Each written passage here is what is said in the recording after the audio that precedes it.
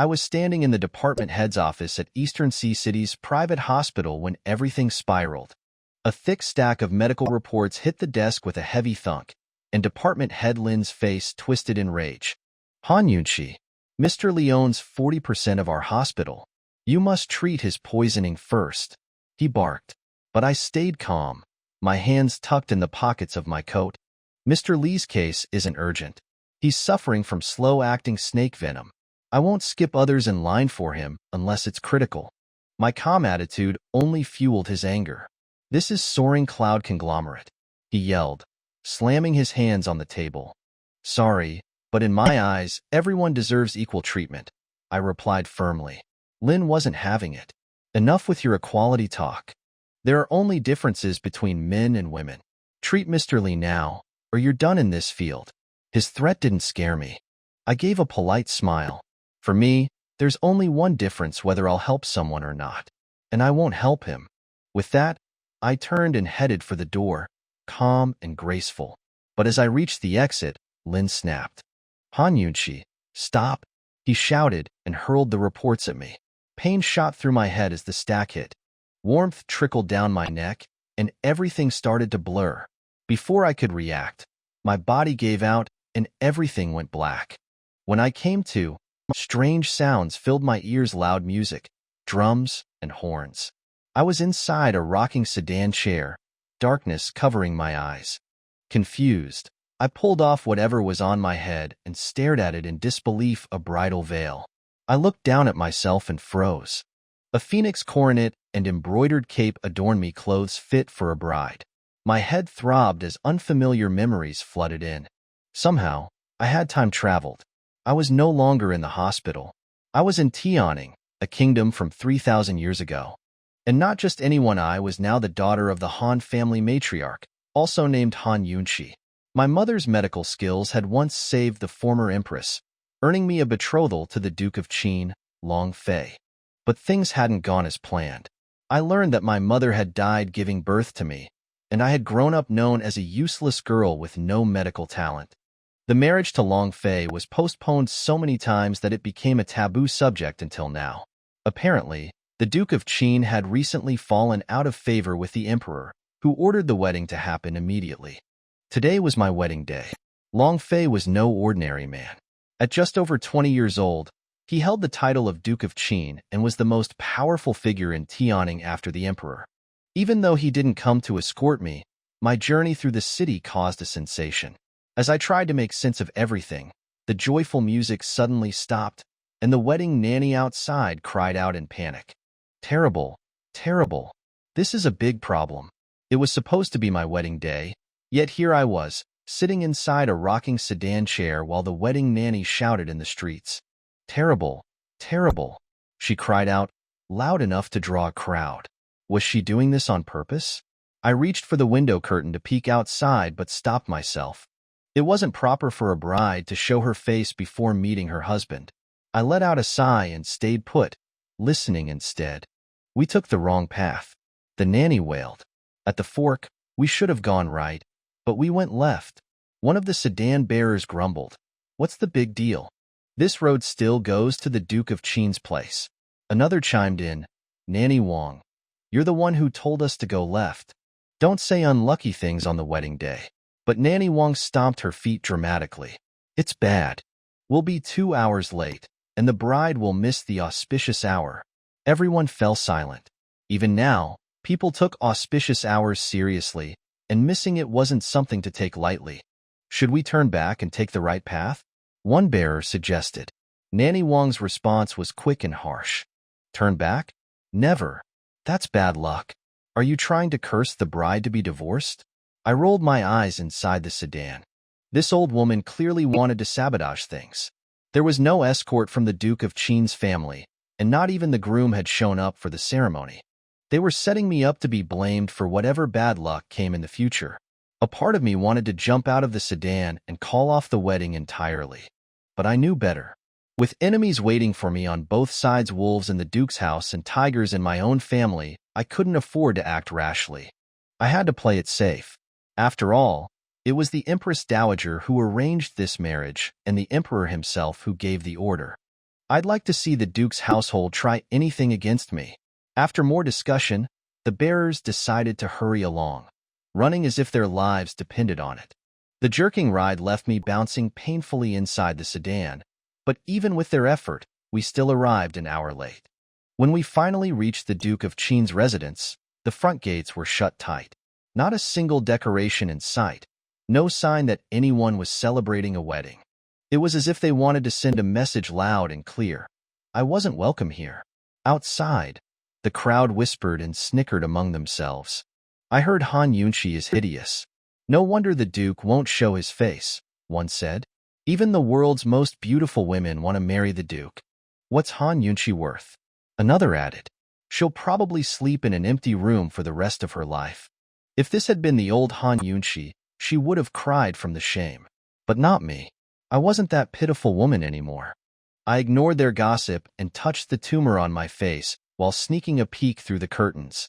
The gates were completely deserted, no signs of joy or excitement, only cold rejection. Nanny Wang approached the gates, knocking lightly, her earlier panic gone.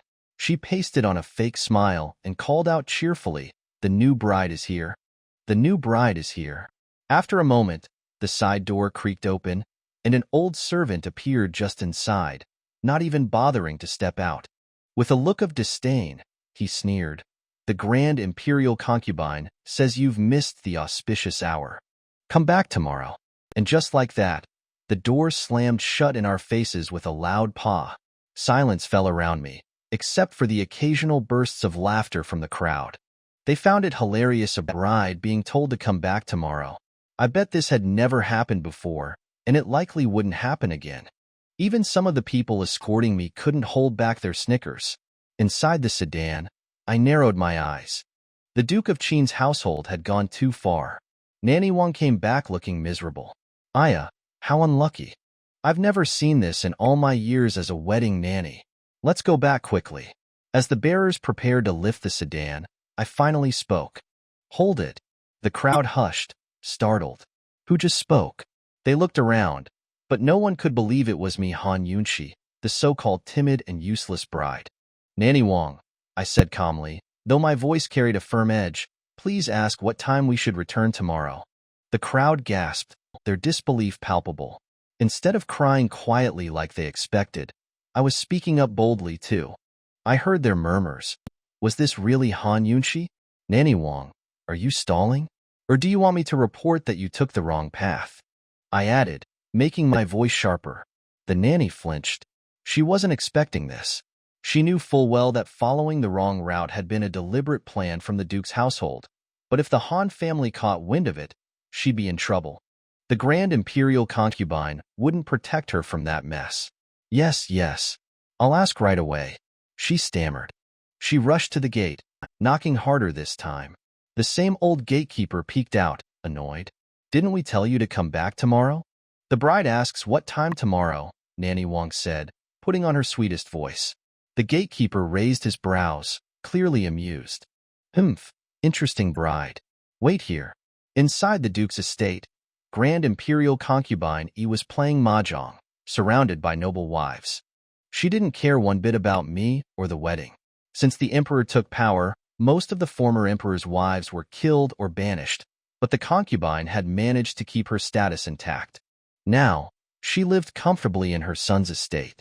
A maid whispered by her ear, "Mistress, the new bride is asking what time she should return." The concubine's hand froze mid-game, disbelief flashing across her face. "Who's asking?" "The new bride," the maid repeated nervously. The concubine scoffed. "What nerve?" But she quickly lost interest and casually answered, "E-hour," just like before. She wasn't worried. "They'd just make me late again tomorrow." Back at the gate, Nanny Wang returned with the answer. "E-hour." I gave a cold, simple reply. "Stay and wait." Everyone around me was stunned. They had expected me to leave quietly, not to stand my ground like this. "What?" Nanny Wang sputtered. "We can't block their gate all night. They'll laugh at us. Who waits outside a house to get married?" I met her eyes, my voice icy. "You said we couldn't turn back. Or are you trying to curse me to be divorced and sent home?" Her own words thrown right back at her. I glanced at the hired help and added, If anyone wants to leave, go ahead. But don't expect your wages if the Han family refuses to pay. None of them dared to leave. One by one, they sat down beside the sedan, unwilling to face the consequences. Nanny Wang, realizing no one was on her side, grumbled and settled near the carriage. But I saw the curiosity in her eyes.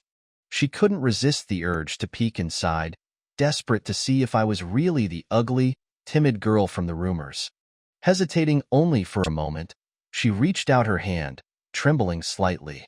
As Nanny Wang lifted the curtain of the sedan, I pressed my foot down hard on her hand. My voice was low and cold. Trying to drag me out before the auspicious hour? She winced but didn't dare cry out. And no, it was an accident, she stammered, and only then did I release her, leaning back lazily against the sedan's walls. The Han family might have treated me terribly, but they made sure my wedding sedan was comfortable enough. I knew better than to leave now. If I went back, there was no guarantee I wouldn't miss the auspicious hour again. The Duke of Qin's household was playing games, stalling, but I couldn't afford to lose.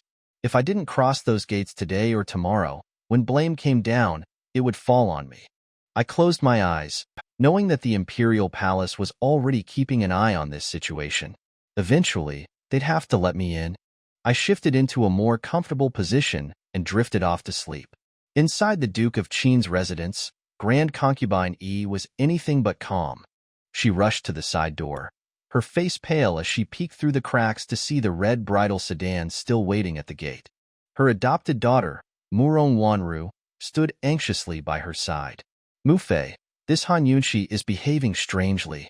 Everyone said she was timid, but she's acting bold. The palace already sent people to check what's happening. The concubine's eyes narrowed with irritation. That ugly woman dares challenge me at my own doorstep? She dragged a finger across her neck, signaling Murong Wanru to get rid of me. But Murong Wanru panicked. Mu Fei, if she dies here, it'll be bad luck. The emperor might blame elder brother.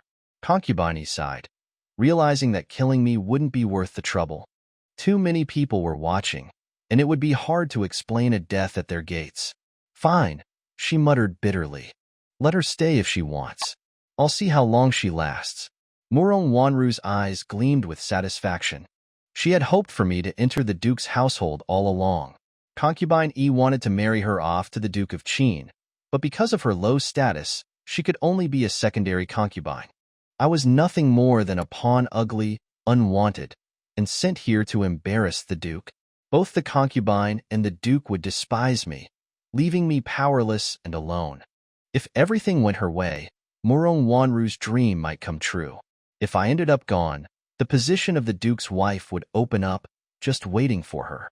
Murong Wanru smiled as she held Concubine Yi's hand and walked her back inside. The concubine patted her affectionately. If only the Empress Dowager could pair you with Fei, I'd have no more regrets. Mu Fei, I only want to serve you for the rest of my life, Murong Wanru murmured sweetly. Concubine Yi chuckled. You can still serve me if you become my daughter-in-law. Go see Fei in his study sometime, won't you? Murong Wanru blushed, lowering her head shyly, and the concubine's fondness for her only grew. When does the Duke return, Mu Fei? Murong Wanru asked, her tone soft. If he's not here, who will kick the sedan door open tomorrow? It's better if no one kicks it, the concubine replied with a sly grin. Let her keep waiting inside. She said it like she was discussing the weather, as if leaving me out in the cold meant nothing at all. I was fast asleep inside the sedan when a familiar sound echoed in my mind, doot doot doot. My eyes snapped open, recognizing it immediately. It was the warning signal from Lingyun Hospital's detox system, the one they developed to keep me working there. Somehow, it had followed me into this new life. This system was a treasure, storing antidotes and equipment that I could access at will, all controlled by my mind. I couldn't believe it had come with me, and for the first time, I felt a spark of hope. Heaven hadn't completely abandoned me after all. The alarm told me that poison was nearby. I had suspected the ugly tumor on my face might be caused by toxins, and this confirmed it. Closing my eyes, I accessed the detox system easily, just as if I were still in my old world. I pulled out acupuncture needles and medical supplies, relieved to find everything in order. I glanced outside the sedan. Everyone around me was fast asleep, including Nanny Wong. It was the perfect chance to treat myself without interruptions. Originally, I thought I'd need to analyze my blood, but the moment I smelled the toxin, I recognized it right away. It was a common ancient poison Staphylococcus, also called grape clusters used to disfigure people's faces. The Han family had known about this poison, but left me untreated. They must have poisoned me on purpose. I clenched my fists, promising myself I'd remember this grudge for the original owner of this body. Treating my own face wasn't easy, but I carefully drained the poisonous blood, cleaned the wound, and applied medicine. Finally, I pressed a piece of gauze to the spot and leaned back, satisfied. It had taken an hour, but I felt lighter, as if I'd shed a burden. I put the bridal veil back over my head and called out, "Nanny Wong, I'm hungry. Get me a bowl of noodles." Nanny Wong didn't dare argue. She had sensed that I wasn't someone to offend, especially after the Duke's household didn't kick us out. She rushed off and soon returned with a steaming bowl of noodles. I took it with a smile and dismissed her. Once alone, I removed the veil and happily dug into the hot, fragrant noodles, savoring every bite. The scent of the food replaced the sharp smell of medicine, and for a moment, I allowed myself to relax. Meanwhile, atop a nearby building, Long Fei, the Duke of Qin, my supposed husband, watched everything unfold from a distance. His black robes blended into the night, making him look like a shadow. His expression was cold and unreadable, as if he stood above the world, a god looking down on mortals. A chamberlain in black reported respectfully, "Duke, the woman inside is indeed Han Yunqi. Nanny Wong is working under the Grand Concubine." Long Fei's voice was low and icy. "What news from the palace?" "The story has spread. Many are placing bets on whether she'll enter the gates tomorrow," the bodyguard, Chu Shifeng, replied. Long Fei finally moved, his face as perfect as if sculpted by the heavens, though his dark eyes revealed nothing. "I'm curious to see if she'll enter," he said flatly before turning and vanishing into the night. Chu Shifeng blinked in disbelief. Had he heard that right? The Duke of Qin curious? And over a woman, no less? It was as if the sun was about to rise from the west. Early the next morning, a large crowd had gathered around the gates of the Duke of Qin's residence. Han Yunqi didn't know, but at least 30 gambling organizers in and out of the palace had arranged betting pools on whether she'd enter the Duke's gates. Around 1,000 people had placed wagers. The wedding music hadn't even started, but the noise of the crowd had already made things lively with their hubbub of voices. Han Yunqi didn't even have to worry about oversleeping since they woke her up. She stole a look at the color of the sky and gauged that there was still enough time for her to wake up completely and take care of her face. A small malignant tumor was nothing against a gold standard poisons expert, and one night was enough to destroy any evidence of its existence. Han Yunqi tore off the gauze, cleaned up the medicine, and lightly caressed her cheek. The original location of the tumor was now smooth and glossy, the skin exquisite and fine. Too bad there was no mirror, or else she could have seen what she looked like. At the very least, even if she wasn't beautiful, getting rid of the tumor meant she wasn't an ugly woman anymore, right? She took some acupuncture needles from her pocket dimension to hide within her sleeves, then some poisonous powders for self-defense, before cleaning up and temporarily storing the mess inside the dimension. Even if anyone caught a whiff of medicine, they wouldn't find any traces of it. Replacing the bridal veil on her head, she sat up straight in the sedan chair, eyes closed to attain mental tranquility as she waited for the auspicious hour. Time trickled by like a stream, while the gathered crowd swelled in numbers. Though this was the second wedding day, the news was still the talk of the capital. Even members of the Han family had disguised themselves to hide in the crowd and see the outcome. Finally, the auspicious hour arrived. Creak. As the doors to the Duke of Qin's residence opened, the noisy crowd fell silent, no one daring to make a sound. The Duke's residence hadn't acted perversely, but generously opened the front gates. There was only the old gatekeeper Lu who walked out to stand by the door. What the meaning of this? For better or worse, the groom had to kick the sedan chair door before the bride could alight, right? This situation turned the silence of the crowd into a deathly stillness. Coincidentally, everyone's eyes turned towards the bridal sedan. No matter which outcome they'd bet on, everyone was nervously awaiting what would happen next. The disguised members of the Han family couldn't help but curse Han Yunshi in their hearts. Though marrying into the Duke of Qin's family was like claiming ties of kinship with those of high social position, it didn't mean bringing shame and humiliation onto themselves. Nanny Wang hid a cold smile beneath her lowered eyes, keeping silent on purpose so the situation would turn more awkward as she waited for the auspicious hour to pass. But who knew that someone would kick the sedan chair door with a bang from inside? With her phoenix coronet, embroidered tassel cape, and bridal veil, Han Yunshi confidently descended from the covered sedan. She wasn't very tall, and a long period of malnutrition had turned her thin, so the wedding robes were an ill fit for her body. But she kept her back straight and held her head high, standing in a way that gave her a strength of character so you couldn't look away. The auspicious hours arrived.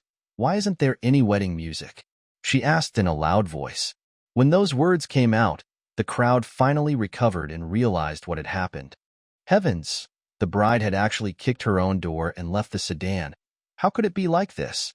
This was an established custom. A woman like you is so shameless. You actually got out yourself. Since you can't be married off, you're forcing your way through the door. How base. Within the crowd, someone suddenly shouted. Han Yunshi was still human, and a woman at that. She knew she was being shameless, but what else could she do? Stay in the sedan chair until the next auspicious hour? Could she hold out for that long? The emperor had gotten angry at the Duke of Qin and acted rashly, commanding him to take a wife. If things got out of hand, what could the emperor do to his duke? In the end, all the fault would lie with her. If she died, then the marriage contract would naturally be annulled. Bitter sadness flitted across her heart before Han Yunshi steeled her nerves. To continue living was the most important thing. While they hurled invectives at her, Han Yunshi loudly said, "This was originally something the Duke of Qin should have done. But since the Duke was too busy to come, I can only stand in for him." "You mean to say that the Duke of Qin made me into a base woman?" As soon as she spoke these words, the crowd exploded. "Han Yunshi, you're confusing right and wrong. Vicious slanderer. The Duke of Qin would never want to marry you." "That's right. You really think the Duke wants to marry you? Haven't you looked at a mirror since you were a child? Don't you know what kind of beastly face you have?" Han Yunshi stilled her steps, turning to face the source of the voice. Though her body was thin and frail, her voice was filled with power. The Empress Dowager approved this wedding, and the Emperor commanded it be done before the month's end. "You all say the Duke of Qin doesn't want to marry me, but how could he go against imperial decree or feign compliance?" "Who said that? Step out for me." When the words settled, the entire scene grew quiet. The people who'd just spoken had sickly expressions from fright, looking tongue-tied as they lost the ability to speak. None of the rest made any more comments. Who would dare to slander the Duke of Qin? Now that the crowd had shut their mouths, everything was calm. Han Yunshi took a deep breath to steady herself and proudly shouted, "Wedding music, play on." The 2 rows of musicians dared not delay, and quickly fell into ranks to play their instruments. Gongs, drums, vertical flutes, and suona rang out with boundless joy and celebration. Han Yunshi lifted her hand, and Nanny Wang hastily ran to her side. The bride had already left the sedan chair. With everyone watching, if she didn't support her, then she'd be in the wrong. Thus, before the gaping looks of hundreds, Han Yunshi straightened her back and climbed step by step onto the Duke of Qin's doorsteps, every movement graceful. All the elegance and brilliance that day was taken by her as an honor that no one else could touch. This led many people to forget that she was originally an ugly woman. "There's an assassin." "An assassin?" Nanny Wang screamed shrilly, releasing Han Yunshi to flee. She accidentally tripped and tumbled down the stairs. Immediately, guards appeared from 2 sides of the Duke's residence, searching around without finding the culprit. A long while passed, but nothing else happened after the flying dart appeared. The crowd was all caught up in a fluster. Han Yunshi was frightened as well, her heart pounding in her chest. She could treat poisons but didn't know martial arts. Just then, that dart had missed her head by centimeters. How terrifying! A guard led the way to pick up the bridal veil and examine the flying dart, before giving the weapon to someone else to take care of. Miss Han, here. The head of the guards personally returned her veil. Han Yunqi patted her heart to calm down before turning to accept. Thank you. Who knew that as soon as she turned, the head guard would suddenly widen his eyes and yell in surprise, terrified as he backed up a few steps. The poison tumor was gone, but was she still very ugly? The head guard's alarmed reaction hurt Han Yunqi slightly. But if that was the case, then she'd just stay ugly. She'd always relied on her hands to earn a living, not her face. With her back to the crowd, she mentally prepared herself before confidently turning around, holding out the bridal veil. Nanny Wang, it's all right now. You can come up. Nanny Wang's sharp shriek was even louder than her last one. How could you? Ah. Han Yunqi had no idea that looking back had revealed a devastating beauty beneath the heavens, endowed with elegance and intellectual brilliance. She only heard someone in the mob suddenly cry out, "Too beautiful. Are you really Han Yunqi? Beautiful?" Before she could process the words, a sensation broke out. Wasn't it said that Han Yunqi was an ugly woman? What happened? Rumors ruin a person. Han Yunqi, you're even more beautiful than Tianning's top beauty. Does his lordship the Duke know? You can't believe groundless allegations. In a moment, all sorts of voices had spoken out. Even the members of the Han family couldn't believe it and wondered whether someone had substituted their Han Yunqi. But just by blocking out half her face, they could tell this was the genuine girl. One could only say that Han Yunqi's peerless beauty had been hidden too long by the poisonous tumor, so her sudden appearance today had stunned all the masses. Chaos reigned before the front door until the noise carried into the main hall. Grand Concubine Yi and Murong Wanru were shocked after hearing the reports of the servants. Feeling as if they were on tenterhooks, the pair couldn't help but want to run out and see for themselves. By now, Granny Wang had replaced the wedding veil on Han Yunqi's head and led her past and over the threshold. Even though the new bride had gone inside, the crowd was still exclaiming over their beauty. They'd even forgotten the matter of their bets. Within the crowd stood a beautiful woman dressed in bright, new clothing, using all her strength to drag away the man next to her. Big brother, there's definitely a problem with Han Yunqi's face. I've stolen a peek at her before, and it was absolutely hideous. I almost wanted to throw up. This woman was none other than Tianning Country's General Mu's third young Miss Mu Luiwan. The man next to her was a young general with a huge reputation in Tianning named Mu Qingwu. He was a handsome young man with strong contours, his figure steady and profound.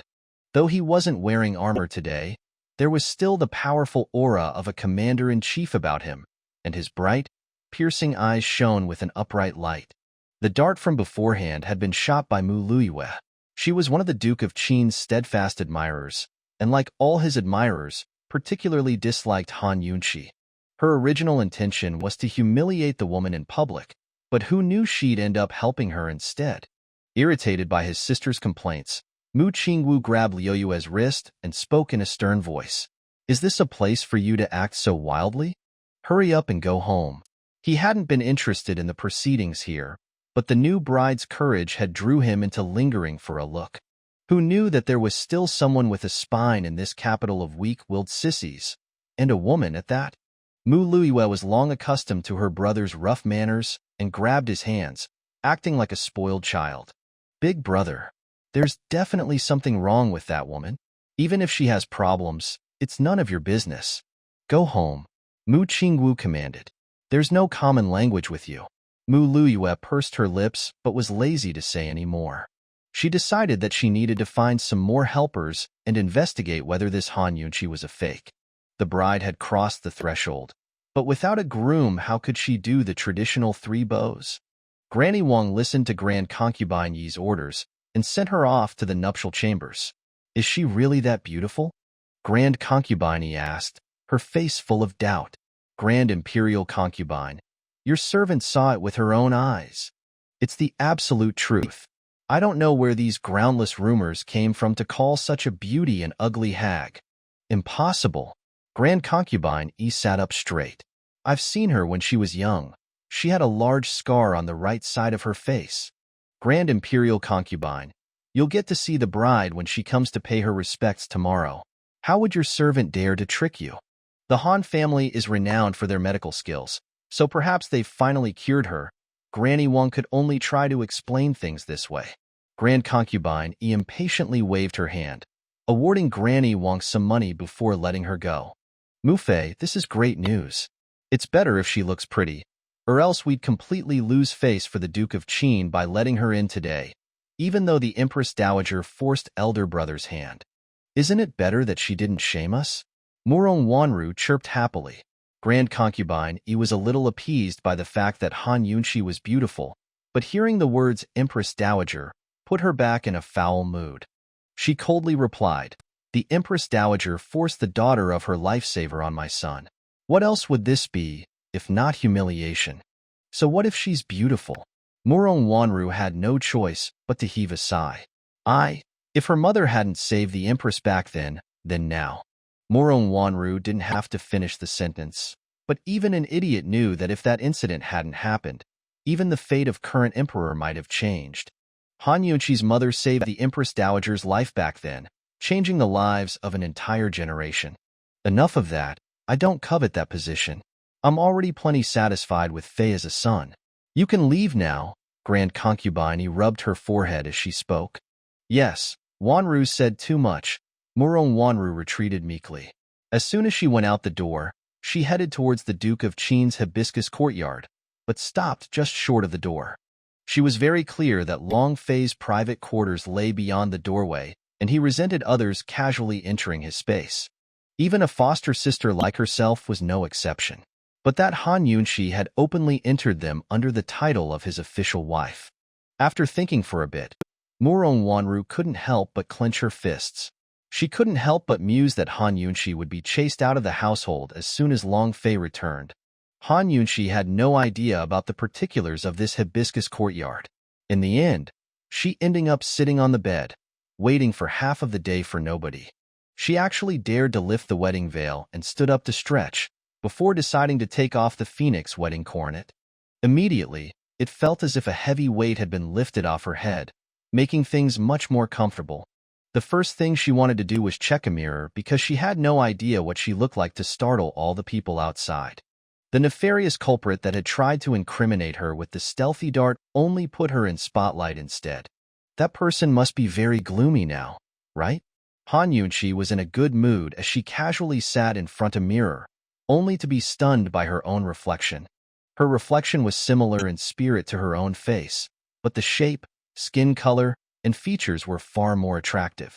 The pretty looks of the original body combined with Han Yunshi's own innate charm truly combined the best of beauty inside and out for a stunning sight. Han Yunshi lightly caressed her right cheek, where there wasn't even any sign of the old scar. It was as if it had never existed in the first place. She couldn't help but think that this face was at least worthy of a Duke of Qin. That man still hadn't shown up yet, so who knew what he looked like? She stood up and paced around in a circle before discovering these rooms were unusually large. The bedroom wasn't part of the main rooms, but separated from them by a layer of thick and heavy curtains. Beyond the curtains laid an even bigger space, with an indoor hot spring on the right and a study on the left. Straight in front of her stood a long, serene passageway flanked by 2 rows of pillars that led directly to the front gates. It would be better to say that this wasn't a bedroom, but sleeping quarters equivalent to that of an emperor and empress. So excessively extravagant. Han Yunshi went for a stroll, feeling her legs ache by the time she made it back. Didn't rich and influential families have lots of attendants? This house is so large, yet there's no sign of anyone around. She couldn't even find a person to question here. How strange. Han Yunshi sat back on the bed, wondering whether the bridegroom would come home tonight. Han Yunshi waited from morning until night. It wasn't just the groom. There was no sign of any other human here. Late evening, she rested against the pillow before somehow falling asleep. Yet a sudden ramming noise from one of the windows woke her up. There wasn't enough oil in the lamp to shine it outside, so Han Yunshi could only wait a long while with an uneasy heart. Eventually, she carefully stepped out of the bedchamber. Who is it? It was quiet and dim outside, and nobody answered. Did someone come in? Who are you? Han Yunqi asked again, shining her oil lamp. At this moment, a doot-doot-doot alert sounded in her head, warning her of poison in the vicinity. What was going on? Did someone come in with the intention of poisoning her? Han Yunqi trembled, immediately turning around to go back to the bedroom. Who knew that right at this moment, a hand would reach out and grab her ankle? Before she could cry out, someone dragged her back. The oil lamp fell to the ground as she toppled over.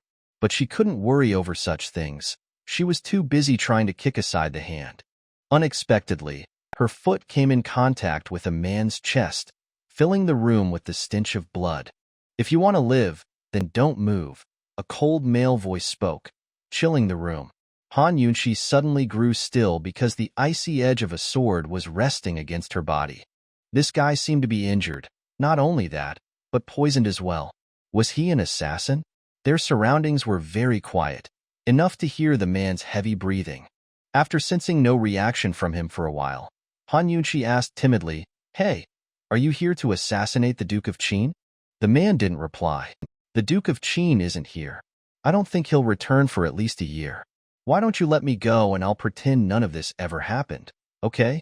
Han Yunqi tried asking. Sadly, the man still didn't speak. In the darkness, Han Yunqi saw him sit down to lean against the wall. He was dressed all in black, so it was difficult to make out his features. "You're injured. Don't sit like that. Hurry up and leave. I promise I won't shout for anyone to catch you," Han Yunqi said nervously, carefully crawling to her feet to try and push away the sword. Who knew that as soon as she touched the sword, the man would raise it to her neck and prepare to slice. With her life hanging on the line, Han Yunqi backed away and hastily spoke again. "You're poisoned with a wound on your chest 4 inches one from your heart.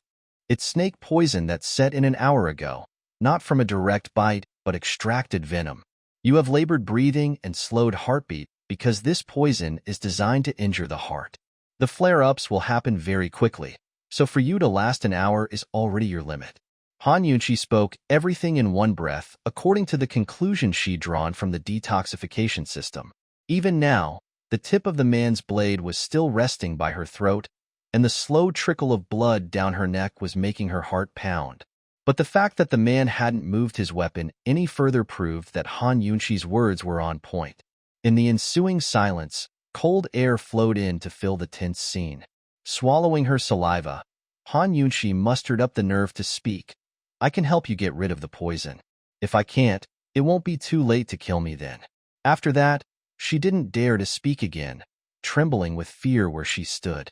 After a long time, the man finally spoke coldly. "How long?" "I need to examine the injury to check the intensity of the toxin," Han Yunqi said, sticking to the facts. The man didn't reply, but lowered his sword. Her heart, which had been hanging in mid-air, finally settled back down. After making sure she didn't have to worry about her life, Han Yunqi assumed a professional air and rose to her feet. Seeing that the black-robed man was about to do the same, she immediately commanded him, "Sit, you can't move." Her voice was weak, but brooked no room for rebellion. "If you move, you'll speed up your blood circulation. If any more of the poison enters your heart, we'll be in trouble." In the dim light, the black-robed man's eyes flashed before he obediently stopped moving. Who knew that the next thing Han Yunqi said would be, "Take off your clothes." Take off his clothes? A dangerous glint shone in the man's eyes. It was obvious that he was displeased, and even in the dark, Han Yunqi could feel him staring at her. "What are you looking at? If you don't take them off, how am I supposed to examine the injury? You're a man and I'm a woman, so it's me at a disadvantage, not you." Han Yunqi finished speaking before moving in to take action herself. President Lin of Soaring Cloud Hospital had the right words in mind. Before a doctor, there was no difference between men or women. At the very least, Han Yunqi had long grown used to such things. When her hands drew closer, the man slapped them away as if he loathed the thought of a woman touching him. "I'll do it myself." Even now, his icy tone lacked all traces of warmth. Though the poison was by no means shallow, this man still possessed a good amount of strength. He quickly took off his outer robes. Truthfully speaking, Han Yunqi hadn't seen much at all in the dark.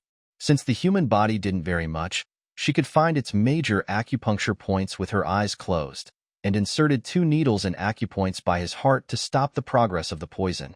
Afterwards, she collected samples of blood near the injury itself. The man instantly felt the needles relieve some of the pressure around his chest and gradually relaxed his guard. "Hold on a minute. I'll go get a light." She rose to enter the bedroom, using the chance to put the blood samples into the detox system of her pocket dimension for analysis. The results were somewhat unexpected. This poison was a blend of various snake toxins. There were differences between snake venom of modern versus ancient times, for example. Many snakes of the past had become extinct in the present, so she had no stockpiles of anti-venom in her stores. Even the ingredients needed to make one herself were missing. After realizing her current state of affairs, Han Yunshi touched the sword wound on her neck and felt unusually calm. Fine, there was no helping it if she lacked the medicine. That despicable assassin, willingly slaughtering the innocent on a whim. It wasn't as if she was really going to save him. So she retrieved some ingredients that could delay the onset of poison, as well as a few tools of her trade, and went back with her lantern in tow. Under the guidance of lamplight, Han Yunshi could better make out the man's features as she drew closer. Although he was sitting down, she could tell from his limbs that this man had an excellent figure. At least, he was very tall. Gradually, the light drew nearer. When it finally illuminated his features, Han Yunshi was stunned. Heavens! This man, despite being an assassin, his face wasn't covered. The cold, stern contours of his features framed a face that looked as if it had been carved by the gods themselves. Even though he had been injured, he didn't look like someone who had been forced into a difficult position. Instead, his entire body emanated the respectable, dignified air of a monarch, domineering and regal. Anyone standing before him would feel a bit inferior. Though the light revealed his face, it gave no light into his eyes. Those deep, dark pupils seemed capable of taking in everything and everyone in this world. She looked at him in a daze, hand shaking so much that the lantern tumbled to the ground. She'd seen many outstanding men before, but had to admit that this one had the most advantages. "What are you still dawdling for?" The unhappy man didn't take well to Han Yunshi's reaction. Only then did she quickly look away, regaining her cool once again. "I haven't eaten anything all day, so my grip was weak." So speaking, she picked up the lantern and walked closer, refusing to look at his face any further. Putting the light to the side, she kneeled by him and spread out her salve, cotton swabs, multipurpose gauze, and medicinal plants. The man glanced at the delicate cotton swabs and multipurpose gauze in bewilderment. "What are these?" Han Yunshi pretended not to hear as she raised her head towards the wound. As soon as she set eyes on his chest, she couldn't turn away. This man had an excellent physique. It was a healthy chest, with firm abs and skin that shone almost bronze in the lamplight. It had a certain attractive wildness that made it hard to look away. This was proof that the saying of no difference between men and women in the eyes of a doctor only held true in certain situations. Han Yunshi forgot about the injury in light of studying this body, the tips of her ears growing redder and redder. Han Yunshi's dumbfounded expression was extremely detestable to the man, who raised his sword to rest against her neck again. "Hurry up," he said impatiently, as if channeling a vicious spirit. Recovering her wits, Han Yunshi cursed herself from the depths of her heart. How pathetic was she? After taking in a deep breath, she managed to compose her senses. "Set the sword aside. Otherwise, if my hand slips and causes an accident, it won't be my fault." "You're threatening me?" The man narrowed his eyes. "You can take it that way, yes?" Although this man was a feast for the eyes, Han Yunshi was no love-struck fool. She valued her life, but it really was harder to focus on her work when she was threatened. If Han Yunshi had glanced up just then, she would have saw him narrowing his eyes until they turned into slits. It was a look sharp enough to slice her into mincemeat. But what did it matter if he was fierce? Who told him to end up at the mercy of someone else? Slowly, the sword was withdrawn. Han Yunshi didn't say much, but used a cotton swab to inspect the wound, serious and alert. Eliminating toxins came in 2 steps. 1. Expunging the poison, and 2. Diluting its remnants. Expunging meant finding a way to draw out the poisons from within the body, while diluting usually referred to poisons that couldn't be expelled. Dilution required the use of certain drugs and toxins to dissolve the existing poison. Of the two, expunging poisons was Han Yunqi's strongest skill. There were two ways to expunge a poison. One used acupuncture needles, while the second used medicines. Acupuncture itself was enough to expel most of the poison, then an application of various medicines to absorb the remaining toxins that seeped out. After a thorough examination, Han Yunqi was convinced that this fellow's poison could be expelled completely.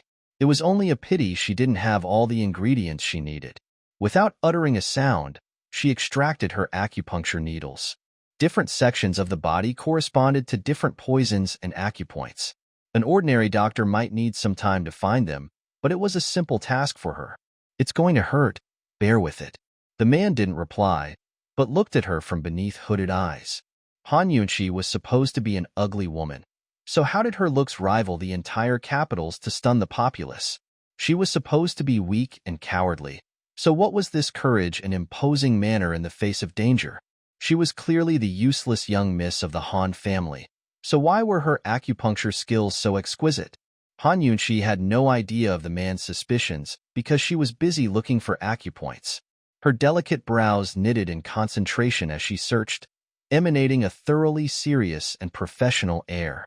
It was the type of awe-inspiring dignity that made it difficult for people to interrupt her work. As the man watched, he didn't even notice that he was getting more and more enthralled. He only thought that this woman wasn't quite so annoying when she was focused on completing a task. As more and more needles were stuck into his acupoints, his wound began to ooze with blackish blood. The flow grew heavy, almost to the point of being nauseating. But Han Yunqi didn't bat an eyebrow as she wiped the mess clean to prevent it from infecting the other cuts on his body. It wasn't until the wound started bleeding fresh, red blood that Han Yunqi withdrew her needles, cleaned the injury, applied some blood-clotting balm, and bound up everything with gauze and bandages. Her actions during the entire process were dexterous, nimble, and neat, done in a systematic way that took less than 2 hours. Although she didn't want to take responsibility for this man's life, she still eliminated as much of the poison as she could. As for the traces of toxins remaining in his body, without further treatment, it'd be up to heaven to decide the man's fate. The medicine she'd applied to his wound was just to reduce inflammation while temporarily inhibiting the poison's effects. If she went to look for additional medicines, there would be no way to shake off this man. This was the Duke of Qin's residence, and today was her wedding night, with her husband was due back at any time. If he ever found out she was here with another man, she was dead. This guy, the sooner he leaves the better. It'll be best if he never comes back. Han Yunqi handed over a few packets of medicinal herbs and said in earnest, "Take this medicine once a day, and you'll be well in a few days. Hurry up and go." Who knew that the man only raised his eyebrows to reply, "Han Yunqi, this is your wedding night. Where do you want your lordship to go?" Crash. Han Yunqi dropped the lantern in her hands again, so shocked that her face turned white. "Wedding night? Your lordship?" What was this guy trying to say? Long Fei rose to his feet, measuring her with one look before brushing past her to the bedroom, exactly like someone who owned the place. It took a while for Han Yunqi to chase after him. "You your Long Fei?" "Impertinence." Long Fei replied coldly. There were few people in this world who dared call him by his full name. When he hurried back home, he hadn't expected them to send Han Yunqi here. This place was his private quarters. While Han Yunqi found it a bit unbelievable, she was still convinced of his identity. Now she was berating herself for being so foolish. What kind of assassin didn't even bother with a face mask? What kind of killer carried such a lordly aura about them? There was vexation because things had suddenly gotten complicated. There was still poison inside this fellow's body. Even if only a trace was left, there was still a risk of death. With this man as the Duke, if he died, wouldn't she be buried alive with him? "You're really Han Yunqi?" Long Fei's icy gaze seemed to bore right through her. There were too many suspicious details in regards to this woman. Plenty of people in this world wanted to kill him, though none had successfully planted agents by this side. Then again, if this woman really was an agent, he would have died just then. Han Yunqi's face was full of depression as she allowed him to continue to stare. She couldn't help but think that there was no way this man would see the truth about her time travel. "Answer your lordship's question," said Long Fei. "Duke of Qin, this question isn't important. What's crucial now is the poison in your body. Actually, that I didn't get rid of it all." "What did you say?" Long Fei was surprised. "There's still some poison left in your body that I couldn't draw out with my needles. You'll need medicine to absorb the toxins, but I don't have any of those kinds on hand. If you don't believe me, then breathe deeply and see if that spot beneath your heart gives you a stabbing pain." Han Yunqi spoke earnestly. Long Fei took a deep breath and did feel some pain. In an instant, his eyes were filled with killing intent. "You really are bold. Duke of Qin, you have a poor choice of words. When I thought you were an assassin, you didn't reveal your true identity. Even if I'd killed you then, it would have served you right," Han Yunqi said in her defense. "Served him right?" Long Fei turned his ice-cold stare on Han Yunqi's eyes, but she wasn't afraid. She merely gave a level look back and allowed him to gaze as he wished. This woman had guts. A flicker of admiration passed through his eyes, unnoticed by even himself, before he spoke in a cold tone. "Now you know. You should tell me which ingredients you're missing, right?" Han Yunqi couldn't help but suspect what various kinds of unsavory things this man had done. Instead of finding a doctor to treat his poisons, he'd hidden himself away in these rooms. It seemed like he couldn't afford to make his injury public. Although it was against her medical morals to take advantage of misfortune, this concerned her post-marriage life. She had to consider things carefully. Everyone knew that it was no guarantee she'd stay in the Duke of Qin's house even if she got in. She was very clear on this point. In that case, she needed someone to depend on, and the strongest pillar would be the lord of the household, Tianing country's all-important member of the imperial family, the Duke of Qin, Long Fei. A crafty smile crept onto Han Yunqi's features. "Your Highness one.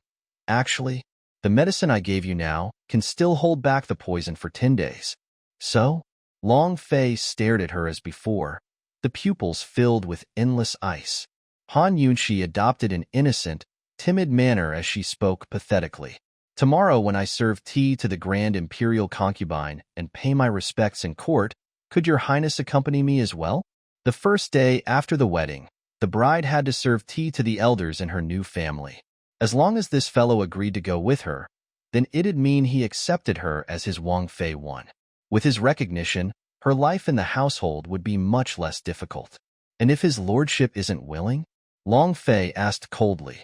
Han Yunqi lowered her head innocently. "Wang Ye's 3 poison isn't so rare. You can find any kind of imperial physician to treat it. TCH, you're very clever. If he could find an imperial physician, why would Long Fei waste his time here?" This roundabout woman had managed to tactfully threaten him again. Han Yunqi had a very pretty smile. "Thanks to your Highness for his praise." Long Fei couldn't help but knit his brows, feeling somewhat helpless against her. There was no way to tell what he was thinking, but he finally waved her off. "Just watch your mouth. You may leave." Han Yunqi was thrilled. Success. "Yes, many thanks to your Highness Duke of Qin." She excitedly retreated from the bedroom, even taking care to let down the curtains for Long Fei. Only that after she turned around to face the dark room, she realized that this was her wedding night. Where exactly was she supposed to go? Han Yunqi spent the night nesting in the study. Fortunately, it wasn't very cold so she could bear it. When she woke up the next day, Long Fei was already gone from the bedroom. He wouldn't have gone back on his word, right? Then again, he'd never given her a straight answer last night. Han Yunqi began to grow restless and burst out the doors. Who knew that Long Fei would be drinking tea right outside? He saw her flustered form run out, her robes and hair in a mess. She wasn't even wearing any shoes. He detested the sight and said unhappily, "You have an hour to prepare. Get yourself together before leaving the room." "Yes, I promise I won't make your Highness lose face." Han Yunqi smiled like a lackey before hastily closing the doors. 1 hour was enough time for her to soak in the hot spring pool indoors. However, she quickly discovered that she'd been far too optimistic. Ancient hairstyles were so complicated that she had no idea how to fix them. It took her a long time just to undo her hairstyle from yesterday. In the end, she had no choice but to adopt a typical Han-style princess half-updo one.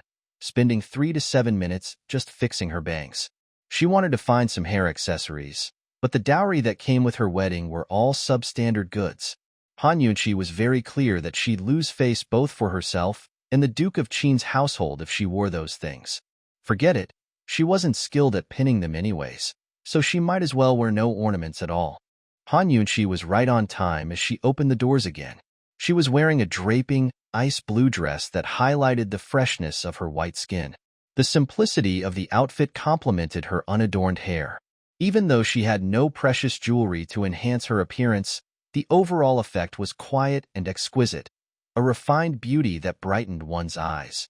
A beautiful person didn't need extra accessories. Simplicity was the most beautiful thing of all. I've prepared myself. Would your lordship offer his inspection? Han Yunchi was in a rather good mood. Long Fei looked at her for a long while before rising to his feet and walking away without a word. Such a miser. It's not like you'll die from saying one sentence, Han Yunchi whispered to herself as she hurried to catch up. Of course, she didn't know that Long Fei had never looked at a woman for longer than 3 seconds. With Long Fei leading, Han Yunchi followed a step behind.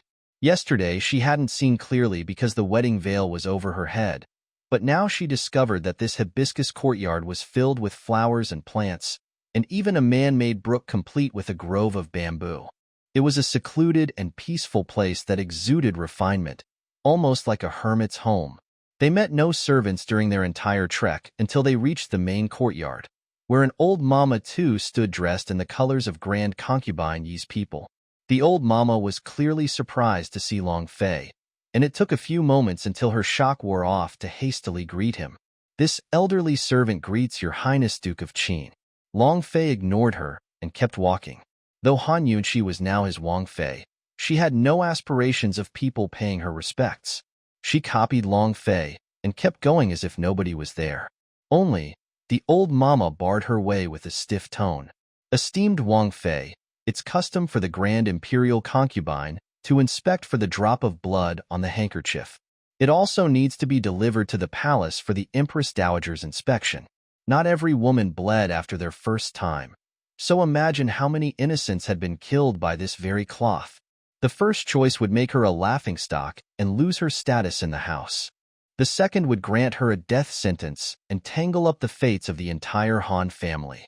Entering the gates of the imperial court, 3 meant there were dangers with every step she took. This was only her first day of marriage and troubles had already found her on this early morning. She didn't even get to sleep on that bed last night. So where was she supposed to get a bloody handkerchief? Esteemed Wang Fei, please give the item to me, the old mama pressed.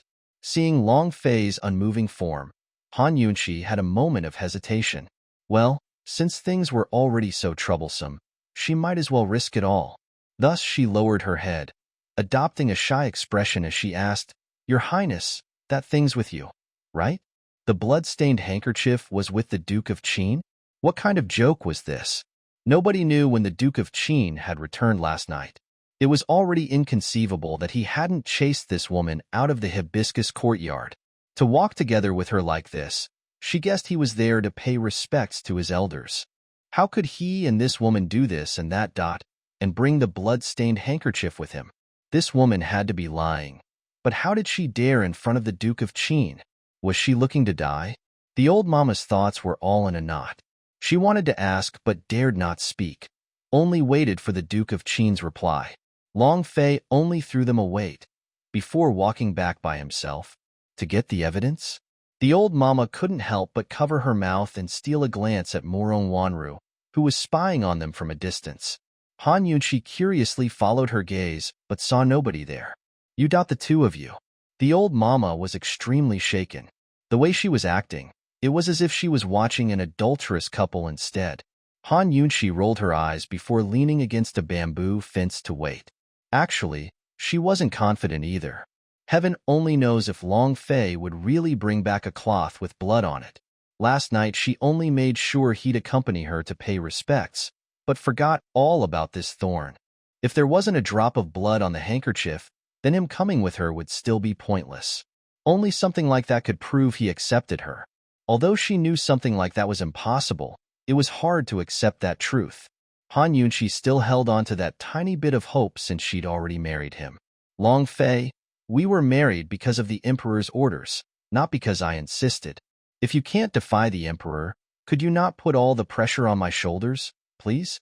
Han Yunqi lowered her eyes, falling into silence as she leaned against the fence. The old mama was burning with impatience as she paced in place, shooting glances at her every few seconds as if she was some strange creature. Finally, Long Fei returned, but his hands were empty. Did he bring nothing because he decided to tell the truth? Han Yunqi did her best to ignore the misery in her heart and smiled without asking any questions. The old mama wasn't so patient. Your Highness, where is the handkerchief? She asked him nervously. I'll bring it inside, Long Fei replied. The old mama was greatly shocked. Your Highness is going to see the grand imperial concubine. With her, together? Long Fei didn't answer her. Neither did he pay any attention to Han Yunqi, but started walking as soon as he finished speaking. His legs were long, so he walked very quickly, and Han Yunqi hurried to catch up before her brain could process what had happened. Her heart started to pound as she wondered exactly how he was going to deal with this. She wanted to ask, but didn't know how, and followed him all the way to Grand Concubine Yi's front doors. Before them stood a girl of 17 to 18 years, as slender as a thread. It seemed that a simple gust of wind would knock her over. She was dressed rather simply, with a fresh and pure look and an exceptionally gentle warmth in her eyes. This girl was none other than Grand Concubine Yi's adopted daughter, Murong Wanru. As soon as she saw them arrive, she hurried forward and called out shyly, Elder brother, you've come too? Murong Wanru's voice was soft and demure, enough to melt a person's heart. Han Yunqi couldn't help but grow goosebumps and sigh inwardly. What a big show for a delicate and fragile flower. Tender and temperate, she was the type of beauty to attract attention wherever you looked. A shame that Long Fei treated her as air and walked right past. So it seems like this guy is just cold to everyone he meets. Elder brother. Murong Wanru's voice was warm enough to melt one's bones, but filled with hurt at having been wronged. Han Yunqi shivered again, trying to shake off another round of goosebumps. She didn't expect the girl to come over and attempt to measure her up, eyes filled with jealousy even as she smiled and spoke with a kindly tone. Sister-in-law, you're very beautiful. As she finished speaking, she affectionately took Han Yunqi's hands to comfort her. My brother's just has this kind of personality, don't mind him. Come, I'll bring you inside. Wasn't it Long Fei who treated Murong Wanru like air just then? She was talking like she was the mistress and Han Yunqi was but a guest of the house. No matter how good this adopted daughter was, her surname still wasn't Long. And no matter how unfavored she, herself, was his wife, she was still going to be mistress of the house in the future. Han Yunqi put on a false smile. Many thanks, Miss Murong, but I can go by myself. Grand Concubine Yi was a carefree and leisurely woman who enjoyed beauty and cleanliness. To one side of the hall she had installed a room just for flowers. Their fragrance wafted into the room and almost made Han Yunqi forget that she was in the realm of dragons and tigers. Once she only saw Grand Concubine Yi lazily reclining her chair. For a woman of 40, she was remarkably well preserved, and a pair of pretty phoenix eyes gave her the appearance of a queen. She fixed her stare on Han Yunqi as soon as the latter entered the room. This daughter-in-law really was very beautiful, and looking at her made Grand Concubine Yi feel less irritated than before. If it wasn't for the Empress Dowager forcefully wedding her to Fei, she might have even liked her. As the Grand Imperial Concubine watched, Han Yunqi kept to herself and quietly walked to Long Fei's side. Fei, what time did you come back last night? You didn't even tell your Mu Fei when I was waiting all day, Grand Concubine said lazily. Did anything happen? Long Fei replied, finally showing a trace of emotion in his tone. Nothing in particular. I hadn't seen you for a long time, so I missed you, Grand Concubine smiled. Han Yunqi's heart turned cold. Didn't this mother and son realize there was a wedding yesterday? What were they trying to show by singing to the same old tune? She had held some hope for Long Fei before, but now that was completely extinguished. If this was the way things were going to be, then she couldn't push her luck. She'd let events flow as they were. It wasn't as if she hadn't experienced disasters before. Unexpectedly, Long Fei tugged out a white handkerchief from his sleeve and offered it over. For the drop of blood on the handkerchief, please take a look, Mu Fei. As soon as he took it out, everyone present looked over. Han Yunqi was the closest one with the best view. The handkerchief was folding neatly into a thick square, and the side showing on top was perfectly spotless, as white could be. Just one glance was enough to make her lower her head in disappointment. She prepared herself for Grand Concubine Yi's inevitable questioning. On the side, Murong Wanru released a long breath. She knew that the Duke of Qin wouldn't touch this woman by any means. They only came in together because they both were here to meet the Grand Imperial Concubine. Murong Wanru shot a glance at the old mama, who rushed forward to take the handkerchief and offered it with both hands to Grand Concubine Yi. She gave it one look before putting on a long face. New bride, what's the matter with you? Exactly how did you serve your highness when he returned last night? As she talked, she raised up the handkerchief for inspection. Who knew that such a casual motion would reveal a reddish smear on the cloth? Grand Concubine, he couldn't hold back a cry. When she stopped to look again, she saw a blood stain. Han Yunqi unconsciously lifted her head and saw the same red smear. The drop of red. This? Heavens! She gave an incredulous glance towards Long Fei. As before, the man had no expression on his face like some sort of icy immortal. Despite this, her heart filled with a nameless warmth. Long Fei, you're rather interesting, rather righteous. Really, thank you a lot. Mu Fei's already seen it. Come, someone send us to the palace. Long Fei's orders were something even Grand Concubine Yi dared not disobey. The old mama hastily carried over a plate to receive the handkerchief. Still showing shows of astonishment, the Grand Imperial Concubine reluctantly parted with the cloth. She gave Murong Wanru a significant look as if to ask, Han Yunqi couldn't have bewitched my son somehow, right? My son's never been moved by beautiful looks before. That spot of red was like a thorn in Murong Wanru's eye, pricking her to the point of pain. She couldn't believe it. She'd never believe it. The cloth was put away and warm tea offered in its place. Her Highness Wang Fei respectfully offers Her Highness the Grand Imperial Concubine tea, the old mama announced in a loud voice. With Long Fei backing her, Han Yunqi felt much more confident than before. She steadily raised the teacup and respectfully kowtowed as part of the ceremony. Qinxia Tu Han Yunqi greets Mu Fei. May Mu Fei live for thousands and thousands of years. Grand Concubine Yi couldn't stop her eyes from roving around before shooting Long Fei a look. Although she was both confused and unwilling, she still had to give her son some face. Accepting the tea, she downed it in one gulp before retrieving a gift of a blue jade hair clasp that she personally pinned into Han Yunqi's hair. She kept her tone light.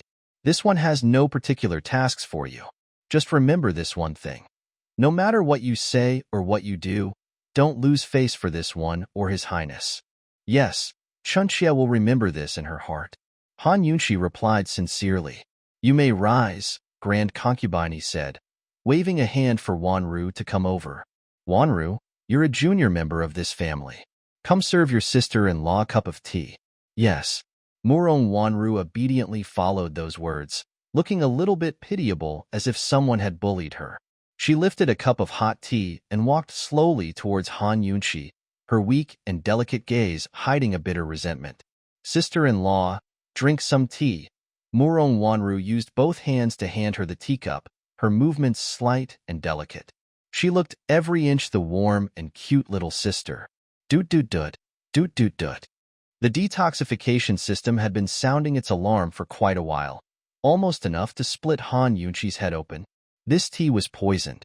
Han Yunqi mentally switched on the scanning sensors, sweeping her eyes over the cup before determining that the tea contained one of the most basic toxins, a laxative. What a Murong Wanru. She looked like a delicate and fragile flower, but she was actually a white lotus too. If she drank the laxative now, wouldn't she be looking for a restroom the whole time she visited the palace? How much face would she lose for herself and the household? Such a wonderful way to show your courtesy. Very well, this doctor will give you an even bigger courtesy. As the tea came closer, Han Yunqi hastily reached to take and drink it openly in one gulp. Right before she returned the cup, her hand slipped, causing it to shatter on the ground. What happened? Grand concubine exclaimed. For a teacup to break in the middle of the tea rites was a very unfortunate thing. Murong Wanru was quick to console her. Mufei, it's all right. Pieces lead to peace. Pieces lead to peace 3. As she spoke, she quickly knelt down to pick up the shards, but Han Yunchi followed right after her. Allow me, don't hurt yourself. Even as she said this, a shard of porcelain in her hand cut through Murong Wanru's skin. Aya, it's bleeding. This is all my fault. She managed to completely steal the role of the kind-hearted figure, so Murong Wanru had to resign herself with freeing her hand. A little wound like this is nothing. Don't be like this, sister-in-law. I dare not accept it. How could it be nothing? Someone, hurry and call a doctor to have a look. What if the injury scars? Grand concubine unhappily pulled Murong Wanru into her lap as she looked pitifully over the cut. How many times have I told you? Leave things like this to the servants. Why compete to do such menial tasks? Now you're hurt. No matter how Han Yunchi looked at them, Murong Wanru and Grand Concubine resembled a flesh and blood mother and daughter pair. There was an excellent likeness in their brows, but she didn't think much of it at the time, since it was common for people who got along to resemble each other after a while. Grand Concubine didn't even have time to blame Han Yunchi before Murong Wanru spoke up. Mufei, don't blame sister-in-law. I wasn't careful enough. Words like these made Han Yunchi's mouth twitch. This was no white lotus, but a poisoned one. Murong Wanru's speech reminded Grand Concubine to get angry as she looked over. So clumsy. Where did your self-possession go? You're punished with. Before she could finish, there was the loud sound of a pong. What kind of noise was that? The crowd in the hall was confused, but immediately following the noise was a series of mini explosions. B&G, B&G, B&G, P&G, P&G, P&G, pa-pa-pa. What loud and noisy farts. Not only that they were extremely stinky. Grand Concubine leapt up, holding her nose as she backed far away, face filled with loathing. You farted. Smelly. Stinky. Hurry up and leave. This time, everyone's eyes rested on Murong Wanru, whose face was a violent shade of red, like a monkey's bottom. Mufei, before she could figure out how to explain, her ace went out of her control to release another successive series of farts, completely overtaking the scent of flowers in the room. The obsessively clean Grand Concubine, couldn't take this at all, and was on the verge of throwing up. She anxiously stamped her foot and yelled, "Someone take her out immediately! Don't let her spoil my room!" Murong Wanru gave a short shriek as she farted again. Heavens! How did it turn out like this? She clamped her legs together, almost wanting to cry but not daring to speak another word. This was extremely shameful, especially before the Duke of Qin. How was she supposed to face people in the future? What was wrong with her?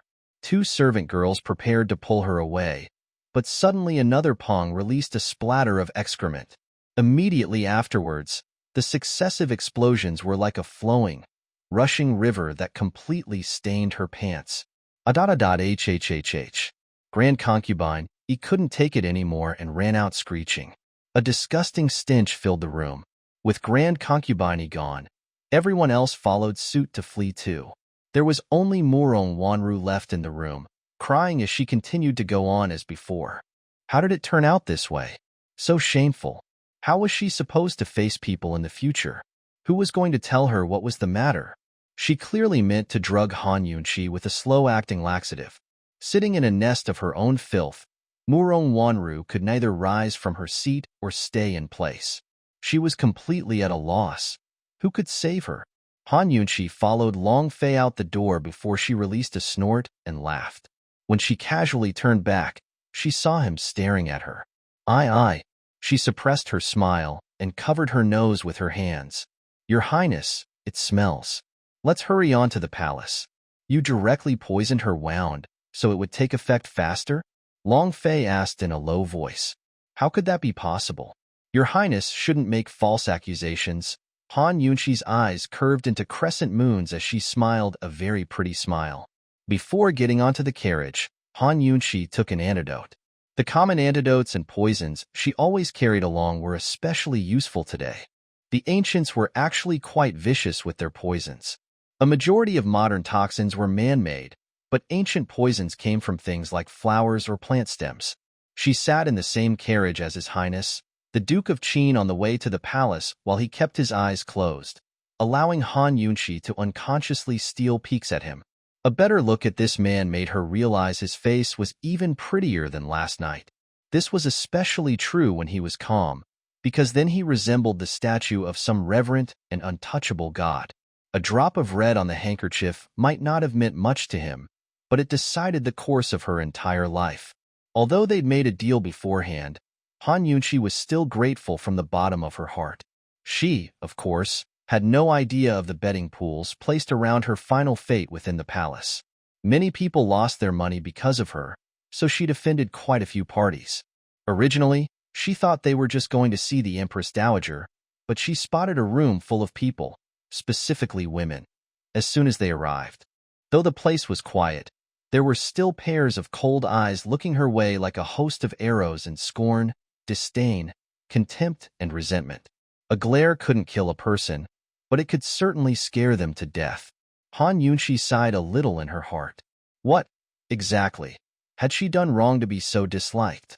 The Duke of Qin was also the imperial uncle. As his official wife, Han Yunshi became the Empress Dowager's daughter-in-law. For the Empress Dowager's sisters-in-law, to say nothing of the emperor's own wives and offspring, it was protocol to pay respects when they saw her. What were these people looking at? It wasn't like she was ugly, so go and stare all you'd like. Under the gaze of the crowd, Han Yunshi didn't falter. She raised her chin up high, elevated and elegant as she walked easily by Long Fei's side. Her devastatingly good looks and refined bearing combined with her boundless intellectual brilliance to settle on her body, making her a very suitable match for Long Fei. It was as if they were a couple crafted by the heavens themselves. The more the crowd watched, the more their gazes seemed to shift from stunned stares to admiring ones. A confident woman is always the most beautiful one. The room was quite big, so it took them some time to reach the raised seats at the end.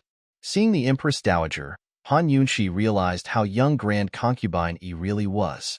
This woman already had a head of white hair and exuded an affable, aristocratic aura. Next to her sat the Empress, a woman around 30 years old filled with stately poise. Together, the two women emanated an awe-inspiring aura that showcased their impressive strength to the entire imperial harem.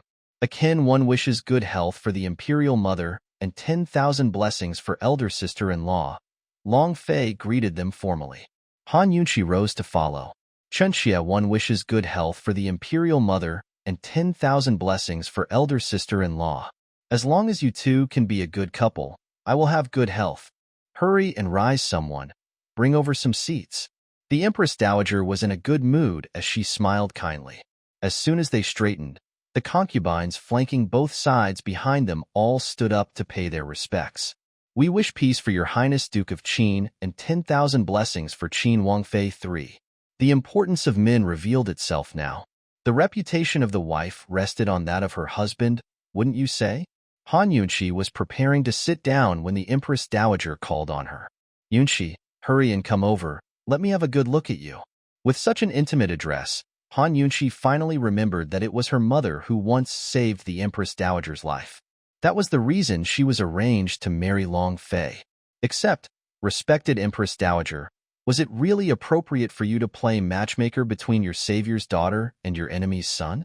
Everyone knew you had the most vicious struggles with Grand Concubine Yi. And now because the Han family can't figure out a way to cure the Crown Prince's illness, you're aiming to ruin them. It's already obvious that you return kindness with enmity, hate for love. So why put on such false pretenses? Han Yunshi didn't get too close, but the Empress Dowager actually pulled her over to sit by her side, joyfully looking her over before sighing with emotion. TSK, look at this radiant beauty. What's so ugly about this pretty person? What sorts of evil creatures called you unattractive?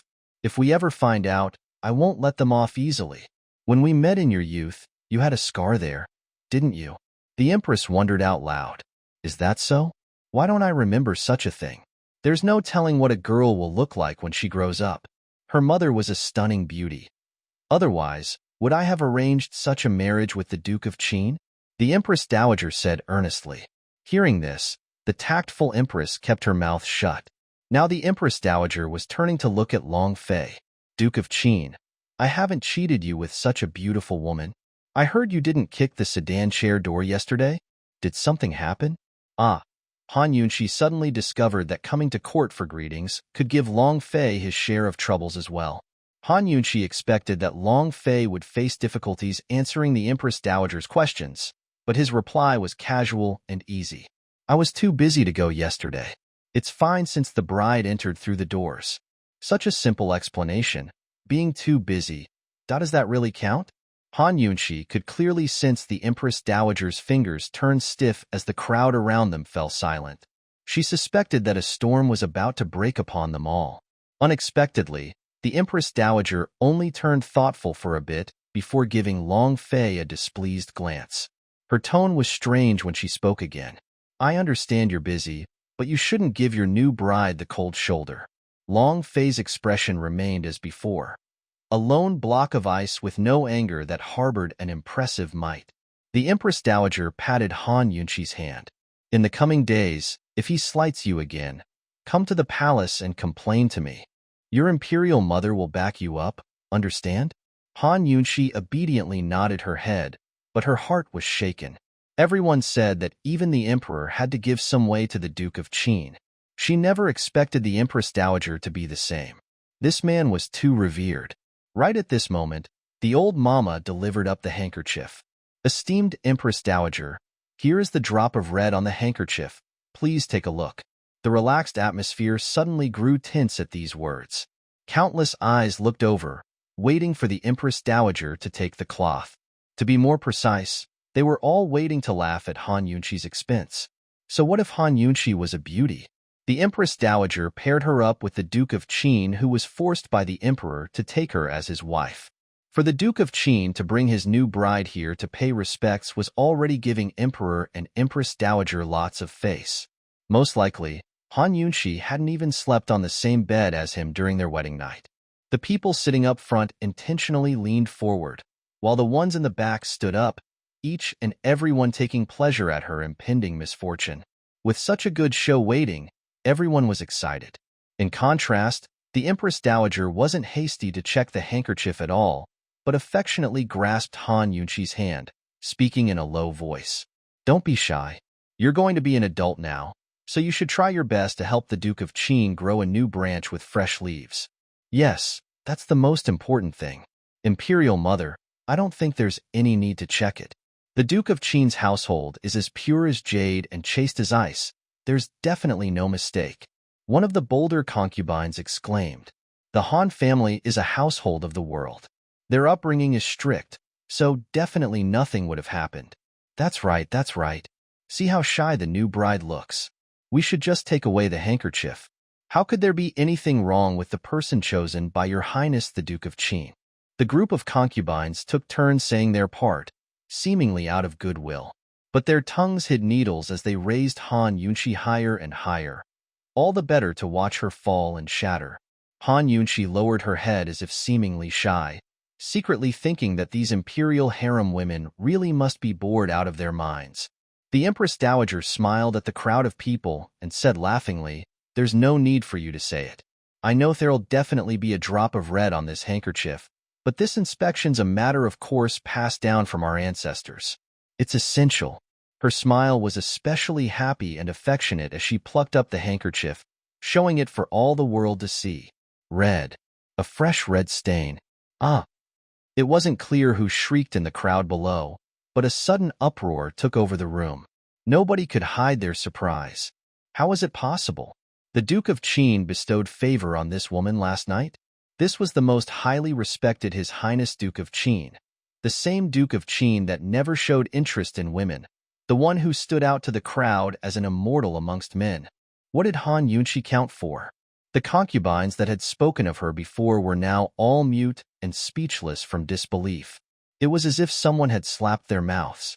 They were all waiting to see how much of a joke Han Yunshi would be, and how the Empress Dowager would punish the Han family. The medical family of Han had failed to cure the crown prince's illness for so many years that the Empress Dowager had long forgotten the kindness they'd given her in the past. She was preparing to ruin them. Who knew that Han Yunshi had really become the Duke of Qin's woman? The Empress Dowager held the drop of red cloth in one hand and Han Yunshi's hand with the other. Her reaction was frighteningly cold. Now it was Han Yunshi's turn to take pleasure in their misfortune. The sight of the blood made her heart glad. When she stole a peek at Long Fei, she caught his deep eyes looking back. Somehow, the sight filled her with panic as she quickly looked away, the tips of her ears turning hot. In the silent room, Long Fei stood up to speak. Imperial Mother, Akin one still has some urgent matters, so I'll be taking my leave. I'll come visit another day. Now that he was finished paying his respects and showing the blood, he was naturally ready to go. If one woman was enough to vex him, imagine how much a crowd of them could do. Seeing him leave, Han Yunshi made to rise as well, but the Empress Dowager suddenly tightened her grip on her hand so much that it felt like her bones were breaking. How painful! And yet at that moment, Long Fei turned to elegantly knit his brows. Han Yunshi, you're still not leaving? Boo-hoo. And here she thought he was going to abandon her. How terrifying. She immediately used all her strength to throw aside the Empress Dowager's hand. Imperial Mother, we still have urgent matters, so we'll be taking our leave until next time. As she spoke, her footsteps took her to Long Fei's side before the Empress Dowager could drag her back. Staying here by herself was akin to being eaten alive until her bones were gone. The Empress Dowager lightly dropped the handkerchief and put on an affable smile. Then hurry and go, don't delay.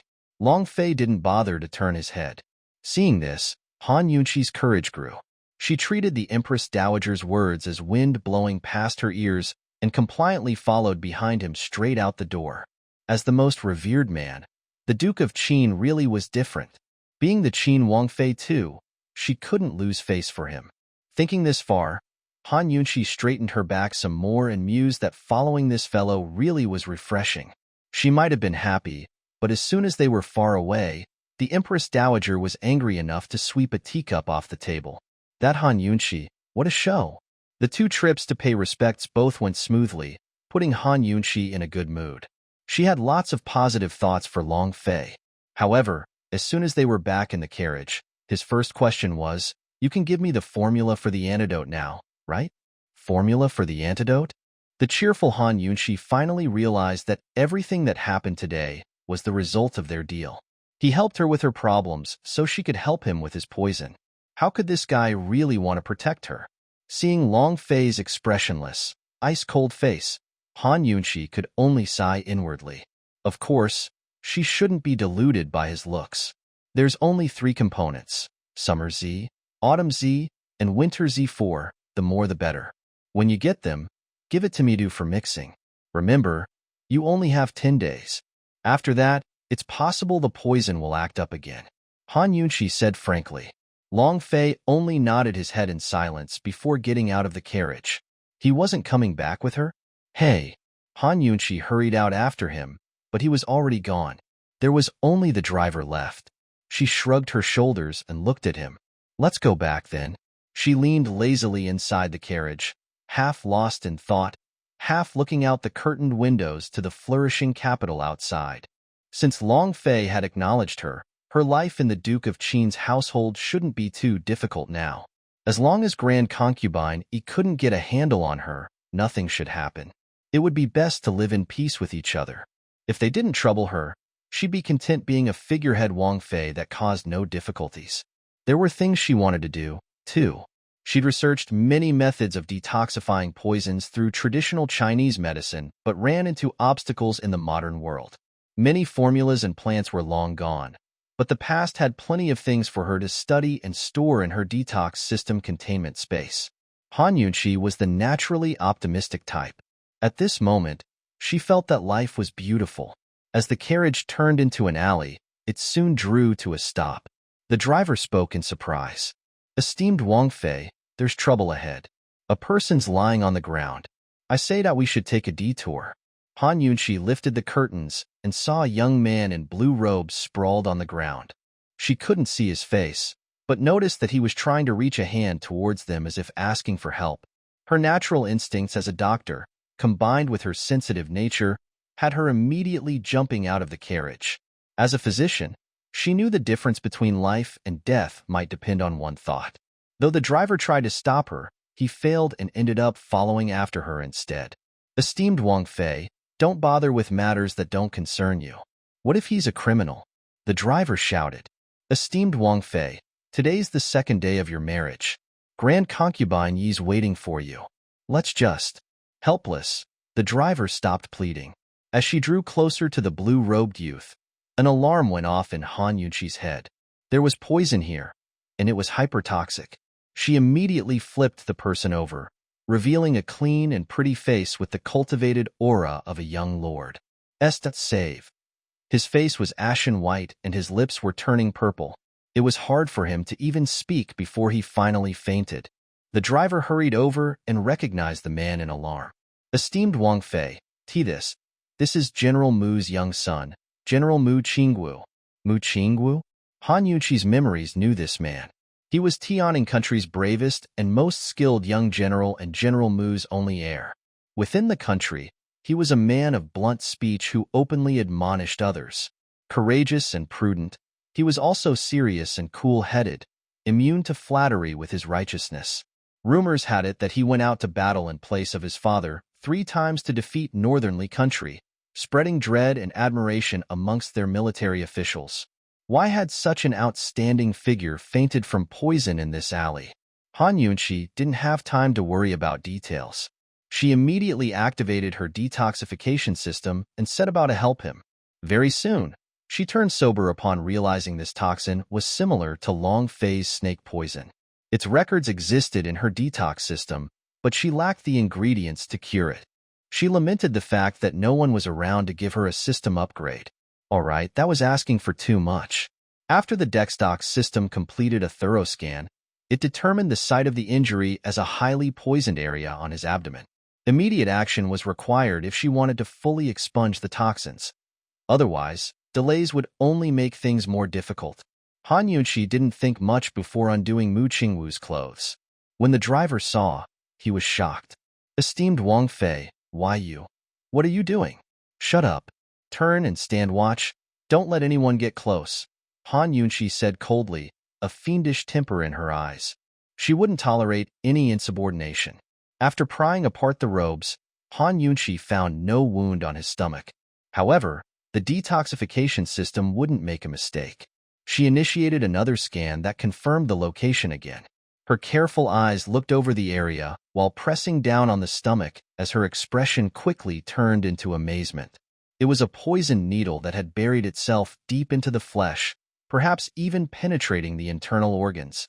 Someone who could use needles to this extent wasn't just ruthless, but most likely a poisons expert.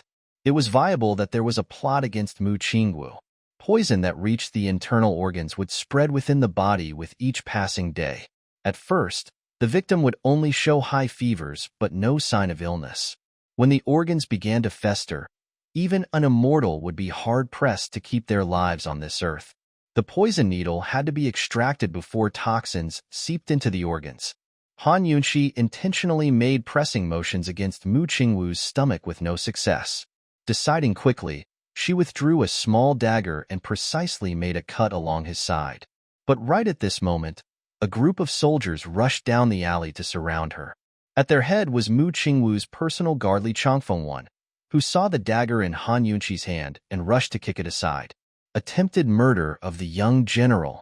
Men, seize her. Attempted murder? Hold it.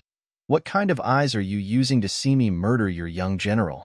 Han Yunqi asked angrily. Even the ancients like to smear the motivations of people with good intentions? Li Changfeng kicked the dagger on the ground into his hands, voice cold. All of us saw with our own 2 eyes. Woman, I don't care who sent you, but prepare for death. They'd already detained the anxious driver, who wanted to reveal his mistress' identity but found the timing inappropriate. Instead he shouted, "Mistake! It's a misunderstanding. We just passed by and saw the young general on the ground. So my mistress wanted to save him. She has no ill intentions. The real culprit's run off long ago." Li Changfeng raised his eyebrows at Han Yunqi and gave a snort. If you were going to save him, why use a dagger? Who are you trying to fool? Someone grab her. I used the dagger to save him. A poison needle struck him deep inside. If it isn't recovered, the consequences won't be something a guard like you can bear. Han Yunqi said seriously, intimidating all those present. Li Chongfeng hesitated slightly. 4 hours ago, the young general had chased an enemy spy into this area and disappeared. As to what happened exactly, nobody knew. He glanced at the dagger in his hand, but dared not risk it. This was really something he couldn't handle. Stop with your nonsense. Take her to the house. We'll clear up any misunderstandings with the general himself. Li Chongfeng lifted Mu Qingwu in his arms and hastily walked away. You'll regret it, Han Yunqi shouted. That man, how dare he move Mu Qingwu after he'd been poisoned? It'd only speed up the circulation of toxins into his organs. Fine, she'd go to the general's estate. It wouldn't do to fear them when she'd done nothing wrong. Would an upright place like that make her confess to false charges under torture? As it turned out, she'd overestimated the Mu house. All the members of the Mu family had joined the military. They were rough and blunt, more apt to use their hands than their mouths. When Mu Qingwu was delivered to his rooms, a summoned imperial physician hurried after him. Han Yunqi and the driver were left in the middle of the hall, where General Mu and his thick eyebrows, big eyes, and beard glared at them. He pointed a finger at Han Yunqi. Speak. Who sent you? Who sent her? Did she look like an assassin or enemy agent? She didn't even resist when they brought her here. This blockhead was going to drive Mu Qingwu to his death sooner or later. Han Yunqi kept calm without losing her temper. I'll say this for the last time. I was just a passerby who wanted to save him. The young general's been poisoned, and his situation is urgent. If he's not treated now, the effects will be too ghastly to imagine. What a joke. I've seen plenty of women like you before. You dare argue against conclusive evidence?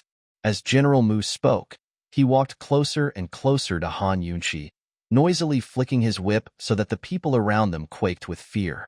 Han Yunqi kept a serious, steady gaze and stood there fearlessly, cold eyes unyieldingly boring into General Mu's own. It was the first time the general had met such a bold woman. But so what? I'll see if you keep up your lies. He raised his whip and snapped it right at her. Han Yunqi didn't dodge. She knew she couldn't avoid it, so she bore the brunt of a lash harsh enough to rip the skin off her arm. Yet her eyebrows didn't even twitch as she stared at him. You'll regret it. I'll make you regret it first, General Mu said, lashing her again. Right then, Li Chongfeng escorted Imperial Physician Gu back into the hall. Imperial Physician Gu Beiwen was a young man just over 20 years old, but he was head of all the other court physicians. He didn't wear the complicated robes of the Imperial Physician courtyard, but clean and simple white robes. Refined and cultivated, he had a serene face that exuded warmth even when he didn't smile. He was a doctor that looked more like a scholar. General Mu gave Han Yunqi a hateful glare before hurrying to Gu Beiyue's side, rough and boorish. Hurry and tell me, is my son well? He's fallen into a coma with a constant high fever. I'll need to observe him for 2 more days, Gu Beiyue said with a slight frown, as if considering something. But what's the matter with him? He was perfectly all right until he fainted. Tell me now. General Mu had a deafening roar as if he might eat Gu Beiyue up. Though the general controlled the military, Gu Beiyue was a second-rank official and the emperor's personal physician. No matter how he felt, General Mu couldn't just yell at him. Gu Beiyue looked obviously helpless but didn't press the issue. Instead, he spoke as earnestly as before. He has no injuries or pains.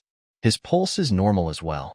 That's why I'm puzzled and requested 2 days for further observation. Gu Beiyue was the head of all the imperial physicians. If this was his diagnosis, there was no need to invite any of the rest. General Mu was both irritated and unhappy. All right, give Imperial Physician Gu the guest room. He'll stay here for the next 2 days. Right at this moment, Han Yunqi laughed out loud. What a joke. A joke as big as the heavens. An impressive head physician like you can't even tell he's been poisoned. If you observe him for 2 more days, I guarantee you're helping Mu Qingwu into his grave. The entire area fell silent at these words. Everyone stared at Han Yunqi. What exactly had this woman said? Gu Beiyue looked over as well, finally noticing Han Yunshi for the first time. He suspected it was poison as well, but didn't speak because he was uncertain. You dared to curse my son. General Mu had an explosive temper, charging over with the intention to whip her. But the carriage driver couldn't hold back anymore. General Mu, you can't afford to hit her. She's the Qin Wangfei, he cried. Ah, Qin Wangfei? General Mu's whip hovered in the air, never managing to land. The entire room was in shock.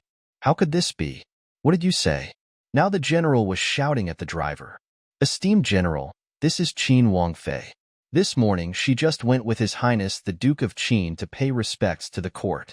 We saw the young general lying on the road on our way back. Esteemed Wangfei absolutely did not plot to kill the young general. Please use clear judgment, esteemed general. The driver cried. Afraid that they wouldn't believe him, he pulled out the Duke of Qin's entry gate plate to prove it. How would he explain things back home if someone hit the Wangfei? When the crowd saw the identifying plate from the Duke of Qin's residence, they had no choice but to believe him. Then they noticed the injury on her arm. One by one, their expressions turned complicated. So this woman was the useless trash of the Han family, the one who alighted from the wedding sedan by herself. Qin Wangfei Han Yunshi? Han Yunshi didn't want to reveal her identity so abruptly. The status of a Wangfei gave her plenty of privileges, but plenty of restrictions as well, especially an unrecognized Wangfei like herself. It was better to be subtle, but since the driver revealed everything, these people should behave themselves, right? Who knew that General Mu's whip would violently lash out as before? Though it didn't touch her body, it gave her a sizable scare. So what if it's the Qin Wangfei? Deliberate murder of the young general is still a capital offense. Speak. Who was it that sent you? General Mu's face was flushed with hate, making him look like a demon. If someone dared to hurt his precious son, he'd explode at them regardless of Qin Wangfei or even the Duke of Qin himself. Moreover, this woman wasn't favored by the Duke. He didn't even appear for his wedding day, so she had no real clout. With an empty title like that, who feared her? Han Yunshi couldn't help such an unforeseen thing, but neither did she dwell on it. When she met General Mu's furious gaze, her voice was cool. I don't want to waste words with you. I'll say it one last time. Your son has been poisoned.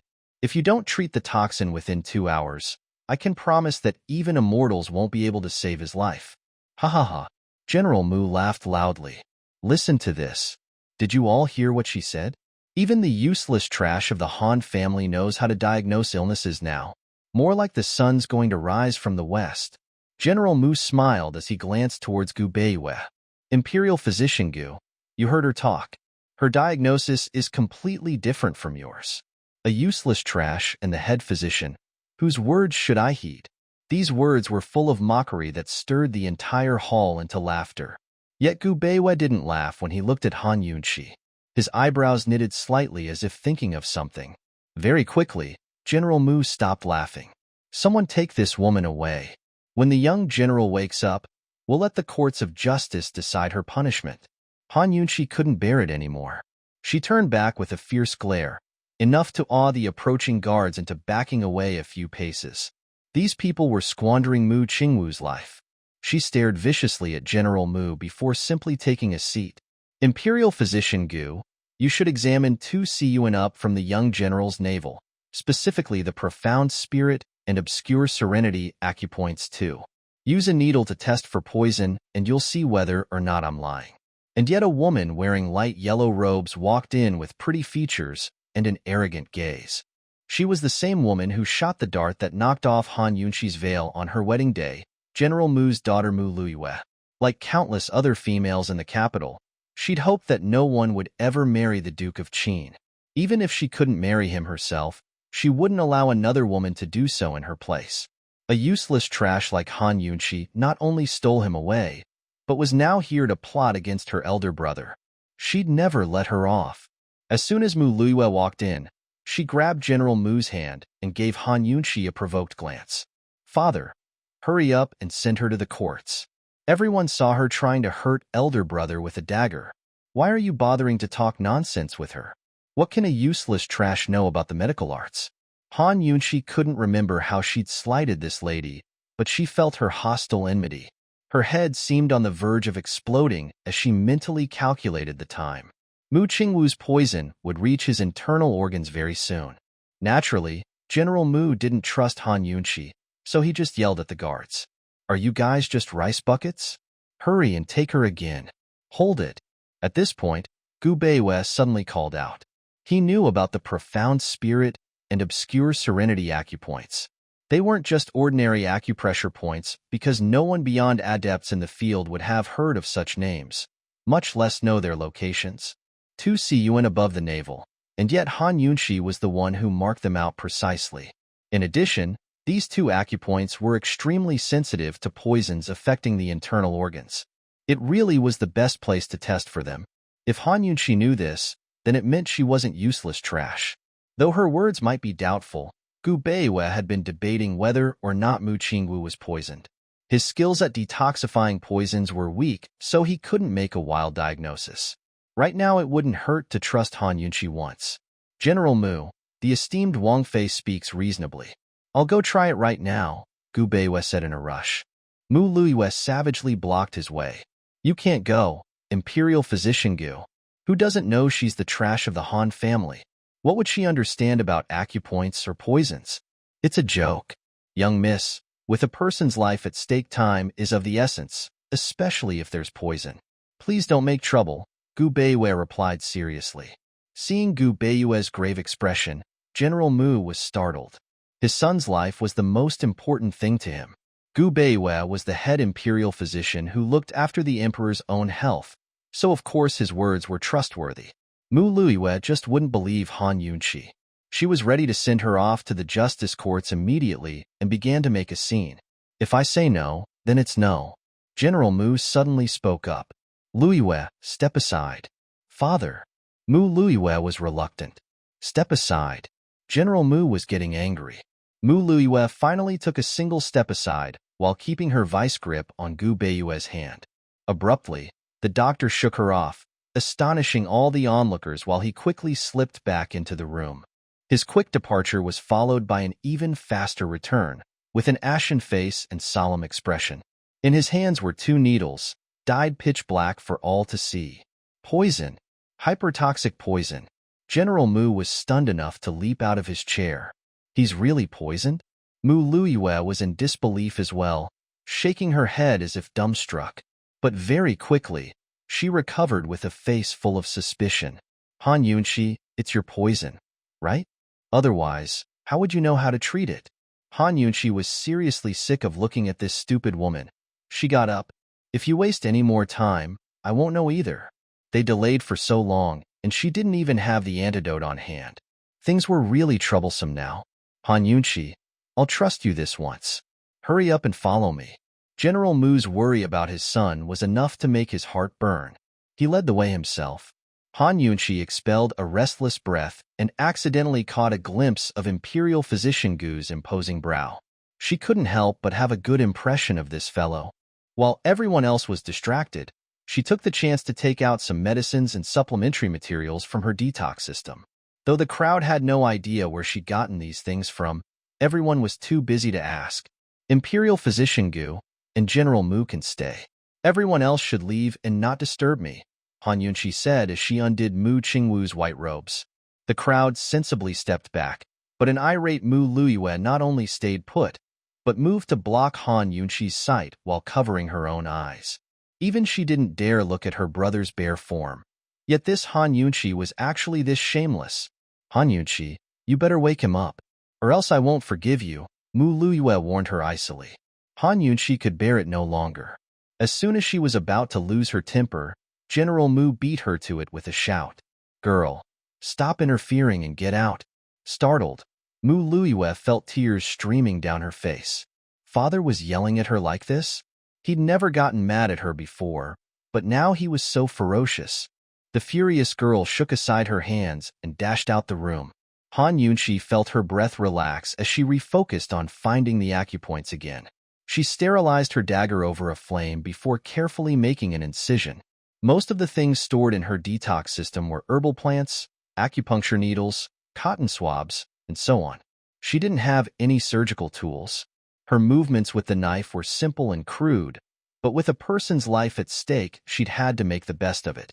The longer they delayed, the more dangerous things would get. Injected poison like this was more troublesome than usual toxins. The deeper a poison was in the body, the harder to get it out. As soon as she cut into the skin of the stomach, fresh blood flowed out, shocking General Mu, who trembled with fear. He couldn't help but cry out, "Han Yunqi, you." Unfortunately, Han Yunqi was too absorbed in her work to pay him any attention. With his son's life in her hands, General Mu didn't dare to do anything no matter how irascible he felt. He could only ask Gu Beiwei in a low voice, "Is it fine that she sliced open his stomach?" Actually, Gu Beiwei wasn't sure either, but seeing Han Yunqi concentrating with such an intent expression reminded him of her mother, Lady Tianxinwan. They had an excellent likeness when practicing their art. He was older than Han Yunqi by 4 years.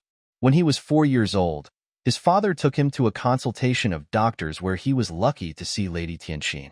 Remembering this, a warm smile crept onto Gu Beiwei's lips. Don't disturb her." Very quickly, Han Yunqi withdrew a blackened needle from the depths of the bloody cut. Seeing this, General Mu was in disbelief. Gu Beiwei's pupils gazed on in approval. Following this, a second blackened needle was retrieved. The movement of her hand split open the whip injury on her arm, which started to bleed again. But Han Yunqi was completely oblivious as she focused on her patient. Gu Beiwei promptly decided to go over with some medicine and cotton. He bent over to apply the cotton to her cut, but Han Yunqi gave him a look. "Don't hinder. I promise I won't get in your way." "Trust me," Gu Beiwei interrupted her softly. Han Yunqi wanted to refuse until she saw Gu Beiwei's warm eyes. Her heart trembled in surprise. She didn't expect that there were still people left on this world with such a clean and penetrating gaze, even purer than an infant's. She couldn't help but wonder exactly what kind of man he was. Drat! Han Yunqi discovered that she'd gotten distracted again. Her eyes abruptly turned cold. "Stop this. You've already hindered my progress." But Gu Beiwei didn't stop.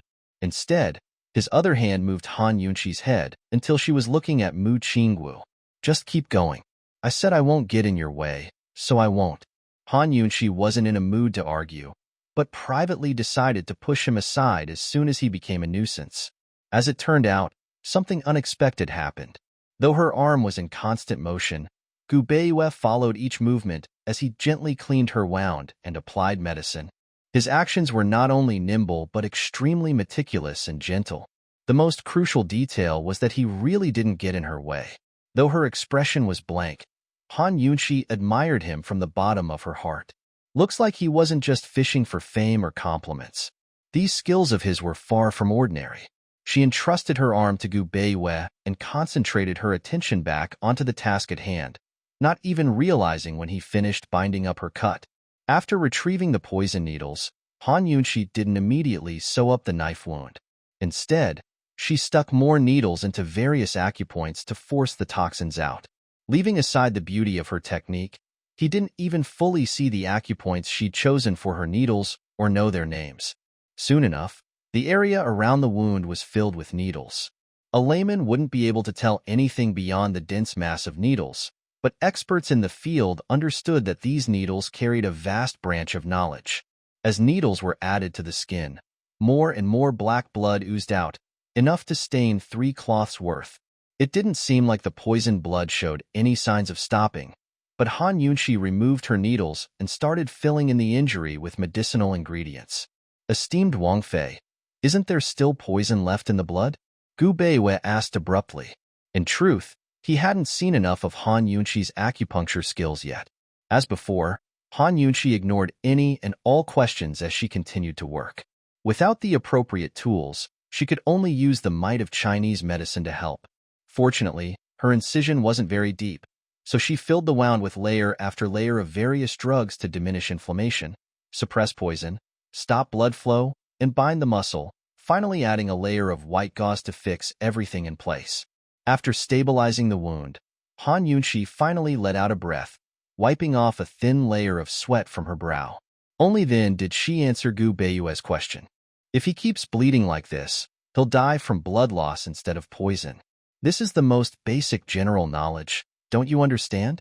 Gu Beiyue's face turned red before he broke into a soft smile, but he didn't make any move to defend himself. Since childhood, he'd been praised as a genius, but now a woman had washed her hands of him.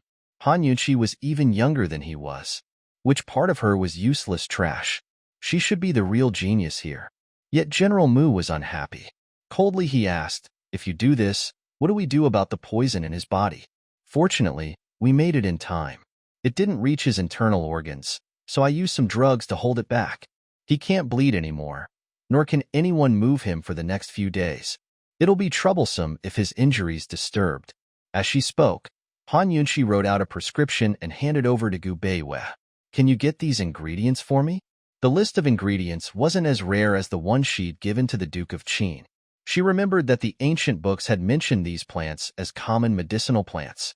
Sure enough, Gu Beiyue gave a glance before replying, "Yes, I can buy them from the herbal medicine shop. The White Kasha Hall too should have some. Esteemed Wang Fei, please wait while I order someone to get them." Han Yunqi didn't exactly write a prescription for expelling poisons, but dissolving them. Mu Qingwei couldn't bleed anymore, so he could only take medicine to break down the poison in his body. Though this method was slower, it was the only one left for him. Han Yunqi wasn't going to wait here for that, though. If she didn't return home, it'd be hard to explain things to Grand Concubine Yi. "I'm not going to wait. Take 2 to 3 servings of these ingredients and boil them together once. Then have him take it twice a day on an empty stomach for 10 times, she instructed carefully. In a flash, the head imperial physician Gu Beiyue had turned into a fledgling servant of a medicine house. His lips quirked into a smile without his realization. Meanwhile, General Mu wasn't satisfied with this at all. "Han Yunqi, what did you say? You're not waiting?" His loud voice nearly blasted her ears clean off. She turned to face him, keeping her temper in check. "General Mu, the poison's basically been dispelled. What's left in his body shouldn't affect him too much. I can guarantee that after the young general's fever ends, he'll wake up. At the earliest, it'll be tomorrow morning. At the latest, tomorrow evening. I'm not concerned with so many details. In any case, you're still under suspicion before Qingwu wakes up, so don't even think about leaving." General Mu's tone was both potent and savage. "If you want to have me stay, then I'll need to trouble you to send someone to the Duke of Qin's estate with a letter, along with a clear explanation of today's events. I think she'll be clear on whether I came to save someone or murder them today." Although Han Yunqi disliked Grand Concubine Yi, she didn't mind taking advantage of her status at critical moments like these. She'd already saved Mu Qingwu and was certain he'd wake up soon. If General Mu went to the Duke of Qin's estate, he'd have trouble explaining himself to Grand Concubine Yi when Mu Qingwu did wake. Though she was an unfavored wife, even Grand Concubine Yi had said she was now the representative for the Duke of Qin. She couldn't lose face for them. Han Yunqi was certain that if news really did reach the Grand Imperial Concubine, things wouldn't go easy for General Mu. Though the general was a bit uncivilized, he still had a head on his shoulders. He was very clear that Grand Concubine Yi was an even more unreasonable woman than the Empress Dowager. Right now, he didn't even have enough evidence to build a strong case. After some hesitation, General Mu finally relented. "Forget it. I'll believe you this time." Han Yunqi exhaled her troubled breath before opening the door herself and stepping outside. Who knew that the first thing she'd see was Mu Liyue's hateful glare? "Big brother woke up?" she asked suspiciously. Han Yunqi didn't even want to look at such a tedious and unreasonable woman, much less use her energy to explain. She completely ignored Mu Liyue and walked past her. "Han Yunqi, you stop right there." Mu Liyue flew into a rage. Ever since childhood, Mu Liyue had been the precious treasure of General Mu's house. She was also best friends with Princess Chongbing and was doted on by the Empress and Empress Dowager. Although she was only a simple young miss, the capital called her Princess Chongbing II. Even the imperial concubines had to make allowances for her. What kind of person was this Han Yunqi? Just a Qin Wangfei with the title and no power to back it up. She couldn't even be compared with a servant of the Qin household, but she really thought something of herself. Would she stay put just because she was told to? Han Yunqi didn't seem to have heard at all. Mu Liyue's temper flared as she hurried to catch up, a hand grabbing Han Yunqi. There was no telling if she meant it, but her long nails dug painfully into the other woman's flesh. "Did you manage to wake my brother?" Mu Luiyue asked insufferably. General Mu came out the door, voice cold as he saw the scene. "Luiyue, let her go. Your brother will wake up very soon." "So you're saying he still hasn't woken up?" Mu Luiyue found it inconceivable. "Father, you really believe her?" Han Yunqi really felt pained by the dragging fingernails and looked back with a ruthless pair of phoenix-shaped eyes. "Let me go." "No, she can't leave until my brother wakes up." Mu Luiyue refused to release her. Instead, Han Yunqi reached out to pinch 2 acupoints on Mu Luiyue's wrist, immediately causing her hand to go limp so she could ruthlessly shake her off. "You don't have the right to restrict this Wang Fei's freedom." She left as soon as she finished speaking. Mu Luiyue was thrown to the ground. Furious, she got up and prepared to give chase, but General Mu held her back. Enough. She wouldn't dare tell lies. Mu Luiyue wasn't content at all. She wasn't satisfied that Han Yunqi had left before her brother had woken up, or that the woman had acted like the Qin Wang Fei despite that she was. She ran forward a few steps to yell after her, "Han Yunqi, I'm warning you. If my brother doesn't wake up, I definitely won't forgive you. Neither will Princess Chongbing." Princess Chongbing. This princess was the pearl in the Empress and Empress Dowager's palm. Her personality was 100 times more spoiled than Mu Luiyue, and she'd stuck to Mu Qingwu's side ever since she was young. More or less, she and Mu Qingwu could be considered fresh green plums and horse under bamboo, a man and woman who had affections for each other since childhood. Everyone in the royal family knew of her aspirations to marry Mu Qingwu one day. Too bad the Empress and Emperor objected to the match, so they hadn't moved to sanction the marriage. If she found out that Mu Qingwu was in trouble, heavens only knew what would happen next. Han Yunqi heard Mu Luiyue's warning, but she didn't take it to heart. Who cared about this Princess Chongbing or Dwamping too? She'd never failed in the medical field before, and when it came to poisons, the detox system wouldn't make a mistake either. After expunging the poison, she'd scanned him again to ascertain that Mu Qingwu's poison had diminished to a point where it wouldn't hurt his health. His temperature had started to drop as well, so he'd probably recover consciousness soon. As long as Mu Qingwu woke up, it had proved that she had held no murderous intentions. Even the Jade Emperor and Lao Z3 wouldn't be able to do anything to her then. As she left the gates of the general's house, Han Yunqi gave a long sigh, finally free of this troublesome business. On the carriage ride home, she treated the whip injury again, minimizing its bindings while covering up the wound with a tied handkerchief to hide it from view. She still had to see Grand Concubine E and report on the proceedings at court. Yet as soon as she entered the gates, she was told that the Grand Imperial Concubine had left for her western estate and wouldn't return for a few days. Did she want to avoid the house that Morong Wanru had dirted? Thinking of this, Han Yunqi couldn't help but snort with laughter. Perfect. Without Grand Concubine at home, her life would be easier. When a new official took office, they applied strict new measures for everyone to follow, but it was far harder for one to attend to a new mother-in-law. Han Yunqi could admit that she wasn't a good daughter-in-law, so it'd be best if her esteemed elder never came back. When Morong Wanru went out the door, the first thing she saw was Han Yunqi laughing, causing her to break out in anger. After this woman left with the Duke of Qin, Grand Concubine had hurried away too, leaving orders for the steward to replace everything in the rooms and renovate the entire place. She'd given her such a cold shoulder. Morong Wanru had sat in her own filth and yelled until her voice turned hoarse, but no one had paid her any attention. Crestfallen, she'd been forced to walk out on her own and run all the way back to her rooms. When news of her diarrhea spread to all the household help, none of them dared to laugh in her face. But Morong Wanru was sure they were all laughing behind her back. So vexing, so frustrating. Just thinking of it made her want to cry, and seeing Han Yunqi only made her angrier. She didn't know that Han Yunqi's poison skills were so refined, so thought that she'd used the wrong poison instead. In any case, everything was this woman's fault. Seeing Han Yunqi look her way, Morong Wanru finally hit her temper.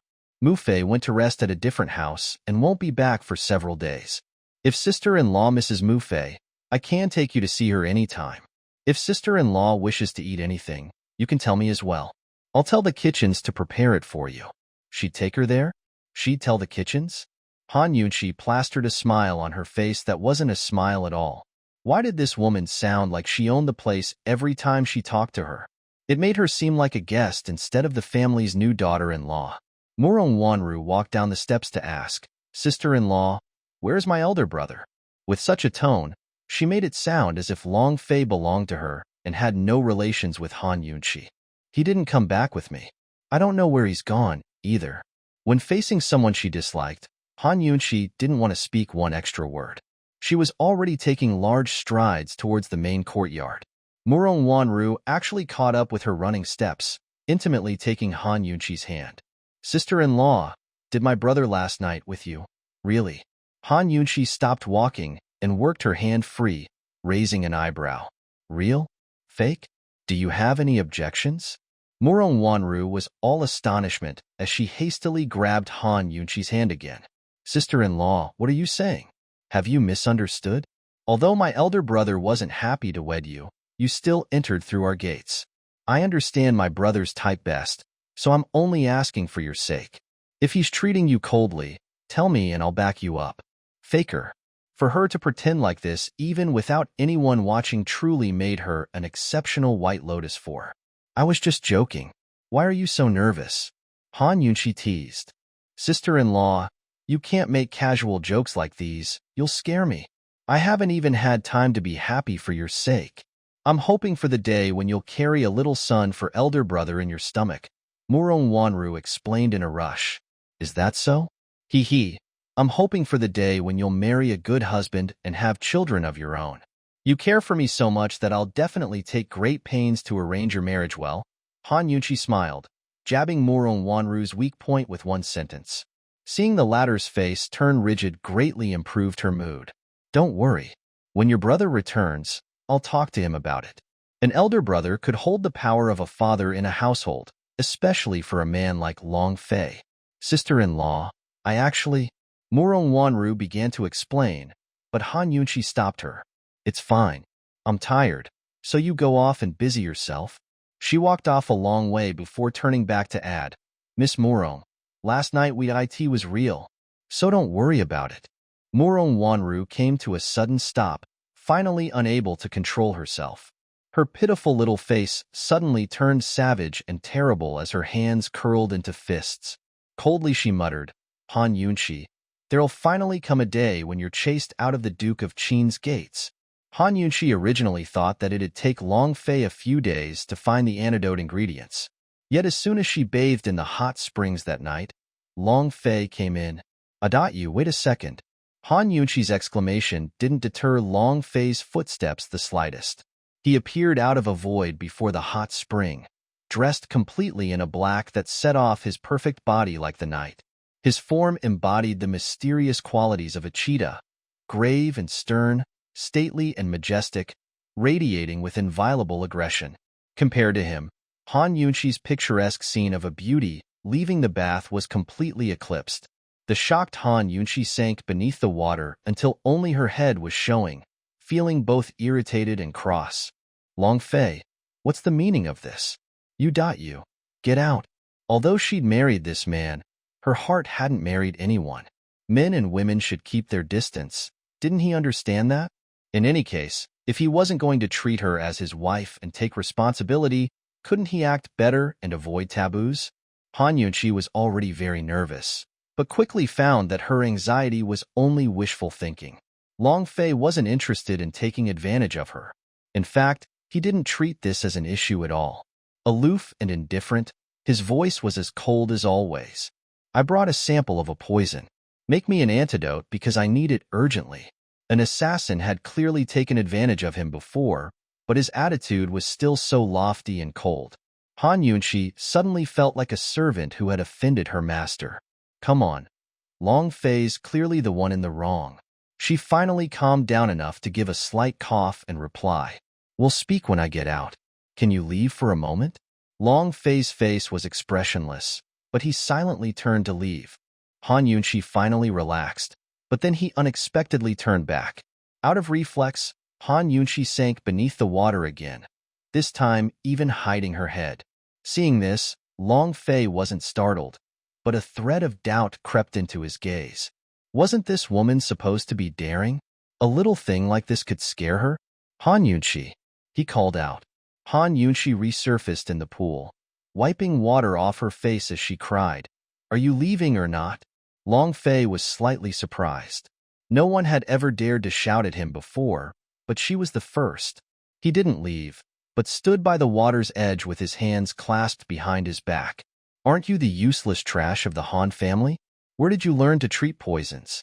Last night, Long Fei had sent men to investigate this woman. Unfortunately, the results of their search matched the rumors outside. She was the most useless scion in Han family history. Moreover, none of the so-called medical geniuses in the Han family were poison experts. "Can you let me out first before asking questions?" Han Yunshi said word by word as she suppressed her temper. "No," Long Fei replied. "Fine." Han Yunshi could sense that this man was suspicious and was now trying to threaten her. If she didn't talk, he wouldn't let her get out. She pretended to have no choice and heaved a sigh. "My father felt that I was the one who killed my mother, so he's always hated me. Every time he'd saw me, it was like meeting his sworn enemy. Add that to my ugly looks, and he gave me the cold shoulder." As she spoke, Han Yunshi lowered her head in distress. "Actually, I'm not useless trash. They just refused to teach me. When I was young, I discovered my mother's medical books and taught myself in secret. I only mastered my skills recently. The truth was, the tumor on my face was actually poison too, but I treated it myself. I was afraid that my father would forbid me from learning medical arts if he discovered I'd found my mother's book, so I never told anyone else." Long Fei half doubted, half believed her. Just as he was preparing to ask for details, Han Yunshi added, "I've already burned all the medical books because I've learned them all." When she was finished, she looked up to meet Long Fei's eyes. By pushing everything onto the late Lady Tianxin, there was no way to validate her claims. Even if Long Fei didn't believe her, he wouldn't be able to find any contrary clues. Long Fei didn't speak, but his ice-cold eyes seemed to see right through her. Long Fei's suspicion-filled gaze was quite intimidating, but Han Yunshi had a strong heart and didn't waver. After staring for a while, Long Fei recognized the calmness in her eyes and turned to leave. When she was convinced he'd gone, Han Yunshi quickly stood up, feeling bewildered. This guy couldn't have found the 3 ingredients she wanted so quickly, right? Exactly what kind of antidote was he looking for? The Han Yunshi who'd gotten out of the bath was like a lotus blossom appearing just above the water one, elegant and refined. She was just a touch more ethereal than usual, especially with her clean, clear eyes that resembled icy pools from distant lands of snow. Long Fei looked at her before walking over, his eyes darkening slightly. He retrieved a blood-stained cloth from the study and said, "This blood has poison. Come, have a look." The detox system alarms had gone off in her head long ago. Han Yunshi accepted the object and took an experimental sniff. She couldn't tell anything from the smell, so it didn't seem to be a commonplace toxin. "I can't tell what it is by odor alone. Help me fetch a bowl of clear water," she said earnestly. Not that she needed any. It was just a pretext to get Long Fei out of the way. This fellow was already so shrewd with his suspicions, it'd be nigh impossible to sneak a blood sample past his eye into her detox system dimension for analysis. When she was treating his poison that night, he'd been heavily wounded and less alert. She had also slipped away into the bedroom to get her needles and medicines. Long Fei didn't understand poisons and left without any argument. When Han Yunshi was sure he'd left, she took out an acupuncture needle and collected a drop of blood from the cloth before placing it in her detox system for chemical analysis. The results revealed that it was a plant-based poison made from various poisonous flowers. Alone, their effects weren't very dangerous, but in high enough quantities they turned toxic. Very quickly, Long Fei returned carrying a bowl of water. Han Yunshi made a show of placing the cloth in the water before dipping her needle in the bloody liquid and taking a sniff. "This is a flower poison, the confusion stupor fragrance," she said confidently. "Make an antidote, I want it now," Long Fei said callously. She found his tone of voice highly disagreeable. Did he think she was an antidote-making machine? Gathering her wits together, she extended a graceful hand.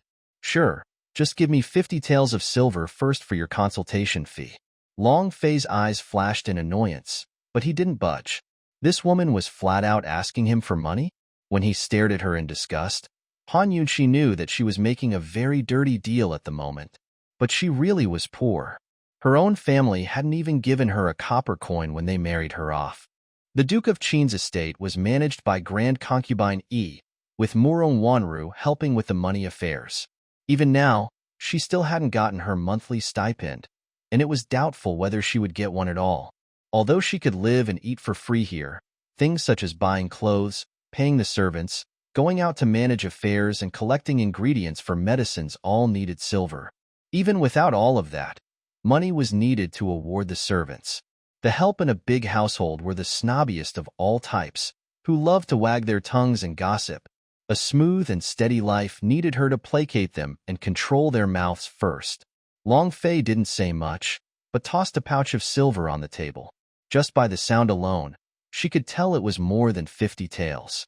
Han Yunxi got the bag, took out 50 taels of silver, and pushed back the rest without hesitation. "Your Highness, I said I deserved 50 taels for the consultation fee. You can take back the rest."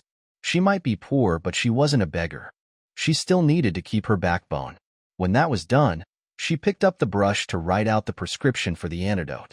Her face was just like the time when she treated his poison, conscientious and bright-eyed.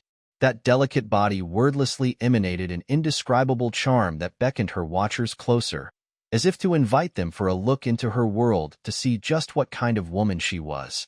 The displeasure in Long Fei's eyes faded away to be replaced by a pondering look as he silently took back the money pouch. When she was finished writing, Han Yunxi handed over the paper with both hands and asked curiously, "Your Highness, have you found those 3 ingredients yet?" "Not yet." Long Fei only said 2 words without any further explanation. Han Yunxi wondered where he got the time to worry about other poisons when he was poisoned himself. Just what kind of person had succumbed to the confusion stupor fragrance? Of course, she only remained wondering. Curiosity killed the cat was a logic she understood all too well. She thought Long Fei would leave as soon as he got the prescription, but he actually handed it to his guard, Chu Shifeng, to take care of matters while remaining behind himself. If it were anyone else, they'd be working non-stop until they acquired the antidote ingredients. This fellow only had a 10-day window before the poison acted up again, but he didn't seem to cherish his life at all. Fine. Since he was here, she'd just have to sleep in the study again. Except Long Fei was walking towards the hot springs, not even turning around as he spoke. "Han Yunxi, get out?" Seriously? It was the dead of night. Where did he want her to go? If he lowered the curtains, then these bedchambers could be partitioned into multiple rooms. She didn't mind it, so why should he? She caught up to him and suppressed her temper beneath an appeasing smile. "Your Highness, how have you decided to arrange for Chunchia's 2 quarters? Other wives all got their own courtyards, but an official wife like her didn't even have a place to sleep." "Go ask the steward to do it." Long Fei was indifferent in his reply. The steward? Han Yunxi's lips twitched. Finding the steward was equivalent to giving Murong Wanru another chance at her. All the affairs in the Duke of Qin's estate were managed by the Grand Imperial Concubine or her adopted daughter. Long Fei's hibiscus courtyard was the only place in the household where no one dared to control things, so she'd meet with plenty of difficulties if she left this place. Thinking here, Han Yunxi tried another smile. "Your Highness, you can live in the bedroom while I live in the study. We won't have to interfere with each other at all. How's that?" Long Fei stopped his steps. He still hadn't turned to look back, and his voice was as cold as before. "His lordship won't be used to it. Hurry and get out." Even though he saved her life, what a cruel and heartless man.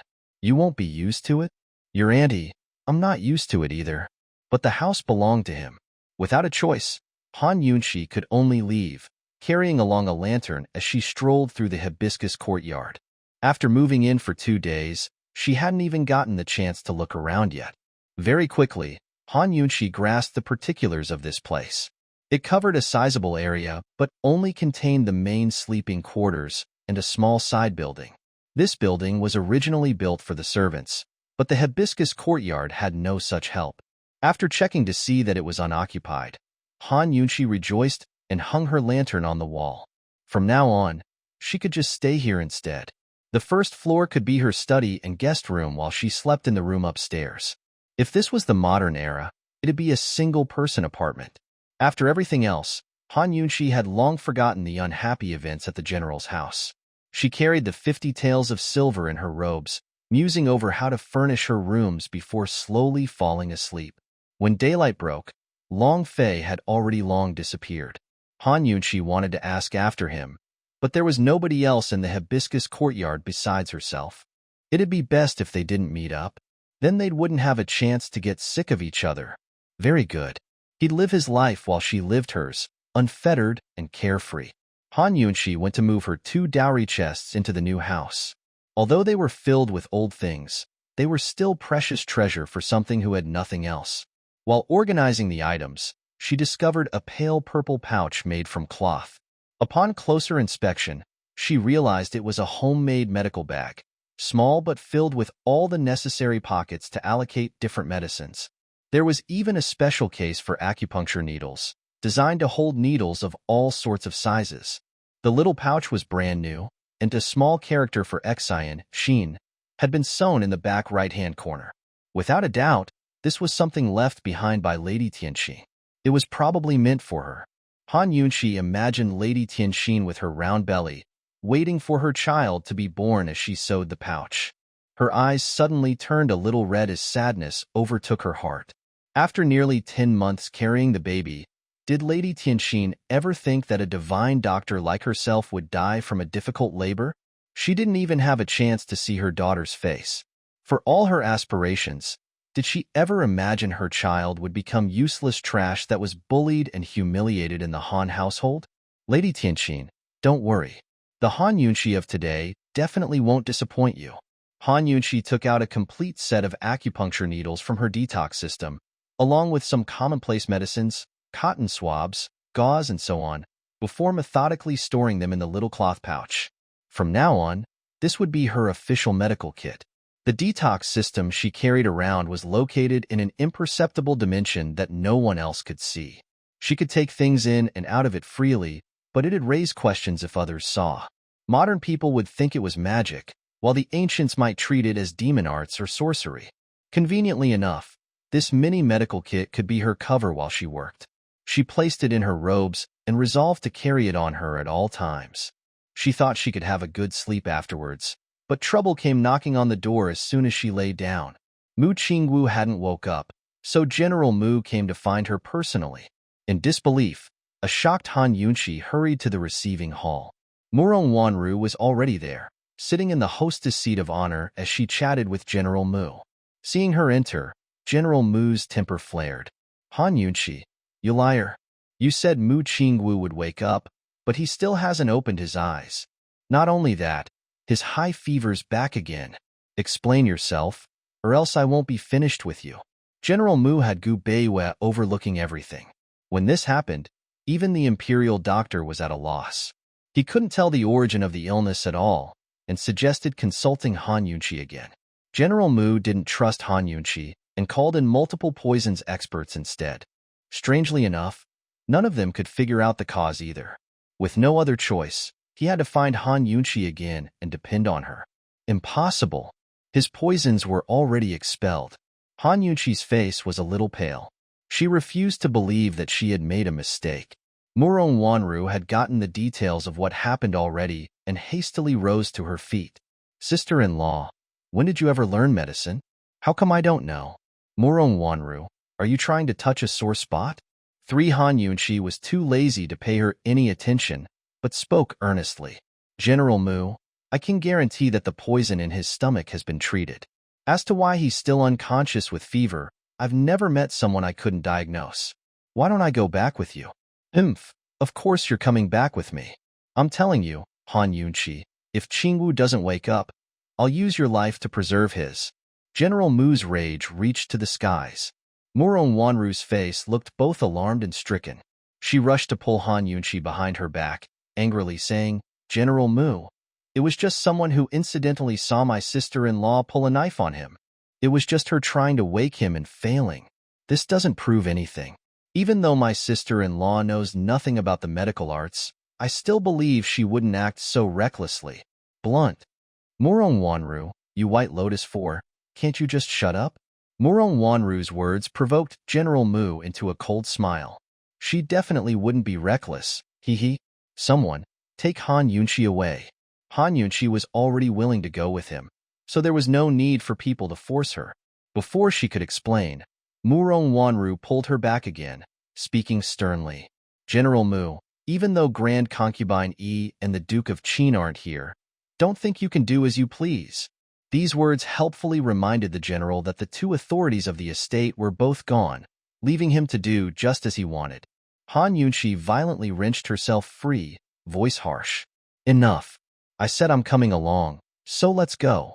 What are we dawdling for? Although surprised, General Mu was quick to recover. Then we'll go. Before departing, Han Yunqi gave Murong Wanru a penetrating look, but the girl actually chased them all the way to the gates with her last words. Sister-in-law, I don't know when Mu Fei or his lordship will come back, but don't worry. I'll speak on your behalf when they do. Hearing this, General Mu was confident that no one would be able to save Han Yunqi now. Hee, Han Yunqi. You'll have to take responsibility for this to the end. Han Yunqi didn't want to hear any more of Murong Wanru's voice because it made her ears hurt. If there was a chance, the first thing she'd do was to poison her and her White Lotus mouth mute. They reached the general's estate soon enough. The whole way there, Han Yunqi kept thinking, but couldn't discern where the problem came from. Even after they arrived, she was still certain that her diagnosis had been correct. Inside the room, Mu Qingwu's face was completely flushed, his lips an unnatural shade of red. Han Yunqi took one glance and knew that his fever hadn't disappeared. She sat by the bed to take his pulse, her pretty brows scrunched so seriously that no one dared approach her. By one side, Gu Beiwei stood watch, not daring to making a sound. After testing the pulse and checking the wound, Han Yunqi asked, Has he taken the medicine according to my instructions? Esteemed Wang Fei, even the water was boiled personally by your servant here. There were no mistakes. Gu Beiwei was very certain as he brought over the leftovers of today's decoction for Han Yunqi's inspection. Han Yunqi ascertained it with a glance. Nothing was wrong, and the poison in Mu Qingwu's body had indeed lessened quite a bit. Though remnants still lingered, they weren't enough to affect him much. The wound wasn't inflamed either, but the fever was still there, leaving him delirious. She lowered her eyes and checked his pulse again. There was nothing out of the ordinary. So why was this happening? For a long time, she didn't speak until General Mu grew angry. Han Yunqi, say something. She honestly shook her head. I can't be certain, but I can verify that most of the young general's poison has been dissolved. It's not because of excessive toxins. I don't care how much there is, I just wake him to wake up. Right now. Immediately. General Mu was unusually irascible today. If not for the fact that all his hopes rested on Han Yunqi, he really might have killed her. And yet, Han Yunqi was even more ferocious as she returned his howls. I can't diagnose him when you're like this. You be quiet. Though he was astonished, General Mu soon clenched his hands into fists. Luckily, Gu Beiwei was able to block him in time. General Mu, please keep calm. It's not too late to wait until esteemed Wang Fei's spoken her piece. General Mu still trusted Gu Beiwei, so he exhaled once before relaxing his fists and backing away. Esteemed Wang Fei, if it's not an issue of too much poison, then there must be another cause? Gu Beiwei queried thoughtfully. No wonder he's the head imperial physician. He is definitely experienced. Han Yunqi looked at him before nodding resolutely. Correct. I don't have the means to figure out what kind of cause it is, but it's probably existed for a long time. A cause that's existed for a long time? Gu Beiwei nodded. Your servant and esteemed Wang Fei have the same conclusion. Esteemed Wang Fei, this cause must have been hidden for a long time without ever revealing itself. The young general's weak health these 2 days may have been unable to suppress it. Or perhaps, the poison drew it to the surface. When she heard those words, Han Yunqi's eyes brightened. She gave a close look to Gu Beiwei as she came to a realization. Could it be that there's a second type of poison in his body? A slow-acting poison? If it was just another illness, she might be able to tell by the pulse thanks to his high fever. Han Yunqi could treat poisons but was weak in other areas. Gu Beiwei, however, was skilled enough to determine such differences and had found no such sickness. The only possibility was that Mu Qingwu had contracted a slow-acting poison that was hidden so deep that it was never detected. As a result, the detox system hadn't picked it up in her scans. Han Yunqi started up the system again, but found no results. It seemed that the levels of this second poison had yet to reach the lowest thresholds of her toxin sensors. Even a low level of a poison like that could cause a high fever. If it was allowed to break out completely, how horrific would it be? What exactly was this poison? She worried over it quietly. Although there was no way to know now, it was certain that this second poison was a slow-acting agent that caused strong reactions. This was her first time seeing such a toxin in all her years of treating poisons. Faced with such a situation, the only way left was to keep a constant watch over the patient until the poison showed itself. Then, treat the proper acupoints to expel the toxins. If it grew any worse than that, she won't be able to predict the outcome. Slow-acting poison. Gu Beiwei turned towards General Mu, as if to see what he thought. These types of poisons were very sensitive. Being a victim to one meant that someone had been poisoning Mu Qingwu long-term, perhaps even someone by his side. General Mu's furious expression suddenly turned severe. Who would dare try such a thing on his treasured son? But this wasn't the time to investigate the culprit. He hurriedly asked, Han Yunqi, what do we do now? Wait, she said with resolution. The poison can only be treated after it shows itself. General Mu was half convinced, half skeptical. He glanced towards Gu Beiwei, who nodded his head. I'll listen to what esteemed Wang Fei says. Wait. Han Yunqi estimated that the poison would react within a day, but towards evening the next day, she could still find no traces of toxins with her sensors. Even using needles to collect blood samples for analyzation produced no results. Gu Beiwei didn't dare use medicine recklessly, but sought means to bring the fever down. Thankfully, the fever came in and out in stages, or else Mu Qingwu's brain might have been fried even if he woke up. In the end, Gu Beiwei's appeals couldn't hold back General Mu's temper any longer. He suddenly rushed to the side of the bed, his fist rushing past Han Yunqi's head to slam against the pillar. Han Yunqi, you lied to me again. It was you who poisoned my son. You're courting death. Han Yunqi was completely fearless as she replied with an earnest look. There's no doctor who's right every single time. I can only tell you that at the very latest, the poison will show itself in 3 days. It definitely won't be any later than 3 days. Peh. General Mu didn't believe her at all. If you don't believe it, you can find someone else. Han Yunqi spoke coldly. She was very clear that General Mu had only come to her because there was no one else. At the very least, General Mu, we've found the cause of his condition. There's no harm in waiting 1 or 2 days more. Gu Beiwei advised. General Mu kept breathing heavily, but seemed to hesitate. Yet right at this moment, someone kicked open the door. Mu Luiyue stepped in with a huff. Han Yunqi, you get out. You lying murderer. You won't escape today. Here was this annoying girl again. Han Yunqi ignored her rambling, but then another fierce and tender voice suddenly spoke up. Han Yunqi, Her Highness the Princess commands you to come out right now. If you dare touch my Qingwu Gijwan, I won't let you off easy. This, Princess Chongping, Mu Qingwu's most unreasonable, infatuated pursuer was here. It looked like Mu Luiyue had ran off to tattle. Han Yunqi gave Gu Beiwei a worried look, her heart turning dim. This isn't good. The hesitant General Mu immediately walked out to give a respectful salute. This small official has seen Princess Chongping before. I didn't expect to be honored by the presence of the princess. Please forgive me for not coming out to meet you. Forget it, General Mu. You really have Her Highness in your eyes, huh? Qingwu Gijis met with such a calamity, but you haven't told me a peep. Princess Chongping said crossly. Under the gazes of all those present, Chongping walked step by step into the room. Gu Beiwei rose to offer his respects. Greetings to Her Highness, the princess. Princess Chongping strutted past as she waved a hand to dismiss him, coming closer and closer to Han Yunqi. But she made no move and remained sitting. When Princess Chongping drew nearer and saw Mu Qingwu, her haughty expression softened. But in an instant it had morphed into something sinister and ruthless as she shoved Han Yunqi. You dared to hurt my Qingwu Gij. Han Yunqi didn't expect this and narrowly avoided falling to the ground. She couldn't help but think, what a savage woman. Immediately afterwards, Mu Qingwu's little sister Mu Luiyue followed inside, pointing a finger at Han Yunqi. Princess, that's the one. She tried to murder my brother with a knife that day, and she lied to my father, saying that she'd cure him.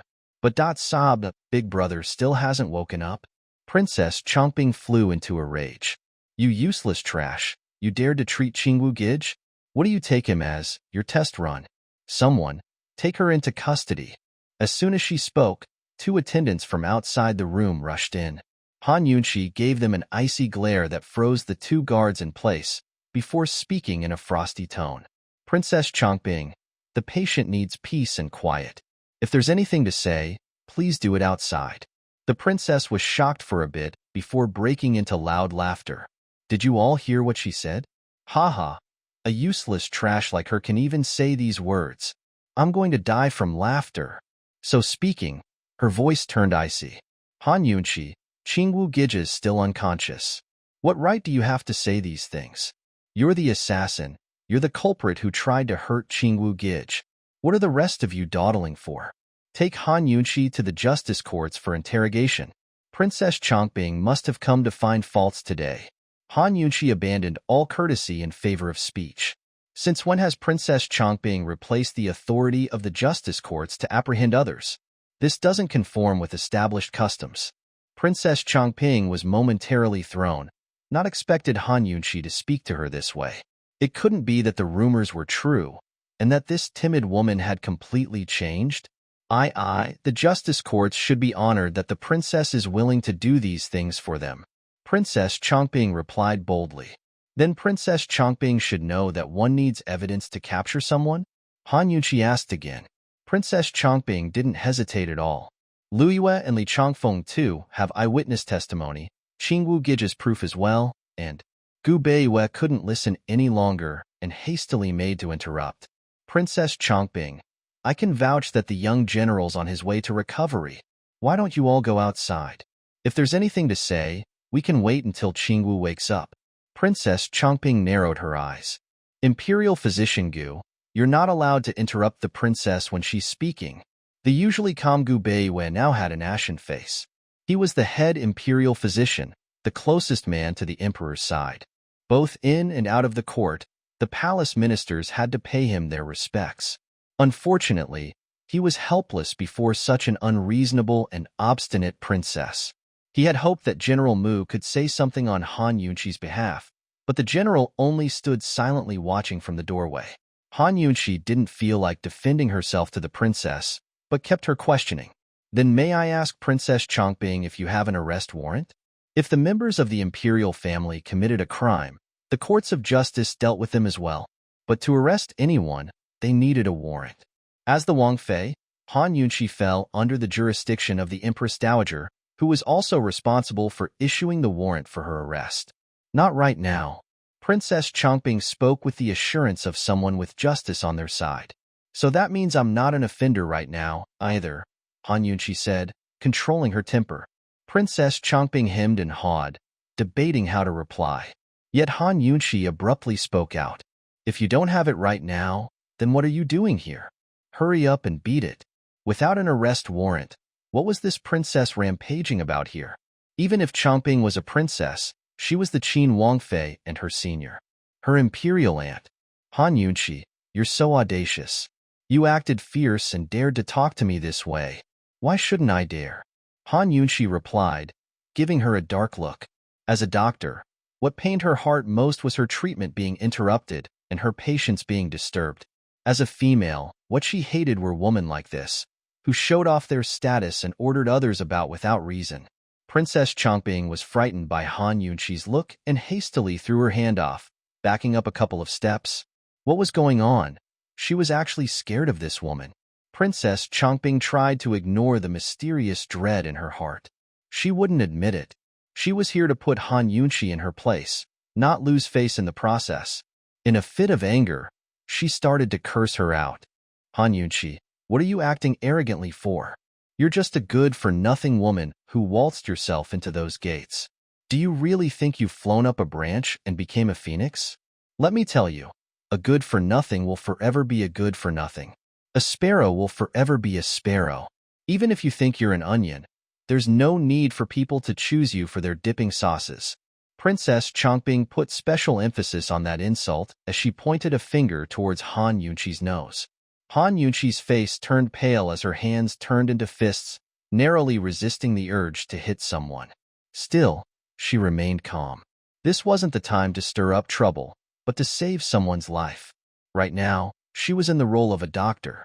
Within these 3 days, she'd have to save Mu Qingwu as soon as his poison showed signs of emerging.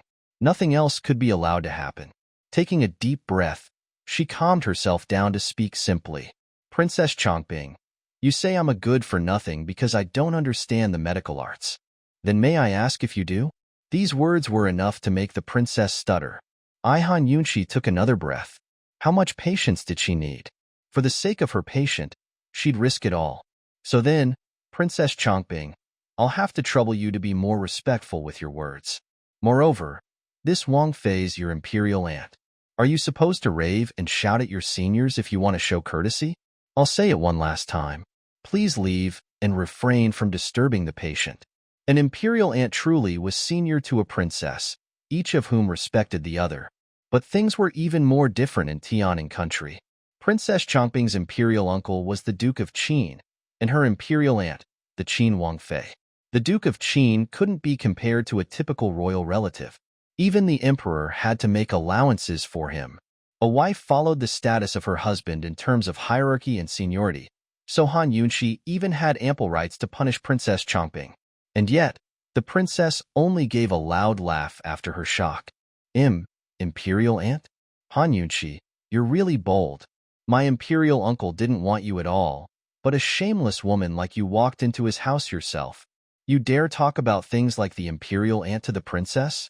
Before any of them could recover, Han Yunqi suddenly raised her arm and viciously slapped Princess Chongbing across the cheek. The paw of impact was loud and bright, insufferable and unbearable. Maybe a younger uncle could bear it, but not the imperial aunt. Against a person like Princess Chongbing, enduring things were useless, explaining things were worthless. If you could take action, forget about words. Han Yunqi had thoroughly exploded. Princess Chongbing was slapped silly for a moment, her exquisite white skin sporting a large red mark. Han Yunqi had really hit her hard. Around them both, even the Mu Luyue tucked away and hiding couldn't help but gaggle at the sight. Heavens, this woman Han Yunqi, she really dared. Very quickly, Princess Chongbing recovered and started wailing, her wild hands grabbing for Han Yunqi. You dared to slap the princess. Han Yunqi expertly caught Princess Chongbing's hands and gave her a stern rebuke. Enough. So young and already full of crude language. How did your mother raise you? What kind of mother was she? These words shocked Princess Chongbing. Heavens, this woman not only dared to hit her, but insult her mother too? Han Yunqi, you're monstrously audacious.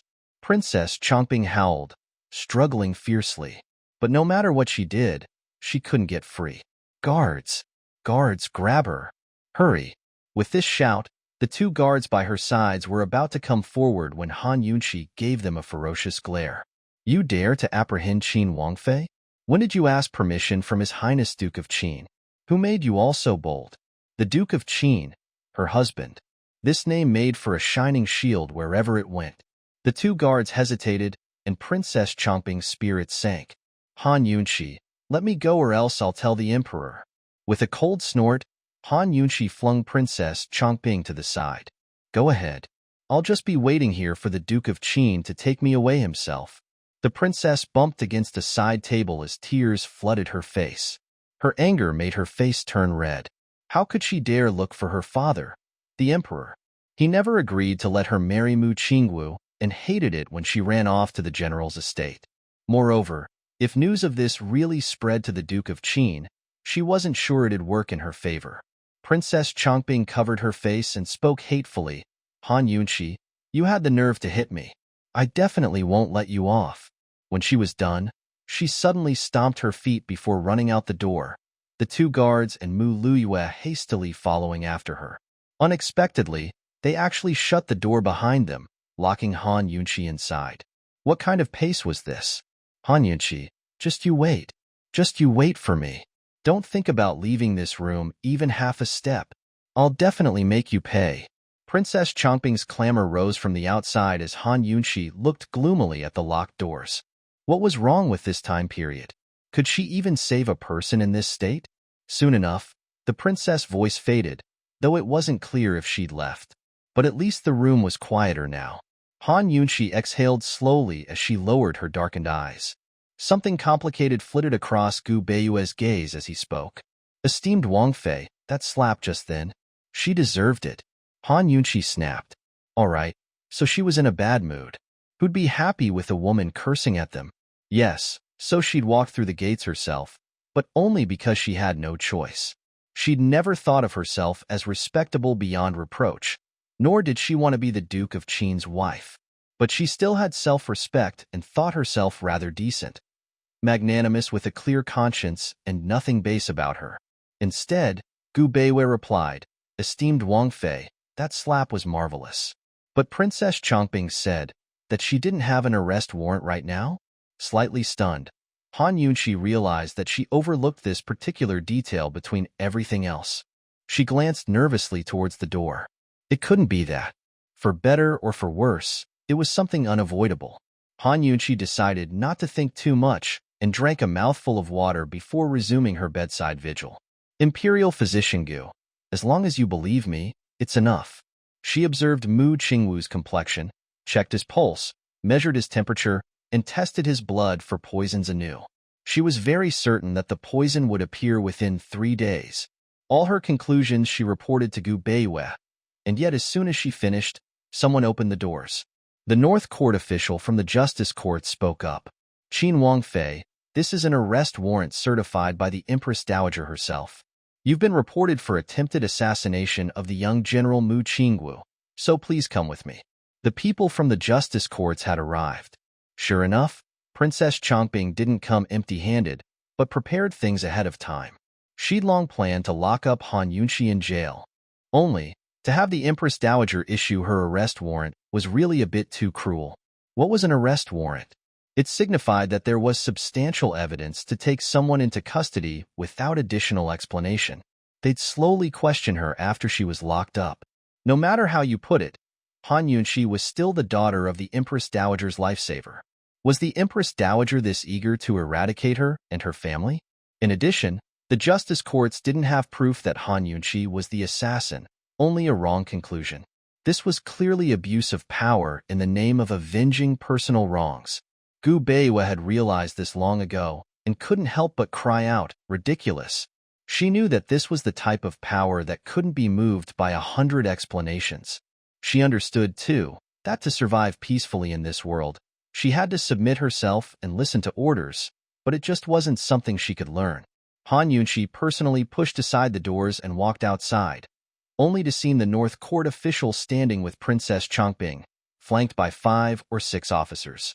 Ignoring the smug-looking princess, Han Yunxi gave the North Court official a cold look. May I ask the North Court official what crime this Wang Fei has committed? You've been reported for assassination attempts on the young General Mu Qingwu, lying and cheating the general's residence, and using treatment as an excuse to poison the young general, the North Court official stated in a loud voice, as if these things had really happened. A complete setup. North Court official, I can verify that the esteemed Wang Fei is innocent. I was involved in the diagnosis as well. Gu Beiwei was very much for upholding justice. The North Court official's reply was frigid. Nothing else needs to be said. This is the Empress Dowager's arrest warrant. She's very concerned about this matter, so you can save the words for the Justice Courts when you cooperate with us for the investigation. Those who want to give evidence can put them on record at the Justice Courts as well. North Court official. Gu Beiwei wanted to keep explaining, but the North Court official raised a hand to stop him. Imperial Physician Gu, it's no use saying more. As a servant of the Imperial House, you should clearly understand what an arrest warrant means. Gu Beiwei could only close his mouth and look at the taciturn Han Yunxi with her head bowed. His warm gaze was filled with distress. What kind of crime did this woman commit in trying to save a life? Seeing the disappointment in Han Yunxi's eyes, Princess Chongping and Mu Luiyue felt exceptionally smug. They waited to see her lose hope, throw a fit, and cry out for injustice. Princess Changbing and Mu Luiyue were waiting to see Han Yunxi make a joke out of herself. But she did no such thing. Raising her clear, calm eyes, Han Yunxi looked towards Gu Beiwei and the silent, brooding General Mu. General, Imperial Physician Gu, you both know the young general's condition. You should be very clear that my life and his are connected. Of course, Gu Beiwei understood what Han Yunxi meant. General Mu avoided her gaze and looked towards the side. Seeing this, Han Yunxi smiled faintly and turned towards the North Court official. North Court official, let's go. When she finished speaking, she turned to leave with a calm expression without any guards to prompt her. Han Yunxi actually. The crowd traded looks with each other, not expecting anything like this. Princess Changbing and Mu Luiyue wanted to attack her this way, but found themselves extremely disappointed. There wasn't any sense of joyful revenge in the proceedings. This woman was different, carrying a strength of character that none of the females in the capital possessed. Magnanimous and steady, she dared to act with the courage to take responsibility for her actions. Those who wanted to shame or strike her, could they do so that easily? Seeing no one following her, Han Yunxi paused in her steps and calmly turned around. What are you all spacing out for? Let's go. The North Court official and his men traded looks, each finding the situation inconceivable. It took them some time to recover. Seeing Han Yunxi's ramrod straight posture, the North Court official couldn't help but reveal an admiring look. He'd arrested plenty of offenders from the imperial family before, all of whom either cried or begged for mercy. This was the first time he'd seen such a proud woman. She wouldn't be defeated by any man. It was a pity that such a unique female had the luck to fall into the Empress Dowager's hands. Those who entered the courts of justice found it difficult to get back out. When she was taken away, Princess Changbing gave Gu Beiwei a side glance before speaking. General Mu, look at what kind of quack you've invited. Hurry up and chase him out. I've brought along a whole bunch of miracle doctors. As she spoke, her attendants brought over a few doctors, none of whom General Mu recognized. But he was worried over his son's condition and invited them all in, neglecting Gu Beiwei in the corner. Of course, Gu Beiwei understood the skills of the gathered doctors very well. If even he couldn't cure this situation, what chances did they have? Yet right now, neither General Mu nor Princess Changbing were open to listening to reason, so he hastily left. Only Han Yunxi could wake up Mu Qingwu again. But the only people who could get her out of the justice courts were from the Duke of Qin's residence. It wasn't that Gu Beiwei hadn't thought of reporting to the emperor directly, only that his position wasn't high enough to meet him on these matters. In addition, the emperor's position wasn't very clear on these things, either. With Mu Qingwu's situation at a critical state, if Han Yunxi wasn't present when the slow-acting poison reacted, his life might be in danger. At that time, General Mu and Princess Changbing would definitely accuse Han Yunxi for poisoning him in the first place. Deciding quickly, Gu Beiwei left the general's house for the Duke of Qin's estate, but found out that neither Grand Concubine Yi or the Duke of Qin were home. Miss Murong, did Grand Concubine Yi said where she was going? Gu Beiwei asked hurriedly. He knew it was difficult to ask after the Duke of Qin's matters, nor was Murong Wanru guaranteed to know them. But she should at least have news of the Grand Imperial Concubine, right? Murong Wanru hated it when others called her Miss Murong, but many people in the capital used this name. This two-character surname was a constant reminder that she was only an adopted daughter. No matter how much she despised it, she still hid it well. Her tender face only revealed an anxious expression. Only a new bride and she's gotten in so much trouble. If Mu Fei finds out, she'll definitely get mad. Not to mention, she doesn't even know any medical arts, so how could she? Miss Murong, Qin Wang Fei is innocent. Your servant here can bear witness to that. Only, Gu Beiwei explained the particulars of the situation to Murong Wanru. She didn't expect that this kindly imperial physician, Gu, could burn with impatience. Rumors had it that even when treating the emperor's illness, he could be coolly indifferent. Now she pretended to be angry. How could General Mu act this way? The situations reached all the way to the Empress Dowager? A person's life is at stake. So I asked Miss Murong to hurry with some people to find Grand Concubine Yi. It's harder to get out of the justice courts than go in. Gu Beiwei couldn't help but urge. This Miss Murong looked worried, but didn't make any move. Mu Fei doesn't like to be disturbed when she's resting. How about this? Imperial Physician Gu, you go find out more about the situation first while I find Mu Fei to come up with a plan. Murong Wanru finally spoke. Gu Beiyue nodded, finally exhaling in relief. He was worried about delaying Murong Wanru, and thus left in a hurry after paying his respects. Still, Murong Wanru made no immediate move to leave. She sat in the host's seat of honor in the receiving hall, lethargic and comfortable as her lips curved into a disdainful, sneering smile. Calm and composed, she swept a cocky glance over all the servants gathered in the hall, her appearance delicate as she raised her eyebrows coldly. Anyone who says a word about today will face the consequences. The servants all trembled as they kneeled to the floor. Miss, don't worry. Your servants understand. Murong Wanru would rather Han Yunqi never come back. So why would she seek out Grand Concubine Yi? When General Mu had charged in before, she'd fretted over losing the chance to sink Han Yunqi in a well and throw a rock after her body won. But now things were fine. This actually saved her a lot of trouble. She lazily stretched her back before going back to her room and getting in bed. After getting disturbed twice these few nights, she just wanted to make up for lost sleep. As of now, the skies were gradually getting brighter, and Han Yunqi had just arrived at the gates to the Justice Court's prison. The cells were already cold and gloomy, but the winter chill made them frighteningly cold. When she'd rushed out of the house, she hadn't worn much clothes to begin with. Just the walk to the prisons made her sneeze, and the deeper she went, the more she thought that this place was a giant freezer, making her shiver uncontrollably. Due to her special status, she was locked in a solitary cell with 3 walls facing the bars. It was relatively clean and could be considered livable. The prison doors shut with a clang as she went to the heated brick bed too for warmth. So cold, she feared cold the most. Thank goodness this bed was here. After huddling for a long while, her body gradually grew warmer.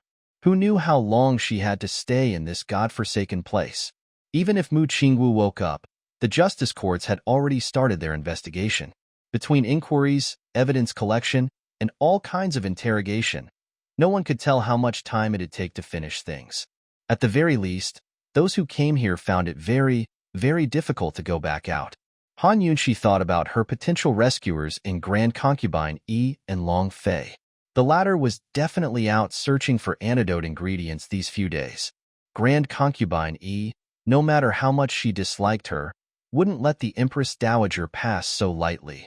The fact that the Empress Dowager had issued the arrest warrant was probably a way to match strength with Grand Concubine Yi. In the end, she was still too inexperienced. She should have expected that the Empress Dowager wouldn't forgive her for acting as loftily as Long Fei that day in the palace. The Empress Dowager originally wanted to use her as an ugly woman to humiliate Grand Concubine Yi, yet she turned out beautiful instead. Then she wanted to use the cloth for the drop of red on the marriage night to condemn the Han family, but Long Fei had helped out instead. Wouldn't the Empress Dowager loathe her to her very bones? As she thought, Han Yunqi couldn't help but shiver with cold. What a decline in fortunes to offend 2 of Tianing country's frightening women, Grand Concubine Yi and the Empress Dowager. All right, no matter what happened, she should uphold the title of Qin Wangfei before they declared her guilty of any charges. The justice courts wouldn't dare to torture her until she confessed. More or less, Han Yunqi felt relatively self-assured about her current situation. She was still more worried about Mu Qingwu. It was definite that he'd wake up within the next 3 days. But if the poison wasn't expelled by then, there would be big trouble. If Mu Qingwu died because of his poison, even Long Fei wouldn't be able to save her tiny life if he appeared. At this point, the young general's life and hers were tied together. 3 days. It could be as slow could be, or as fast as the blink of an eye. Gu Beiyue should visit the prisons, right? All her hopes rested with him. After a tiring day and night, Han Yunqi finally drifted off to sleep in the midst of her thoughts. Not too long afterwards, she was chilled awake from her legs down. No matter how she huddled up in the covers, she couldn't get warm. She discovered that the firewood beneath her brick-heated bed had long burned itself out, but there was no other wood in the cell. This was too much. Wrapping herself in the flimsy covers, Han Yunqi sneezed multiple times as she climbed off the bed to call for help. "Someone come. Is anyone there? Someone come." The night watch didn't reply, so Han Yunshi decided to throw around outright lies. "Help! There's an assassin." But no matter how or what she shouted, only echoes answered her cries. She exhaled and decided to stop wasting her energy, rubbing her hands constantly as she hopped in place to warm up. Most of the people who died in the justice court prisons never saw blood or injuries from tortures. Even without these methods, there were plenty of ways to cause an inmate to die from illness. Han Yunshi realized that she'd underestimated the darkness behind the justice courts. Just as she was hopping and jumping, there was the sound of footsteps and people hurrying over. She was about to turn around when a bucket of ice water came flying her way, drenching her from head to toe. The cold drilled through her skin down to her very bones and every corner of her 4 limbs, chilling her to a point where she froze in place. Outside the cell door, she saw Princess Chongping wrapped warmly in a cotton-padded jacket, face flushed with success as she grinned from ear to ear. The North Court official and a few water-carrying lackeys stood respectfully to one side.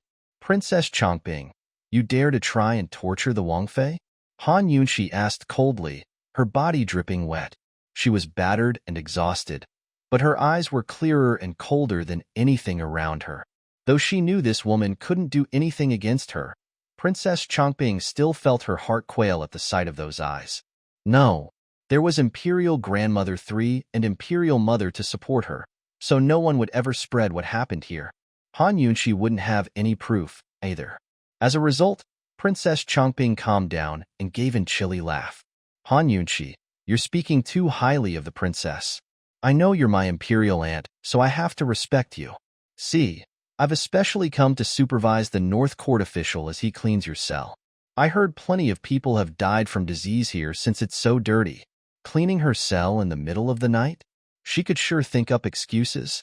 "There's no need," Han Yunshi declined, but the North Court official was already impatiently issuing orders. "Come, hurry up and clean out the place. Do you think you can take responsibility for treating Qin Wangfei unfairly?"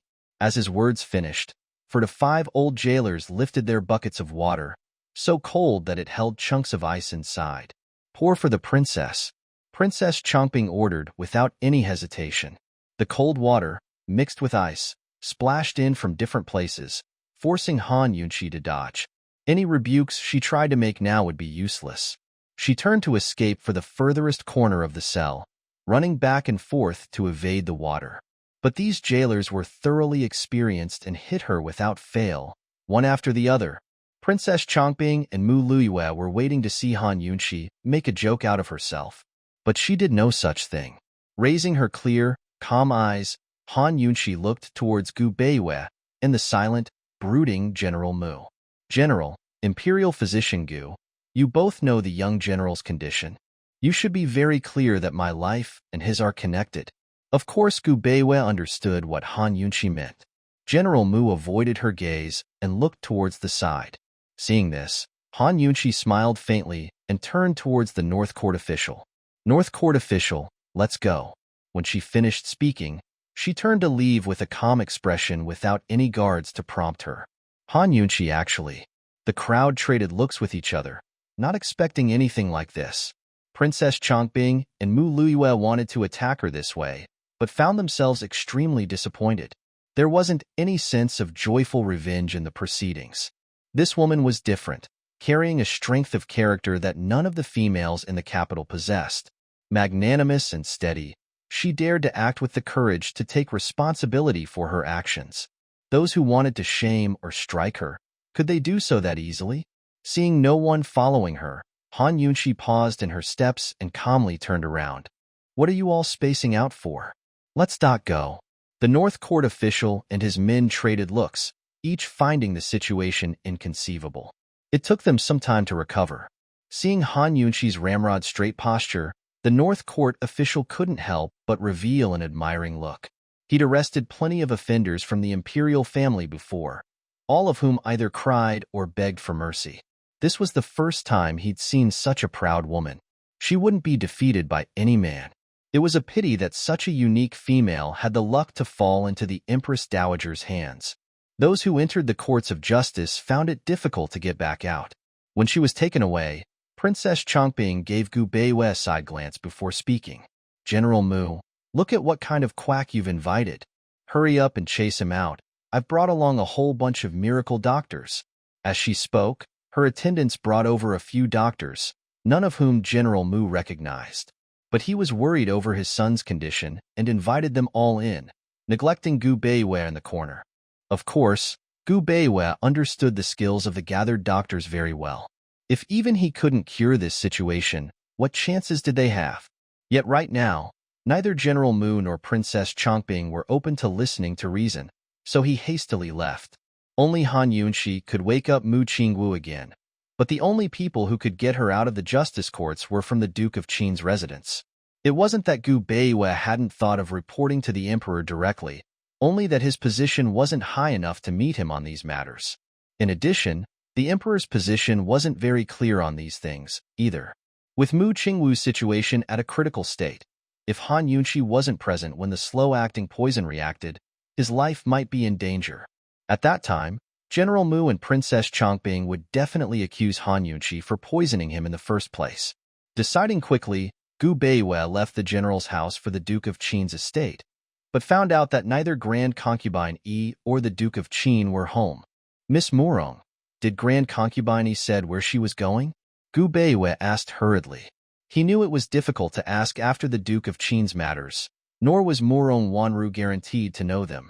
But she should at least have news of the Grand Imperial Concubine, right? Murong Wanru hated it when others called her Miss Murong, but many people in the capital used this name. This two-character surname was a constant reminder that she was only an adopted daughter. No matter how much she despised it, she still hid it well. Her tender face only revealed an anxious expression. Only a new bride and she's gotten in so much trouble. If Mu Fei finds out, she'll definitely get mad. Not to mention, she doesn't even know any medical arts, so how could she? Miss Murong, Qin Wang Fei is innocent. Your servant here can bear witness to that. Only. Gu Beiwei explained the particulars of the situation to Murong Wanru. She didn't expect that this kindly imperial physician, Gu, could burn with impatience.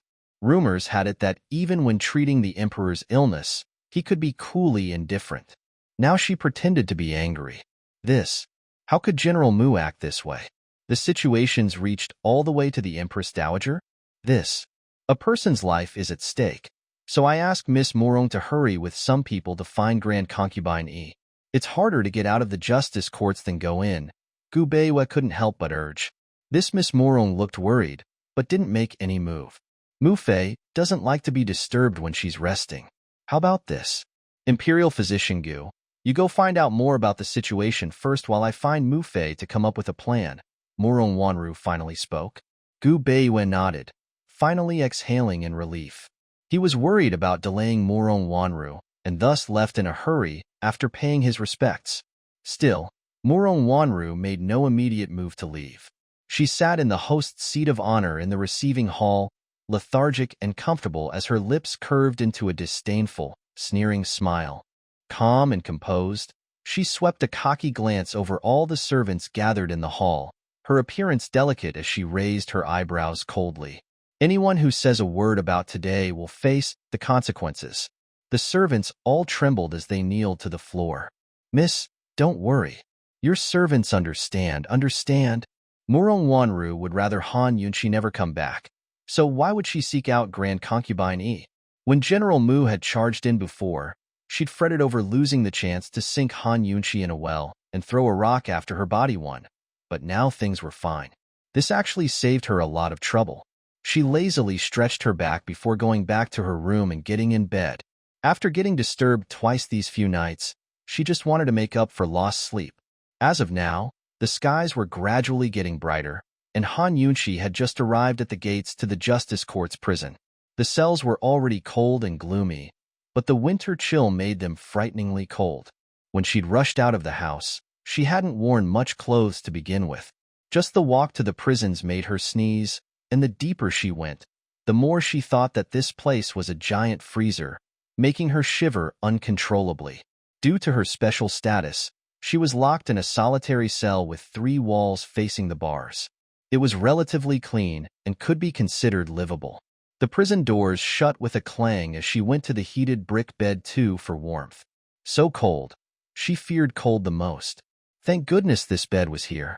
After huddling for a long while, her body gradually grew warmer. Who knew how long she had to stay in this godforsaken place? Even if Mu Qingwu woke up, the justice courts had already started their investigation. Between inquiries, evidence collection, and all kinds of interrogation, no one could tell how much time it'd take to finish things. At the very least, those who came here found it very, very difficult to go back out. Han Yunxi thought about her potential rescuers in Grand Concubine Yi and Long Fei. The latter was definitely out searching for antidote ingredients these few days. Grand Concubine Yi, no matter how much she disliked her, wouldn't let the Empress Dowager pass so lightly. The fact that the Empress Dowager had issued the arrest warrant was probably a way to match strength with Grand Concubine Yi. In the end, she was still too inexperienced. She should have expected that the Empress Dowager wouldn't forgive her for acting as loftily as Long Fei that day in the palace. The Empress Dowager originally wanted to use her as an ugly woman to humiliate Grand Concubine Yi, yet she turned out beautiful instead. Then she wanted to use the cloth for the drop of red on the marriage night to condemn the Han family, but Long Fei had helped out instead. Wouldn't the Empress Dowager loathe her to her very bones? As she thought, Han Yunxi couldn't help but shiver with cold. What a decline in fortunes to offend two of Tianing country's frightening women, Grand Concubine Yi and the Empress Dowager. All right, no matter what happened, she should uphold the title of Qin Wangfei before they declared her guilty of any charges. The justice courts wouldn't dare to torture her until she confessed. More or less, Han Yunxi felt relatively self-assured about her current situation. She was still more worried about Mu Qingwu. It was definite that he'd wake up within the next 3 days. But if the poison wasn't expelled by then, there would be big trouble. If Mu Qingwu died because of his poison, even Long Fei wouldn't be able to save her tiny life if he appeared. At this point, the young general's life and hers were tied together. 3 days. It could be as slow could be, or as fast as the blink of an eye. Gu Beiwei should visit the prisons, right? All her hopes rested with him. After a tiring day and night, Han Yunxi finally drifted off to sleep in the midst of her thoughts. Not too long afterwards, she was chilled awake from her legs down. No matter how she huddled up in the covers, she couldn't get warm. She discovered that the firewood beneath her brick-heated bed had long burned itself out, but there was no other wood in the cell. This was too much. Wrapping herself in the flimsy covers, Han Yunxi sneezed multiple times as she climbed off the bed to call for help. Someone come. Is anyone there? Someone come. The night watch didn't reply, so Han Yunxi decided to throw around outright lies. Help. There's an assassin. But no matter how or what she shouted, only echoes answered her cries. She exhaled and decided to stop wasting her energy, rubbing her hands constantly as she hopped in place to warm up. Most of the people who died in the justice court prisons never saw blood or injuries from tortures. Even without these methods, there were plenty of ways to cause an inmate to die from illness. Han Yunxi realized that she'd underestimated the darkness behind the justice courts. Just as she was hopping and jumping, there was the sound of footsteps and people hurrying over. She was about to turn around when a bucket of ice water came flying her way, drenching her from head to toe. The cold drilled through her skin down to her very bones and every corner of her 4 limbs, chilling her to a point where she froze in place.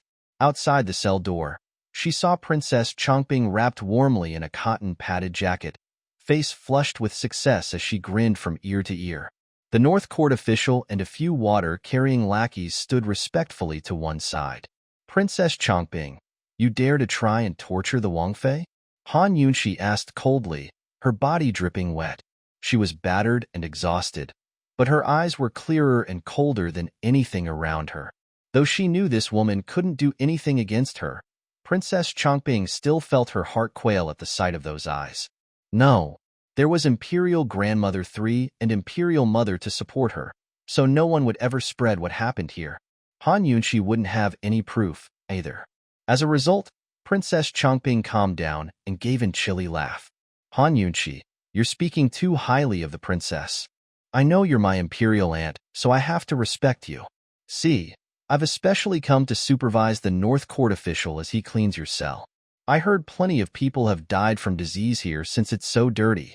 Cleaning her cell in the middle of the night? She could sure think up excuses. There's no need, Han Yunchi declined, but the North Court official was already impatiently issuing orders. Come, hurry up and clean out the place. Do you think you can take responsibility for treating Qin Wangfei unfairly? As his words finished, the 5 old jailers lifted their buckets of water, so cold that it held chunks of ice inside. Pour for the princess. Princess Chongping ordered without any hesitation. The cold water, mixed with ice, splashed in from different places, forcing Han Yunchi to dodge. Any rebukes she tried to make now would be useless. She turned to escape for the furthest corner of the cell, running back and forth to evade the water. But these jailers were thoroughly experienced and hit her without fail, one after the other. The jailers splashed her viciously with bucket after bucket of ice water.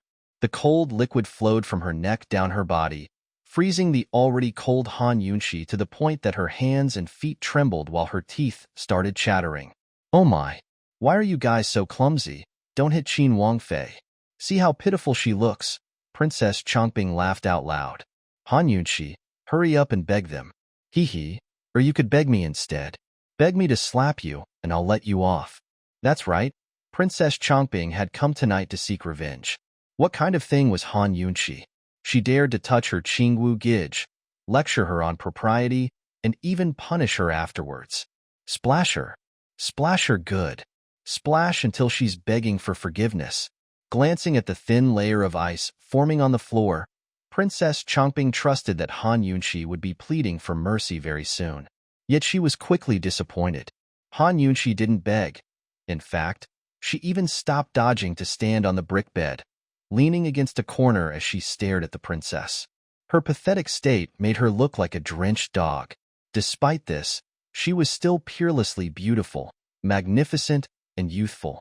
Those purple lips curved up in a slight smile, while those clear eyes filled with ridicule. Right at this moment, she was standing high up to stare down at Princess Chongping. What are you smiling about? Don't look. Princess Chongping was utterly discomfited. She was supposed to be toying with Han Yunchi, but why did it feel like the princess was the one being humiliated? Han Yunchi, don't look. Close your eyes.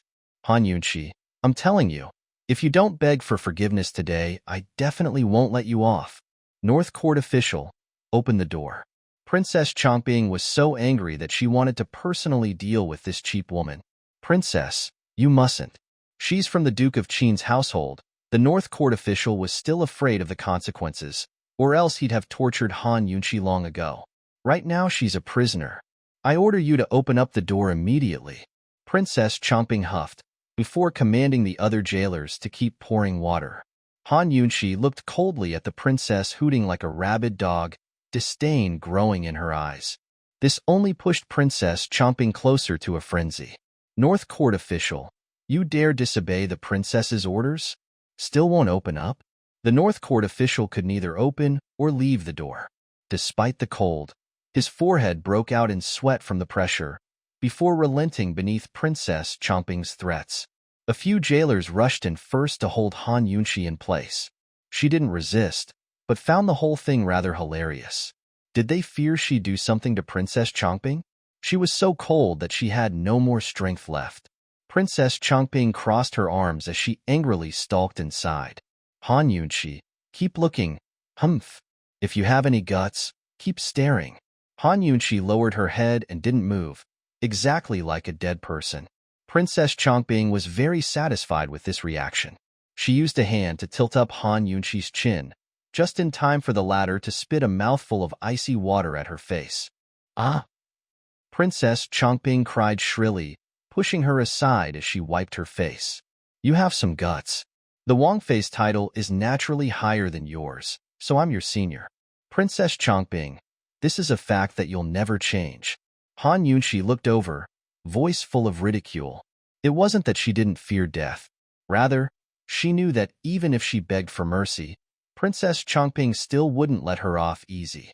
Begging forgiveness would just be adding to her humiliation, and playing to Princess Chongping's whims. When the princess wiped her face dry, she smeared her makeup in the process. That, combined with her malevolent expression, made her resemble a fierce tigress. Your senior, is it? Very good. Then this princess will serve you herself. As she spoke, she grabbed a bucket of water and dumped it over Han Yunqi's head, who shrank back as the cold immediately spread from her skull to her four limbs, feeling that her cells had been frozen solid. Everything in her mind turned blank white. But the nightmare had just begun. Very quickly, Princess Chongping picked up another bucket and poured it over her head again. More and more followed unchecked until all of the buckets had been emptied. The two jailers who'd been holding onto Han Yunqi had their fingers frozen stiff, to say nothing of Han Yunqi herself. Still, she kept her gaze on Princess Chongping like an ice sculpture, staring at her without moving. It seemed like she could see through Princess Chongping's heart and all her petty vanities, faults, and dirty, small-minded thoughts. This stare not only petrified the princess, but the surrounding jailers as well. When they released Han Yunqi, she toppled to the ground, her stiff body crashing loudly against the floor. Dead? The North Court official's heart gave a lurch as he placed a finger beneath her nose. Seeing that she was still breathing, he managed to recover his heartbeat. Princess Chongping looked at Han Yunqi's rigid body but felt no satisfaction from her revenge at all. Instead, there was a creeping sense of fear. She clearly knew that this woman couldn't act against her anymore, but still she was afraid. She didn't even dare to look at Han Yunqi's face again, but tried to bolster herself. Han Yunqi, serves you right for rampaging. I might as well tell you now. Even if Qingwu Gij wakes up, don't think of leaving the prison. You're definitely going to die. When she finished, Princess Chongping hastily turned to leave, but didn't take a few steps before she slipped and fell flat on her face. Ah! Her shrill cries were ear-splitting. The North Court official and his jailers quickly grabbed her arms to help her up with ashen, frightened faces. Princess Chongping started yelling as soon as she sat up. My waist. My waist. Don't touch it. My waist hurts so much. Princess, you haven't strained it, have you? The North Court official said in alarm. If she did, then it'd be difficult to recover.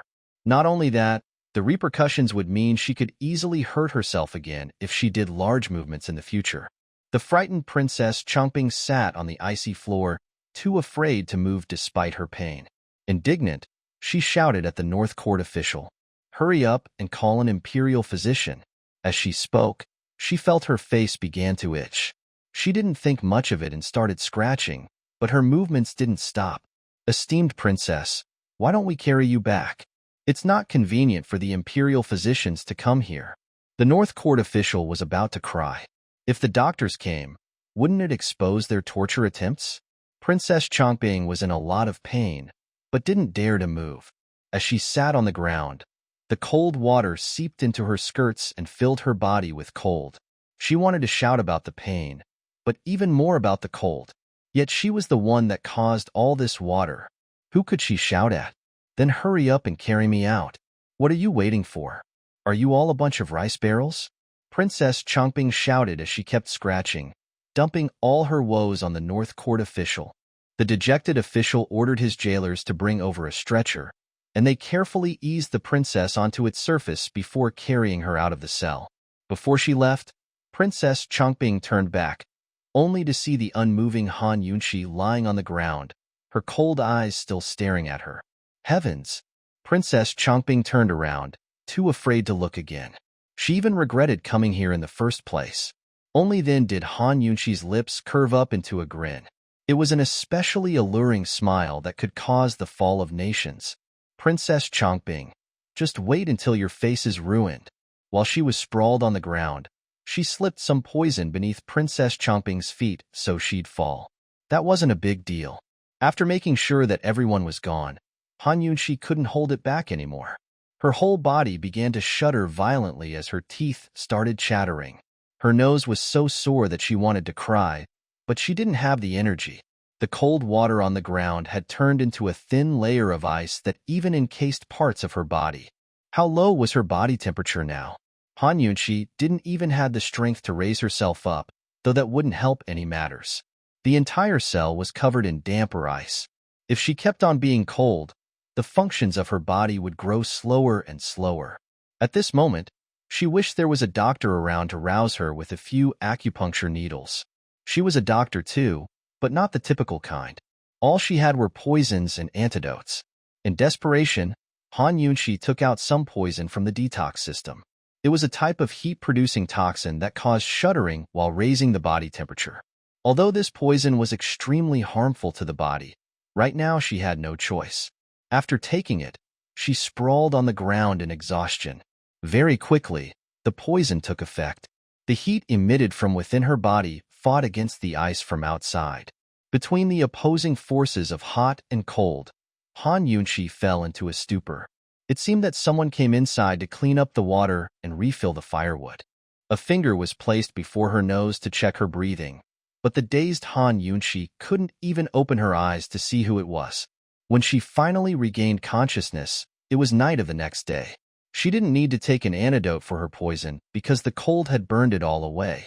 Although she escaped losing her life, she was now stuck shivering from cold again. Though she wanted to take the poison again, she knew better than anyone else that a second dose would definitely take her life. Looking around in a circle, Han Yunshi discovered that someone had swept the cell clean and removed all traces from last night. A warm fire was burning beneath the bed, and on the side were some hot dishes and a clean set of clothes. What was the meaning of this? Just as she was wondering, Gu Beiwei came to the cell door carrying items in his hands. So that was it. The North Court official was afraid of Gu Beiwei seeing evidence of torture, so he cleaned everything up to make things look fine on the surface. When the jailers leading the way left, Gu Beiwei hastily waved a hand at her. "Esteemed Wang Fei, come quickly." He quickly crouched down, carefully pouring soup from a container into a bowl before pushing it across the bars. "Esteemed Wang Fei, please drink this while it's hot. Your servant personally made this soup to dispel dampness and chill." Gu Beiwei was a very clean person. Dressed in white robes with a calm temperament, he seemed incompatible with the gloomy surroundings. Yet upon seeing him, Han Yunshi couldn't help but feel close. She walked over and looked at his sincere, concerned expression, then at the steam wafting from the bowl of soup, and felt her heart twist in discomfort. What happened last night had already passed, but she couldn't help but suddenly feel wronged. No matter how strong people were, didn't their hearts turn soft when others cared about them? Was it cold here? It wasn't just cold, but frigid enough to take a person's life, dispelling dampness and chill. How could one bowl of soup face off against last night's buckets of ice water? And yet, one word of friendship from this man had warmed her up. Ever since she was young, no one had said one caring word to her, much less make her soup to ward off the cold. The jailers splashed her viciously with bucket after bucket of ice water. The cold liquid flowed from her neck down her body, freezing the already cold Han Yunshi to the point that her hands and feet trembled while her teeth started chattering. "Oh my, why are you guys so clumsy? Don't hit Qin Wang Fei. See how pitiful she looks." Princess Chongping laughed out loud. "Han Yunshi, hurry up and beg them. Hee, or you could beg me instead. Beg me to slap you, and I'll let you off." That's right, Princess Chongping had come tonight to seek revenge. What kind of thing was Han Yunshi? She dared to touch her Qingwu Gij, lecture her on propriety, and even punish her afterwards. Splash her. Splash her good. Splash until she's begging for forgiveness. Glancing at the thin layer of ice forming on the floor, Princess Chongping trusted that Han Yunshi would be pleading for mercy very soon. Yet she was quickly disappointed. Han Yunshi didn't beg. In fact, she even stopped dodging to stand on the brick bed, leaning against a corner as she stared at the princess. Her pathetic state made her look like a drenched dog. Despite this, she was still peerlessly beautiful, magnificent, and youthful. Those purple lips curved up in a slight smile, while those clear eyes filled with ridicule. Right at this moment, she was standing high up to stare down at Princess Chongping. "What are you smiling about? Don't look." Princess Chongping was utterly discomfited. She was supposed to be toying with Han Yunshi, but why did it feel like the princess was the one being humiliated? "Han Yunshi, don't look. Close your eyes." "Han Yunshi, I'm telling you, if you don't beg for forgiveness today, I definitely won't let you off." North Court official, open the door. Princess Chongping was so angry that she wanted to personally deal with this cheap woman. Princess, you mustn't. She's from the Duke of Qin's household. The North Court official was still afraid of the consequences, or else he'd have tortured Han Yunqi long ago. Right now she's a prisoner. I order you to open up the door immediately. Princess Chongping huffed, before commanding the other jailers to keep pouring water. Han Yunqi looked coldly at the princess, hooting like a rabid dog, disdain growing in her eyes. This only pushed Princess Chongping closer to a frenzy. North Court official, you dare disobey the princess's orders? Still won't open up? The North Court official could neither open or leave the door. Despite the cold, his forehead broke out in sweat from the pressure, before relenting beneath Princess Chongping's threats. A few jailers rushed in first to hold Han Yunqi in place. She didn't resist, but found the whole thing rather hilarious. Did they fear she'd do something to Princess Chongping? She was so cold that she had no more strength left. Princess Chongping crossed her arms as she angrily stalked inside. Han Yunqi, keep looking. Humph. If you have any guts, keep staring. Han Yunqi lowered her head and didn't move, exactly like a dead person. Princess Chongping was very satisfied with this reaction. She used a hand to tilt up Han Yunqi's chin, just in time for the latter to spit a mouthful of icy water at her face. Ah! Princess Chongping cried shrilly, pushing her aside as she wiped her face. You have some guts. The Wangfei's title is naturally higher than yours, so I'm your senior. Princess Chongping, this is a fact that you'll never change. Han Yunqi looked over, voice full of ridicule. It wasn't that she didn't fear death. Rather, she knew that even if she begged for mercy, Princess Chongping still wouldn't let her off easy. Begging forgiveness would just be adding to her humiliation and playing to Princess Chongping's whims. When the princess wiped her face dry, she smeared her makeup in the process. That, combined with her malevolent expression, made her resemble a fierce tigress. Your senior, is it? Very good. Then this princess will serve you herself. As she spoke, she grabbed a bucket of water and dumped it over Han Yunqi's head, who shrank back as the cold immediately spread from her skull to her forelimbs, feeling that her cells had been frozen solid. Everything in her mind turned blank white, but the nightmare had just begun. Very quickly, Princess Chongping picked up another bucket and poured it over her head again. More and more followed unchecked until all of the buckets had been emptied. The two jailers who'd been holding onto Han Yunqi had their fingers frozen stiff, to say nothing of Han Yunqi herself. Still, she kept her gaze on Princess Chongping like an ice sculpture, staring at her without moving. It seemed like she could see through Princess Chongping's heart and all her petty vanities, faults, and dirty, small-minded thoughts. This stare not only petrified the princess, but the surrounding jailers as well. When they released Han Yunqi, she toppled to the ground, her stiff body crashing loudly against the floor. Dead? The North Court official's heart gave a lurch as he placed a finger beneath her nose. Seeing that she was still breathing, he managed to recover his heartbeat. Princess Chongping looked at Han Yunqi's rigid body but felt no satisfaction from her revenge at all. Instead, there was a creeping sense of fear.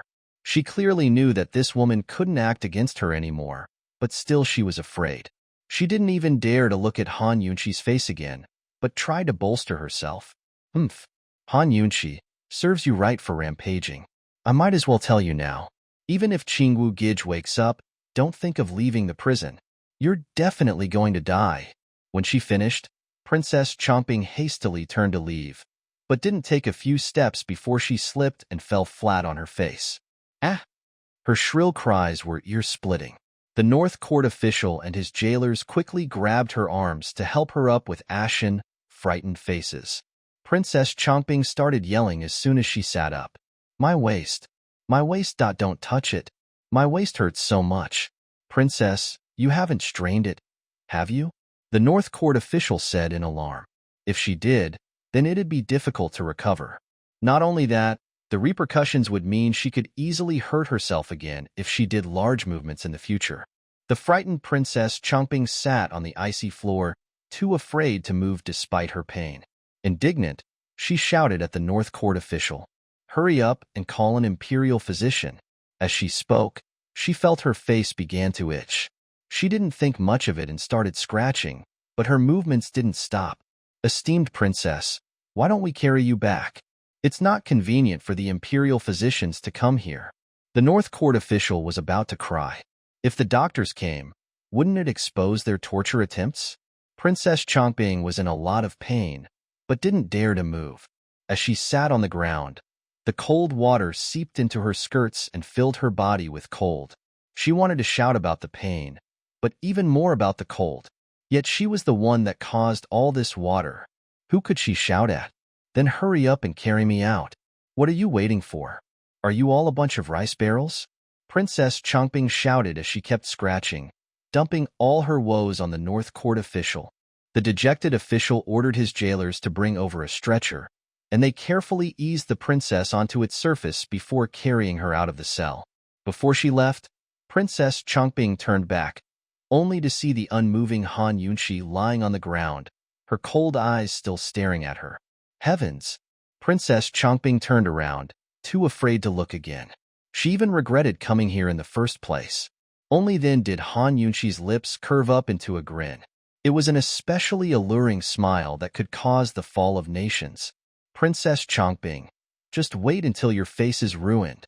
While she was sprawled on the ground, she slipped some poison beneath Princess Chongbing's feet so she'd fall.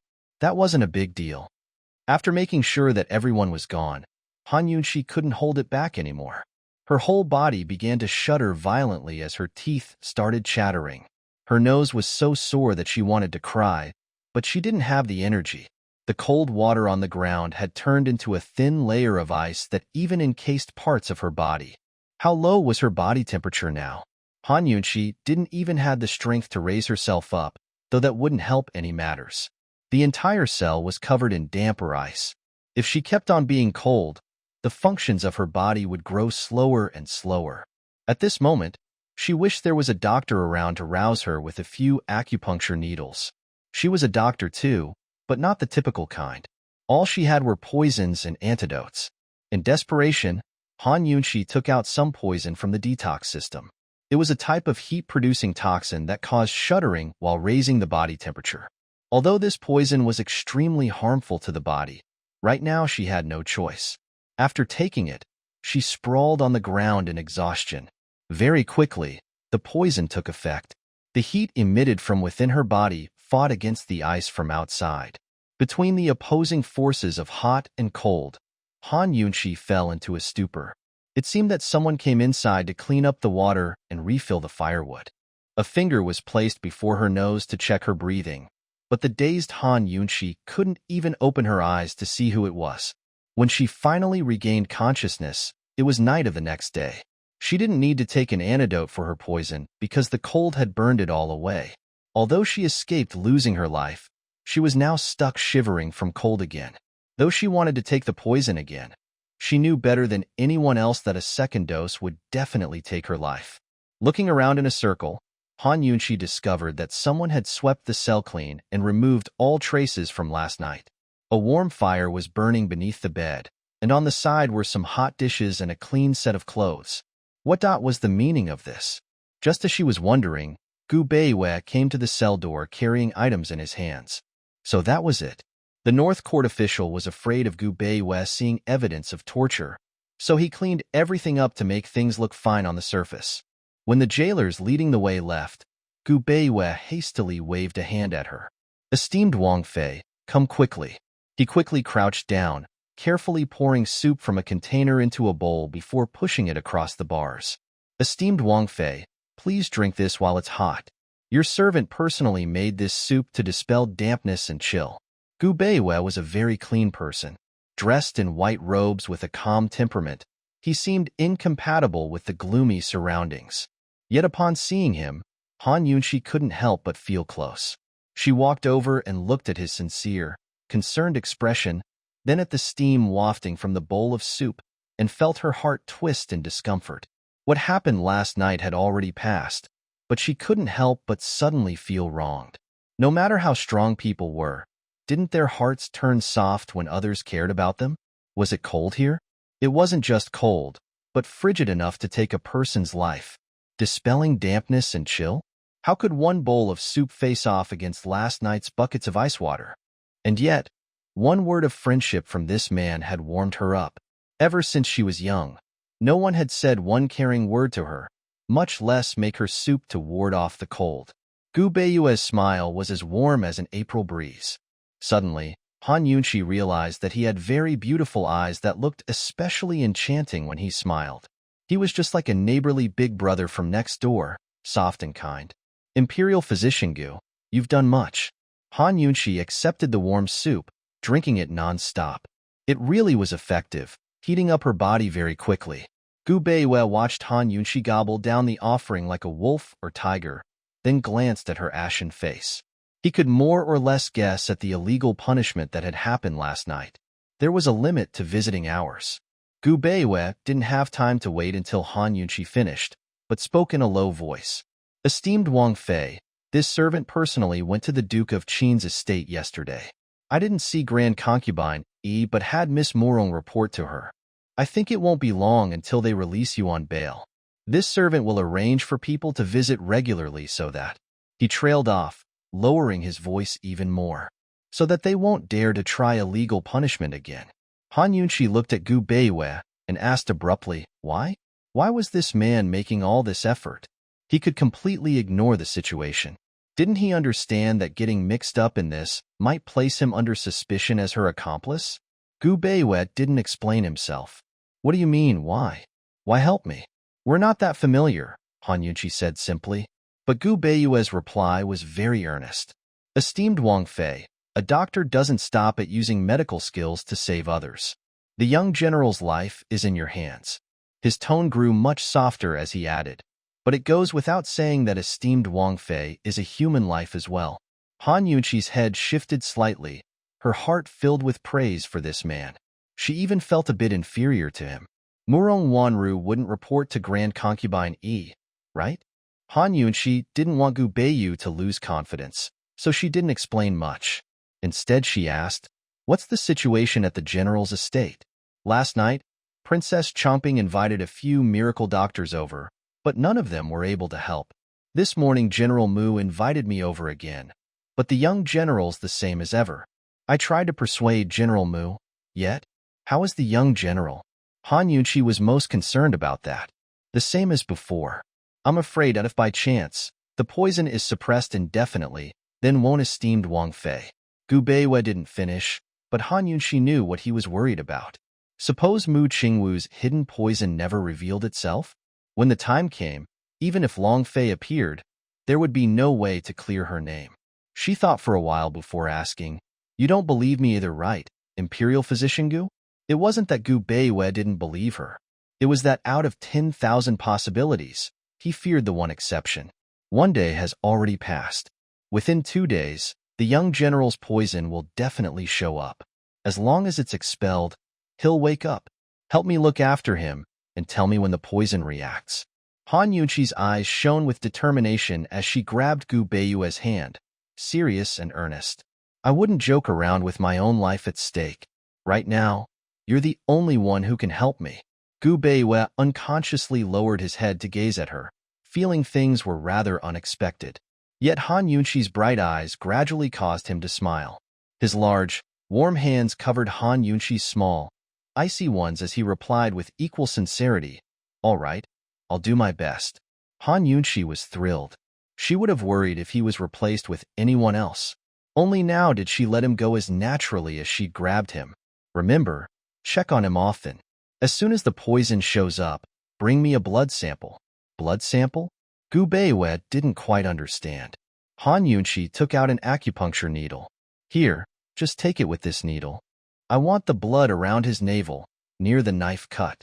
Gu Beiyue understood the principle of testing blood for poisons, but with no tools or ingredients, how was Han Yunqi to check for toxins? Seeing his hesitation, Han Yunqi only smiled. Imperial Physician Gu, there's only 2 days left. If I'm cleared of all my charges, I'll explain things to you. Gu Beiyue didn't expect Han Yunqi to still be grinning in this situation and admired her from the bottom of his heart.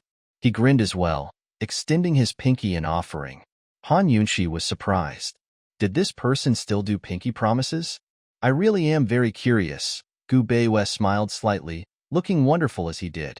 Han Yunqi hooked her pinky around his. All right, then it's settled. Looking at Han Yunqi, Gu Beiwei could only think that she was an enigma. This woman's medical skills might not be as formidable as Old Master Han, but she far surpassed her father's skills in treating poisons. Did the Han family know this?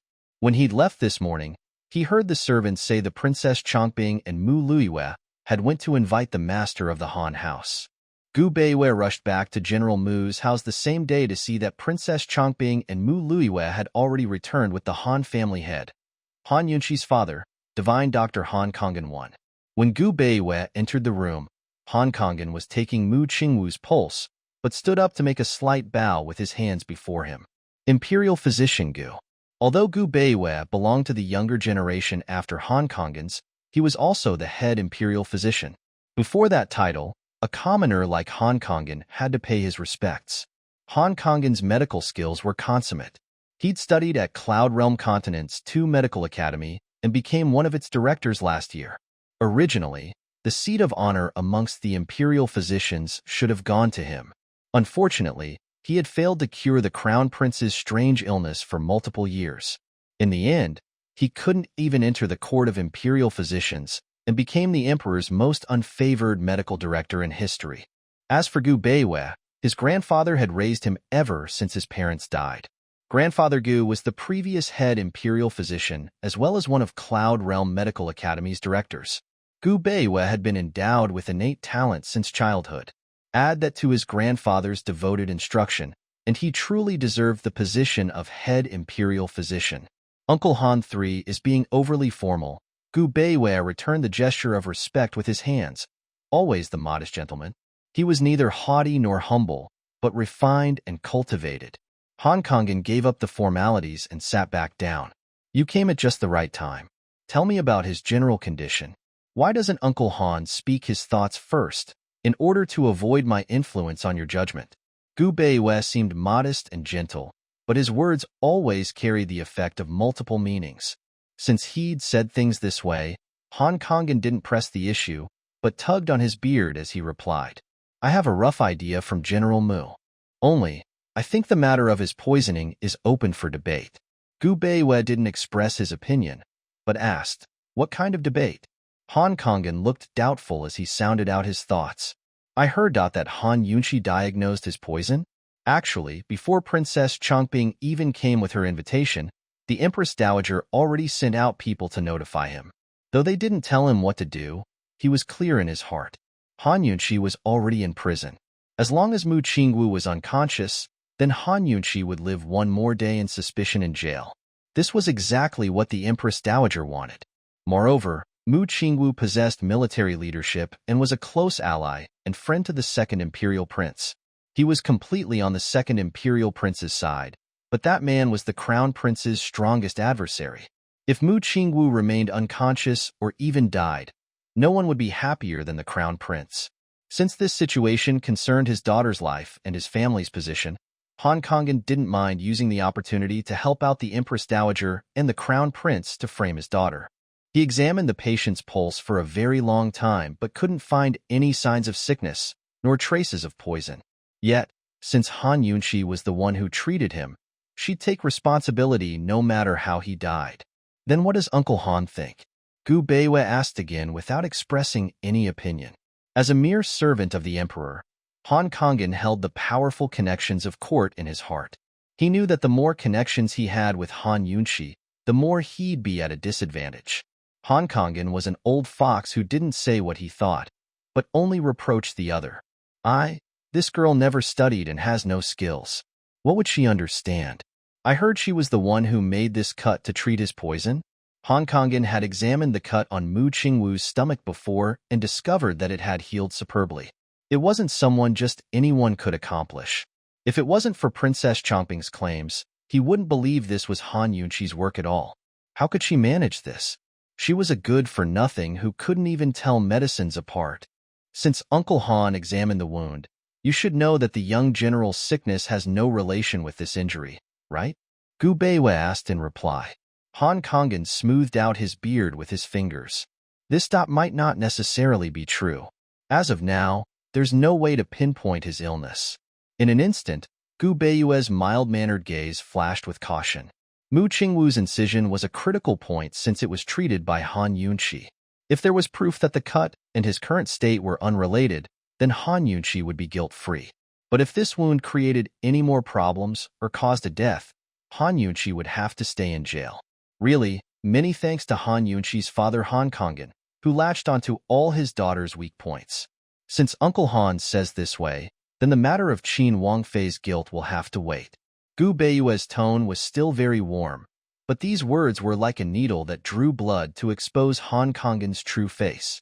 Gu Beiyue checked Mu Qingwu's injury, measured his pulse, and made sure Han Kangen hadn't fooled around with the patient before speaking. General Mu, it looks like Han Kangen's medical skills aren't only lacking, but incapable of curing the young general. Fortunately, the young general's condition is still within my grasp. Within these 2 days, he'll wake up. I'll keep watch over him until then. When the broody General Mu heard these words, he unexpectedly rose to his feet to yell, "Get out! All of you, scram! You're all useless trash."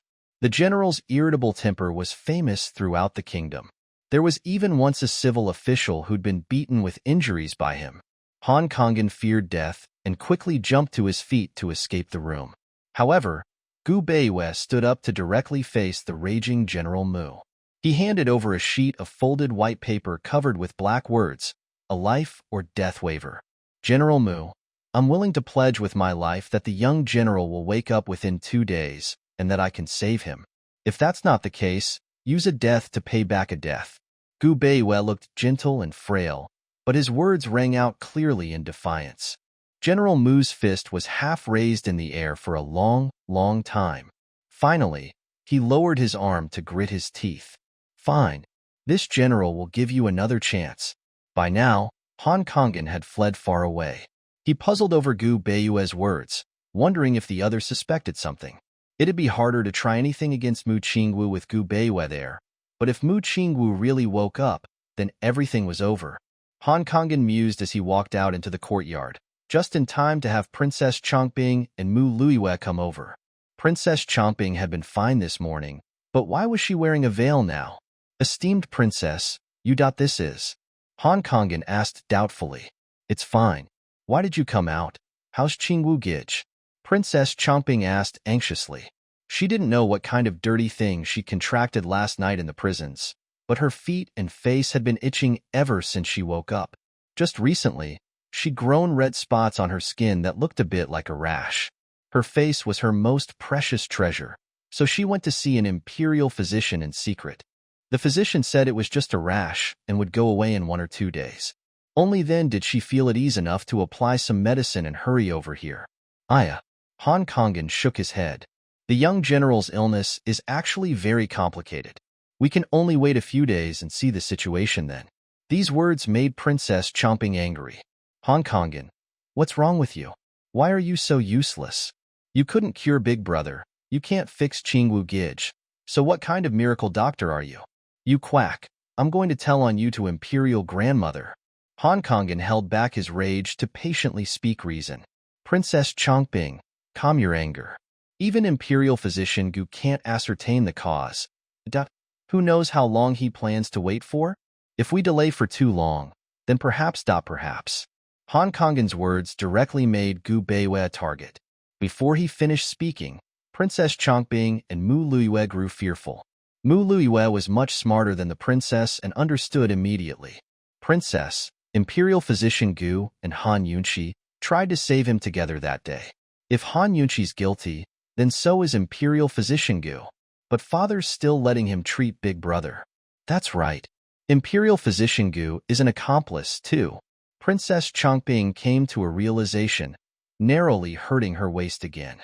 To be honest, her injury there hadn't healed yet. She rubbed her waist and cried, "I'll report him to the justice courts right now." Han Kangen shook his head.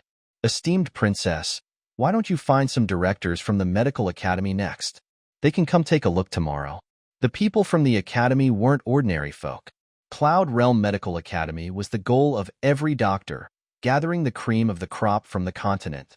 This was especially true for the directors at the academy who were over 100 years old. They were Cloud Realm Continent's medical experts. Princess Chongbing and Mu Luiyue were exceptionally pleased. Good, good, good. Then we'll wait for your good news. Big brother can definitely be saved. When that happens, I'll have father chase away Imperial Physician Gu. That's great. Luiyue, let's go. We have big things to do at the justice courts. Princess Chongbing was in excellent spirits, convinced that her Qingwu Gij would be fine. Mu Luiyue trailed after her like a tag-along. Neither of them stopped to think that the experts of the medical academy were formidable, but far from being gods. They'd held consultations on the crown prince's illness before, but he was still sick. Seeing them leave, Han Kongan put on a cold smile. There were plenty of incurable illnesses in this world. After he'd suffered the consequences related to the crown prince's illness, he'd never risk his head again. As long as they changed Gu Beiwei with someone else, even any imperial physician would do. Wasn't it easy to keep Mu Qingwu in a never-ending coma? Wasn't it simple to make sure he died? This time, he didn't even have to get involved in the mess himself. Han Yunxi. Ah, Han Yunxi. You killed your own mother and embarrassed the Han family before the Empress Dowager and the Duke of Qin's household. Now it's your turn to do something for the Han family's sake. How could Han Yunxi know the peril of her plight from prison? Since Gu Beiwei was sending people over periodically, the North Court official dared not torture her again after last night's scare. Yet someone unexpected showed up that afternoon. At that time, Han Yunxi was snuggled up on the bed, pinching her fingers to pass the time. Either tonight or tomorrow, Mu Qingwu's poison would show itself. As long as Gu Beiwei could get the blood to her promptly, she would still be able to write a prescription to save his life, even without the ingredients on hand. She waited and waited, wondering when Gu Beiwei would come. It was at this moment that a jailer walked over, who knew what he'd told the guards at the entrance, but all the other jailers had left. Han Yunxi looked at him with a raised eyebrow, but didn't pay him any attention. In spite of that, the jailer suddenly opened the door to her cell and walked inside. Whatever you called it, Han Yunxi was still an important criminal. Could a mere jailer just come in? She saw that he was about 50 years old with a kindly face. He nervously looked around to make sure no one was coming before walking quickly to Han Yunxi, who gave him a guarded look but didn't speak. Unexpectedly, the jailer fell to his knees with a thump as soon as he drew near. Young benefactor. Young benefactor. This old man finally has the chance to meet you. I thought I'd never get the chance to see you in this life. Han Yunxi could completely recall this body's previous memories. The original owner was a woman who neither left the main gates nor entered the inner courtyards of her house. She was a useless good-for-nothing who was bullied every day and never did anything significant, harmful, or helpful. Elder, please stand up if you have anything to say. Han Yunxi got off the bed to help him up, but the old man was too moved to stir. Young benefactor, you probably don't know who I am, but I know you. You're Lady Tianxin's daughter, aren't you? Who married the Duke of Qin as Qin Wangfei. Lady Tianxin. Although Han Yunxi had only inherited the previous memories of this body, she still felt a very real warmth towards this name in her heart. Lady Tianxin was her mother, a skilled medical practitioner who was a true doctor and benevolent woman. To give birth to her, she had died in labor. Young benefactor, your mother was the lifesaver of my entire family. At the end of the 12th month of one lunar year, in the western outskirts by the Luo River village, a pestilence broke out. My entire family fell ill with the disease, but your mother cured us all. Otherwise, we'd all have been burned to death. As the jailer spoke, he kneeled down again, voice choked with sobs. Why do good people always have short lives? This old man didn't even pay back her kindness before Lady Tianxin passed away. The old jailer looked genuinely saddened as he ended up in tears. Elder, doctors exist to help society. That was my mother's duty while she lived. You don't need to take it to heart, but just live well. That will be the best way to repay my mother, Han Yunxi urged, wanting to help the jailer up again. But he refused. Young benefactor, this old man came today to repay that kindness. Young benefactor, I can't just watch you die in this prison. These words surprised Han Yunxi. Die here? The jailer nervously looked behind him to check that the coast was clear, before grasping Han Yunxi's hand to speak in a low voice. Young benefactor, I've long wanted to see you when you came in. But it was only last night that my shift rolled around. I secretly overheard the North Court official said that the people upstairs wanted your life. I know, Han Yunchi said, throwing off his hand with a smile. Too many people up there wanted her dead. But the old jailer only grew more anxious. Young benefactor, it was the Empress Dowager who wanted your life. They're going to kill young General Mu and give you the death sentence. Seeing that Han Yunchi didn't have much of a reaction, he quickly added, Young benefactor, you don't know. But the young General Mu is one of the second Imperial Prince's people. The Empress Dowager wants to seize this chance to eliminate the young general for the Crown Prince's sake. Hearing these words, Han Yunchi felt astonished, not at the Empress Dowager's intention, but at the fact that a mere jailer could know this much. The agitated jailer purposely ran to the cell doors to see that no one was around before hurrying back to speak some more. Young benefactor, consider me your servant tonight. I've already bribed all the others here. There's a secret passage I know of where you can follow me out. Don't just stay here and wait foolishly. I've heard them say that when the young general dies tomorrow, they'll kill you immediately and say you committed suicide to escape punishment. You're not letting me go? Han Yunchi asked in disbelief. That's right. Let's slip away while it's still night out. Young benefactor, I've already prepared the carriage for your escape, so try to run as far away as you can. Never come back here again, the jailer said sincerely. If I run off, wouldn't that count as a fugitive trying to dodge her crimes? How would I ever explain myself clearly in this lifetime? Han Yunchi asked again. Apologies, but she'd been an orphan since childhood. She was used to social snobbery and fickle-minded people. For her to easily believe a stranger was impossible. Moreover, if she really ran away, then she'd be admitting that she was wrong. That was the greatest source of shame for a doctor. Looking at it from another perspective, she didn't believe that the Empress Dowager would kill off Mu Qingwu so easily. Did this jailer really think that she was the Han Yunchi of before, who knew nothing of the world or its experiences? Young benefactor, you can't attend to things like guilt and crimes right now. It's more important to save your own life. The jailer was very anxious. If I go, what will happen to you? Things that implicate others, I can't do. Han Yunchi placed particular emphasis on the implicate, and the jailer's gaze turned evasive in response. Yet his words were still earnest and sincere. Young benefactor, this old man's life isn't worth any money. Lady Tianxin saved my entire family. If I can repay her with this life of mine, then it'll still be enough. The jailer's eyes were brimming with tears as he grew more agitated. But Han Yunchi's words were unexpectedly cold. Why should I believe you? In an instant, the old jailer was at a loss for words. Young benefactor, you, this, I. As if afraid of being found out, the jailer equivocated for a while without being able to explain anything. Han Yunchi's lips curved into an icy smile as certainty reached her heart. Elder, you're quite old and can't pull this off. Just leave.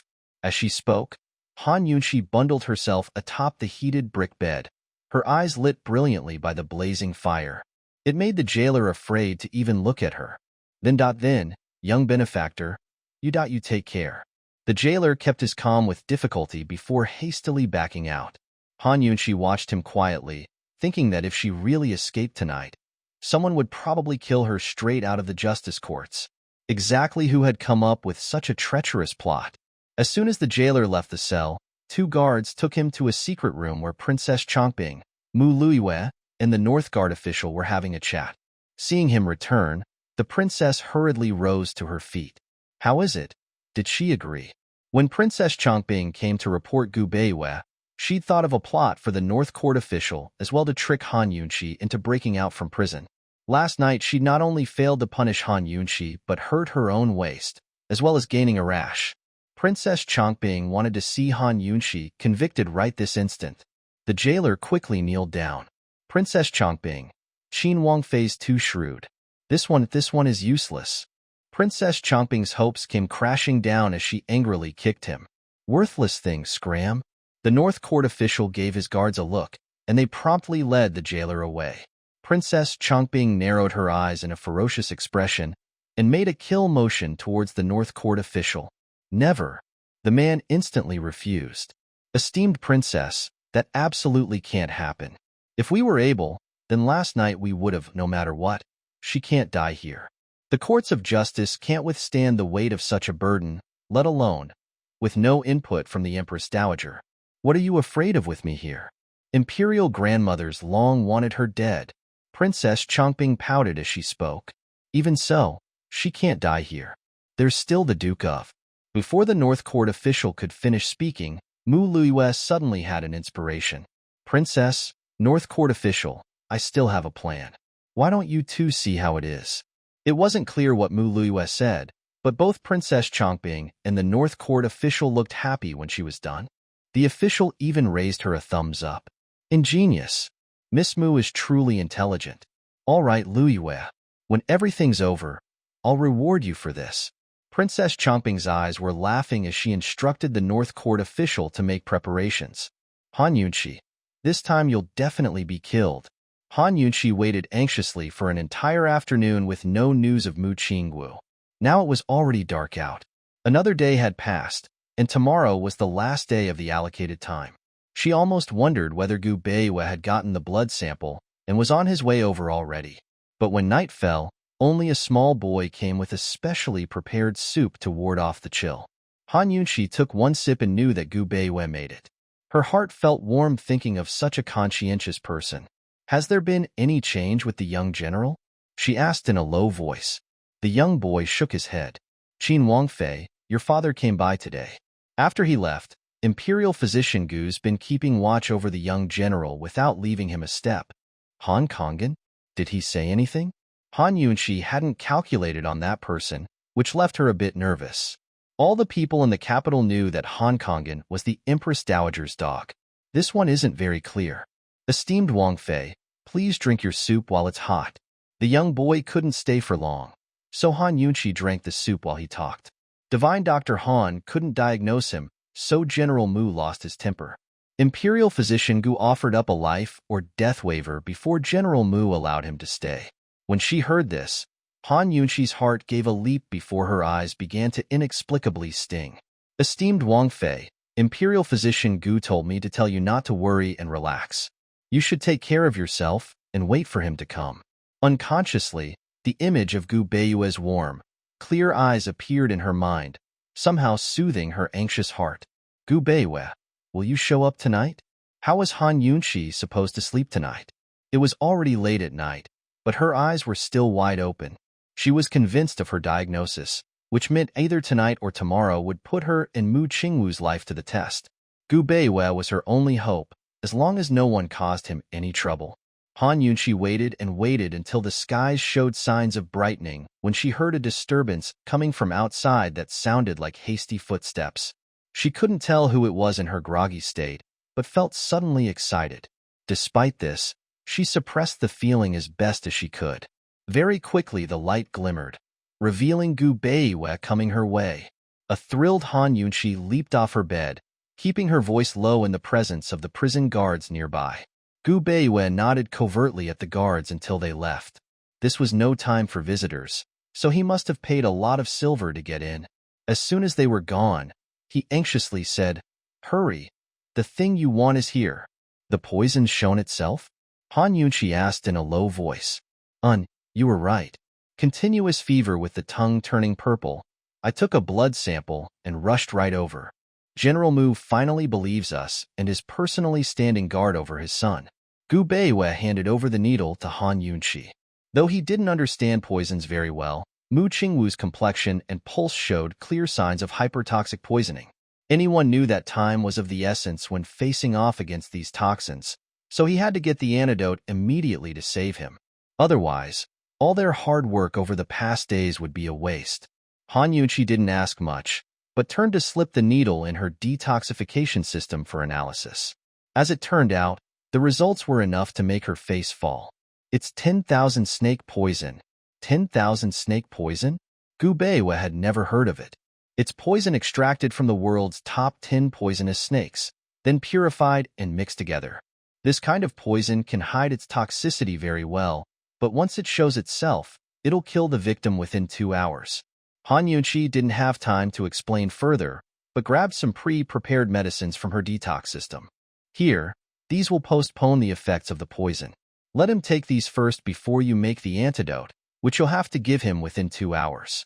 Otherwise, there was no need to say any more as she hastily told Gu Beiwe the prescription and let him go. Actually, she could treat the poison directly with acupuncture needles if she was there. But she was stuck, so feeding medicine was the only method left. Fortunately, the ingredients needed for the antidote were easy to find for Gu Beiwe. It took a while to travel from the justice courts to General Mu's house and even more time to boil the medicine, so they were really racing against the clock to save a life. If they made it, then everything would be well. If they failed, then 2 lives would be lost. Gu Beiwe was anxious to begin with, but hearing Han Yunshi describe the situation thusly made him rush out without even saying goodbye. But he'd only ran a few steps before the North Court official personally brought over some guards to surround him. Imperial Physician Gu, it's the middle of the night, but you were here the whole time. No wonder I couldn't find you at home. Gu Beiwe kept a tranquil countenance despite burning with impatience. I can't imagine what the North Court official needs my presence for. And yet the official raised a hand for his guards to move forward and grab Gu Beiwe. He's A2 of the Northern Court. What do you mean by this? Gu Beiwe asked coldly. You harmed Mu Qingwu with a wrong diagnosis, so I suspect that you've been collaborating with Han Yunshi. You'll be kept under arrest until trial, the North Court official loudly proclaimed. It was enough for Han Yunshi to overhear from her own cell, making her angry enough to kick the walls. Were these people doing it on purpose? North Court official, who gave you the right? You dare to imprison the Emperor's personal physician as well? Gu Beiwe was unmoved, but his eyes were stern.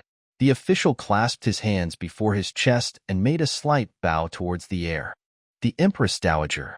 And the proof? He's of the Northern Court. General Mu already believes me. I'm going back now to treat the young general, so if you dare imprison me, be prepared to face the consequences. At last, the mild-mannered Gu Beiwe had lost his temper. Both Mu Qingwu and Han Yunshi's lives were in his hands. What nonsense.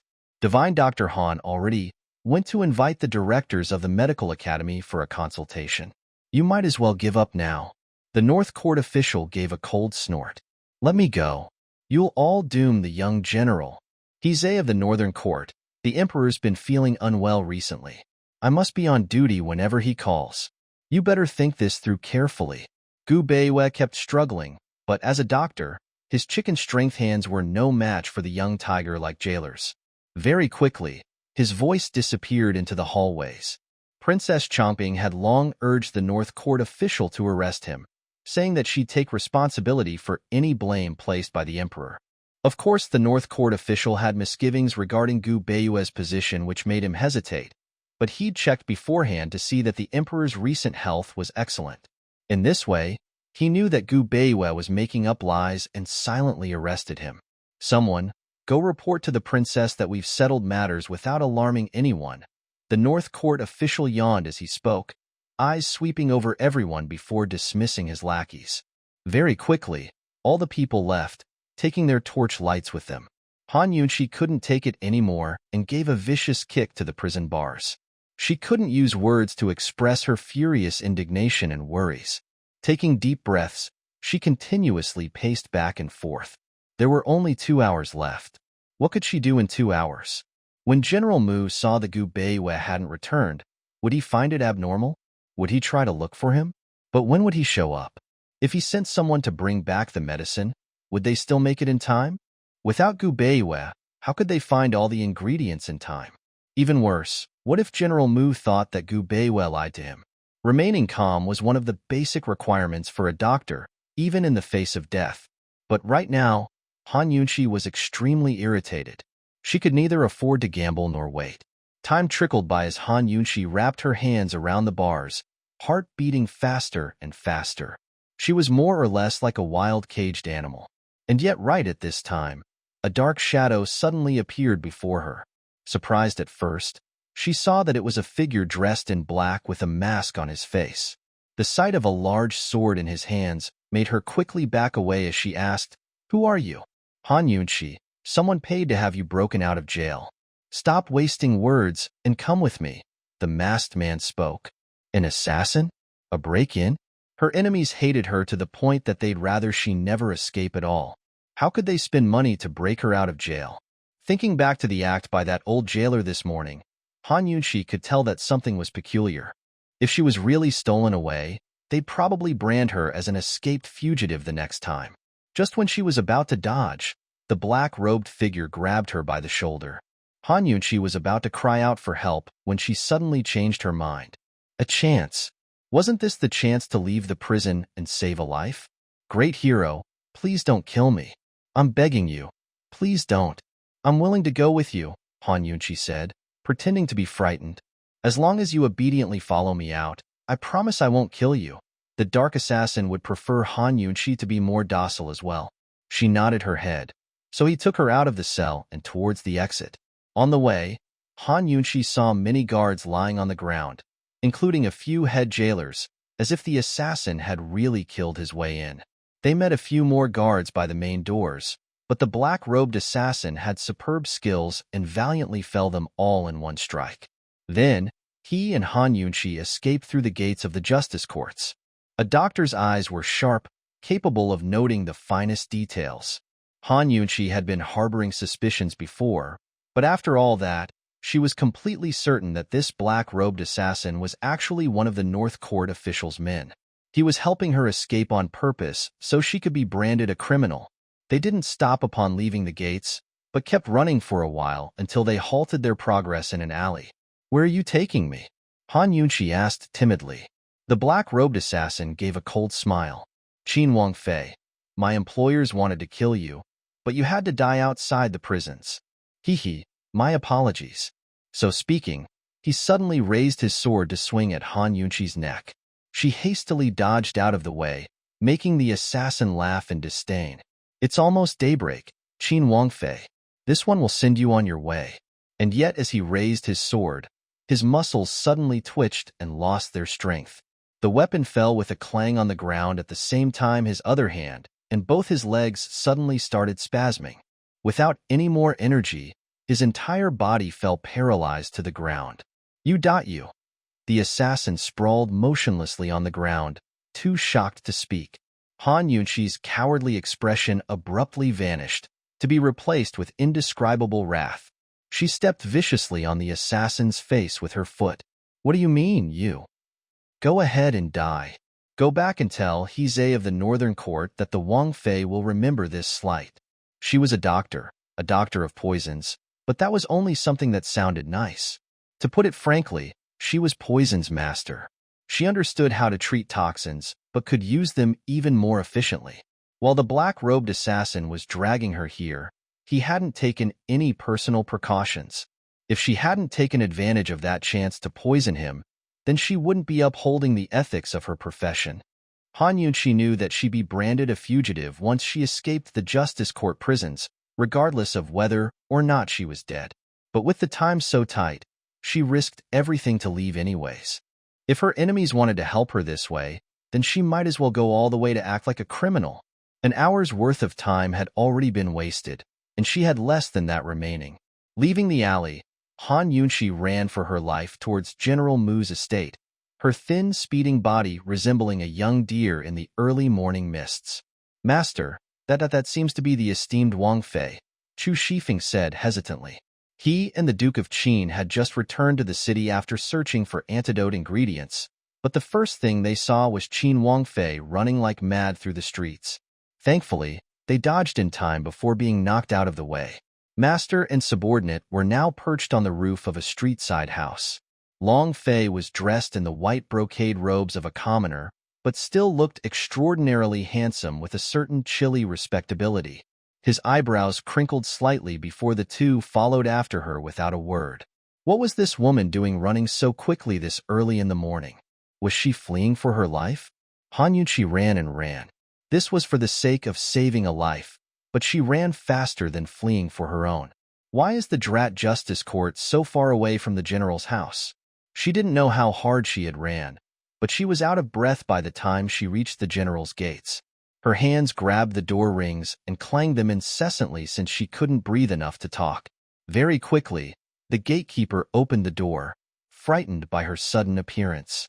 "Qin Wangfei, why is it you? Where's Imperial Physician Gu? Hurry, I." Han Yunqi was still gasping for breath. Since she couldn't speak, she gave up trying at all and pushed open the door to rush inside. Right then, a shrill cry sounded from behind her. Han Yunqi, why are you here? Stop right there. Wasn't this voice none other than Princess Chongping? Han Yunqi paused in her steps but didn't look back. Instead, she ran further inside, stirring up Princess Chongping. Someone, chase after her. Han Yunqi's broken out from prison. A few of her attendants hastily rushed forward, followed by Princess Chongping herself. She just received news from the North Court official that Gu Beiwei had been locked up and went to look for Divine Dr. Han.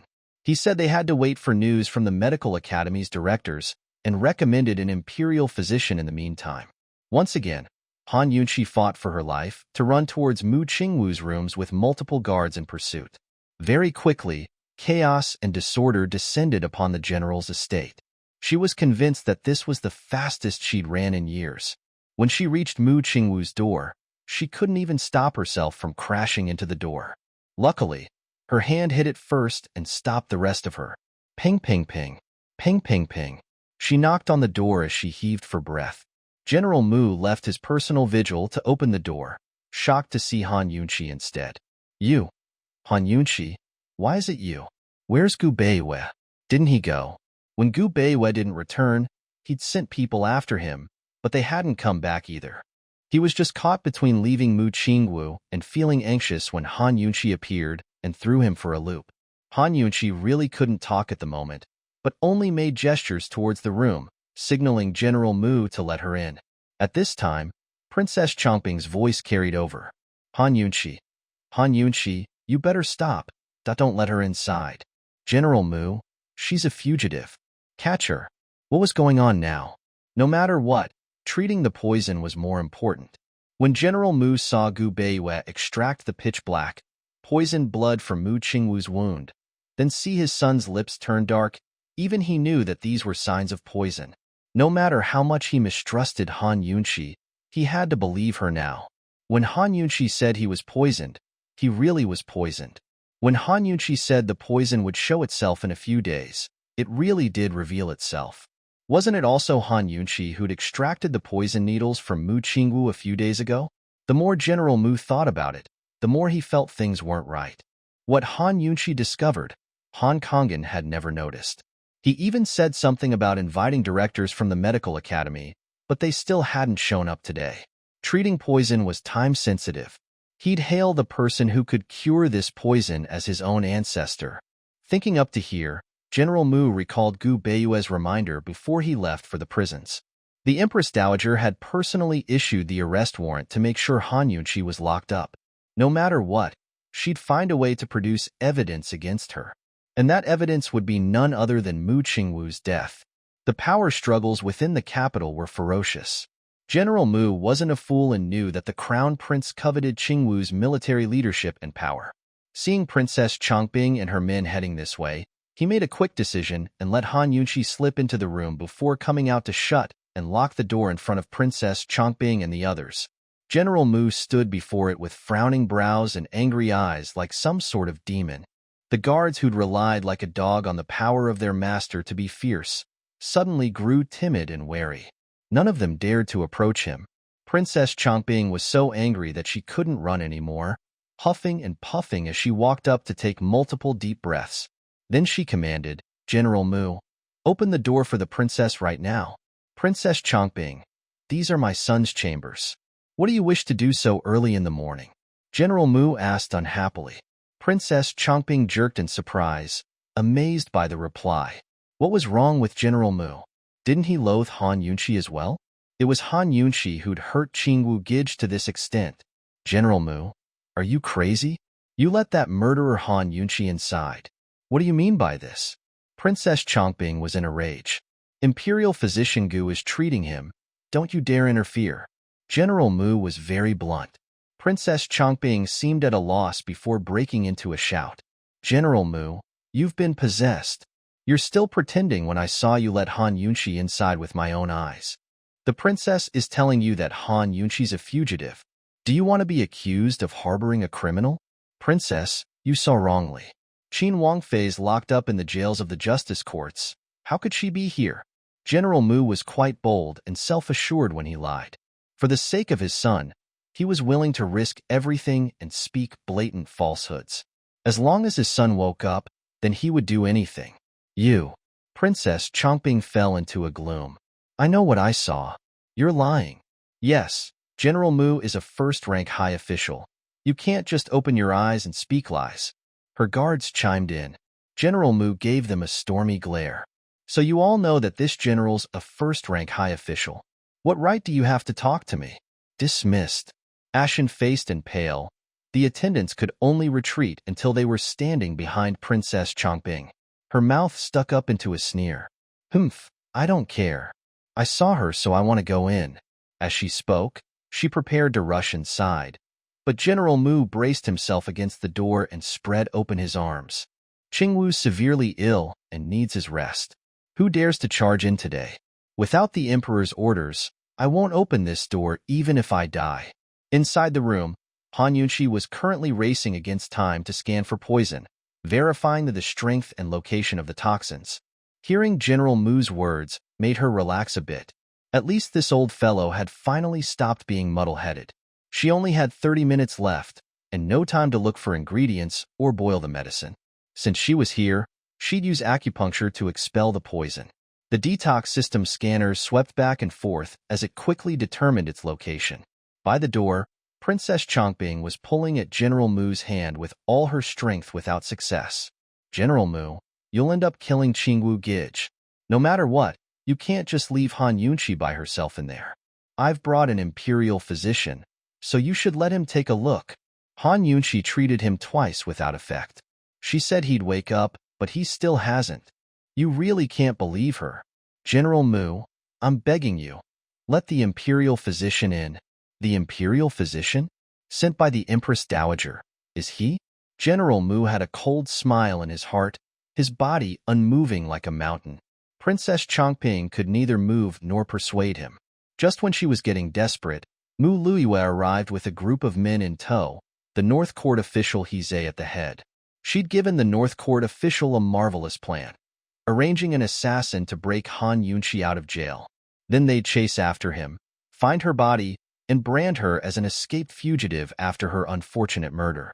Nobody expected such a weak woman to escape from the assassin herself.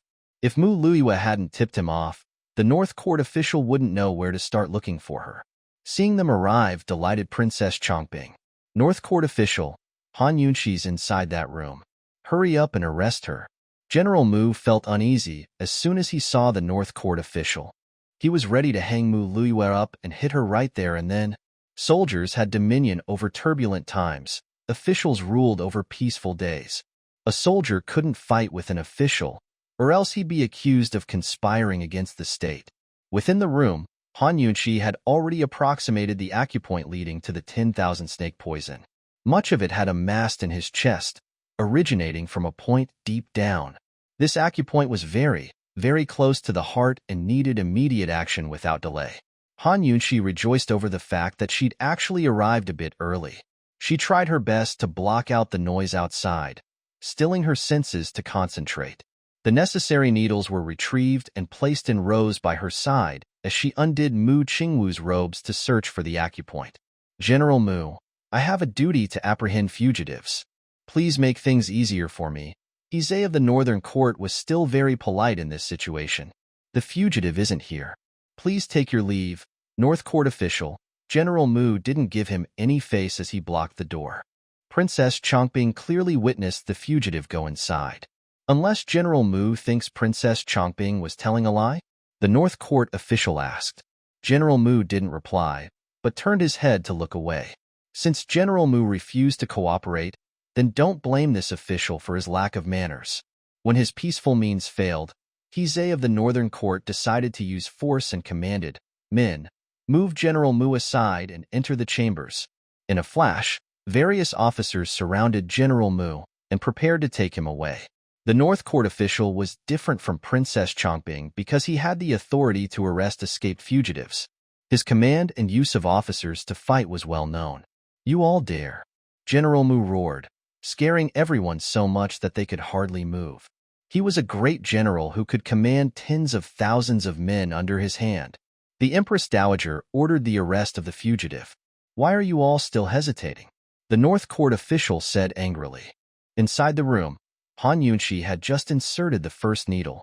Although she didn't want to, she could still hear the argument happening outside.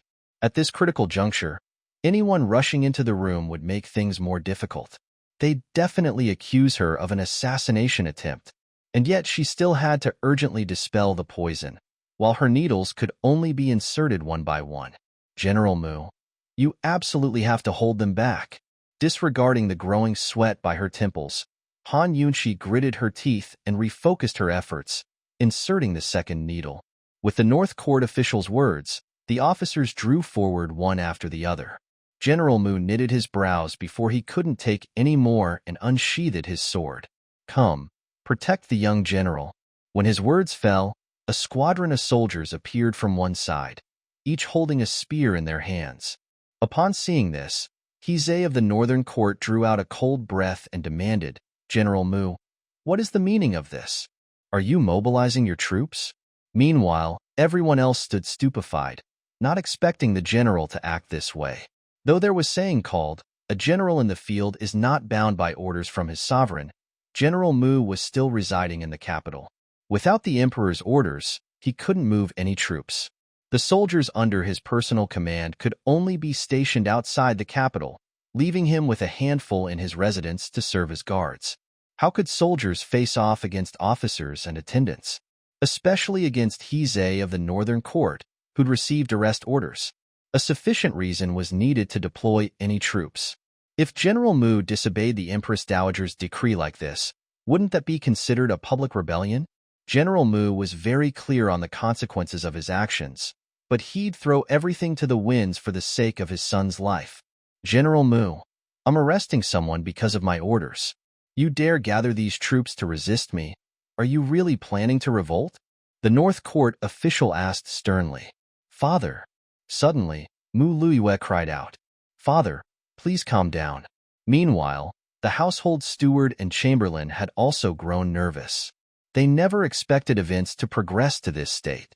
Even if it was for the young general's sake, the old general calling out troops for his son like this would only be pretext for gossip.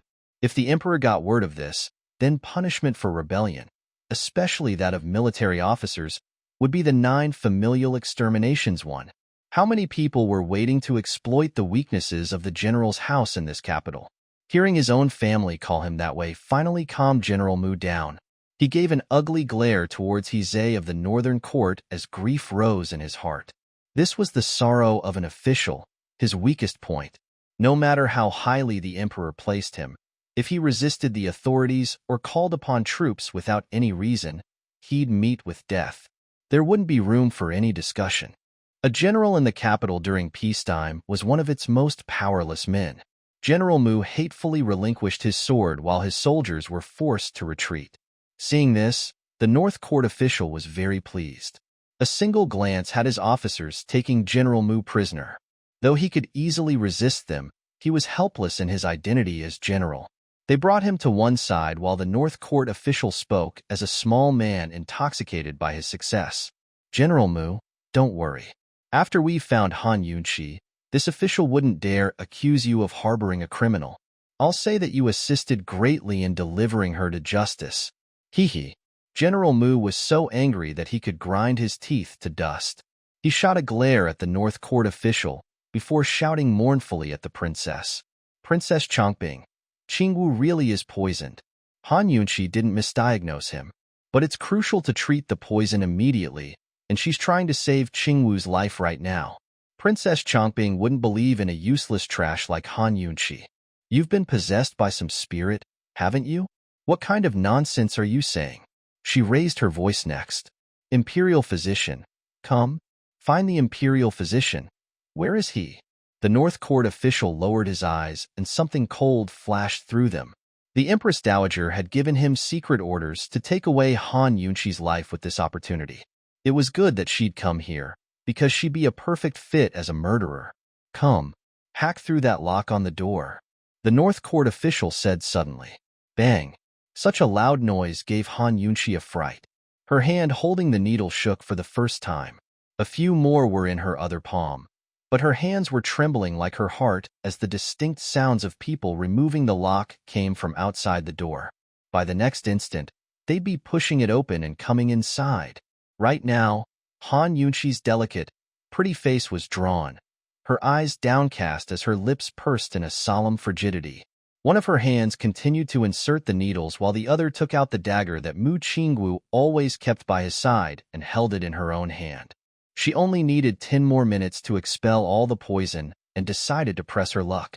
If someone tried to stop her, then she'd take Mu Qingwu hostage with this dagger and have them try to stop her.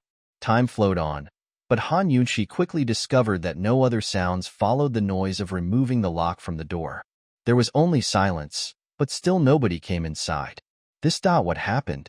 It was so quiet outside that it sounded like no one was even moving. Exactly what was going on?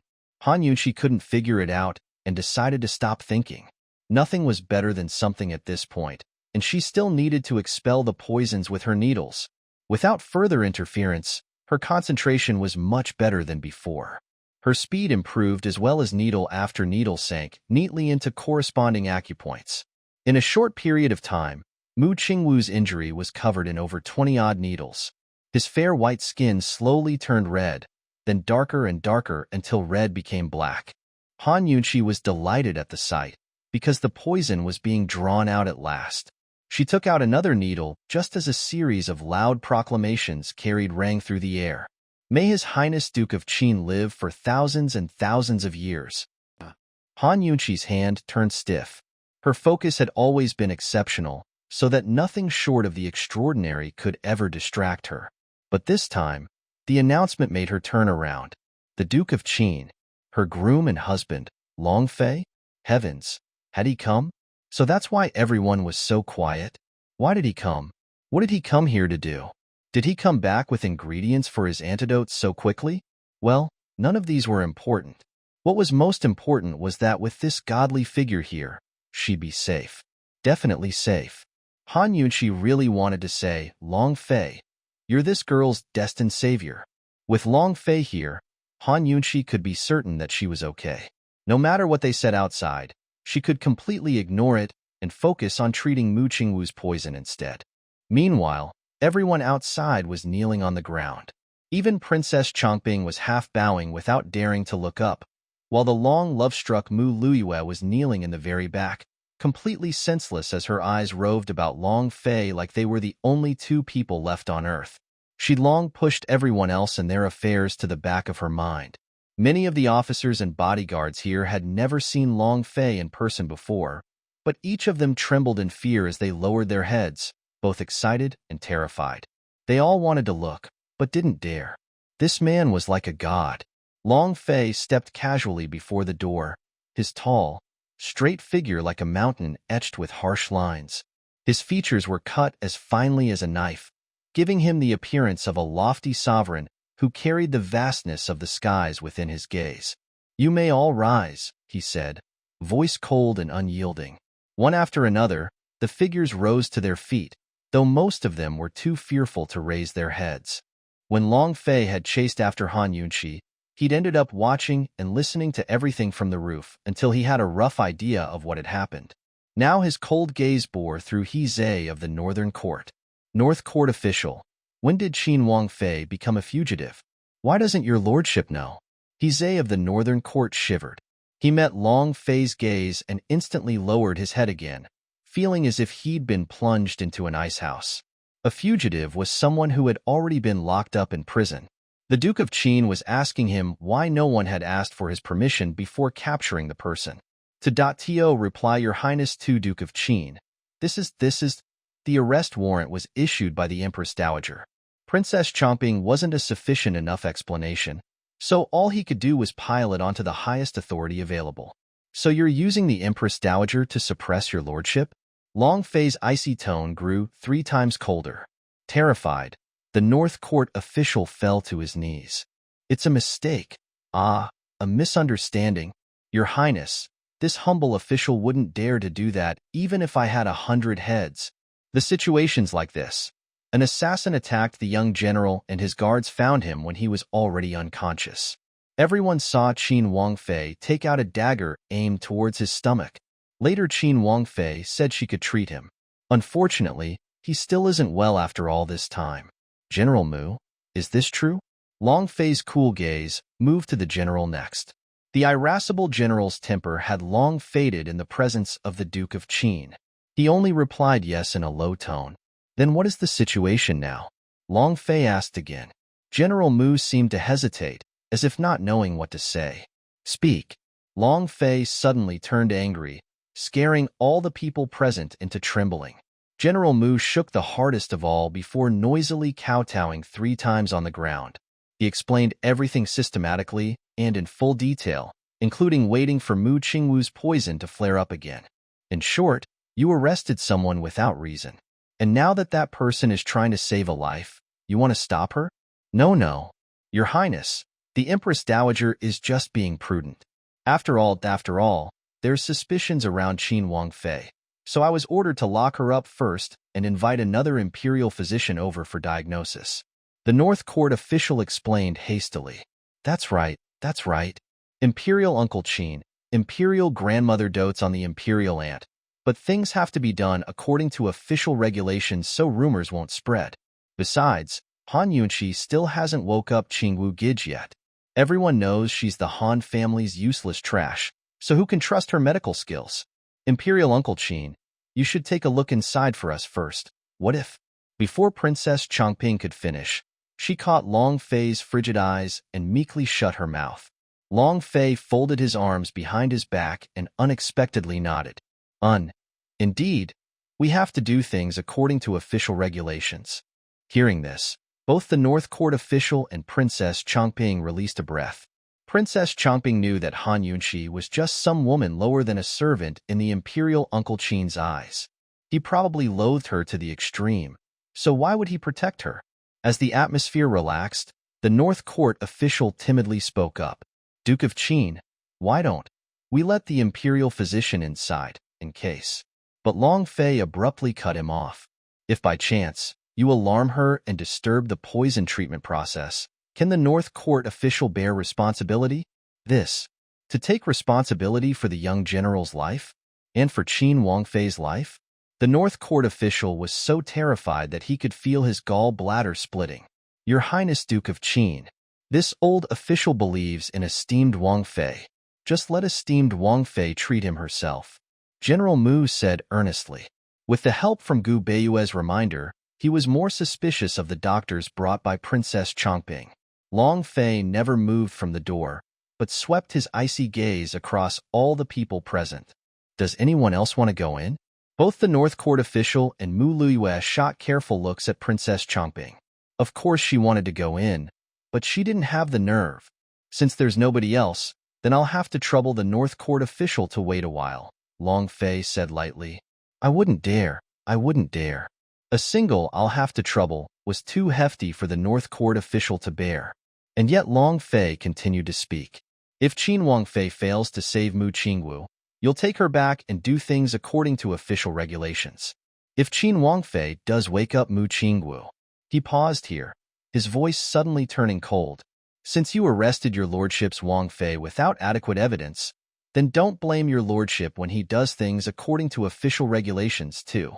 The North Court official quivered in place, scared witless. He never checked whether Han Yunqi was helping or hurting someone. Only followed Princess Changping and the Empress Dowager's orders. Everyone was trembling in fear, each uncertain of their fate. Princess Changping and Mu Luiyue both wished that Mu Qingwu would be well, but didn't want Han Yunqi to escape punishment either. They were both worried and caught in a tangle, their handkerchiefs nearly tearing in their hands. A servant carried over a stool, and Long Fei sat down with a domineering air before the door. He was like a deity with all living things under his command, whose eyes found nothing worthy of his interest in their gaze. If he said to wait, then nobody would dare move him, even if they had to wait 3 days and 3 nights. The North Court official grew more fearful the more he thought. His situation was different from the others. He was just a meager judicial officer of the justice courts. Mu Qingwu's life or death had nothing to do with him, But if the young general was saved, then he'd be doomed. No, he had to think of a way to get inside. And yet right at this moment, someone knocked on the door behind Long Fei. Someone from the inside? Stillness fell upon the scene. Everyone's eyes moved towards the door as the knocks sound in their ears. Boom, boom, boom. There was only Mu Qingwu and Han Yunqi inside that room. So who could be knocking? Long Fei lazily rose to his feet and moved the chair aside. The door had been bolted from the outside, and the broken lock was still dangling from the door. Had Han Yunqi successfully treated Mu Qingwu's poison?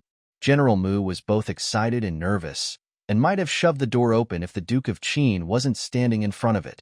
He could only try to hold back his anxiety. Long Fei was in no hurry to open the door, but gave the North Court official a significant look that nearly made his heart leap out of his chest. His two legs grew weak as his vision turned dark, not knowing what the results would be. He really wanted to close his eyes and not even look at all. After removing the chair, Long Fei took off the iron chains and pulled out the horizontal door bolt while everyone stared at his hands. His every moment caused their hearts to quake with fear and their breath to catch. The person inside seemed to have heard the lock being undone and stopped knocking. The crowd fell into a deeper silence as their heartbeats quickened. Suddenly, Long Fei pushed open the door. Bang! In an instant, the North Court official's heart leaped out of his chest as he saw a person in the doorway, standing tall and straight with thick eyebrows, big eyes, and a face with deeply ingrained features. Though the complexion was as white as paper, there was life in those pupils as they shone with an open and honest light. This was none other than the young General Mu Qingwu. He was awake.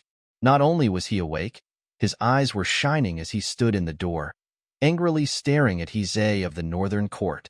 When the poison had been expelled, he'd cradled his injury while listening to Han Yunqi explain everything. The crowd hadn't even had time to react before hearing Mu Qingwu's furious voice ring out. Heizei of the Northern Court, what's the meaning of this? Qin Wangfei is my lifesaver. Why did you brand her as an assassin and accuse her of misdiagnosing me? Why did you lock her up? Without her, I would have lost my life long ago. What? Did you want me to die? Heavens, Mu Qingwu was actually awake. Han Yunqi had really saved him. It's over and done for. He was a goner. The North Court official's legs trembled as he narrowly avoided collapsing to the ground. It's a misunderstanding. Young General, I've been wrongly accused. I really didn't know Qin Wangfei could save you. Mu Qingwu next turned his fiery sights on General Mu. Father, Qin Wangfei has no enmity with me. How could she hurt me or be my killer? When I was poisoned by the assassin that day, she was the one who saved me. I lost consciousness after I saw her. General Mu's face was completely red with shame. Your father, he was just worried. You became muddled and confused. You almost lost the lives of Qin Wangfei and I. Mu Qingwu rebuked him. General Mu had long ago realized that he'd made a mistake and quickly knelt down. This old man was wrong. Wrong. Mu Qingwu was filled with righteous anger as he held his injury and took a step forward. Just when he was going to continue his reprimands, he saw the Duke of Qin on one side. Shocked, he prepared to kneel. With the Duke of Qin here, how could he speak so boldly? You're excused. Where's Han Yunqi? Long Fei asked coolly. At this time, Han Yunqi had just finished cleaning things up. She walked out neat and tidy in time to hear Long Fei say her name. She wasn't sure whether it was because he had a pleasant voice or she had a pleasant name. In any case, hearing it made her heart especially comfortable and happy. Chunxia one is here, Han Yunqi said as she walked out with a docile expression to stand by his side. In a flash, everyone's gazes shifted from Mu Qingwu to Long Fei and Han Yunqi. In truth, none of the people here had seen these two standing together since they became husband and wife. As to the relationship between them, nobody knew. Han Yunqi had a slight figure and was small and delicate despite possessing a powerful aura. Standing next to Long Fei, she looked like a small bird seeking shelter. As soon as Han Yunqi had stepped inside the Duke of Qin's residence, all sorts of nasty rumors spread outside. Some people even predicted that she'd never even see his lordship. Yet now the Duke of Qin had shown up here without any prompting from Grand Concubine Yi. It truly did surprise everyone and made them wonder whether Han Yunqi's beauty had changed things. How exactly did the Duke of Qin treat her? Why did you escape from prison? Long Fei asked coldly. Escape from prison? Only criminals escape from prison. I didn't commit any crimes, right? You can't count me as a fugitive? Han Yunqi wore an innocent expression before turning to ask, North Court official, your words are the ones that count. Would you say that I escaped from prison? When Mu Qingwu woke up, Han Yunqi told him everything. With him testifying on her behalf, even the emperor himself wouldn't be able to pin the blame on her. Long Fei had come as well and wouldn't allow her to come to grief. He couldn't arrive and lose face for himself, right? The Han Yunqi of right now had very solid backing. Escape from prison? Faced with this dilemma, the North Court official wished he could ram his head into something and kill himself. No, no. Esteemed Wang Fei has no crimes, so she isn't a fugitive. If I didn't commit a crime, why did you lock me up? Han Yunqi asked curiously. Zhe of the Northern Court lost his head in a fit of panic, his reasoning mixing itself up in his head. He didn't know how to explain himself, but just kneeled down to kowtow with his head. Misunderstanding. It's really a misunderstanding. This one will bow to esteemed Wang Fei in apology. Please spare my life, esteemed Wang Fei. Han Yunqi guilelessly blinked her eyes. Your Highness, is the North Court official trying to say that he planted false charges against me? A misunderstanding versus false charges. There was a big difference between these two. Planting false charges against the Qin Wang Fei? That wasn't an ordinary crime. The North Court official's bows turned rigid as he wanted to cry. But what good would tears do? He could only keep kowtowing and begging. Your Highness, please spare me. Esteemed Wang Fei, please spare me. This lowly official knows he's done wrong. He's done wrong.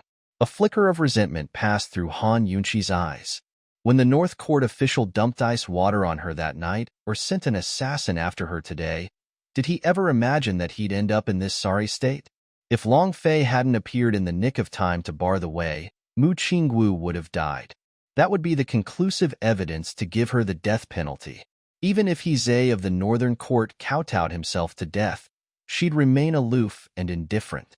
If someone respected her a foot, she'd respect them 10 feet.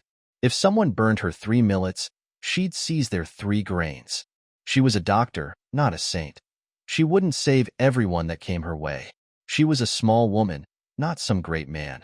She didn't have the heart to forgive the people who harmed her. With Long Fei's powerful support, she knew it was time for the winds to change. Calm and composed, she looked towards Princess Changping, who seemed timid in comparison. The princess didn't even have time to be happy for Mu Qingwu's sake, as she resentfully lowered her head. Ah, but that hate brimming in her heart. She had no way to accept the current state of events. This useless trash Han Yunqi had actually saved her Qingwu Gij. Even Han Yunqi's father had been useless, so where did she get these skills? She couldn't believe it. Looking at the fresh bandages wrapped around Qingwu Gij's chest, who knew what this woman had done to him in the room? For a woman to look at a man's body, wasn't she just shameless? But what angered her most of all was that Qingwu Gij had gotten out of bed as soon as he was awake to lose his temper. Wasn't this all to protect Han Yunqi and testify for her sake? She felt like she was eating vinegar too, even when Qingwu Gij looked out for his little sister, much less shield a completely different woman. Princess Changping might have bowed her head, but not her heart. The more she thought, the more outraged she felt. Long Fei wasn't leisurely enough to listen to someone beg for mercy all day. He shot the North Court official an impatient glance and spoke. Your lordship said that he'll do things according to official regulations. Someone, take him away and refer the case to the Ministry of Appointments for severe punishment. As soon as he finished speaking, all of the North Court officials' men vied for the chance to apprehend him. To carry out the orders of the Duke of Qin, even if it was only once, was an honor and glory they'd hold for the rest of their lives. More than anything else, this was like a resounding slap for the North Court official. He was too busy to worry about losing face as he suddenly prostrated himself before the princess. Princess Changping, I was listening to your orders for everything. Please speak on your official's behalf and explain the matter. The Duke of Qin had already involved himself in this matter. The crucial point was that Mu Qingwu had regained consciousness, so the Empress Dowager would naturally show restraint and absolve herself of all responsibility pertaining to the case. After it was referred to the Ministry of Appointments, not only would the North Court official find it difficult to keep his title, but he'd face harsh punishment as well. Princess Chongping kicked aside Hizei of the Northern Court. You still dare to talk? Weren't you the one instigating me the whole time? Someone, take him away. The North Court official cried out in injustice. Not me. It wasn't me, but Mu Lu. He hadn't finished speaking when Mu Luiwe came to gag his mouth. You cur of an official, you almost lost my big brother's life. It was all you inciting the princess.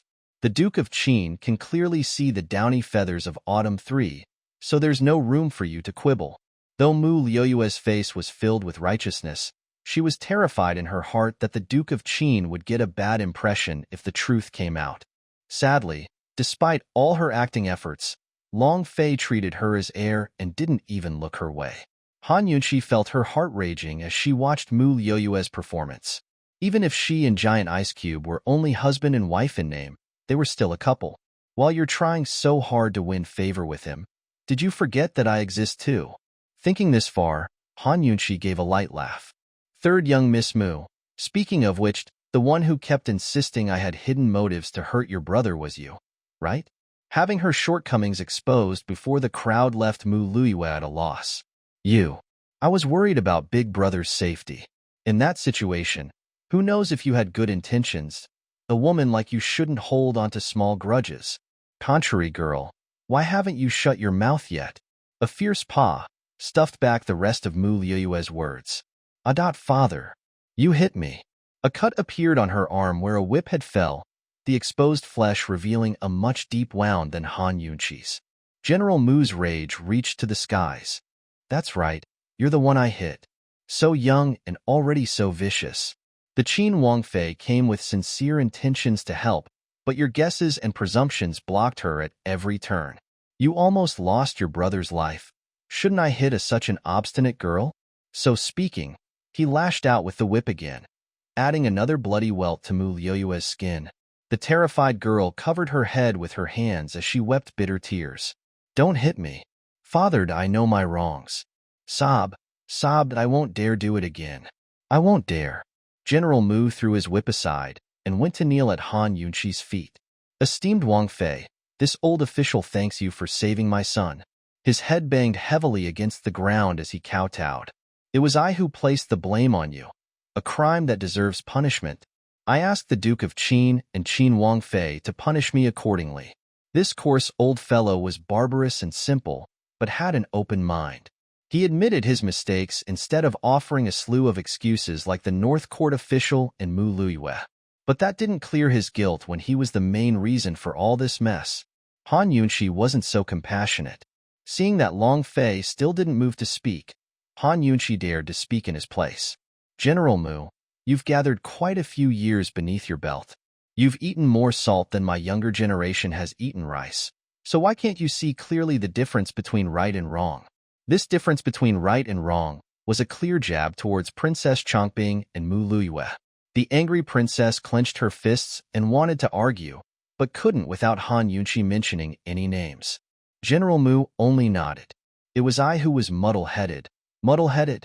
In the future, you have to keep your eyes clear when observing people and situations. You're a person with high morals and strong standing, so this Wang Fei won't punish you. I'd just like you to remember that I'm not useless trash. At these words, Long Fei's eyes grew dark. This woman was intelligent enough. General Mu was a different case than the North Court official. He was the commander of the Imperial Army. Not only that, he neither reported Han Yunqi to the courts or locked her up. For her to rebuke him to this point was already quite good. How could they really penalize him? In this way, Han Yunqi had saved a lot of face for the general. The Mu family would need to owe her a favor for this. Yes, this old official shall obey. Appreciation flashed past General Mu's eyes as he readily agreed. After that, Han Yunqi turned her gaze to Princess Chongping. From the start, all the torments and persecution she'd suffered came from the hands of this crafty princess. If she didn't teach her a lesson, she wouldn't be able to appease the indignation in her heart. But disciplining a princess wasn't something an imperial aunt like her could do. She glanced at Long Fei and mused, "This giant ice cube, I wonder if he'll say some words on my behalf." Princess Chongping also stole a glance at Long Fei. Seeing that his expression looked rather unpleasant, her heart grew turned flustered as she went over to pay obeisance. Imperial Uncle Qin, Chongping was worried about Qingwu Gij. "That's why I lost my head, listened to slander, and caused the North Court official to make trouble. Just forgive me this time, okay? The one who suffered was your imperial aunt, not me," Long Fei said coldly. Such words were beyond Han Yunqi's expectations. This fellow had come, that was true, but rejected any involvement in the matters concerned. Who could tell what he was thinking with such equivocal actions? Giant Ice Cube had rescued her to save face for the Duke of Qin's household and for the sake of his antidote. Of this, Han Yunqi was very clear. Princess Chongping couldn't figure him out either, but she didn't believe that Imperial Uncle Qin came for Han Yunqi's sake. It must be to preserve the dignity of the Duke of Qin's household. Before him, she didn't dare to act out. Even if she nursed 1,000 grievances, in the end, she still bowed her head. "Imperial Aunt, Chongping wronged you." Her apology sounded like a mosquito talking. She was too dissatisfied with the course of events, so much that her hands had turned to fists inside her sleeves and left nail marks against her skin. Today she had been thoroughly disgraced. Glancing towards Mu Qingwu, she only saw Qingwu Gij giving her a disgusted look. Princess Chongping was about to go mad from rage. Deep down in her heart, she bore a grudge. "Han Yunqi, everything was because of you. You abominable woman. You were lucky this time, but that won't be the case next time." At this point, Mu Qingwu held on to his injury as he kneeled down. "Many thanks to your highness the Duke of Qin and Qin Wangfei for saving my life." Han Yunqi hastily reached out a hand. "Young general, your wound isn't healed yet. Hurry and rise. If the cut opens again, you'll have to lie down for 8 to 10 more days." Mu Qingwu didn't dare have Han Yunqi support him, but hastily avoided her. In actuality, he really wished he had more time to talk with this woman before they opened the door. When he saw her walk alone into the Duke of Qin's gates that day, he knew that she was someone different. However, his injury was too severe. As soon as he dodged, his vision turned black as he staggered and fell towards Han Yunqi. "Qingwu Gij!" Princess Chongping cried, dashing over to pull Mu Qingwu to her side. He was already faint and soon lost consciousness. Princess Chongping looked at Han Yunqi with a face full of anger. "Han Yunqi, why did Qingwu Gij faint again? Did you do anything to him?" Han Yunqi ignored her to wave General Mu over for support, so he could help Mu Qingwu back onto his bed. She then checked his pulse before speaking. After being unconscious for so many days, his body doesn't have enough energy. Let him rest and give him some millet congee when he wakes. He can only start taking tonics after 3 days, but take things step by step and don't overdo things. General Mu nodded. "Many thanks to Qin Wangfei. The Mu household won't forget this debt of gratitude for saving a life." Princess Chongping's temper flared up upon witnessing this scene. "General Mu, why do you always listen to this woman? Qingwu Gij was perfectly fine, but now he's fainted again. There must be a problem." General Mu felt his heart raging at her words. He wished he could lash Princess Chongping just like he did with his daughter, but she was a princess and beyond his authority. In the end, all he could do was endure, but he'd already come to a decision. The headstrong Princess Chongping was crafty and unruly. With her here, there'd be no good days in the house. No matter what, he'd definitely forbid her from marrying into his family. He took a deep breath to calm himself down before speaking coldly. "Your Highness, for the time being Qingwu's out of danger. I ask that you go back now." Princess Chongping immediately shook her head. "No, I want to watch over him. If he doesn't wake up, I won't leave. I want to take care of him. Your Highness, you are the Golden Branch and Jade Leaf too. One word from you is enough to claim our Qingwu's life. He couldn't bear the weight of your care." General Mu was the type to pour out everything on his mind. Even if he couldn't hit the princess, he could at least say a few words. Princess Chongping was no fool and heard the sneer behind his sentences. She smoothed out her lip, feeling like she was about to cry. "Is General Mu blaming me? It's not like I did it on purpose. The princess has misunderstood. This old official doesn't dare. I just feel that men and women should not touch hands when giving or receiving things. 3. If the princess stays, she'll encourage people to gossip. So I ask again that you leave, General Mu said coldly. On one side, Han Yunqi was about to laugh out loud. Even she could tell that Princess Chongping adored Mu Qingwu. With her status, the wedding might have been a 90% certainty, but after this mess it'd be strange if General Mu could even stand her. If the general didn't agree, even the Emperor and Empress Dowager would be hard-pressed to force him. It looked like Chongping's aspirations to marry into the Mu family would simply remain delusions. Still, she was suffering from the results of her own actions, so Han Yunqi wouldn't pity her. Princess Chongping knew that General Mu hadn't approved of her marriage goals, but he'd never talked like this to her before. She wanted to speak some more, but seeing General Mu's icy expression made her sick at heart. Turning around, she spotted Han Yunqi looking at her with a smile and felt even more infuriated. What are you smiling for? You'll have something to cry about sooner or later. After that bout of shouting, Princess Chongping stomped her foot and turned to leave in a flash of tears. Han Yunqi didn't care in the slightest, but gave a cheerful grin at her retreating form. Princess Chongping, I'd like to see how long you'll stay stubborn. I think the poison from the prisons that day should show itself very soon. That ringworm is a modern-day toxin, so none of these ancient doctors will be able to cure you. We'll see who's crying then. Han Yunqi didn't say much, but left a few packets of medicine and detailed instructions for General Mu to change the bandages to avoid complications. The general made sure to note down every single detail. At the door, Long Fei didn't bat an eyelid as he watched everything, but finally spoke after all was done. As before, there was no trace of warmth in his tone. Han Yunqi, isn't it about time for you to go back? Thanks to all the excitement from before, she'd left this respectable deity hanging by the door. I'll go back right away. She eagerly ran out with a smile, sensing that this fellow seemed somehow unhappy. True enough, she'd ended up in prison within a few days of their marriage, so as a husband he probably had nothing to be happy about. General Mu and his men hurried out to send them off, but Long Fei just turned and left without a word. That was his personality. A frozen mountain wrapped in a riddle, feared by all even as he stirred their curiosity. Han Yunqi obediently followed behind him as she recalled her warning to Princess Chongping a few days before. Thinking of it now, it was rather funny that things had happened exactly as she said. This guy Long Fei had really showed up to take her home. His legs were long, and he kept a quick pace, forcing Han Yunqi to run to catch up. When they finally left the gates of the residence, she remembered something. Gu Beiwei was still locked up in the Justice Court jailhouse. He was secretly imprisoned by the North Court officials, so very little people knew. They wouldn't subject him to torture, right? Seeing Long Fei climb onto the carriage, Han Yunqi nervously asked, Your Highness, I doubt I forgot something. Can you wait for me? As soon as the words left her mouth, Han Yunqi regretted them.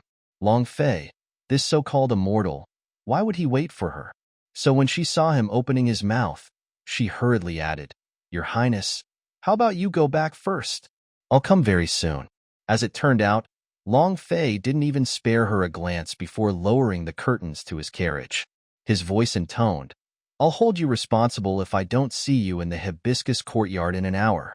He was so indifferent that he didn't even bother to ask her for details, but told the driver to leave as soon as he was finished.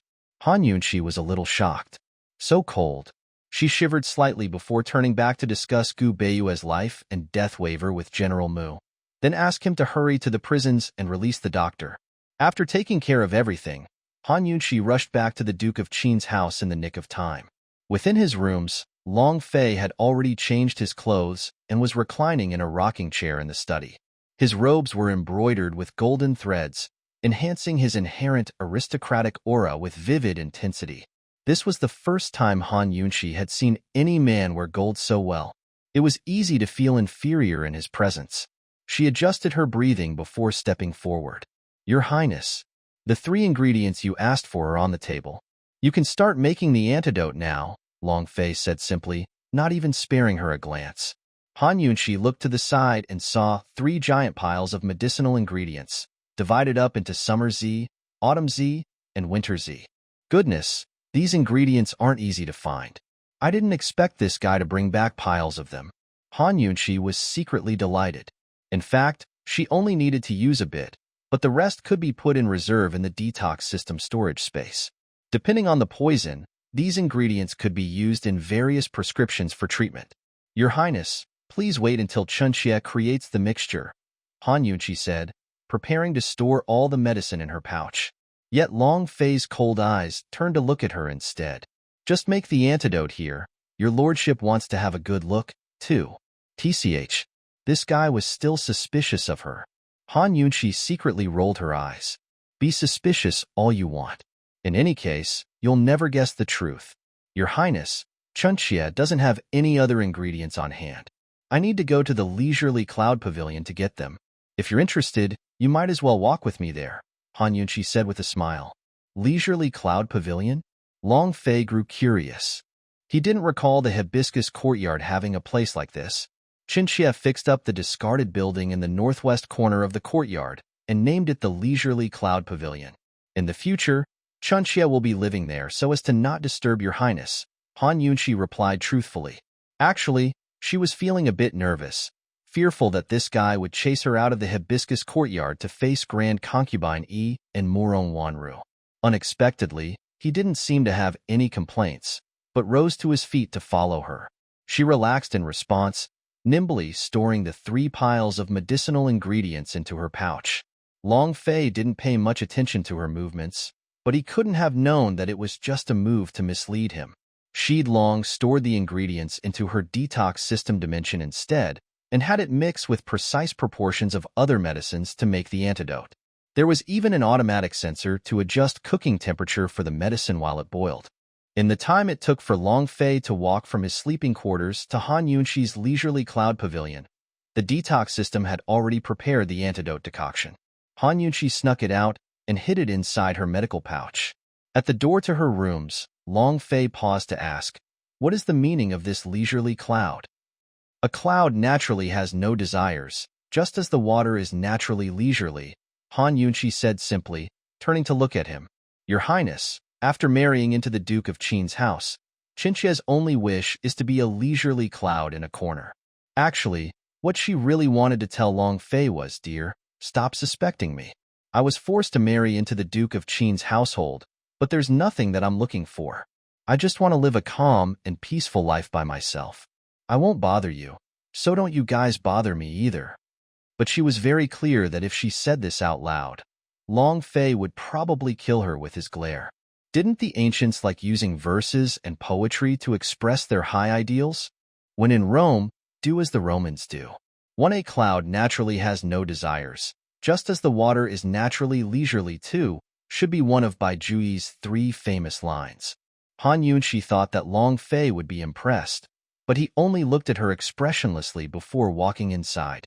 His heart must be, too. Han Yunqi followed him in and saw Long Fei sitting in a chair as he measured up her quarters. His haughty, looming figure made her little parlor seem suddenly imposing.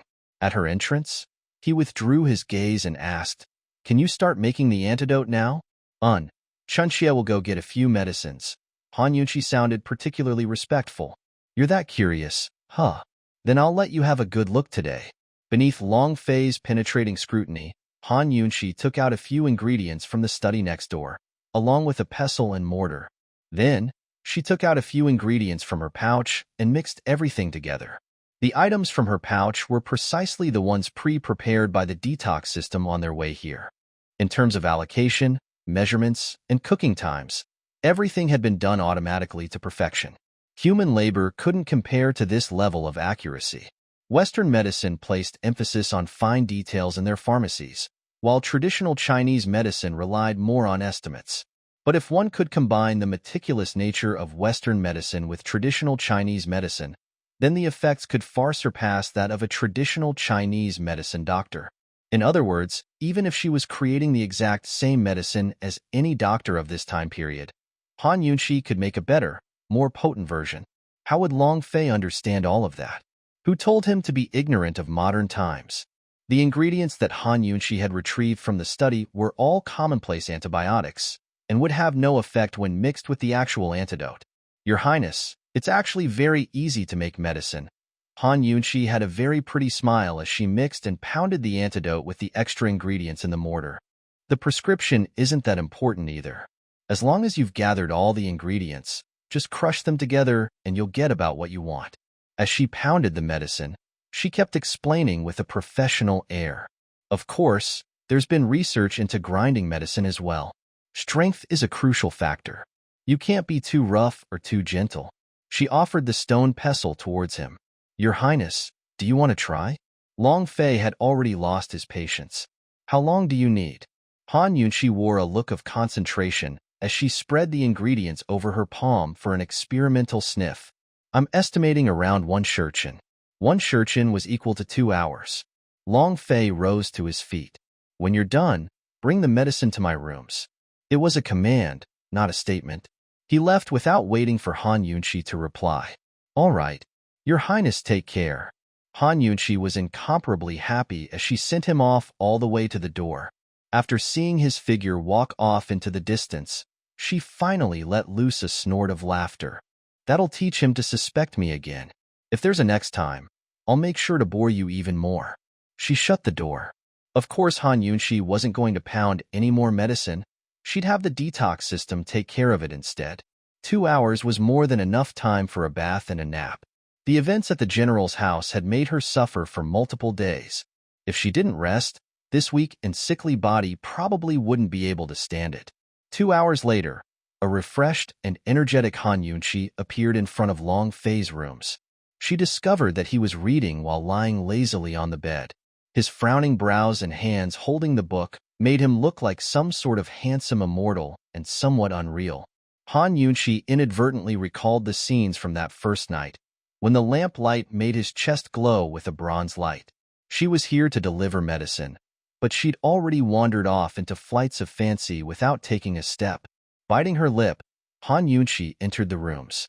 Your Highness, the medicine is ready. Long Fei put aside his book and sat up. Only now did his eyes travel towards her, the dark pupils staring into her own. Inexplicably, Han Yunshi's heart gave a thump as she unconsciously avoided his gaze. Why did her heart feel so timid? Not out of fear, but nervousness. It's just treating him with medicine. The procedure's so simple that she can do it with her eyes closed. So what's there to be anxious about? She mocked herself as she walked forward with head bowed, taking out various items and instruments from her medical pouch as she organized her thoughts. It wasn't long before she recovered enough to meet Long Fei's depthless gaze.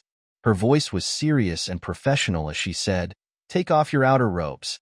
The golden robes slipped off to reveal white ones. There was a shocking scar across his chest that resembled a perching centipede, savage and wild. She didn't expect his wound to heal over within the span of a few days. Poison cuts recovered at a much slower rate than regular wounds. Han Yunshi stared in disbelief, the edges of her ears turning red. The sight of this greatly displeased Long Fei. Seen enough yet? If you have, then apply the medicine. His tone was both cold and impatient. Han Yunshi raised her head to look at him, her expression somewhat incredulous. And yet she only managed to meet Long Fei's abhorrent glare. What did this guy mean? What did he think she was looking at? Okay, so maybe she was a little smitten, but that was just because she was a normal woman who admired beautiful things. In an instant, her nervousness was replaced with indignation. Immediately, she said, though she reached for a knife instead of the medicine, heating its edge over a flame. What are you doing? Long Fei asked icily. Preparing for incision. Your recovery rate is too high and healed the injury. There's no way for you to absorb the medicine like this within a short time, so the only choice is to reopen the wound. Han Yunshi replied in a normal voice. Actually, it was fine to treat him without resorting to this method too.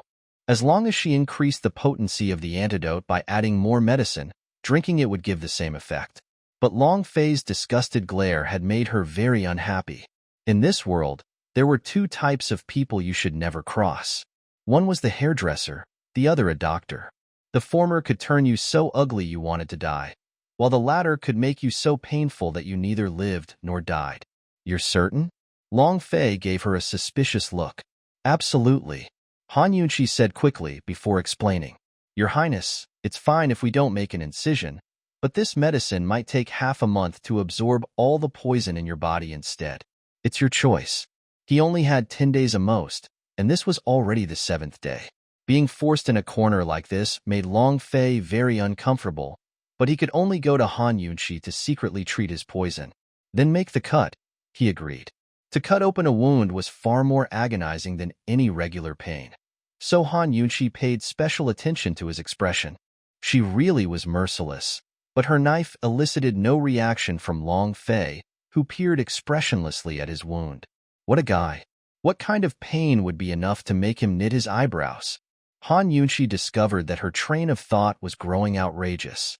She banished the idea and quickly applied the medicine to the wound, though with much gentler motions to ease his pain.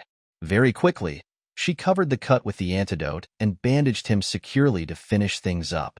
All right, I'll remove the medical application tomorrow and dress the wound, Han Yunqi said earnestly. You don't need to change the medicine? Long Fei asked.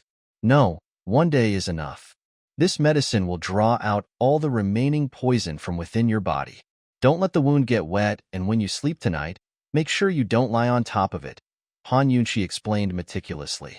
Actually, if this guy wasn't afraid of pain, cutting him open really was the fastest option. Long Fei nodded before waving his hand, indicating that she was dismissed.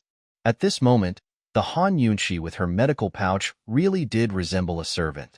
Fine, she'll endure it. When Han Yunqi came to remove the medicine the next morning, everything had gone as she described. The poison was absorbed completely into the antidote, changing the fragrance of the herbs into a stinking mess. In the aftermath, she simply bandaged the wound. Now that she had completely sorted out Long Fei's poison, she expected him to say something, but all he did was wave her away again when she was done. What an arrogant and heartless man. That was her private opinion, but she didn't leave immediately. Instead, she gave a bow and said, Your Highness, thank you for the matter at the general's estate. Though she knew he'd gotten involved with Mu Qingwu's situation for the sake of the Duke of Qin's namesake and his own antidote, he'd still saved her life. Unexpectedly, Long Fei's reply was like ice. You can treat poisons, but you're not a bodhisattva. Remember your status and worry less about other people's business. Don't go out so often, either. Can you remember this? Han Yunqi suppressed the resentment in her tone. Yes, Chinchia remembers. Chinchia will take her leave now. She couldn't help but think that she'd still save a good person rather than let them die. As for going out less often, Han Yunqi had a cold smile. Chinchia won't be able to do that. To live her entire life just sitting here overlooking household affairs was a fate worse than death. She touched the remaining 3 taels of silver in her sleeves and mused.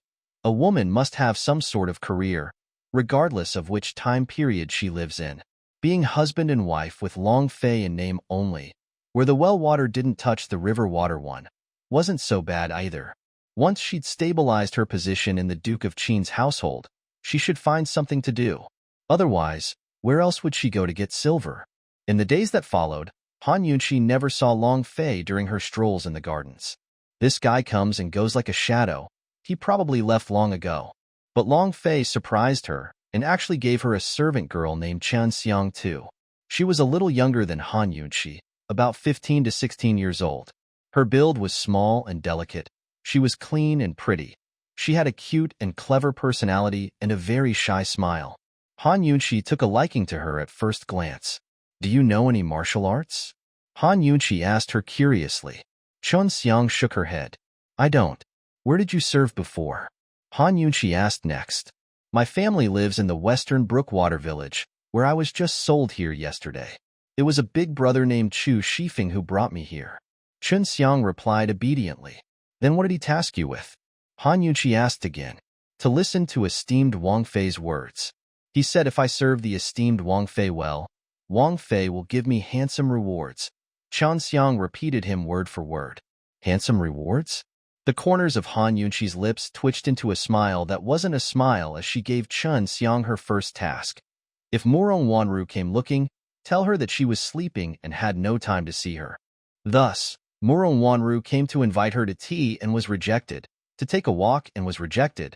This morning she sent someone else to invite her on an excursion and was again rejected. Without Grand Concubine E on the premises, Muro Wanru's status wasn't enough to force her into anything. Though little Chun Xiang was young, she was still diligent and hardworking. With her handling matters, Han Yunqi was a lot more at ease. Of course, she couldn't just laze about. Within these few days, she'd thoroughly inspected her detoxification system. This system was akin to a separate dimension filled with multiple mini-dimensions. One was used to examine poisons, another for creating medicines, and yet another for storage of ingredients and medical instruments. Han Yunqi reclined in the courtyard, sunbathing while she went on a mental journey through her detoxification system. Unexpectedly, she discovered that there was still a mini-dimension she hadn't seen before, but there was no way for her consciousness to enter. Strange. Was this an area that hadn't been developed yet? The researchers hadn't mentioned this to her in the past. Han Yunqi was very curious, but she knew the feeling was useless. These technical details were things she couldn't understand even if she used her entire brain. Fortunately, the existing dimensions within the detoxification system were sufficient for her to use as she liked. Pulling her mind out of the detox system, Han Yunqi raised her head to enjoy the warm rays of the sun. Princess Chongping's ringworm poison should have erupted in full force by now, right? She imagined the beauty-loving princess walking around with her face covered, asking doctors for help. It was an amusing image. In the midst of her secret delight, little Chun Xiang ran over. Esteemed Wang Fei, someone from the gates came to say you have guests. Guests? What kind of people would come to the Duke of Qin's estate to look for Han Yunqi? Who is it? Han Yunqi opened her eyes to ask in a puzzled tone. The mama said they're honored guests. They're waiting in the guest hall, something about a young general and an imperial physician. She talked too fast, so I didn't hear clearly, Chunxiang answered. Mu Qingwu and Gu Beiwei. Han Yunqi felt a rush of joy as she got to her feet. She really did want to see Gu Beiwei and thank him in person, but couldn't find a chance to get out of the house. Neither did she know where to look for him. Long Fei didn't like her leaving the residence. For now, she still had to exercise moderation. She never expected Gu Beiwei and Mu Qingwu to come in person instead. Han Yunqi changed into another set of clothes before leaving the courtyard. Once she arrived at the guest hall, it was to see Gu Beiwei and Mu Qingwu sitting together drinking tea. Gu Beiwei was still dressed in white, cultured and refined. Mu Qingwu was no longer weak and sickly, but sat with a soldier's stance, his bright eyes shining. When they saw Han Yunqi enter, both men were pleased and stood up to make their salutations. This humble official pays respects to Qin Wang Fei. May esteemed Wang Fei be prosperous and well. You're excused, come have a seat. Han Yunqi's mood was quite good. Mu Qingwu didn't say any more but promptly knelt on one knee before Han Yunqi, his hands clasped together in a fist. Esteemed Wang Fei, today this humble official came to thank you for saving my life. Hurry and rise. Didn't you thank me that day already? Han Yunqi smiled. That was that day. Today this humble official's come to formally thank you. This humble official has nothing to repay with you except to pledge his assistance if esteemed Wang Fei should ever need me. Mu Qingwu was very earnest with his bright eyes and level gaze. He was like a little boy, only much bigger, and his sincerity was very cute. Han Yunqi nodded her head. All right, I'll remember. As she spoke, she took out the life and death waiver to face Gu Beiwei. Imperial Physician Gu, I think I should pay my respects and thank you too. Seeing the waiver, Imperial Physician Gu was surprised at first, before rushing to stop Han Yunqi from bowing. Esteemed Wang Fei, you cannot. Gu Beiwei was in earnest as well, his eyebrows scrunching together. At this, Han Yunqi almost wanted to use her hands to smooth them out. A warm man like him shouldn't have such frowning eyebrows. Really, thank you. Han Yunqi offered up the life and death waiver with both hands, completely sincere. In this matter, Gu Beiwei was the only one who'd helped her without any motives. Studying those black words on that white paper, Gu Beiwei only said lightly, Esteemed Wang Fei can destroy this for me instead. Actually, I came because... Before he could finish, Han Yunqi could already guess his thoughts. That poison was something I could tell by smell. In the prisons, She had agreed to tell Gu Beiwe how she could figure out poisons with nothing on hand. If Mu Qingwu ever woke up, Han Yunqi didn't want to lie, but if she told Gu Beiwe about the existence of the detoxification system, he'd probably never understand it in his life. This was her only recourse. And yet these words were greeted by a familiar voice. You sniffed it out? What a formidable nose you have, sister-in-law. This voice, Murong Wanru. Murong Wanru walked in with deliberate steps, wearing a light yellow robe on her delicate-looking body, especially that tiny waist that looked like it could be held with one arm. Her figure was rather riveting, her cheeks even more so. Murong Wanru was born as a servant girl. Even though she was adopted by Grand Concubine Yi, she had no titles of her own. When she saw Gu Beiwe and the young general, she still had to bow, her movements as lithe as a swallow. It made people feel like wanting to help her back up. And look, Mu Qingwu was already harboring protective feelings for the girl. Murong Wanru is being overly courteous. Hurry and rise. Murong Wanru softly nodded her head before finally straightening to sit beside Han Yunqi. She kept her eyes lowered. Sister-in-law, you still blame me, don't you? I've already beseeched you 3 times. You should at least give me a chance to explain. These unfathomable words left Han Yunqi at a loss. Could it be that Miss Murong had some hidden trouble that prevented her from seeking out Grand Concubine that night? Gu Beiwe opened his mouth. Only then did Han Yunqi remember. She'd never relied on Murong Wanru to save her. It was already good enough if the girl didn't try to hit her while she was down. So if Murong Wanru hadn't brought this up, she really would have forgotten. Besides, the 3 times Murong Wanru looked for her recently was to drink tea or window shop. She'd never even brought up apologizing, all right? What was she doing now, apologizing to her in this place? Wasn't it just to put on a show for Gu Beiwe and Mu Qingwu? It was probably to protect her image. After all, if Gu Beiwe told this to anyone else, her reputation might be ruined. Imperial Physician Gu, Wanru really didn't arrange things well. Wanru is ashamed. Don't you know? I've been trying to explain myself to sister-in-law these few days, but she shut her doors against me as soon as she came back. After she finished, Murong Wanru rose and personally poured a cup of tea, which she offered with both hands to Han Yunqi. Sister-in-law, I know you're not a petty person. It's just that what happened was too serious. But I really didn't mean it. Drink some tea and give me a chance to explain. Won't you? Why did it sound more and more like she was cursing her for being petty? If you're going to explain, then just explain. What's with this superfluous speech? Han Yunqi didn't accept the tea, but spoke coldly. The one who asked for your help was Imperial Physician Gu, not I. You should explain things to him. What ferocious words. Murong Wanru was stunned for a bit, but quickly recovered her composure to face Gu Beiwe.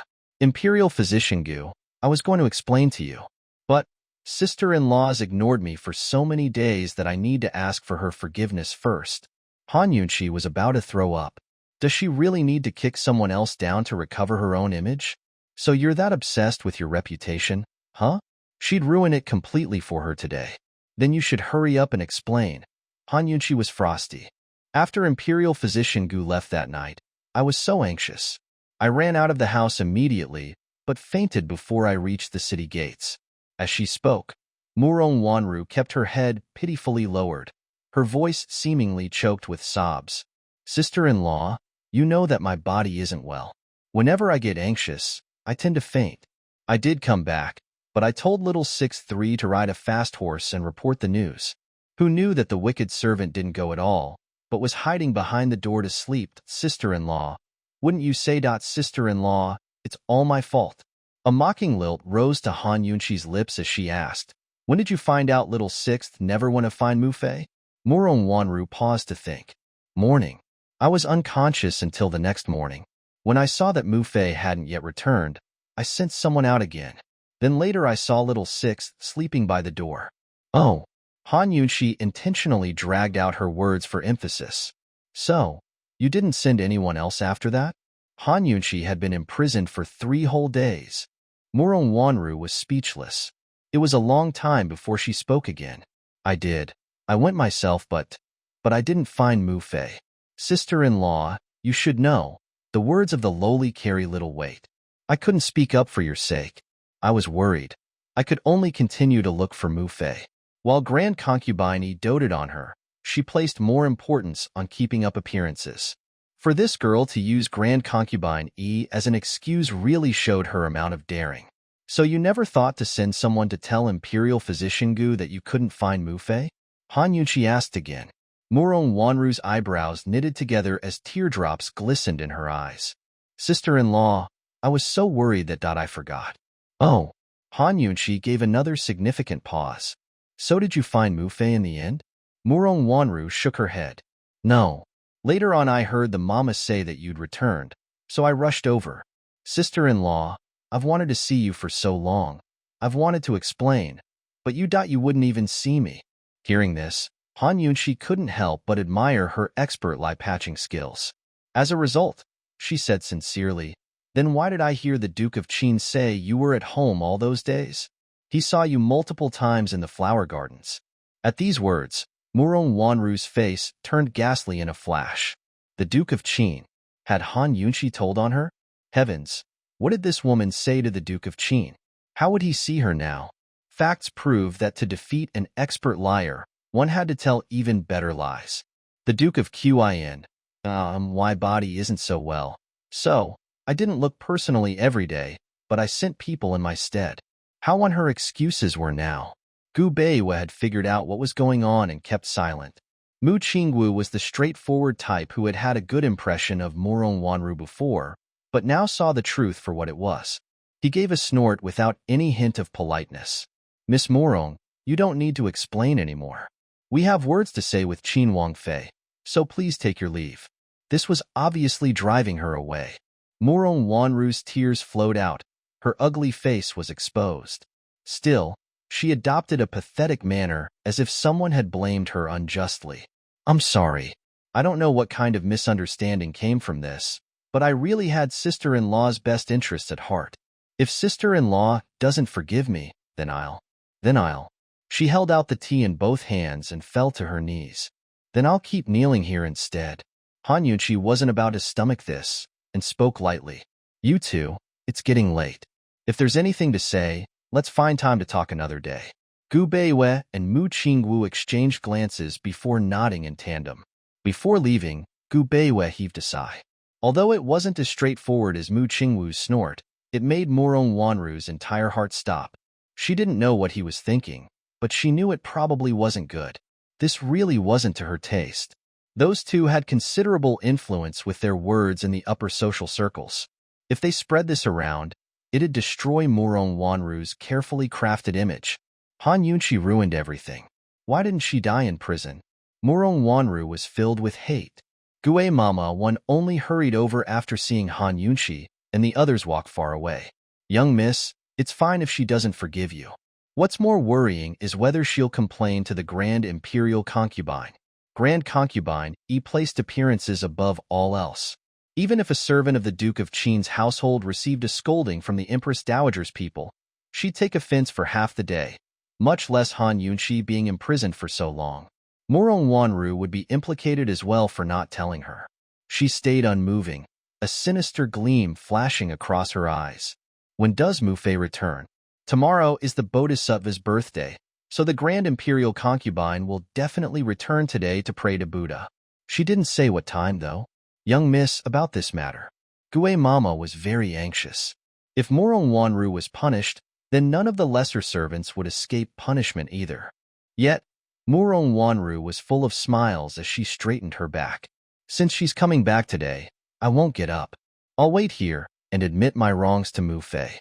If it was about lodging complaints, then of course she'd have to beat Han Yunqi to it. Gue Mama knew how things stood as soon as she spoke. Young miss, don't worry. When Grand Imperial Concubine returns, that woman's days will assuredly turn difficult. Your servant will keep watch for you. Han Yunqi personally sent off Gu Beiwa and Mu Qingwu at the gates, who knew that as soon as their carriage left, a resplendent one would come to take its place. She could tell with one glance that this was Grand Concubine Yi's carriage. Wasn't she supposed to stay in another courtyard for a while? Why did she return so soon? Seeing the carriage stop, Han Yunqi prepared to turn and flee, but it was already too late. Gue Mama came out from inside, dragging Han Yunshi along as she shouted, "May the Grand Imperial Concubine be prosperous and well." Grand Imperial Concubine has finally returned. The old mama's strength was far from ordinary, making it impossible for Han Yunshi to throw her off. She was just using all her efforts to struggle free when Grand Concubine descended from the carriage. Seeing this scene immediately made the Grand Concubine irritated and severe. "What are you two doing? Dragging and hauling right at the gates? Do you want us to lose face?" Gue Mama and Han Yunshi were both frightened and let each other go. Han Yunshi secretly rolled her eyes before paying her respects. Chen Xie respectfully welcomes Mu Fei back home. Gue Mama kneeled on the ground with a thump and shouted, "Grand Imperial Concubine, you've finally returned. If you hadn't come back, young miss would be in trouble, in dire straits. Servant, if you have something to say, then say it indoors. Do you think my Duke of Qin's household hasn't lost enough face?" Grand Concubine scolded, shooting Han Yunshi a cold glance. There were hidden barbs in her speech and thorns in her gaze. Han Yunshi could only endure as she was. This woman was her mother-in-law and a senior member of the family, as well as an imperial concubine. She wasn't someone one could cross.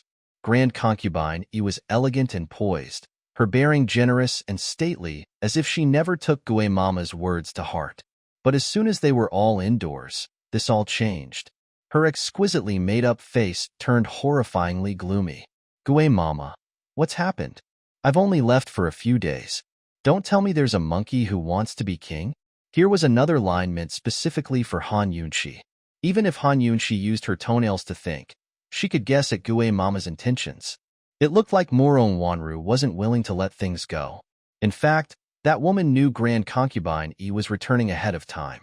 "Grand Imperial Concubine, hurry and look inside the guest hall. It's so cold today, but young miss has been kneeling for a long time. There's no way to coax her into rising. She said she'd kneel until you came back so she could apologize for her wrongs." Gue Mama answered in a rush. "What is the matter?" Grand Concubine asked, shocked as she hurried to the guest hall. Han Yunshi dearly wanted to use this chance and slip away. But where could she go? With Grand Concubine Yi's status, she'd be summoned out even if she hid in the hibiscus courtyard. Even modern society had ways of pressuring people with power, much less a society under imperial rule. There was no avoiding it. So Han Yunshi did her best to tell herself to conform and face it head-on. Seeing Gue Mama shoot her a look, Han Yunshi gave a cold smile and followed after them. Upon arriving in the guest hall, the first thing they saw was Moron Wanru kneeling on the floor, her body stiff and straight as she raised a cup of tea above her head. "Aya Wanru, what are you doing?" Grand Concubine Yi's voice was filled with distress as she strode forward. "Get up. If something's happened, then just speak. Who let you kneel here? What if you injure your knees like this?" "Mu Fei, I was wrong. I made a big mistake. I'm unworthy of you, elder brother and sister-in-law. Moron Wanru's face was filled with her guilty conscience before she buried her head in her hands to weep, seemingly heartbroken and grieved. Grand Concubine grew even more anxious. "Now don't cry. What if you hurt your eyes crying like that? Even if it's something heaven-shaking, there's still Mu Fei here. Mu Fei will be your judge. So tell me what's happened." Moron Wanru lifted her face, looking especially pathetic as tears flowed down her face like a river. She was about to speak when she grew choked with sobs and buried her head again. "Gue Mama, you explain." Gue Mama was waiting for this chance. Immediately, she reported back the details, embellishing the story along the way. Grand Imperial Concubine. The young miss even fainted from anxiety because of this. She feared that the esteemed Wang Fei had suffered while in prison and lost face for our Duke of Qin's household. She sent servants and even went to look herself, but never managed to find you. Thus, the situation was delayed. When Gue Mama finished, Moron Wanru spoke up between her sobs. "Mu Fei, don't blame sister-in-law. Everything was my fault because I didn't find you in time." Grand Concubine Yi's cool expression turned more and more ugly, her phoenix eyes overcast with violent storms. Gue Mama glanced at Moron Wanru before she continued. When esteemed Wang Fei returned, young miss sent people to the hibiscus courtyard to ask for an audience. She went multiple times, but was denied every try. Today esteemed Wang Fei came out, and young Miss kneeled to serve her tea, but esteemed Wang Fei, she. Finally, Grand Concubine erupted before she could finish. Han Yunqi.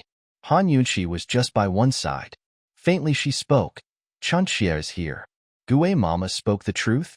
You were really in prison? Did they have an arrest warrant? Grand Concubine asked in disbelief. Compared to these events, even Morong Wanru's grievance wasn't that important. Mu Fei, it was the Empress Dowager's command to arrest her. Otherwise, who would dare touch sister-in-law? Morong Wanru added, choked with sobs. What? Han Yunqi, you. Grand Concubine gasped for breath, one hand gripping the armrest while the other pointed at Han Yunqi. She half sat, half rose, so angry that she couldn't speak. Chunxia had good intentions to save a life. Just earlier, the young general came to give thanks. The justice courts even planted evidence to frame me, but the Duke of Qin had already appeared personally to have the judicial officers refer the case to the civil offices. Han Yunqi replied boldly. Grand Concubine waved her hand in rage. I don't care about that much. You fell into the Empress Dowager's hands, and were even imprisoned in the justice courts. How am I supposed to have any face left? Right now that old woman's probably laughing at me for being so incapable, getting a good-for-nothing daughter-in-law like you. Han Yunqi's face was full of disbelief. She always knew that Grand Concubine had placed heavy emphasis on saving face, but never to this extent. This was completely unreasonable. She'd rescued Mu Qingwu and penalized the likes of Princess Chongping. Did this still count as losing face? Grand Concubine rose and sat and rose, too busy to even attend to Morong Wanru by her side. So restless was she. Suddenly, she stopped in front of Han Yunqi, narrowing her phoenix eyes in wrath. Han Yunqi, you scourge. Ever since the day the Empress Dowager promised you to the Duke of Qin, I've been losing face. On the wedding day, you even. Listening to Grand Concubine talk about old debts, Han Yunqi really couldn't bear anymore. She wasn't the type of person to submit to humiliation. Instead of conforming to the situation, she fought for the dignity and rights she deserved. Han Yunqi loudly cut off Grand Concubine Yi's curses. Mu Fei, I don't think this thing's lost us face at all. I in fact feel that I brought more face to the Duke of Qin's household. First, I let everyone know that I wasn't useless trash, ignorant of medicine, or any less capable than my father. Secondly, Princess Chongping and the judicial officer both received penalties so that the Empress Dowager has nothing else to say. She didn't save the judicial officer either, so it was them that lost face. All they can do is grind their teeth into pieces and swallow blood. That's right, Mu Fei. Although it was wrong for sister-in-law to backtalk you, though quite a few people knew she was locked up, she didn't say anything wrong. The Empress Dowager's side didn't look into the matter after all, Morong Wanru urged on hypocritically. Grand Concubine only heard 2.5 sentences before glaring at Han Yunqi and shook her head. Han Yunqi, you're really treating yourself like a head of onion, as if being locked up is anything to be proud of. Ha ha ha. Today I've finally seen you for the shameless person you are. You even dare to smart-talk me. Grand Concubine backed up until she sat heavily in her chair to give orders. Gue Mama. Hit her. Today, I'll make sure to teach her a good lesson between gaining face and losing face, and what it means to have your face slapped. When she finished, Gue Mama pulled up her sleeves, preparing to slap Han Yunqi's cheeks. She immediately backed away. Grand Concubine was being completely unreasonable. There was no way to make her case clear. As she retreated, she made preparations against Gue Mama, speaking coldly. Mu Fei, these events were settled by the Duke of Qin. If Mu Fei thinks we've still lost face, then you can go look for him. Gue Mama was shocked and dared not advance. But Grand Concubine suddenly slammed the table with her palms as she leapt up in incomprehension. Han Yunqi, you dare to use the Duke of Qin to threaten me? Chunxia is only speaking the truth. Chunxia will say it once more. This time we didn't lose face. The Duke of Qin handed the judicial officer over to the Ministry of Appointments to handle things, and had Princess Chongping apologize to Chunxia in front of everyone. Just then, the young general came in person to give his thanks. If mother doesn't believe it, you can ask for details from the general's estate. Moreover, for the Duke of Qin to appear means telling the Empress Dowager and everyone else that no one can bully you with your son here. Although she knew it was useless to argue, Han Yunxi couldn't help but try. Since the Grand Concubine Yi was so preoccupied with appearances, the problem could only be dissolved by setting one's hand to this point. To these words, Grand Concubine Yi didn't reply immediately, but paused to think. But then Murong Wanru spoke again. Mu Fei, I heard this whole business was because Princess Chongping complained to the Empress Dowager. In any case, sister-in-law is the Duke of Qin's official wife, so Princess Chongping should have called her imperial aunt on behalf of his face. Just look at this princess. She doesn't hold the Duke of Qin in esteem at all. Of course it's natural for the Duke of Qin to penalize her. That impudent, uncultured, little brat of a girl. Grand Concubine Yi grew enraged again, giving Han Yunxi an impatient look. Isn't this all because of you? Disgraceful thing. Even the younger generation can climb on top of your head and behave so atrociously. If you're not useless trash, then what are you? What use do you have? Why did you even come back instead of dying in that prison and wiping you from my sight? Han Yunxi was speechless. Trying to speak reason with Grand Concubine, it was like playing Qin to a cow.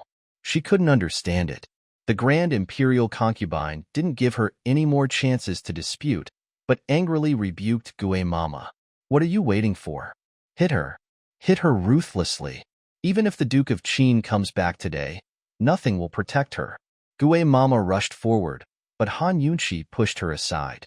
You're all unreasonable. Seeing this, Grand Concubine Yi was astonished. You dare to make a move? Mu Fei, you made the move first. I just wanted to explain things to you. Han Yunxi didn't show the slightest trace of fear. You. Grand Concubine Yi was crazy with rage. She'd never met someone who dared to be so impudent in her presence before. Someone. Immediately, the guards quickly rushed forward to detain Han Yunxi. This time, she couldn't push them back. Of course, she didn't struggle or beg for forgiveness, but remained cool and chilly as the guards led her out. From the day she stepped into the Duke of Qin's house, she knew that Grand Concubine Yi would eventually make her move. If she wanted to survive in this house, she had to have self-confidence. Seeing her expression, the irate Grand Concubine Yi couldn't help but stand up and take 2 steps forward, completely incredulous. What kind of thing is she? Who does she think she's looking at? Tell her, even if there's a spot of red on that handkerchief, I can still sort her out. Murong Wanru followed afterwards, saying in a timid tone, Mu Fei, this thing was my. Didn't I tell you I was at one of my other courtyards? Why couldn't you find me? Grand Concubine Yi was in a foul mood. Enough to blame even her favored Murong Wanru. Daughter knows she's done wrong. Mu Fei, don't be mad. Will you? If you make yourself ill, and that won't be good at all. Murong Wanru carried over some tea, looking both clever and considerate. Grand Concubine Yi drank a few cups of tea before calming down. I don't blame you. She was imprisoned, so we've long lost face. Sitting down, she thought for a bit before asking. It couldn't be that her medical skills are even better than Divine Dr. Han's? I heard that Imperial Physician Gu was treating the patient with her. I don't know how she got all the credit. Mu Fei, I think the General's estate and Imperial Physician Gu were thinking on your behalf. Murong Wanru really knew how to pick the right time to say the most perfect words. Grand Concubine Yi gave a cold smile. Even they wouldn't dare to forego this one's face. Seeing that the Grand Imperial Concubine's mood had settled, Murong Wanru probingly asked, Mu Fei, elder brother stepped in for this situation to bring the person home. Now that we've locked sister-in-law up, if elder brother he. Before she could finish, Grand Concubine Yi grew huffy. So what? She dared raise her hand against me. If I don't punish her this time, I'll be the one she's pushing around next time. Would the Duke of Qin insist on protecting her? If he tries, I'll punish him as well. Send orders that no one's allowed to release Han Yunxi without my say. Daughter understands. Murong Wanru gave a fake sigh as a proud sense of joy flickered past her eyes. Han Yunxi, the woodhouse is nothing like the hibiscus courtyard. As your little sister, I'll make sure to take good care of you. Nighttime. Han Yunxi huddled in the woodhouse, eating large mouthfuls of rice. Since this was her situation now, she might as well take it easy. Actually, this was much better than what she expected from before. If the handkerchief hadn't held that spot of red, she might have been put to death long ago. Now, even if she contradicted Grand Concubine E, the punishment still wouldn't kill her. As long as it wasn't a death sentence, she still had many ways to face off against Grand Concubine E. Except, would that fellow Long Fei choose to interfere? Even then, which side would he choose? Why was she thinking about him again? Oh right, an ice-cold guy like him wouldn't even speak to her unless he wanted a favor. Come morning, 3 meals arrived with the ensuring dishes to pass by peacefully. But by the 3rd day, all the food they gave her was spoiled. Han Yunxi knew her difficulties were just beginning. She didn't say anything, but returned the items untouched. The 4th and 5th days were the same. 3 meals of rancid food. After starving for 3 days, Han Yunxi was completely out of energy. She lay against a pile of firewood, her bright eyes staring up at the skies. Her lips were pale white, but she still looked beautiful when she quirked them up in a smile. Sometimes, admitting to your wrongs and begging for forgiveness could get you a meal in exchange, but not here. If she forced herself to eat the spoiled food, she'd only meet with more cruelty and suffering. She wasn't even the one at fault, so she refused to admit it even if they beat her to death. She cherished her life and dared to challenge Grand Concubine E because she prepared an excellent way out beforehand. Spoiled food was spoiled food. She raised her fingers to tick off the time, calculating the days. Tomorrow, Princess Chongping would definitely arrive to seek her help in treating her poison. Otherwise, her face would be ruined for good. As long as Princess Chongping came, Grand Concubine E would be forced to retrieve her from the woodhouse. Early morning on the 6th day, Murong Wanru and Gue Mama watched from the trees as another rancid meal was delivered. She's been starved for 3 days by now, but she's still keeping quiet. This girl's temper is something tough, Gue Mama sighed, deeply moved. Grand Concubine E hadn't intended to starve Han Yunxi to death this time, especially without a good enough reason. She couldn't just kill off her daughter-in-law for being too pushy with others, right? How would she explain things to her son? Not to mention, she still couldn't figure out why the Duke of Qin would admit to the drop of red on the handkerchief. The Duke of Qin was a very busy man who was gone for days at a time. Grand Concubine waited on one side for Han Yunxi to beg for forgiveness, and on the other side for her son to return so she could complain to him. How is it? Does she want to beg for forgiveness yet? Mu Fei won't be able to hear it. Murong Wanru's usual touching face wore an uncharacteristically dark and hateful expression. Perhaps there'd be better chances in the future, but she wasn't the type that liked waiting. From a distance, Murong Wanru stared at the woodhouse before lowering her voice. Gue Mama, sister-in-law isn't in the mood to eat, but she should at least drink some water. Otherwise, how could things stand as they are? As she spoke, she turned to walk away, speaking faintly. I heard that red crown crane one is one of the most effective fast-acting poisons. Gue Mama jerked slightly and chased after her a few steps before stopping. Over the years, many of Grand Concubine Yi's people had been bought off by Murong Wanru. It wouldn't be long before she was arranged as one of Long Fei's secondary wives. The official wife was just a decoration. Whoever held Grand Concubine Yi's affections was the real master of the Duke of Qin's estate. Taking this into consideration, Gue Mama made a prompt decision to go out and buy the poison herself. At noon, a single plate of vegetables was delivered to the woodhouse, along with a cup of water. If it wasn't for drinking water, Han Yunxi might have fainted from hunger long ago. Her body now paled in comparison to the one she had before time traveling. It was so sickly that she herself disdained it. And yet, as soon as the meal was set down, her poison alarms went off in her head. Han Yunxi picked up the cup of water and took a careful sniff. She recognized the presence of red crown crane instantly. This poison was particularly vicious and very commonplace. It was simple to pick out with a single sniff. Han Yunxi guessed that Grand Concubine E wouldn't kill her so easily, so this was definitely Murong Wanru's doing. She had no food and now not even any water. Murong Wanru, if this really was your poison, I'll definitely pay back this enmity. She endured until the afternoon, feeling cold, thirsty, and hungry as she wavered on the edge of collapse. Looking at the four walls sealing her in, she still kept a faint smile filled with hope for the future on her lips. It wouldn't be long before she could get out of this place. In the evening, Grand Concubine E finally came to the woodhouse with Morong Wanru. How many days has she been starved? She hasn't fallen into a coma, right? Grand Concubine E asked lazily. She was convinced that Han Yunshi had starved herself into a faint, and that's why she didn't beg for forgiveness. Perhaps so, Mu Fei. Sister-in-law's body is weak. This punishment is enough for her, Morong Wanru said, apparently with good intentions. How many times have I told you? As a person, especially as a woman, you can't be soft-hearted. Would someone as wicked as her feel grateful for your pity? Grand Concubine E asked helplessly. Morong Wanru lowered her head without a word, heart filled to the brim with anticipation. Very soon they would see not the wicked Han Yunshi, but her corpse. As long as Han Yunshi died, the position of head wife would be forever empty. After Morong Wanru became the secondary wife, she could enjoy all the benefits of a consort and forget about her nightmarish status as a woman of low birth. When they finally reached the woodhouse door, the calm Morong Wanru almost couldn't wait any longer. As soon as the guards unlocked the doors, she pushed her way inside. Hee hee. I knew she had fainted.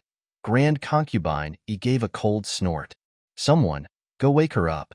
The guard immediately brought over a bucket of water. Morong Wanru knew exactly how things stood and suppressed her rising emotions as she spoke. Mu Fei, the water's so cold. Why don't I go wake up sister-in-law instead? Grand Concubine E gave her a grudging look. You're still so soft-hearted. Morong Wanru was filled with exultation as she quickly stepped forward, pretending to push Han Yunshi. Sister-in-law, wake up. Mu Fei's here. Sister-in-law. Sister-in-law, be good and admit your wrongs to Mu Fei. She'll forgive you then.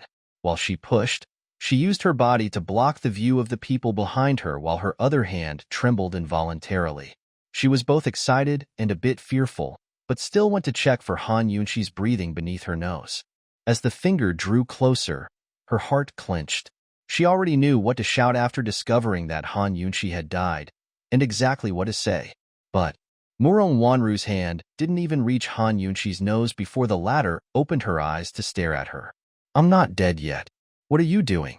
Although she was already extremely weak, Han Yunshi hadn't lost consciousness. Her innate cautiousness made her stand on guard right now like a hedgehog, her phoenix eyes giving Morong Wanru a glare as sharp as a knife. Startled, Morong Wanru gave a shrill cry of ah and tumbled backwards. Wanru, what's wrong? Grand Concubine E cried out in alarm.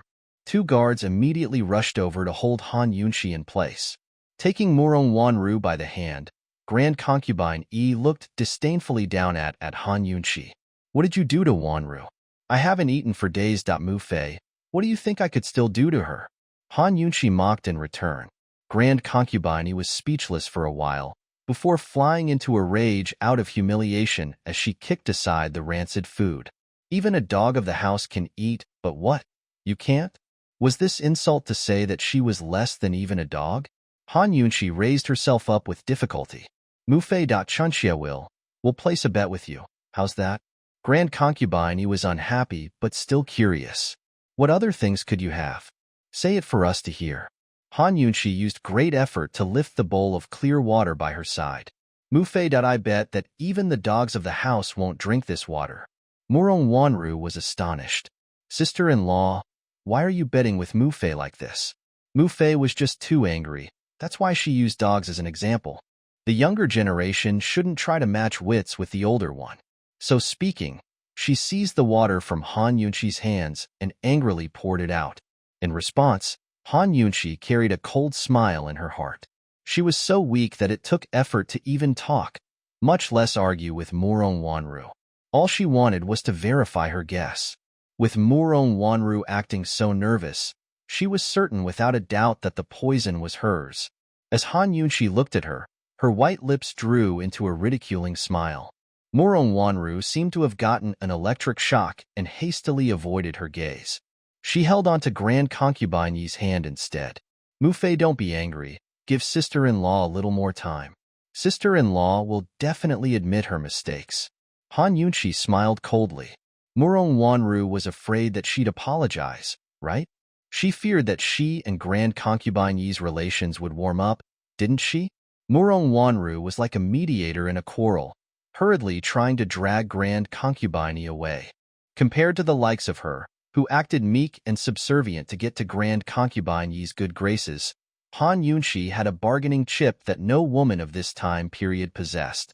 She looked icily at Murong Wanru, her lips quirked in that perpetually mocking smile. Right at this moment, Gue Mama suddenly rushed in from outside. Grand Imperial Concubine. Grand Imperial Concubine. It's not good. Not good. What's made you so flustered? Grand Concubine said unhappily. Grand Imperial Concubine. Princess Chongping's arrived. Gue Mama said in a rush. With these words, Han Yunchi's smile widened as she saw Murong Wanru grow suddenly fearful. Princess Chongping? Grand Concubine Yi was flabbergasted. This spoiled princess of the Empress Dowager and Empress had never come to the Duke of Qin's estate before. What did she want? When there was nothing going on, the Grand Concubine never visited the imperial halls. It had been a long time since she'd formally faced off against the Empress Dowager's people. In a moment, Grand Concubine Yi was filled with high spirits as she pushed Han Yunchi's matter to the back of her head. So what if she's come? Why are you so flustered? Even if the Empress Dowager comes, it's the same thing. Let her wait. I don't have time to see her. She gracefully waved a hand. I'll go soak in a hot bath first, then take a nap. It's still the hot springs at home that are comfortable. Upon seeing this, Gue Mama was laden with grief. She didn't dare speak, yet she couldn't not say it either. Grand Imperial Concubine. Princess Chongping said. She said she wants to see Qin Wangfei. What? Everyone was shocked by those words. So she'd come to find Han Yunchi. Murong Wanru was greatly alarmed and looked with dread at Han Yunchi. Grand Concubine Yi's face was burning with shame and anger as she kicked Gue Mama with her foot. Useless thing. You can't even report things properly. What does Princess Chongping want to see her for? Your servant doesn't know. Princess Chongping is very anxious. She says if she doesn't see her, she'll stay here overnight.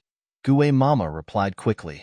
Only then did Grand Concubine Yi turn to look at Han Yunchi with a cold scoff. What does Chongping want you for? Han Yunchi withdrew her smile and pretended to shake her head weakly. She didn't reply.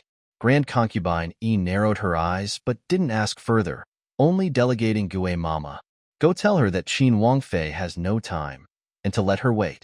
Since the Empress Dowager had dared to issue an arrest warrant for the Duke of Qin's people behind her back, of course she'd seize the opportunity to show strength against Princess Chongping. Seeing the group of people leave, Han Yunchi finally lowered her guard to lie listlessly on the grass, her hands clenched into fists. So painful, it felt like her insides were eating her up. Still, she encouraged herself from the bottom of her heart. Han Yunchi, you have to hold on. Just bear it a bit longer. You'll be okay very soon. How could Princess Chongping stand waiting around? She shouted and screamed from the guest hall, but Grand Concubine allowed her to do as she pleased without paying any attention. What a Han Yunchi. Humph. This princess will go find Imperial Mother. Then we'll see if you meet me or not. Princess Chongping left behind these words and angrily stormed out. Grand Concubine was very puzzled. Wanru, why do you think Princess Chongping came by? I thought it strange too. She's not holding a grudge from the young general's incident, right? Murong Wanru guessed. As if she dares. I haven't even settled accounts with her yet, but she still has the face to see me? Grand Concubine immediately grew angry. No matter why Princess Chongping came, Murong Wanru wouldn't give Han Yunchi any chance to leave the woodhouse. She had to show a strong hand first. That night, she'd arranged for hitmen to kill her, but unexpectedly, Princess Chongping came at late night with the Empress instead. The Empress differed from Princess Chongping in that she was the mother of the nation and the Emperor's official wife. Grand Concubine Yi still had to be polite on the surface. Oh my! Grand Concubine Yi's face was pleasant and amiable as she summoned the servants to bring out good tea. The Empress sat in a higher position than an imperial concubine, but in terms of filial piety, she still had to pay respects to Grand Concubine E. Of course, the Grand Imperial Concubine returned the salutations. Princess Chongping was already in a huff and stood to one side, unmoving. Only now did Grand Concubine discover that the princess was wearing a bamboo hat with a white muslin veil all around the perimeter, completely covering her face and head. Chongping is. Grand Concubine was curious. A single question was enough to incite Princess Chongping, who cried out, "I'm fine." "Chongping, don't be rude," the Empress chided unhappily, though she was helpless at heart. Princess Chongping had no idea what sort of dirty thing had infected her that night at the prisons. After her feet and face had tickled for 2 days, an unbearable itch had developed that made her claw and scratch. Who knew that she'd grow a tinea one rash afterwards? At first it started on her feet, but by the second day it had grown on her face. There were chunks after chunks of skin that resembled psoriasis, but all the imperial physicians she'd seen said that wasn't the case. They could only verify that it wasn't psoriasis, but no one could diagnose it specifically. A few suspected that it was poison, but none of the poison doctors could figure it out either. Thanks to Mu Qingwu's incident, Princess Chongping hated Imperial Physician Gu and didn't look for him. But ever since the day before yesterday, her foot rash began to itch again. There was no way Princess Chongping could stand it beyond scratching and scratching until she clawed her skin open. The Imperial physicians who saw her could only stammer that she might leave scars. Princess Chongping was desperate enough to set aside her resentment to look for Imperial Physician Gu. He said it should be poison, but it wasn't something he could treat. Then he suggested she ask Han Yunxi to have a look instead. Princess Chongping had lost it right then and there, saying that was impossible. And yet, starting from yesterday, the rashes on her face began to itch as well. If she scratched, she'd leave scars, but when the rash reacted, she couldn't help but roll around the ground in suffering, not daring to touch them with her hands. She didn't want to ruin her face. Though she was neither resigned to nor believed in Han Yunxi's medical skills, there was no other way left. She couldn't give up her last thread of hope and ended up sullenly looking for Han Yunxi. Grand Concubine, he drew her lips up in a satirizing smile. "This girl's is just this temper. I'm used to it." The Empress was here for a favor and didn't dare retort. Instead, she laughed. "Grand Concubine is Qin Wangfei not at home?" Chongping said she came at night but didn't see her. Grand Concubine asked in reply, "What matter do you have with Yunxi?" The Empress was about to speak when Princess Chongping cut her off. She didn't want Grand Concubine to know her face was ruined. The more people that knew, the more people would laugh at her. If Grand Concubine treated it as a joke, she'd be even more disgraced. "I have some business to find her for." "Grand Concubine, hurry and have her come out. I have important matters that will take her into the palace," Princess Chongping said directly. Grand Concubine exhaled lightly. She didn't ask any more, but said lightly, "Is it like that?" But Yunxi and the Duke of Qin went out for a sightseeing tour. "What? Where did they go?" Princess Chongping was astonished enough to take a few steps forward, extremely agitated. "Aya, Chongping, you should know your Imperial Uncle Qin's disposition. He never tells this mother of his where he's going." Grand Concubine wore a helpless look on her face. Princess Chongping was burning with impatience. Then they. At this moment, the Empress suddenly grabbed Princess Chongping's hands. An Empress was still an Empress. She knew Grand Concubine was purposely making things difficult. Princess Chongping still wanted to talk, but the Empress tightened her grip on her hands, rebuking her sternly. "Chongping, I've taught you so many times not to be so forward. You're showing no respect for your elders. Yes, your matter's very important, but since the Qin Wangfei's not here, aren't you just making things awkward for Grand Concubine It's urgent business, isn't it? If it's that important, I won't blame this girl. Whatever has happened." Grand Concubine feigned an expression of amazement. The Empress only pretended not to hear as she continued to school Princess Chongping. "Since Qin Wangfei and the Duke of Qin are both out, you should look for your father, the Emperor. Have him summon the Duke of Qin back. Surely he has ways to find him." When she finished, the Empress gave Grand Concubine a significant look. "Wouldn't you say so, Grand Imperial Concubine?" One side menaced with the Duke of Qin, while the other side, put on pressure with the emperor. All the people present quaked where they stood as their hearts pounded. Princess Chongping seemed to have woken up from her muddled thinking with pleasure. Right. I'll ask Imperial Father. This time he'll definitely help me. Grand Concubine E understood the Empress's personality. With her status, she never spoke impulsively. To mention the Emperor in this conversation meant that Princess Chongping's business really was very serious. At least, she had enough certainty to bother the busy Emperor with her affairs. Muho, let's go. We'll take the carriage and find Father immediately. Princess Chongping was very excited as she tugged at the Empress. With that Grand Concubine, E grew anxious. If this had been any other day, it wouldn't matter. Any excuse would do to surrender Han Yunshi. But right now Han Yunshi was locked in the woodhouse, nearly starved to death. If news of this spread and made their family scandal public, where could she show her face afterwards? Just when Grand Concubine E was about to speak up, Murong Wanru opened her mouth instead. Esteemed Empress, Princess Chongping, please wait. The Empress had long expected this and tugged Princess Chongping back to wait. She did her best to keep harem matters away from the Emperor, one of the main reasons why he favored her so much. Murong Wanru hastily went forward to pay her respects. Esteemed Empress, Princess Chongping. Actually, the Qin Wangfei returned last night. Except, Mu Fei only came back from her other estate today and wasn't aware. I didn't tell her in time, so this is all my fault. With Murong Wanru giving her the chance to get out of an awkward situation, Grand Concubine E was no longer so embarrassed. She hastily said, "She's returned? Why didn't you tell me so earlier? Princess Chongping has urgent matters. What if we delayed her?" It was daughter's oversight. Murong Wanru lowered her head, looking appropriately remorseful and conscience-stricken. Grand Concubine E didn't even give the Empress and Princess Chongping a chance to speak as she hurried on.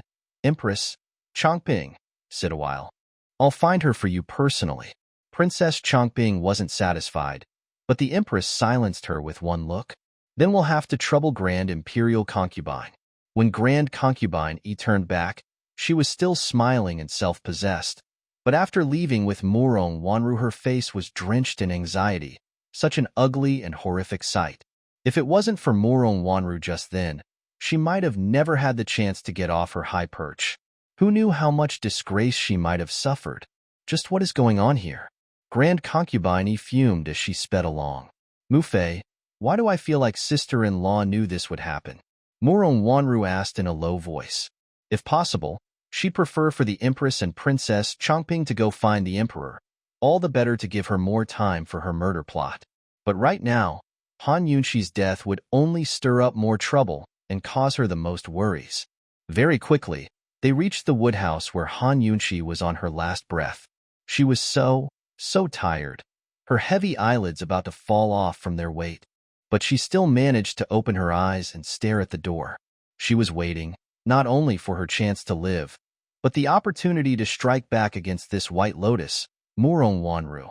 Seeing Grand Concubine E and Murong Wanru appear in the doorway, her pale lips shifted into a smile before slowly shutting her eyes. In response, Grand Concubine E and Murong Wanru were terrified. Someone come. Send for the Imperial Physician, quick." Grand Concubine E screamed in fear. At this critical juncture, there was no way Han Yunshi could come to harm. Murong Wanru was especially sullen, but had no choice except to support Han Yunshi as she pinched her Runzhong Acupoint 1 and fed her some warm water to drink. Soon enough, the Duke of Qin's household summons for a doctor brought an Imperial Physician Li, who deduced after seeing the scene and checking her pulse that Han Yunshi had weakened due to starvation. He hastily took out a pill and told Murong Wanru to help Han Yunshi wash it down, before pressing acupoints here and there on her hand. All these efforts finally woke her up. Grand Concubine heaved a deep breath. She originally meant to punish Han Yunshi, but never expected they'd end up trying to save her instead. Murong Wanru didn't feel the least bit well, and couldn't even pretend to care for her sister-in-law. The most she managed was silence. Han Yunshi appeared hazy and confused, but a sliver of intelligence shone deep within her eyes. Actually, she hadn't even fainted in the first place. While these people were hurrying to save her, she was looking at them all with cold, calculating eyes. Seeing her conscious, Imperial physician Li immediately told Morong Wanru to feed her sugar water. These cautious ministrations finally allowed Han Yunqi to recover some of her energy. Grand Concubine Yi's heart finally stopped rising in her throat as she asked, Han Yunqi, what does Chongping need you for? Han Yunqi shook her head, seemingly too tired to even speak. Grand Concubine Yi was angry, but couldn't show her temper and endured it. Then can you see her right now? Han Yunqi was so weak that she didn't even shake her head, only cast a glance towards Imperial Physician Li. He was put in a tight spot.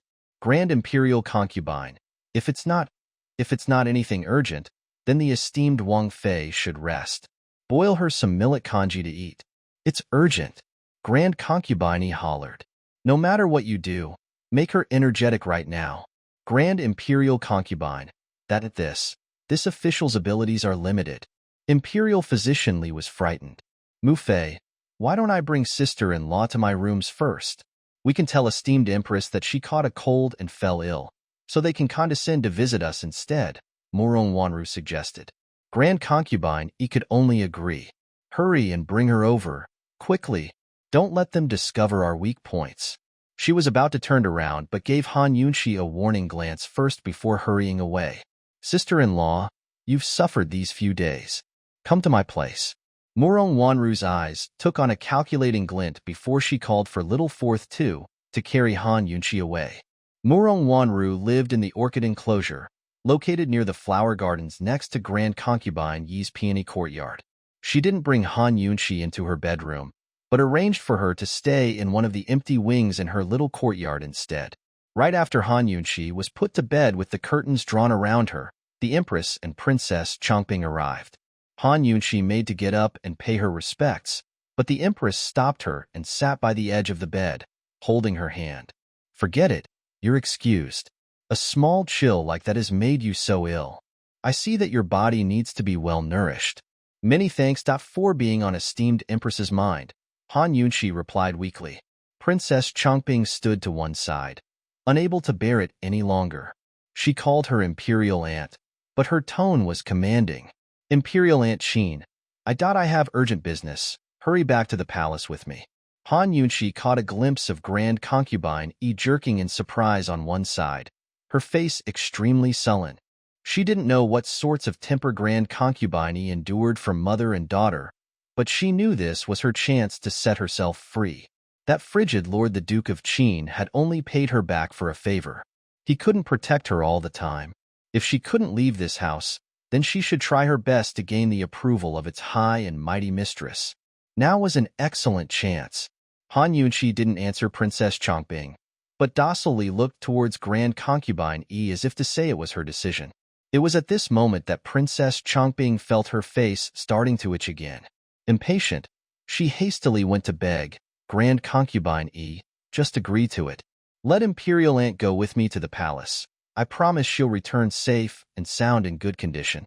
If this was any other day, the Empress wouldn't allow Princess Chongping to beg this way, but seeing her daughter anxious made her realize the itching had started again. With no other choice, she could only add to the pleas. Grand Concubine Yi, it's a private matter between these children. Let's just let them do as they will.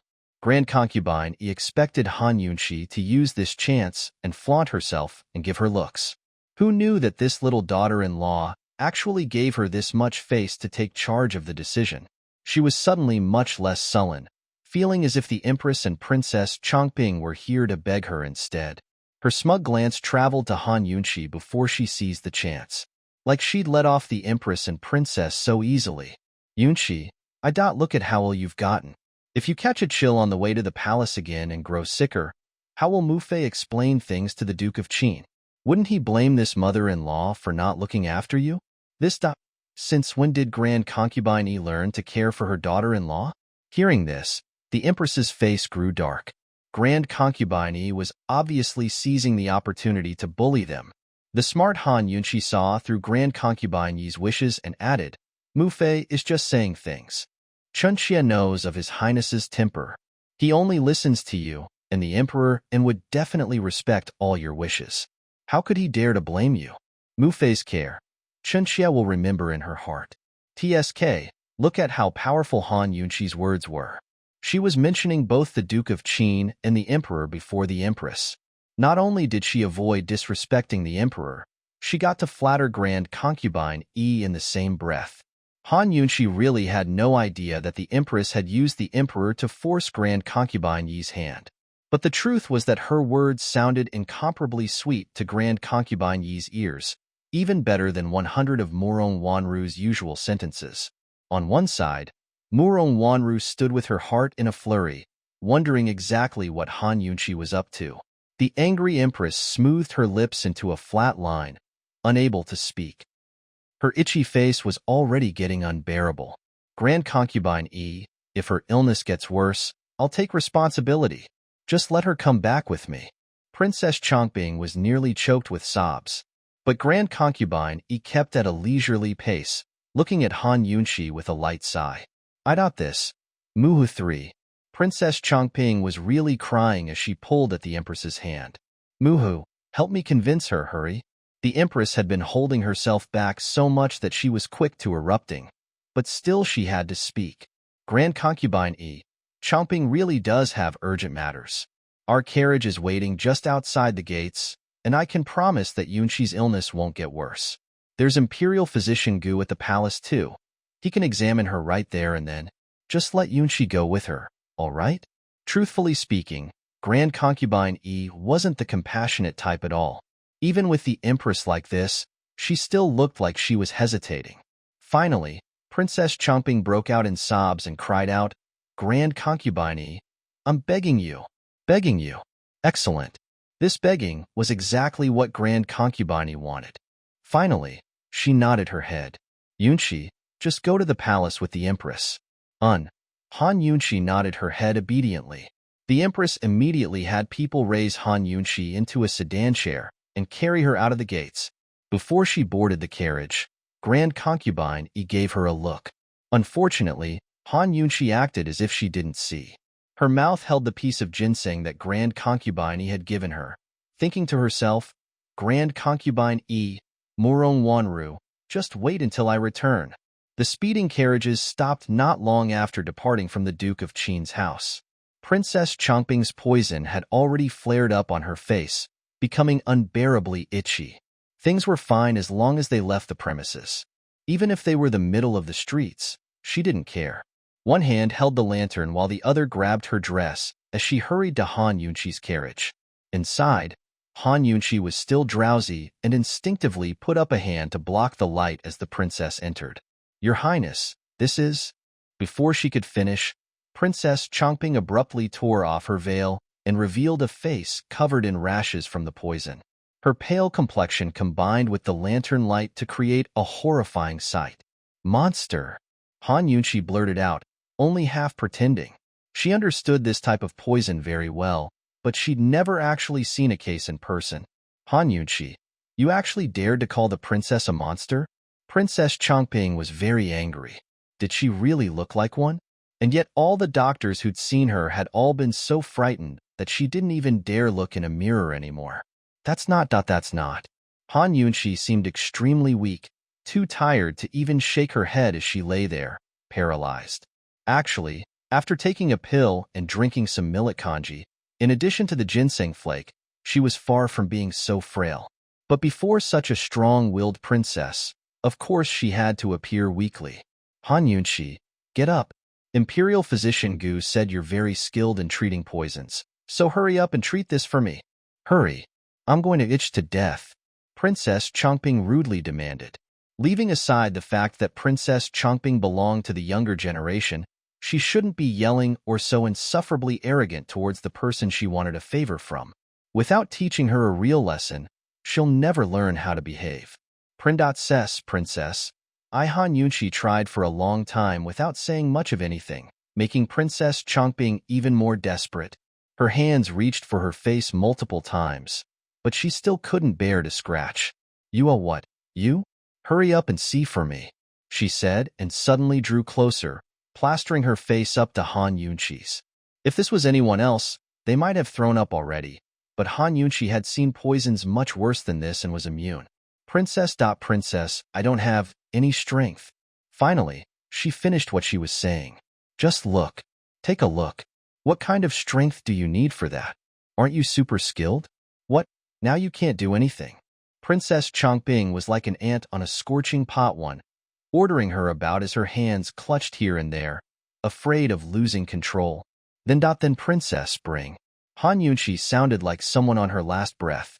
Princess Changbing couldn't bear to listen and yelled, "What do you want to say?"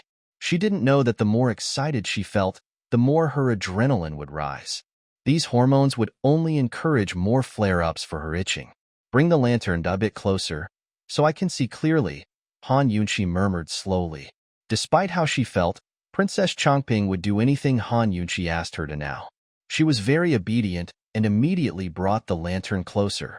Unexpectedly, as soon as the light arrived, Han Yunqi didn't even spare Princess Changbing a glance before closing her eyes and fainting away. IHH.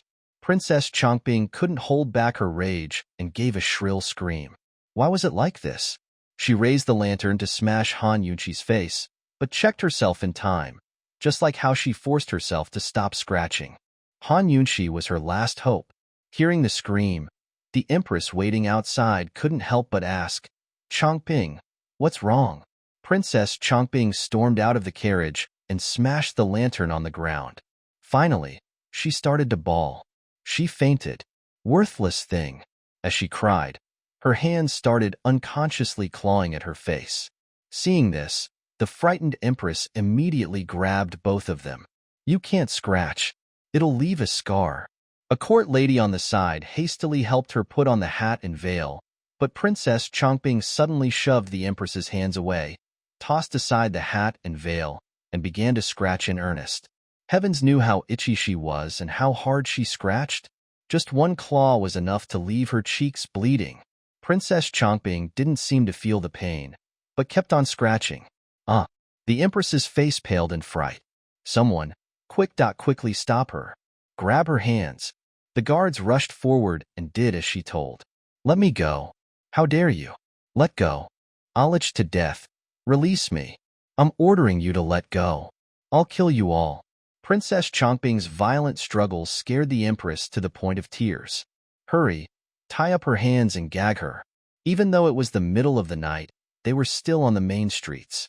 If they startled the surrounding houses awake and word of this spread, how would Princess Changbing face anyone in the future? Soon enough, the princess was gagged and tied. The Empress looked towards Han Yunqi's carriage with red-rimmed eyes that were filled with hate. "Han Yunqi, if it wasn't for you, Changbing wouldn't have gone to the prisons and contracted this poison. You better make sure that you can save her face, or else the Empress Dowager and I won't let you off." She brought Princess Changbing back into her own carriage before the whole retinue hastened back to the palace. Though the carriage was speeding along, it was barely bumpy in the wide and spacious carriage. Han Yunqi reclined languidly within without opening her eyes, though a secret smile shone on her face. She got mixed up in all this, just so she could pay them back. She got mixed up in all this, so she wouldn't be afraid. When they finally reached the palace, light was already coming in from the east. Princess Changbing had grown weary and fallen asleep long after the poison's flare-up receded. Han Yunqi was half awake as they sent her to Princess Changbing's peaceful hall. A court lady eased her onto a bed. Soon after, the Empress arrived with Imperial Physician Gu. "They say she's caught a chill. She's very weak and fainted on the way over." The Empress explained the situation. Gu Beiwa didn't speak, but sat by the bed and parted the curtains to check Han Yunqi's pulse. He was quite the genius at his craft and understood Han Yunqi's state as soon as he had examined her. Her current situation stemmed from starvation rather than any illness. She was feeble because she had no energy, but fortunately she was rescued in time, so there weren't any major complications. Right now she should be recovering and not as delicate as the Empress claimed. A spark of delight flashed in Gu Beiyua's clear eyes as he rose. To reply, "Esteemed Empress, this is a severe case of the chills. Esteemed Wang Fei's body is extremely weak and needs careful nurturing. If she's forced awake to treat the princess, then this one fears." "What?" the Empress asked hurriedly. Now that they were in the palace, she didn't care a whit about Han Yunqi's health. As long as she could treat Changbing, she'd agree to do anything, even take Han Yunqi's own blood. This humble official fears the esteemed Wang Fei will not only be unable to treat Princess Changping, but possibly lose her own life as well. Gu Beiwei was obviously exaggerating. But how would the Empress know that much? As soon as she heard the situation, she grew anxious. If this was really the case, she could neither save Changping's face or pay back Han Yunqi's life. Had she but known earlier, she would have coaxed Changping to stay at the Duke of Qin's residence instead. So what if she was laughed at? At least it'd be easier than being responsible for Han Yunqi's life. The Empress took a deep breath. Then we'll save her first. How long should it be until she recovers? 1 or 2 days. But I'm afraid Princess Changping will continue to have to suffer in the meantime, Gu Beiwei replied honestly. The Empress crinkled her eyebrows, filled with feelings she couldn't express in words. And yet there was no other way except to hand things over to Gu Beiwei. Use the best medicines and have Qin Wangfei recover as soon as possible, understand? This official understands, Gu Beiwei nodded. This official will go write a prescription immediately. When he left, the Empress gave Princess Changping one last look before leaving behind a court lady to watch over her. Han Yunqi was so pleased that she almost laughed out loud. Heavens knows what kind of nice things Gu Beiwei would ask for her body's sake. 1 or 2 days' time wasn't enough to completely recover, but at least it made it safe for her to move around again. Gu Beiwei was truly a smart and considerate man. As Han Yunqi had expected, he prepared for her a very famous and precious type of nourishing medicinal soup. Han Yunqi wanted to eat it all up, but people who'd been starved for long periods couldn't eat or drink too much at once or else they'd die from indigestion. Gu Beiwei's prescription used the mildest method to nourish her body while also alleviating her intense hunger pains. With the medicine of this protective man and adequate sleep, Han Yunqi was doughty as a dragon and lively as a tiger too after 2 days. But Princess Changping was miserable. Over these 2 days, her poison had flared up 3 times. The suffering was akin to tearing open her heart or ripping apart her lungs. She even entertained the thought of killing herself by ramming her head somewhere. She won't help me. Isn't that right? Muhu 3. Bring her here. She has to be faking it. She definitely wants to see me die from poison. It's all her fault. She ruined everything. If it wasn't for her, I wouldn't have gone to the prisons. Wah, Muhu. She was the one who hurt me. Muhu, let me go that I'm going to go find her. Han Yunqi followed Gu Beiwei in, listening without saying a word. Princess Changping hadn't even thought about what she did in the prisons that night, but instead had the audacity to blame Han Yunqi. When Gu Beiwei had been describing her situation these past 2 days, she felt enough sympathy to treat the princess's poison today. Now though, she changed her mind. A pitiful person still had a despicable side. Princess Changping wasn't someone she wanted to save, regardless of all those high morals about a doctor's benevolence. Chen Xie pays respects to the esteemed Empress. This official pays respects to the esteemed Empress and Her Highness, the Princess. Han Yunqi and Gu Beiwei made salutations from beyond the bed curtains before the Empress hastily had them rise. Kindly she said, Yunqi, come quickly. Changping's been waiting for a very long time. Princess Changping was no longer making an uproar, but her eyes stared nastily at Han Yunqi, who sat by the bed and said, It's too dim. Get a light here. A court lady hastily shone a lantern over, the bright light forcing Princess Changping to blink. Still, she stared fixedly at Han Yunqi. Once again, Han Yunqi spoke lightly. Changping, why don't you close your eyes? Let me see if the poison spread to the eyelids. At these words, Princess Changping immediately closed her eyes in panic, giving Han Yunqi a sense of disdain. What was this girl so fixated on? She could keep staring if that's what she really wanted.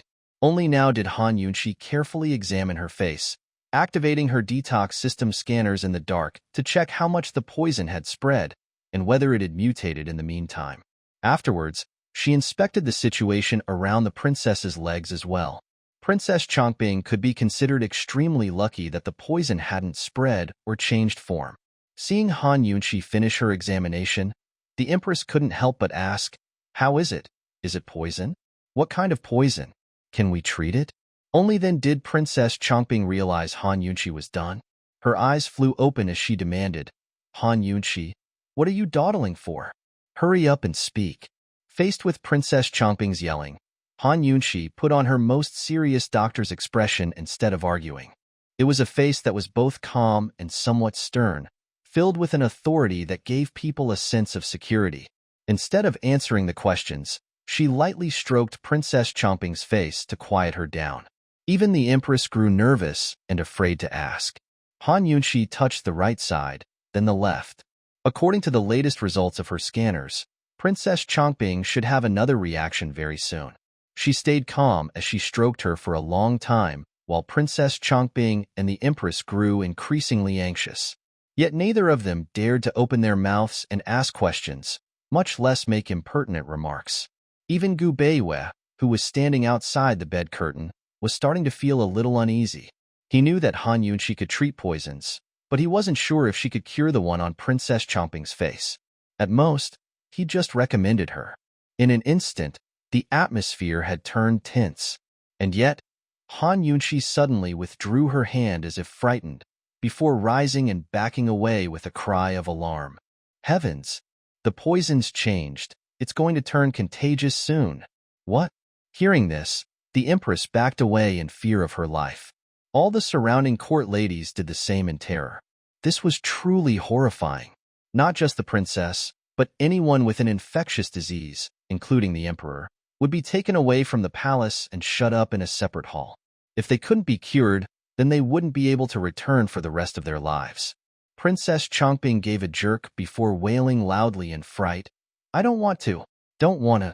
Muhu, save me. I don't want anyone to send me away. I don't. The Empress was the one that had retreated furthest away, so tense that her face had turned white. Yunshi, can you treat her or not? Han Yunshi avoided the question as her expression turned imposing. It seems like the poison's going to act up again.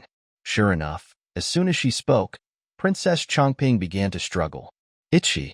Muho, my face is starting to itch again. Let me go. Free my hands. Muhu, why don't you help me scratch it instead? I'm begging you. Very soon, her legs started to itch too. Upon seeing this, everyone was amazed. They hadn't expected Han Yunshi to really have the skills to pinpoint the poison flare-up time. The Empress was scared to death and didn't dare come forward. She tugged on Han Yunshi's hand as spoke. You really guessed the right time. Yunshi, you're too formidable. You must have some way to save Chongping, right? Yunshi, a contagious disease is no small matter. You have a way, don't you? If news of this got out, it wouldn't be just Princess Chongping, but the Empress as well, who had to be taken far away.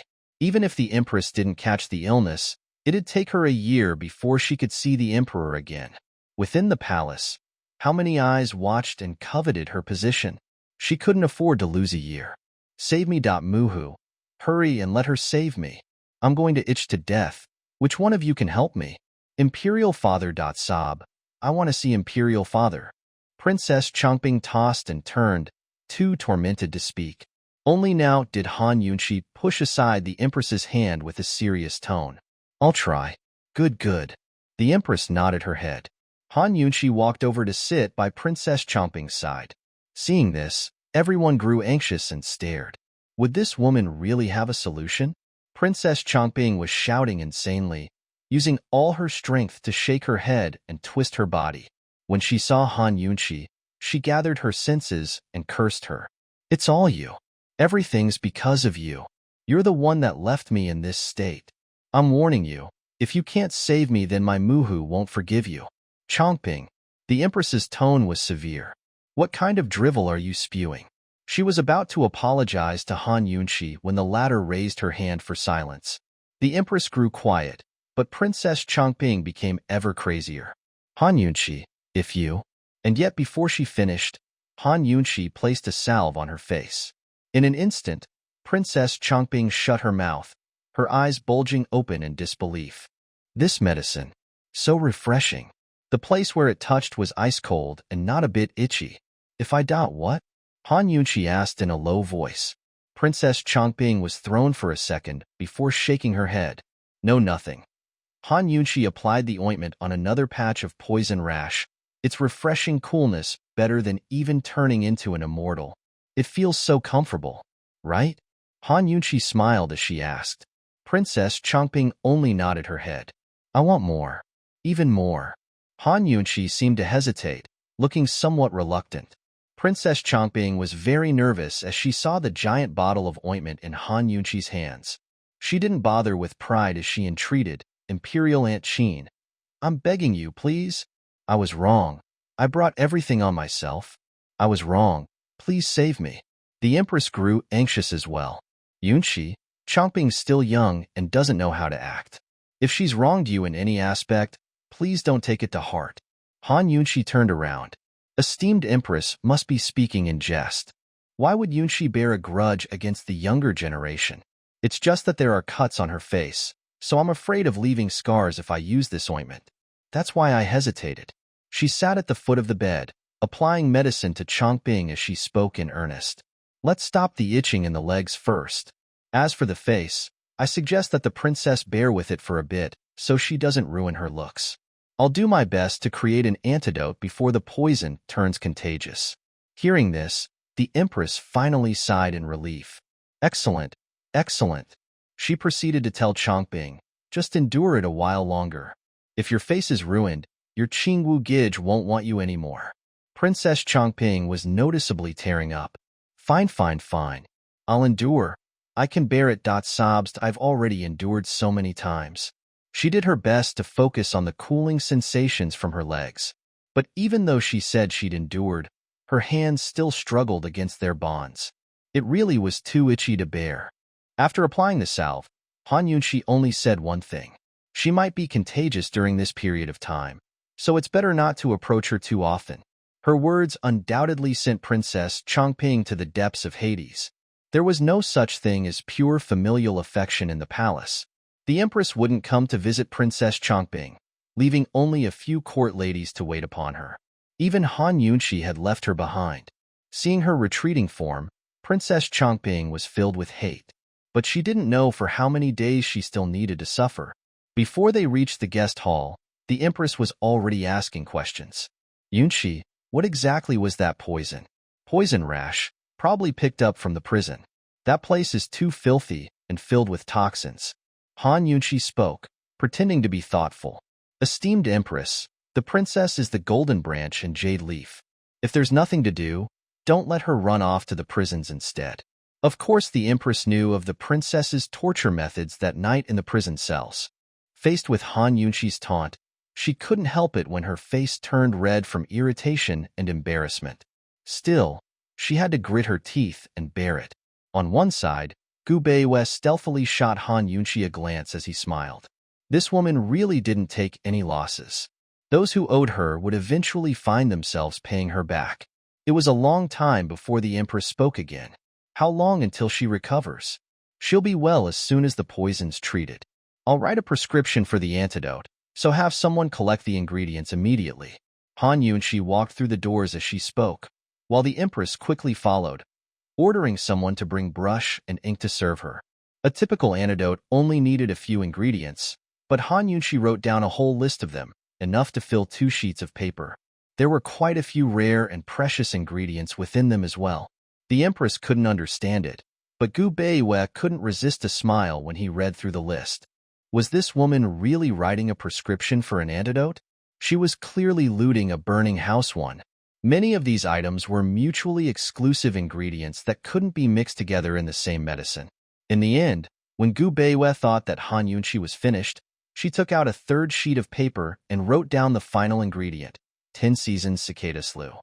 2 of these cicada sloughs were skins left behind by molting cicadas and commonly found in traditional Chinese medicine. But a typical cicada only shed 9 seasoned skins. A 10-seasoned skin cicada was a rare thing. The Empress didn't understand these things, but the gaze of the experienced storehouse user Gu Beiwei turned momentarily complicated, although he kept his composure. Esteemed Empress, this is the prescription. Please gather the ingredients listed as quickly as possible. I will boil the antidote myself. Han Yunqi's face was full of sincerity. The Empress promptly passed on the prescription to Gu Beiwei. Imperial Physician Gu, I'll leave this to you. Be sure to get everything on the list. The Empress had really thought too simply about everything, but it wasn't her fault. Didn't the palace have all sorts of medicinal ingredients? Gu Beiwen nodded his head and left. The afternoon of the same day, he'd collected all the necessary ingredients on the list for Han Yunshi except the 10-season cicada sloughs. The palace doesn't have these? The Empress was incredulous. Did you search carefully? Esteemed Empress, this official can verify that we have none in the storehouse. As Gu Beiwen spoke, he looked towards Han Yunshi before continuing. The 10-season cicada slough is a priceless item equal to the worth of several cities. Only 2 have existed so far, with one in the hands of Empress of Northernly Country and the other. Where is it? The Empress grew testy. This official only knows that it's in Grand Concubine Yi's hands, but I don't know if it's been used yet. Gu Beiwen replied honestly. It's with Mu Fei? Han Yunshi looked astonished. All right, so she knew long before. Otherwise, she wouldn't have added it to the list. She saw it in Grand Concubine Yi's rooms where it had been mounted as a work of art. Rumors had it that she was saving it for Moron Wanru's dowry, so that the girl was happy every time she saw it. This left the Empress in a difficult position. It wasn't easy to get something off of Grand Concubine Yi. After a while, the Empress asked sincerely, Yunshi, why don't you speak with your Mu Fei about it? Han Yunshi heaved a sigh. Esteemed Empress, my Mu Fei is honest and kind-hearted. She'd definitely help if it can save a life. It's just... The Empress anxiously waited for her to continue. I doubt if I go to demand it, won't I have to let her know about Chongping's illness? But neither you or Chongping will let me tell. Han Yunshi was really in an awkward position. These words made the Empress realize the severity of the situation. A cold look flashed past her eyes as she wondered whether Han Yunshi was doing this on purpose. After Han Yunshi cured Chongping and went home, Grand Concubine Yi would no doubt ask her questions. By then, she'd be stuck between 2 difficult decisions, telling all and offending the Empress, or keeping silent and making Grand Concubine Yi unhappy. If she went to ask for the cicada slough now, then it'd be the same as the Empress giving her permission to tell Grand Concubine Yi the truth. Nobody could blame her then. The Empress was filled with indignation at Han Yunshi's cleverness. She really had underestimated her. Seeing the Empress hesitate, Han Yunshi waited patiently. Actually, she had an antidote from modern times currently in her medical pouch. She just took the chance to grab some precious ingredients as her consultation fee while resolving the troubles with Grand Concubine Yi, all the better to pave her way for the future. The Empress's eyes were dark and gloomy with indignation. But since this was a matter of saving someone's life, there simply was no other way. She hid her anger and spoke gently. Yunshi, how about this? You can say that Chongping is ill, but not what kind of illness it is. Since it's not a good thing, it's better not to spread it around. Empress, my Mu Fei isn't an outsider. Naturally, she won't just tell anyone. Han Yunshi was a good daughter-in-law who immediately rose to defend her mother-in-law. The Empress nodded as she coaxed, of course. But since Princess Chongping's illness might be contagious, and since it's on her face, this unmarried girl needs to keep some of her pride, doesn't she? Han Yunshi looked completely understanding as she nodded. Qinxia understands. Then I'll say that Chongping's contracted an acute disease accompanied by fever, and needs the 10-season cicada slough to clear her internal heat and treat the poison. Just like that. You'll not make the trip yourself, right? The Empress probed. She'd already yielded to this extent, so there was no way she'd sacrifice her face to beg Grand Concubine Yi. Things were bad enough. If Han Yunshi went, then everything she did would be pointless. Of course she wouldn't, and she spoke with an earnest tone. I need to watch over the princess here in case the poison turns contagious. Esteemed Empress, it's not advisable to delay. I think you should send someone in my place. Mentioning contagious made the Empress anxious again.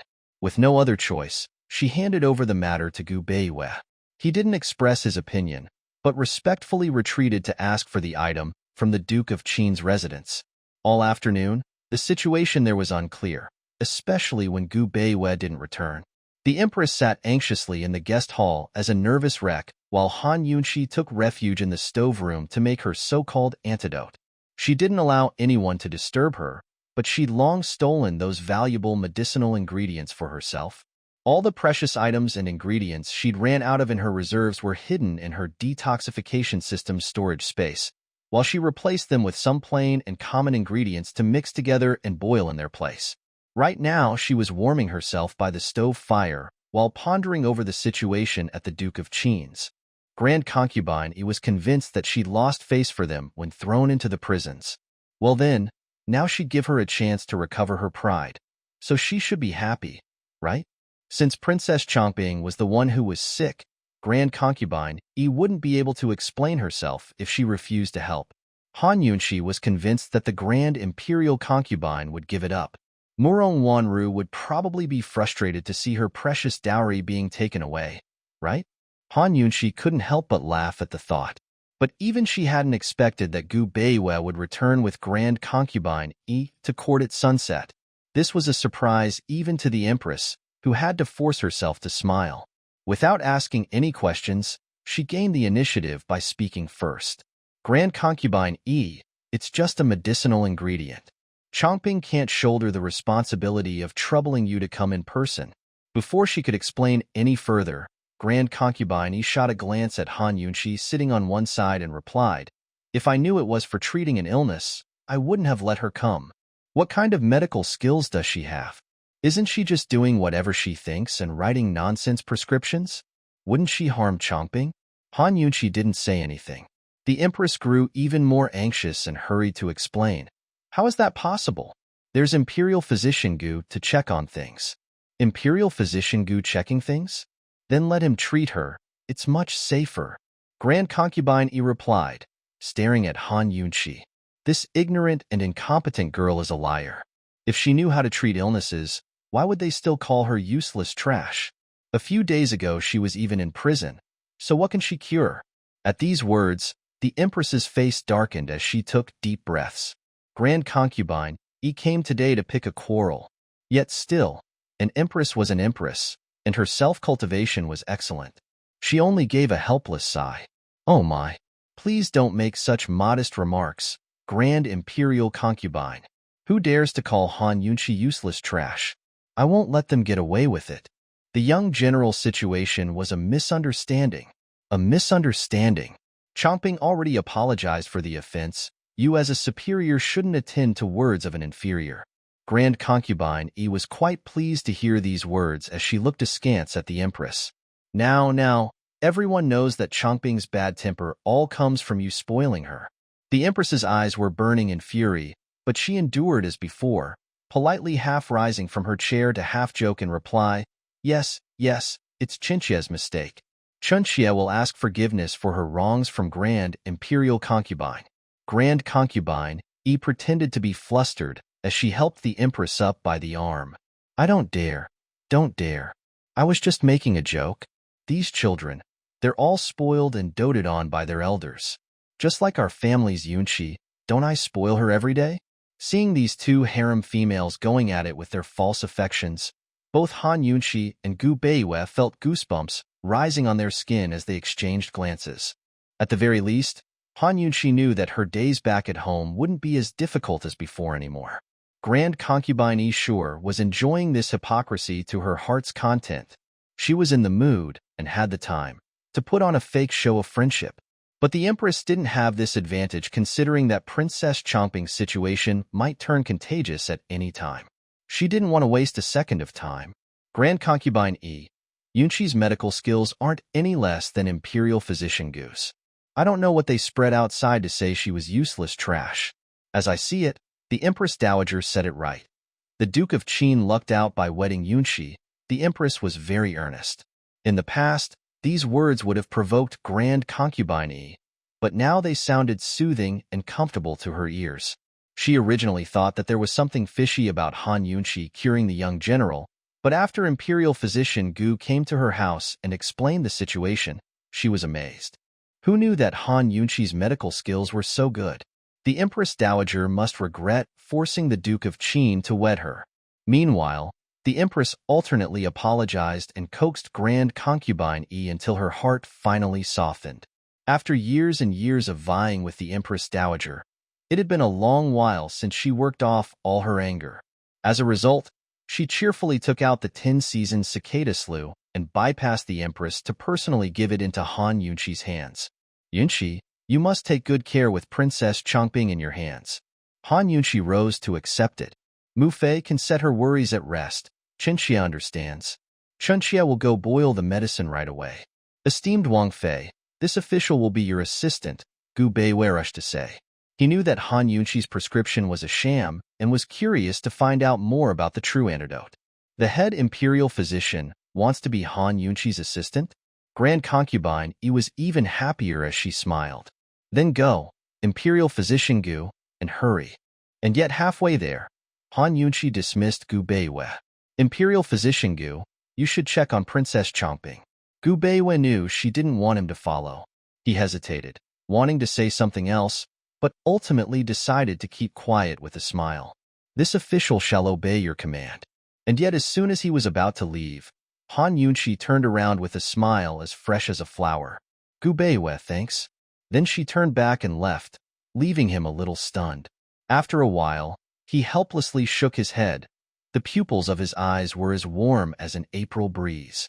Han Yunqi entered the stoveroom and got rid of the brew she was boiling before replacing it with the packet of antidote she retrieved from her medical pouch. She made it into a decoction before personally carrying it out. The Empress and Grand Concubine Yi were both waiting by Princess Chongping's door. Seeing Han Yunqi carry over the bowl by herself, the Empress was delighted. This is it, right? Exactly so, Han Yunqi nodded. The Empress personally opened the doors but didn't go inside. She even barred the way for Grand Concubine Yi.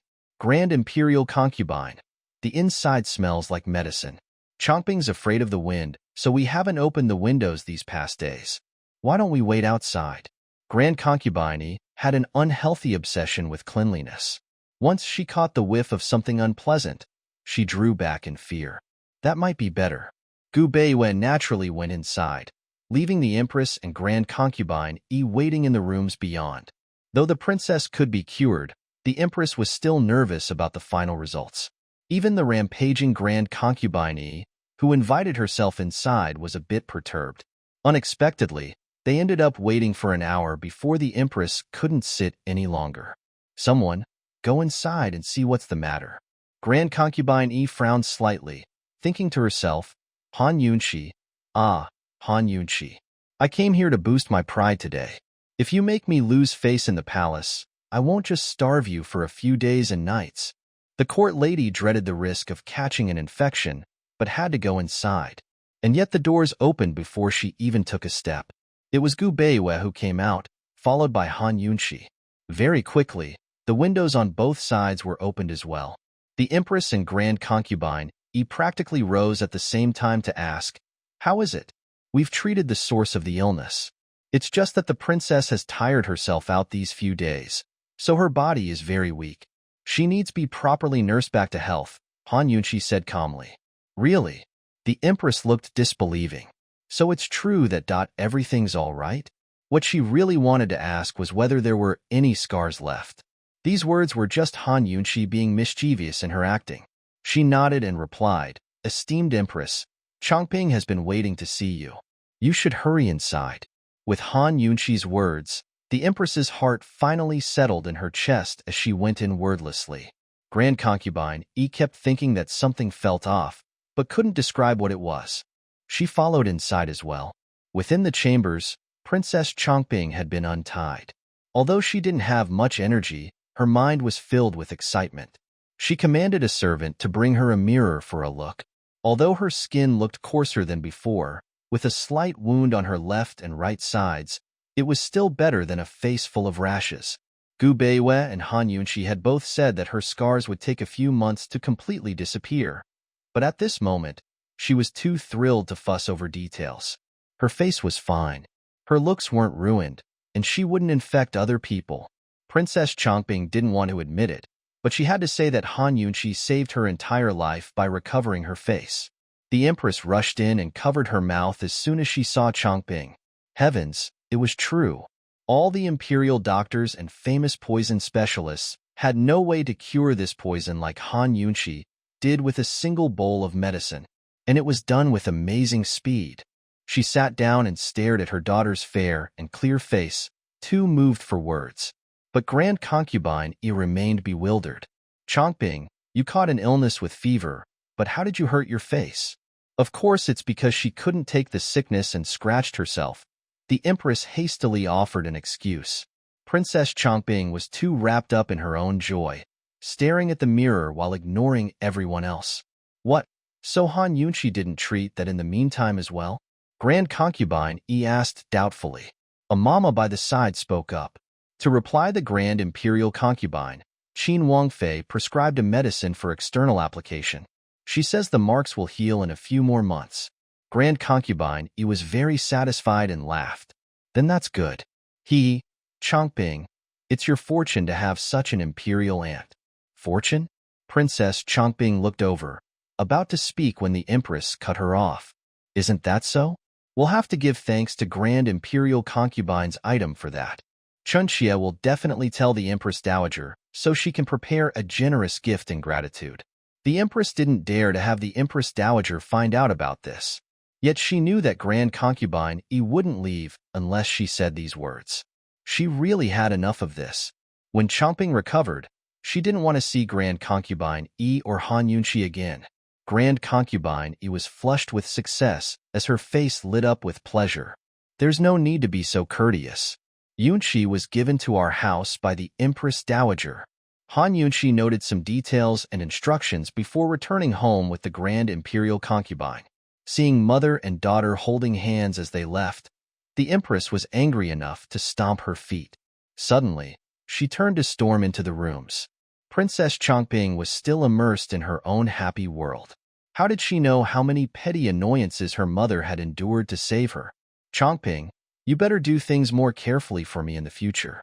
This time it wasn't just me, but your imperial grandmother that lost face. Did you see Grand Concubine Yi's smug expression? Seeing the Empress so huffy, Changping finally had someone to take the mirror away. Muhu, you can't blame me for this. Isn't it all Han Yunchi's fault? If it wasn't for her, I never would had to go to a dirty place like the prisons. Of course she should save me, but don't think I'll repay her for it. You're still talking. Can't you do things without worrying your Muhu for once? The Empress roared. Princess Changping fell into a fright. Her mother had never yelled at her like this before. Changping changed her train of thought. Muhu, there's no telling if she was the one who poisoned me. I've long suspected that she poisoned Qingwu Gij too. Otherwise, how could a useless trash like her suddenly get so skilled? If it's her own poison, of course she'll know how to treat it. These words put the Empress on guard. For a useless trash like Han Yunchi to suddenly become a genius really was strange. Muhu, how's this? We'll test her one more time?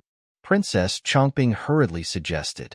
The Empress's cold gaze turned thoughtful as she calculated.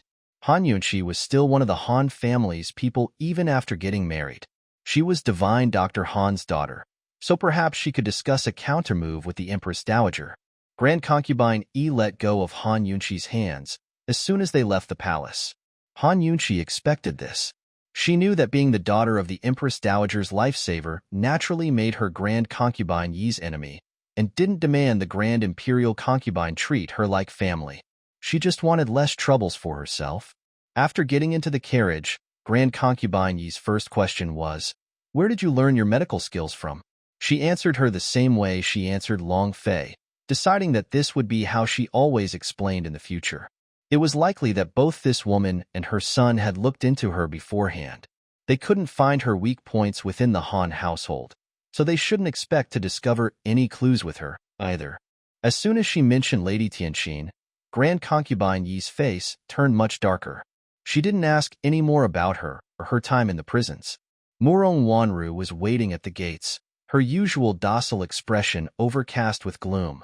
Her heart had been stuck in her throat for half the day. The 10-season cicada slew was her long-expected dowry, but it had actually disappeared for the sake of Han Yunchi's medicine. In the past, she could smile even in the face of people she despised, but this was becoming almost impossible with Han Yunchi. Seeing her approach with Grand Concubine in the distance, Murong Wanru had to continuously take deep breaths for a long time until she calmed down. She took sudden strides forward, her face filled with deep concern. "Sister-in-law, how is it? The Empress and Princess didn't make things difficult for you, did they?" Han Yunchi's lips curved into a cold smile. Mu Fei went as well, so how would they dare? That wouldn't be giving face to Mu Fei. Looking at her grieved face, Han Yunxi couldn't help but almost feel that she really had bullied this foster sister. Grand concubine, curled her lips in contempt, looking a bit impatient. Han Yunxi, it's good that you know to consider my pride. From now on, go to the accounting house at the start of every month for your stipend. A Wang Fei should look like a Wang Fei. See how shabby you are. When she finished, she examined her from head to toe before turning to leave. Murong Wanru was stunned into stillness. Mu Fei was going to give Han Yunxi a stipend? With that, she'd be more free than before. How was she supposed to make things difficult for her in the future? Murong Wanru was highly discontent. She lost her meek expression for a serious one. Little sister, I heard that the 10-season cicada slew was your dowry? That can't be true, right? Han Yunxi asked her on purpose. You. Murong Wanru was hoarse with anger. Immediately, tears prickled at her eyes as she gave a cold scoff and ran off. Seeing this, Han Yunxi laughed out loud. Murong Wanru. Oh Murong Wanru, sooner or later I'll reveal your true self. After settling things with her, Han Yunxi remembered all the precious ingredients she brought back from the palace and felt even better. She bounced the whole way back to the hibiscus courtyard. But who knew that the first thing she'd see there was that giant iceberg, Long Fei? When did he come back? This shadowy, mysterious man only came back when there was business. Last time he'd come for that antidote, though she didn't know for whom. And how did he get poisoned himself in the first place? From what Han Yunxi understood, Long Fei's martial arts skills were formidable, so anyone who could hurt him couldn't be a weakling. Unconsciously, she stopped to look at him from a distance, where he was sitting amongst the shrubbery to partake in tea. Those hard, cold lines of his profile combined with sharply chiseled features to suggest an elegant and imposing monarch even when he was just sitting there casually. One man with his tea became his own world where no one could intrude. Han Yunxi felt herself turning dazed again until those icy eyes looked over, making her recover her senses. With Long Fei staring at her, Han Yunxi revealed a friendly smile. So you came back? She instantly regretted speaking. So what if he did? What did it have to do with her? Her smile grew stiff as she turned to leave. Come here. Long Fei commanded sternly. Han Yunxi ignored him and kept walking. Your lordship has been waiting for you for a long time. Long Fei's tone grew hard. Waiting for her? Was it to treat poisons again? All right. Han Yunxi admitted that she was a little curious and a bit fearful of his mood. She made her way back until she was sitting before him. He opened his mouth and asked, Did you resolve the matter with Princess Chongping? He knew. Your Highness really gets news fast, Han Yunxi replied. Long Fei didn't look into it any further, but said, Rest early. Tomorrow morning, come out with me. Where did this guy want to take her? To do what? Han Yunxi was curious. If it was a banquet at a friend's place, she wouldn't make a big fuss. Treat poison, Long Fei said simply. This again. Han Yunxi really wanted to tell him, instead of being your Wang Fei, why don't I be your poison specialist instead? Faced with such a proposition, her manner remained professional. What kind of poison? You'll know when you get there. Han Yunxi nodded. I want to charge consultation fees. Long Fei's face turned disdainful. He didn't even bother to answer but nodded his head before turning to walk away. Only 2 steps later, he said, I'll find you tomorrow at an hour. Han Yunxi was about to nod back when she suddenly stopped. Wait a minute. An hour? An hour was the period of time between 3 and 5 a.m. in the morning. Maybe the ancients considered it morning, but to her it was still late night. Waking up early on a winter morning was more painful than anything else, much less going out. Han Yunxi's face had turned white by the time she caught up to him. If we're going, let's go tonight. Or at least until after the sun rises tomorrow. I can't go if it's that early. Why not? Long Fei frowned. Han Yunxi only replied with a single word, cold. I'll double the payment for your consultation fee. Long Fei was very generous, but Han Yunxi was adamant. Not even if you increase it by 10 times. Only now did Long Fei turn to face her. Han Yunxi, are there any poisons you can't treat? Surprised, she nevertheless replied honestly. That's not easy to say. There are countless varieties of poisons in this world. Even within the same type, there's different subdivisions and classes. Even for the exact same poison, the intensity of the toxin, along with factors like time and health of the victim will affect how to treat it. So there's no way for Chanxia to give you a straight answer. Long Fei listened carefully before asking, what if it's not a human that's poisoned? Is it an animal? Han Yunqi was puzzled. Her first thought was of this guy's horse. What other animals would he keep? But they didn't have to get up so early just to treat his horse, right? Long Fei didn't answer, only said, you'll know when you get there. Rest early. I'll find you at an hour. He left when he was done. Though Han Yunqi chased after him a few steps, she couldn't keep up. Hey, what's going on? Exactly what's been poisoned? Explain things clearly. If you don't, then I really won't go. No matter how Han Yunqi shouted, Long Fei didn't raise his head. Very quickly, he disappeared amongst the plants. Han Yunqi stood stunned in place, filled with pin-up feelings. What kind of poison is it? What kind of non-human thing's been poisoned? Did he have to leave me hanging? Should she even go? As a senior poison specialist, she had a strong professional curiosity. In her own time, she always thoroughly researched any and all poisons to come her way. Now that she was in the past, she was even more curious about ancient poisons that didn't exist in modern day. What kind of secrets was Long Fei keeping? And what was the situation? The whole night, Han Yunqi tossed and turned in bed before she fell asleep. Knock, knock, knock. The forceful pounding on the door startled Han Yunqi awake after she'd just fallen asleep. Looking at her hourglass, she realized it was precisely an hour. Han Yunqi put on her thickest clothes, but still didn't feel any warmer. When she opened her door, Long Fei's mountainous form blocked out half the doorframe. Yet the piercing cold wind still found its way inside through the corners and cracks. She didn't even take a step outside before her teeth started chattering. Quickly, Han Yunqi ducked aside from the door. Her build was already petite, but her huddled form with her hands in her sleeves and shrinking neck made her seem even tinier than before. From high up, Long Fei looked disdainfully at her pathetic form, lip curling. This woman was so weak. Still coming? He asked coldly. Unexpectedly, Han Yunqi lifted her head. Her face was ashen white, but those bright eyes glimmered with a stubborn brilliance. It was cold enough to make her lip tremble, but her voice remained steady. Yes, of course I'm going. 300 taels, and not one less. Long Fei felt his heart gave a subtle jerk in surprise. He couldn't help but admit that this answer went beyond his expectations. Even Long Fei didn't realize that his eyes were looking on in admiration as he took out a money pouch and threw it at Han Yunqi. Despite this, Han Yunqi tossed it back and said, it's not too late if I take it after I see and treat the poison. She was an avaricious woman, but not covetous. Long Fei said nothing as he turned and left, with Han Yunqi following afterwards. Gah! The wind was fierce outside. Long Fei walked very fast, forcing her to run in order to keep up. She couldn't help but think that they'd get a carriage when they left the gates. And yet they'd only reached the doors of the hibiscus courtyard before Long Fei stilled his steps. Han Yunqi ducked behind him to avoid the wind as she trembled. What is it? Long Fei turned around and opened an arm to lift up his spacious cloak. His voice was as cold as frost. Come in. The gale made his cloak shudder and dance in the wind.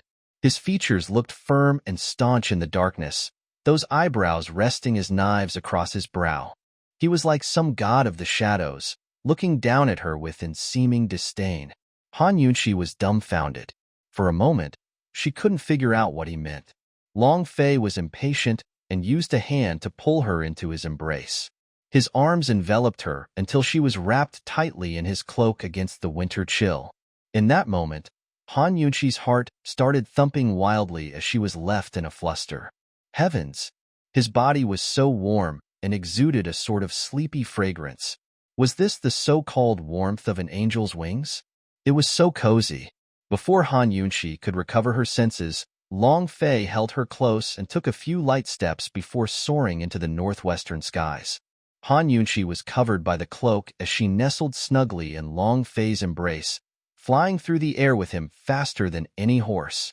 She couldn't see anything clearly in the dark beyond the occasional lantern and had no idea where he was taking her. Still, she felt at ease. Though her body was warm, The wind was still fierce and cold like knives cutting against her skin.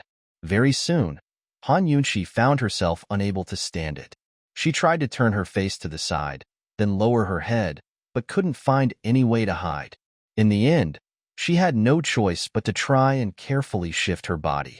When she saw that Long Fei had no reaction, she boldly wrapped her arms around him and completely shifted sideways, burying her head against him.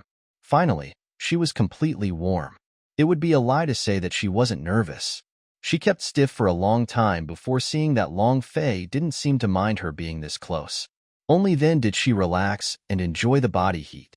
He kept his eyes forward as he sped along, although a slight curve crept onto his lip unawares. He might have disdained her cowardice, but he also puzzled over her courage. Still, those dark and depthless eyes remained elusive and enigmatic. He held on to her as they leapt over walls and across rooftops into the wilds beyond. She only felt the wind whistling past her as she remained ignorant to it all, slowly growing sleepy in his arms. It was only after Long Fei descended to the ground and stood her upright that she recovered her senses. Once she drew out her head, she realized that it was early morning and they were on a tall cliff. Long Fei looked down. "You can let go now." "Eh?" She gave a start before realized he'd already released her, but she was still hugging his waist. Her face red. Han Yunxi let go as if she'd been electrocuted and struggled free of his cape. As soon as she left the shield of his cloak, the winter wind assailed her from 4 directions. Still, Han Yunxi felt that her face was very hot. She did her best to ignore the awkwardness and asked without looking his way, "What are we doing here?" Long Fei glanced at the colors of the sky, waiting a quarter of an hour. Strange, why did this guy bring her here? Wasn't it to treat poison? Is someone coming in a quarter of an hour? Han Yunxi didn't ask anything more, but sized up her surroundings. She realized that they were surrounded by lofty ridges and towering mountains, making it impossible to tell where they were. Beneath the cliff's edge in front of them was a mist-covered abyss that made it impossible to see the bottom. The sun had already risen, illuminating the gray dawn with glittering gold in a magnificent sight. It had been a long time since she'd seen the sunrise. Just when she was spellbound by the sight, a sudden doot-doot-doot appeared in her consciousness. There's poison? Judging from the rhythm and volume of the warning, this was an extremely potent type. Han Yunxi grew vigilant as she turned towards Long Fei, who was also enjoying the sunrise. There's poison around here. What's going on? Long Fei was astonished. How did you know? This poison is very strange. Quickly tell me what's going on. Han Yunxi turned serious. Only now did Long Fei look towards the abyss. A poison fog fills the air down there throughout the year. At night, it sinks to the valley floor, but at sunrise, it rises up. Han Yunxi didn't expect that the poison wouldn't come from human or animal sources, but the air itself. You want to go down? She asked. There's a northernly country agent hiding down there skilled in the use of poisons, Long Fei explained lightly. So that was it. He came to capture someone but couldn't descend because of the poison fog. Han Yunxi studied the wisps of fog that floated up, eyebrows knitting minutely. The situation isn't anything like Long Fei thinks at all. Can you deal with it? He asked. By now, the quarter of an hour had finished. A faint cloud of black appeared within the fog, setting off the sensor in Han Yunxi's head to max alert. Yet just as quickly, the black mass floated towards the mountain valley and disappeared. See that? The black fog is the most poisonous bit, Long Fei murmured. Yet Han Yunxi replied, this isn't poison fog. Long Fei's so-called poison fog was another word for miasma, filthy air from the depths of the mountain forest. It showed up from the end of spring until the end of autumn, when temperatures turned too cold to create it. Right now it was winter, so the sun-kissed mountaintops were freezing. But what about the darkness of the mountain valley? Then what is it? Long Fei asked in surprise. He'd once sent a team of troops into the valley. Half of them were injured or dead before ever finding the target. Those who escaped said there was some sort of miasma before poison overtook their lives. The agent hiding in the valley had in possession important military secrets from Tianing country. An escape would have unimaginable consequences. He'd chased this agent for over a month now, and gotten poisoned by the same person the last time he tried to search. This agent was extremely crafty and only released poison at the last second. Before that, he didn't expect him to use poisons. Long Fei cornered him here, where the agent hid himself and refused to come out. It might be a poisonous mosquito swarm. Han Yunqi was doubtful as well, never expecting to meet such things. But many ancient texts had records of foul fogs that floated past and left poisoned people in its wake. Thus, they were branded as miasma. The truth of the matter was, these clouds of black hide something very common. Mosquitoes flying in large swarms that made them seem like sentient gas. These mosquitoes carried vicious strains of malaria that infected humans and livestock, killing them quickly without treatment in a similar way to poison. The current climate was incapable of creating poisonous miasmas, but the fog in the valley could very possibly harbor poisonous bugs. Poisonous mosquito swarm? It was the first time Long Fei had heard of such a thing. The white fog isn't poison. That black mass is actually a mosquito swarm, but looks like fog in bad lighting and tricked you all, Han Yunqi explained, before adding, "Take me down there. I need to get closer to that black mass to see what type of mosquito it is." The modern era alone had countless strains of mosquitoes, much less ancient history. Many of them had become extinct, so even more varieties might have existed in the past. Han Yunqi had to verify whether she could identify the species before creating an effective mosquito repellent. Since they confirmed that the white fog was harmless, things were simple for Long Fei. He said nothing more and pulled Han Yunqi in by a hand on her waist before leaping into the abyss. As soon as they entered the mountain valley, her poison sensors started setting off alarms again. Very quickly, she determined its location. On the right, Long Fei held her tight as they approached the poison, before her sensors alerted her to more toxins on the left. It couldn't be that there was more than one swarm? Han Yunqi was surprised. Who knew that right at this moment? Another alarm went off to tell her of poisons in front and behind them. Heavens, with poisons approaching them from four ends, weren't they being encircled? "We've been surrounded," she said in a low voice. Her words had hardly finished when Long Fei saw a miasma-like mass of black flying towards them from four sides. He didn't expect there to be four swarms either, but remained calm. "How close do you need to be to guess the poison? Hurry and go. It's too dangerous." "They're extremely fast," Han Yunqi said, deciding on escape. But Long Fei's voice remained cold. "Answer your lordship's question. 10 steps, at least 10 steps, and I'll be able to identify the poison," Han Yunqi said truthfully. 10 steps. Judging by the speed of the poison swarms, it'd take them a second to reach them from 10 steps away. In addition, they were surrounded on all sides. Han Yunqi didn't dare think about it. She didn't even know what kinds of poisons the swarms were carrying, or whether it could be analyzed and resisted. If she was poisoned, what then? In the midst of her panic, Long Fei only replied with 2 words. "We wait. We can't," Han Yunqi shouted, staring as the swarms drew closer and closer. She could almost hear their annoying, terrifying buzz. "Prepare to examine them," Long Fei commanded. This wasn't an ordinary poison, but a poison swarm.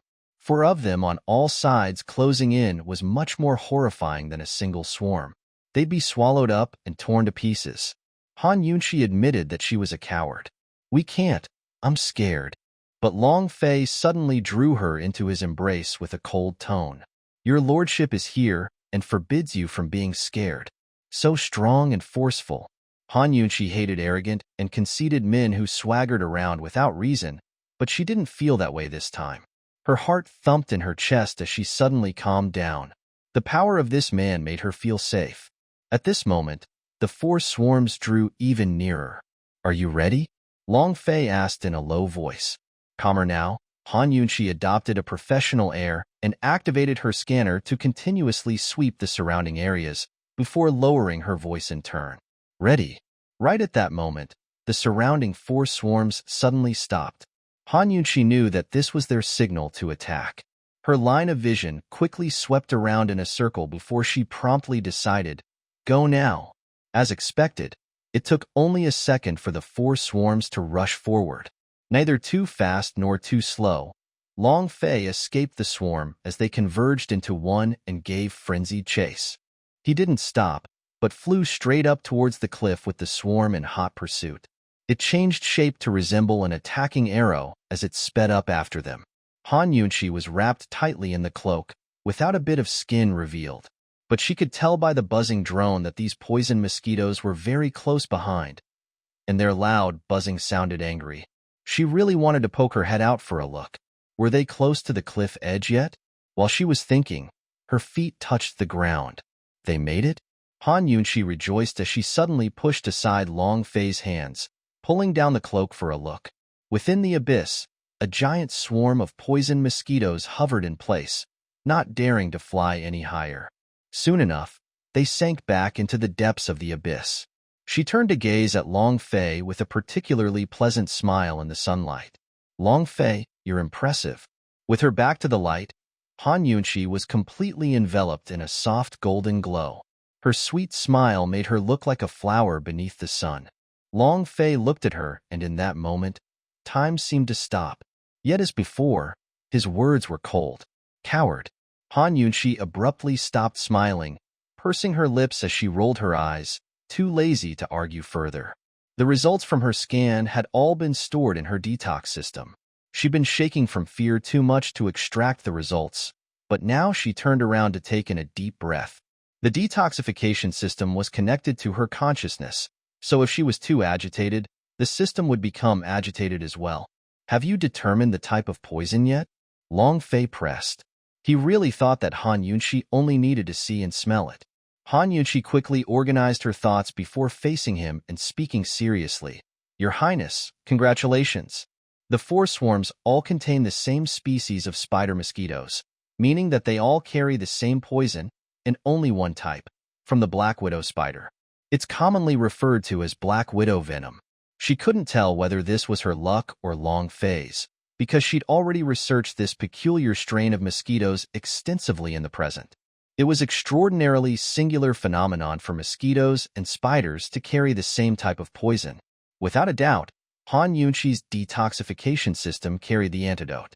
Not only that, she even had a special spray to kill the mosquitoes. Hearing Han Yunchi's explanation, Long Fei nodded and asked, how long do you need to create an antidote? Take a guess. Han Yunchi smiled. With antidote in stock, her mood was naturally cheerful. But Long Fei only narrowed his dangerous-looking eyes. Fine then. No matter how much of a good mood she had, never make jokes with this iceberg. Otherwise, she'd freeze to death. I have it with me right now.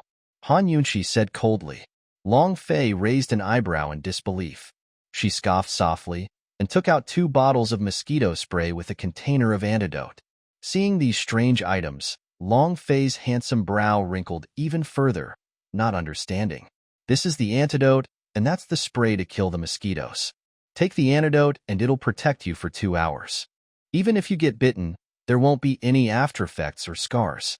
This spray can kill those mosquitoes. Of course, if you're still suspicious, you can slap them to death with your bare hands. As Han Yunchi explained, she demonstrated the use of the spray bottle with a few presses on the handle, releasing a delicate fragrance into the air. Long Fei listened intently as he watched. Though the spray bottle was very strange to him, he learned how to use it fast enough. Han Yunchi realized for the first time that this man was most entrancing when he was focused on a task. And yet, Long Fei's expression returned to its usual emotionless state very soon. Where did these things come from? Black widow poison is very common, so of course I have antidote in reserve, Han Yunchi replied calmly. Who cares whether he believed her? So you conveniently prepared some? Long Fei asked again. Han Yunchi offered the antidote pills. Do you want them or not?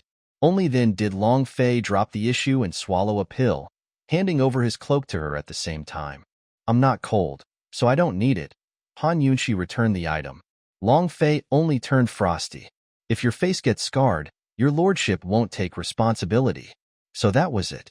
When they were escaping under such dangerous circumstances, he even thought of wrapping her up safely in case she got bitten. All right, if her looks were ruined, he'd be the one shamed. She was once an ugly woman who'd lost him years of face. Han Yunchi ignored the momentary warmth that had blossomed in her heart, took a dose of antidote, and wrapped the cloak tightly around herself. She put on the hood as well to cover most of her face. Just as she finished, Long Fei's powerful arms wrapped around her slim waist. Even though they were separated by multiple layers of clothing, she could clearly feel the heat from his palms. She couldn't fathom how such a cold man could have such warm hands. The poison mosquitoes were much smarter than the average bug. Long Fei had just brought Han Yunqi into the valley when the four swarms separated to attack them from four sides again. This time they were even faster, as if they'd been waiting for them to return. Unexpectedly, Long Fei didn't dodge, but flew straight at the swarm. Han Yunqi hadn't expected him to do things this way. Although they had immunity and the killer spray on their side, being flooded in a black swarm of mosquitoes still made her heartbeat quicken. Too scary. So disgusting. She had already pulled the hood forward so that it covered her entire face, but still felt wave after wave of mosquitoes crashing against them, crawling all over her body as they buzzed and buzzed while pressing down. It was almost hard for her to breathe. She didn't even have time to use the mosquito-killing spray. Yet very quickly, all the pressure disappeared. Long Fei had carried her full speed through the mosquito swarm until they left it far behind them. Han Yunqi poked out her head and took in a deep breath of fresh air. She discovered that the four swarms had congregated into one mass again to hover before them. After discovering that they were immune, the poison mosquitoes weren't as arrogant as before, but faced off against them without advancing a step. Mosquitoes have self-awareness too, Han Yunqi teased. However, Long Fei kept quiet, holding her tightly as he rushed towards the swarm. This time he wasn't just passing through, but stopped in the center of the swarm to unleash the mosquito spray. A single spritz eliminated a small section of the swarm, startling the rest into backing away. Seeing this, Han Yunqi was delighted and took out her own bottle to spray at the black mass. One spray eliminated one section of the swarm. Perhaps the mosquitoes had been scared witless, because all they did was hover in place without escaping. The more Han Yunqi sprayed, the more excited she became. A hand stuck into the medical pouch, really a front for her detox system dimension, and withdrew another bottle of mosquito spray. Holding a bottle in each hand, she swept across the swarm as cool could be. Very soon, large sections of the swarm vanished as poison mosquito corpses littered the ground. Finally, the mosquitoes recovered their senses and scattered as they fled, dispersing the black fog. Han Yunqi was amused and laughed loudly. Long Fei half turned his head, his disdainful glance resting on her like a predator judging its prey. Han Yunqi only felt her scalp turn cold as she unconsciously looked up to meet his deep gaze. She gave a small start and stopped grinning. To smile at someone who didn't know how to was really wasted effort. Long Fei withdrew his gaze without a word. This mountain valley was a sealed-off area in the shape of a reverse V, surrounded on four sides by barren cliffs. A single glance was enough to tell that it couldn't conceal anything, so the northernly country agent must be stuck at the bottom of the abyss. Long Fei brought Han Yunqi with him as he dove down unimpeded. The very bottom of the valley floor was a mess of uncultivated land and rock piles surrounded by short grass. They landed on the tallest rock there. From the start, Long Fei had held onto Han Yunqi, and now his dark eyes were coolly sweeping across their surroundings. Suddenly, a figure appeared in thin air to land on an opposite rock. This was the northernly country agent that Long Fei had been chasing. Unexpectedly, Han Yunqi realized that this spy was female, not only that, but an exceptionally delicate-looking woman. She wasn't very tall, but had an attractive figure with lithe and graceful curves in all the right places. Like a small bird of a human, her looks were high quality, with dainty features that were 3 times softer than Morong Wanru's. Without speaking a word, she already gave off a pitiful air, as if too weak to withstand even a gust of wind. Don't mention men, even women would want to protect such a fragile-looking female. As soon as she appeared, her eyes filled with tears as she begged pathetically, "Duke of Qin, I was wrong. I won't dare to do it again. So please forgive me just this once. Duke of Qin, forgive me. I'll do anything you want." Unfortunately, Long Fei had never been a person who showed pity and tenderness to women. He didn't waste any words, but released Han Yunqi to unsheath his sword. Seeing that her begging didn't work, the female agent's face twisted before her gaze settled on Han Yunqi. Immediately, she pulled out her own sword to resist. At this moment, Han Yunqi spoke in a low voice. Be careful, there's poison on her sword. Long Fei knew that fairly well. After losing the first time, he wouldn't lose again. If he knew beforehand that this woman used toxins, he wouldn't have gotten poisoned so carelessly in the first place. Long Fei, I didn't expect you to make it down here, but I can promise you won't be going back up. The spy spoke, but didn't attack. Instead, she turned to flee with Long Fei in pursuit, speed as quick as lightning. In 1 second, he'd already appeared in front of the female spy. As always, he remained silent and raised his sword to kill. But the spy abruptly dodged and gave a sharp, shrill whistle that echoed throughout the entire valley. A long, sharp whistle. All of a sudden, mass after mass of black fog appeared from 4 corners, spreading across the skies as if trying to cover them up. Unexpectedly, there were this many poison mosquito swarms, and they all obeyed the commands of that woman. Han Yunqi was alarmed. This woman can actually control the swarms. No wonder she injured Long Fei. Her skills aren't ordinary. The female gave another whistle. Immediately, all of the swarms converged into a dark black sea and surged towards Han Yunqi. Long Fei, if you don't want that woman to die, then you better keep me alive. The spy threatened as she backed away. She'd hidden for so long in Tianing country without ever seeing Long Fei touch another woman, much less hold one in his arms. It was even rare for him to speak to females. Today, he'd brought this woman here in his embrace. Even with her life hanging in the balance, she couldn't help but be surprised. Who was this woman? What kind of weight did she hold in Long Fei's heart? Seeing the dense, dark mass about to overwhelm her, Han Yunqi shot a glance towards Long Fei before suddenly yelling out, I'm so scared. It's too scary. Your Highness, save me. Hurry up and save me. Sobs. It's disgusting. Your Highness, I'm afraid.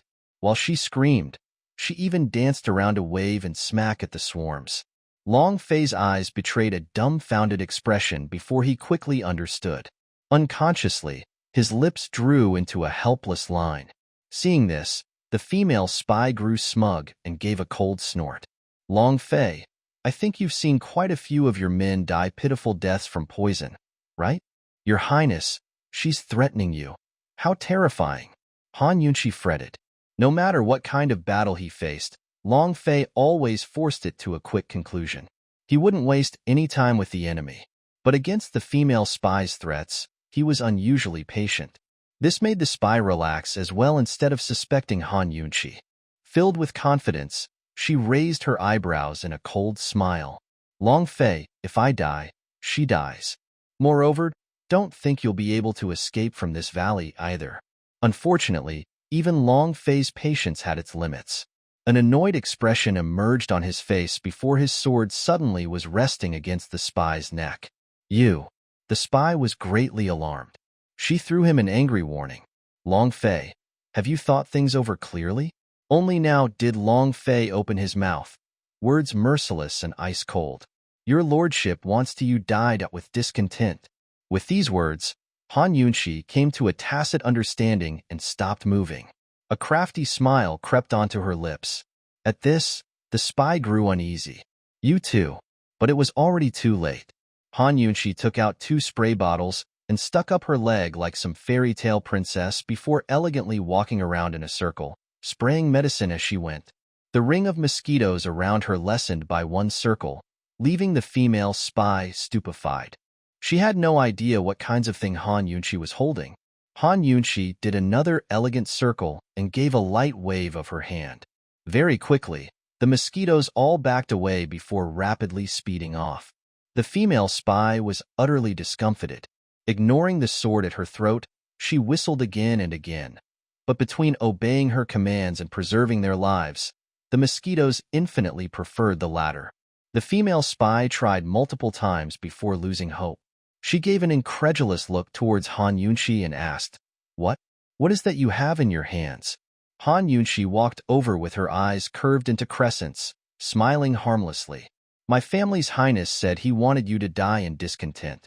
Sorry, I can't tell you. With these words, Long Fei's sword relentlessly released a spray of fresh blood, as it sliced across skin. The female spy fell to the ground, her eyes wide open. She had died without ever knowing how Han Yunchi drove off the mosquitoes. Han Yunchi knelt down and carefully scanned her sword.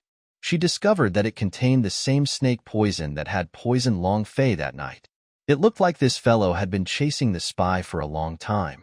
Finding her for the antidote must have been related to this matter. Northernly country had spies who knew the poison arts.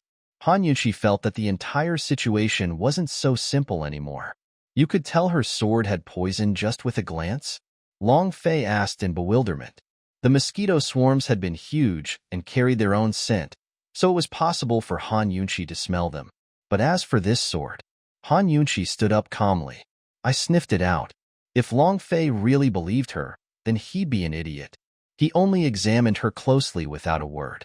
Han Yunchi shrugged her shoulders helplessly. Actually, I've had this gift since I was young. I'm very sensitive to poisons, but it's a pity father and the rest never knew, she sighed. If my mother was still alive, it'd be much better. Although these words were just for show, it still made Han Yunchi sad to say them.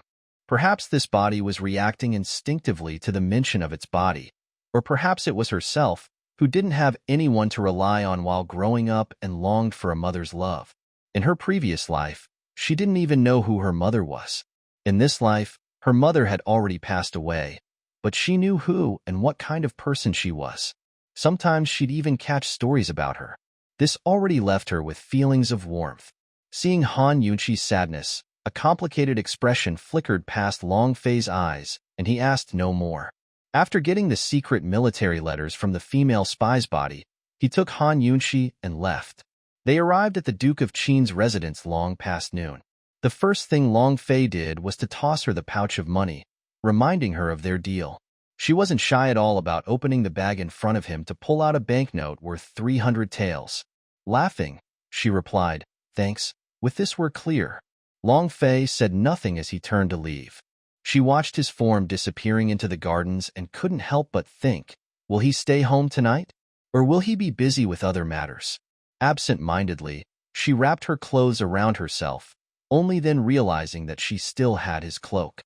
Her first thought was to chase after him, but she decided to return it after a wash instead. Young Chunxiang ran over as soon as she saw Han Yunchi walk back with a man's cloak. "Mistress, whose cloak is this? Where did you go? Your servant couldn't find you all morning. I want to catch some fresh air." With 300 taels of silver, Han Yunchi's mood was like a sunny, cloudless day. This cloak. Chunxiang still wanted to probe, but Han Yunchi placed a finger on her lip with a shoe, so she didn't dare vex her mistress further. Towards evening the next day, Han Yunchi walked over to deliver the cloak, but no one answered her knocks on the door.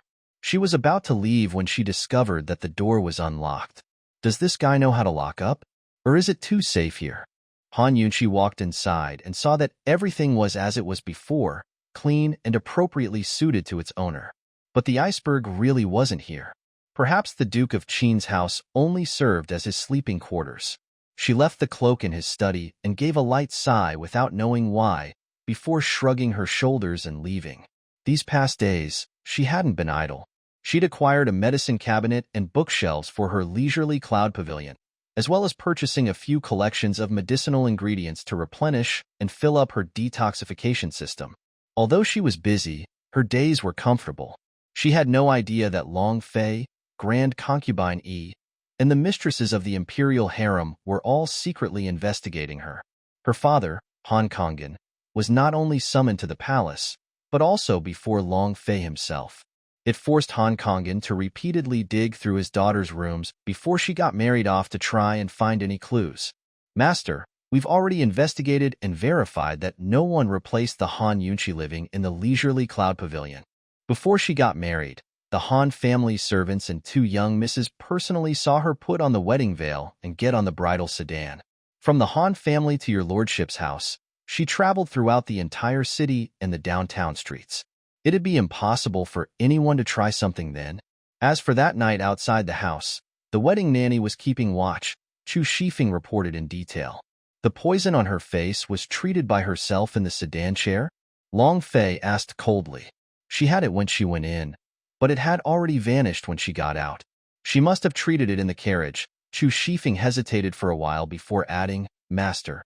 Esteemed Wang Fei treated Princess Chongping's poison with just a single bowl of medicine. I think her own poison wouldn't have been a big issue. Since she had both talent and looks, why hide them both and face misfortune? Long Fei asked again. In fact, he hadn't been interested in Han Yunqi at all in the past. No matter what kind of person she was, no matter how beautiful she looked, this woman was still forced onto him by the Empress Dowager and the Emperor. She'd never be anything in his eyes.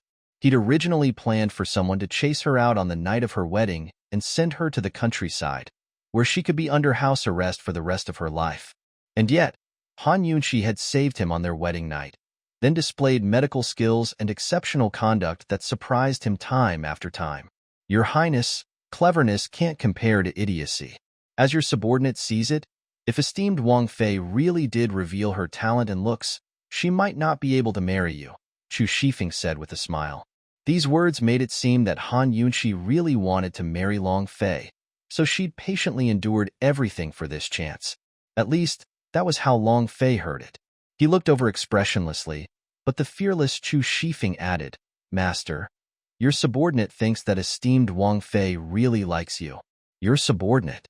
Before he could finish, Long Fei's naturally icy gaze turned dark, making Chu Shifeng shiver as he instantly shut his mouth. Meanwhile, the oblivious Han Yunqi peacefully lived out her days. Sadly, good things never lasted long. Just as she was expecting Grand Concubine Yi to settle down after Princess Chongping's affair, an unexpected hurdle came knocking at their door to harass the Grand Imperial Concubine's peace and quiet. Mistress, someone's come to seek medical advice, but it's nobody from our house. She's waiting just outside the gates and refuses to leave. I heard she's the third wife of the Minister of Security, Chunxiang reported, panting for breath. Nobody knows who spread the rumors that Han Yunqi had cured Mu Qingwu, but they grew more and more fantastic, saying that she had hidden stores of mystical knowledge but was too modest to admit them. She wasn't a useless trash, but a rarely seen once-in-100 years genius. Using such fictitious words made her seem like a godly figure such as Hua Tuo, a legendary doctor. What imperial physicians or divine doctors couldn't treat were a sure case with her. She could solve problems with a single bowl of medicine as readily as bamboo split when it met a knife's edge. This much might have been dismissed already, but there were even rumors that said she was a kind and benevolent master who didn't accept consultation fees or payment for medicine. Her heart followed the precepts of antiquity and placed priority on treating illness of the poor. As a result, many family members of sick patients heard the news. Since last night, high-ranking officials, imperial relatives, and the everyday commoners had all ran over to beg for treatment. Mistress, what do we do? Chun Xiang asked anxiously. And yet right at this moment, a guard came rushing over with a report. Esteemed Wang Fei, the Grand Imperial Concubine wants you to hurry over. Han Yunqi pursed her lips. When it rains, it pours. If she was hoping for Grand Concubine Yi to help her out of this predicament, that really was thinking too much of her. As soon as she entered the doors, Grand Concubine Yi started cursing at her face. Han Yunqi, you're not comfortable without bragging about your meager abilities, is that it? Mu Fei misunderstands. Yunqi wouldn't look for trouble for myself. Han Yunqi replied mildly. Look for trouble? More like find trouble for me. You're sure making a name for yourself. Everyone in and out of the palace knows about your skills. Don't you know they're about to drive me mad with their noise? Grand Concubine Yi was very angry. Amongst all the people who came to ask for treatment were a fair amount that were too petty and low to enter the Duke of Qin's doors.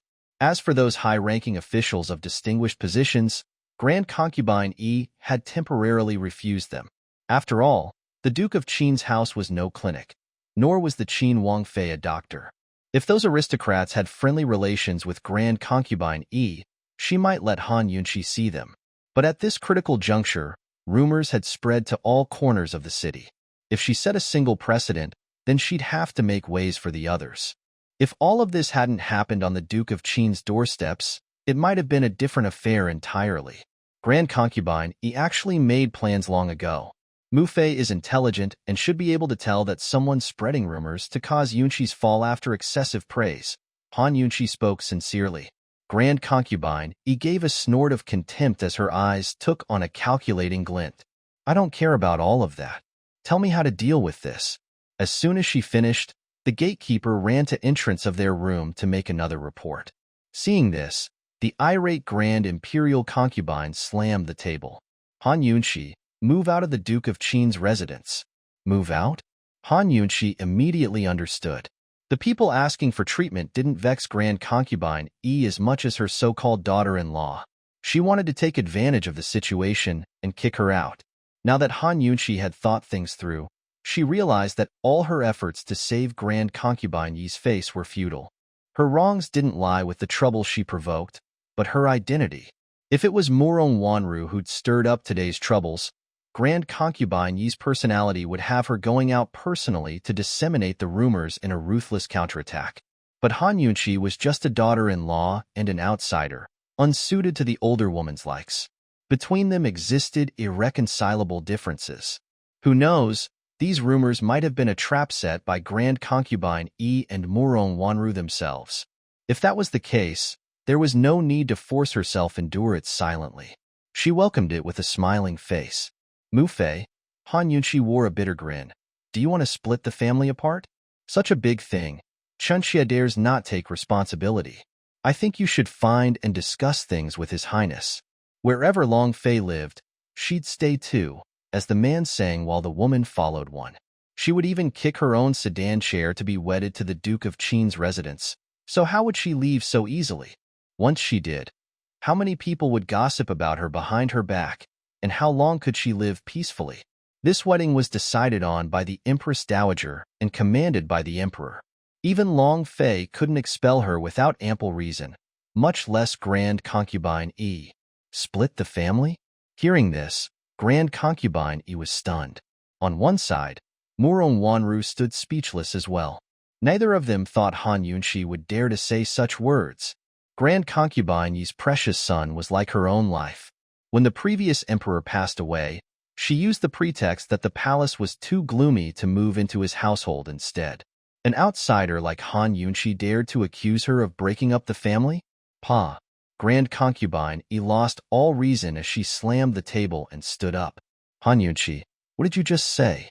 Say it again clearly for me. I said. If Mu Fei wants to break up the family, please find His Highness for this discussion. Chunxia cannot do such things.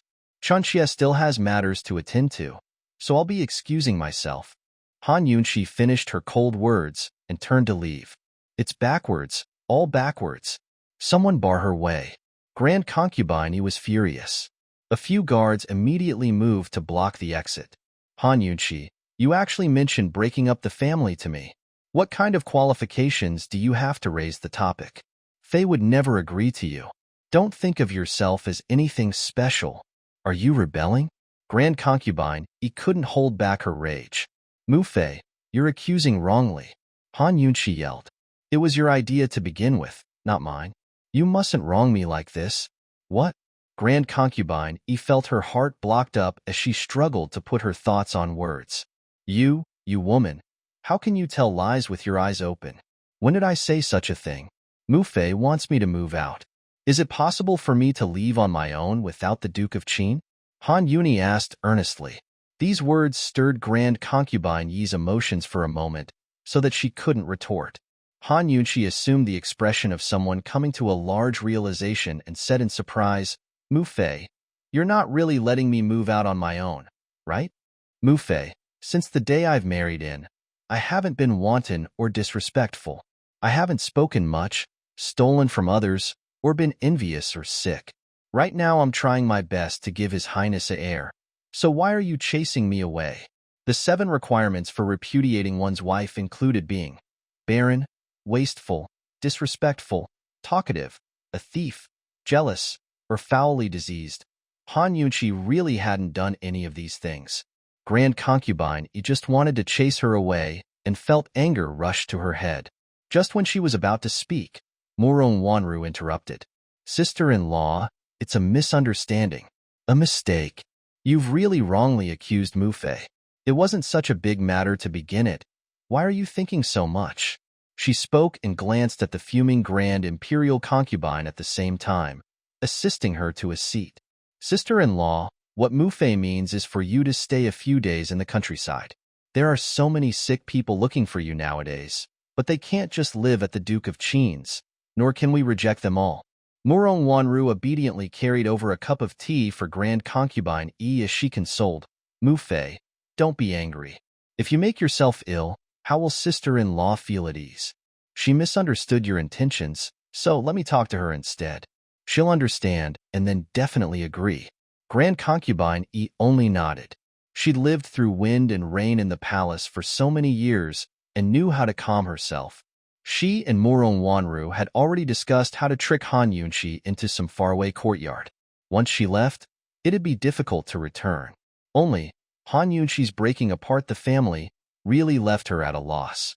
Fei was her only pride and support, her sole hope in her remaining years. No matter who, they'd be hard-pressed to take her son away. Han Yunqi glanced at Murong Wanru with a cold smile in her heart. She couldn't help but applaud this white lotus in her lines. She really knew how to talk. After soothing Grand Concubine Yi, Murong Wanru pulled Han Yunqi to one side and sat down. Han Yunqi sat down as well. At most, she'd been looking to scare Grand Concubine Yi without falling out with her. Arguing with your elders was the most idiotic thing. Even if you had plenty of reasons laid out in painstaking detail, all your opponent had to say was that you were unwilling to yield, unable to be filial, and then it'd be all your fault.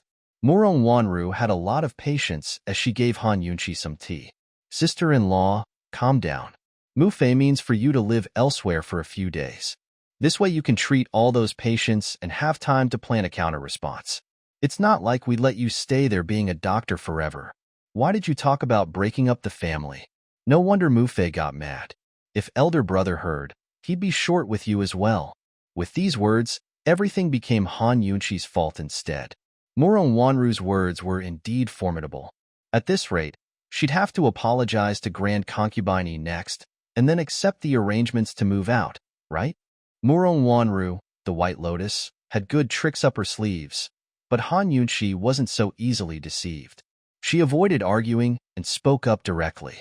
I saved the young general and the princess because they had poisons I could treat. I don't dare call myself any divine physician or compassionate soul. I'll go make the facts clear right now. She finished by standing up to leave. If there was anyone who cursed her as useless trash to her face, of course she'd talk back. But there was no need for everyone in the world to know that she was a genius. The heavens envied people of superior talents, much less the common people. Excessive praise could cause a person to fall, and she'd never wanted to climb that high in the first place. Grand Concubine grew anxious again and exclaimed, "You stop right there. Are you going to make a disgrace of yourself with that exhibition?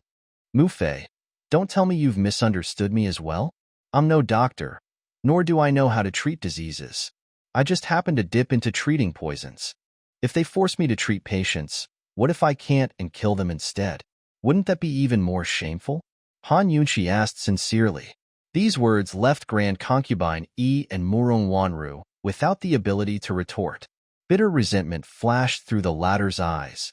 She was the one to start these rumors, first to use the opportunity to chase Han Yunqi out of the house, second to tamper around with Han Yunqi's patients so she'd be accused of killing them with her treatments. It was an arrow that could kill two targets, but Han Yunqi's words had broken through all of that.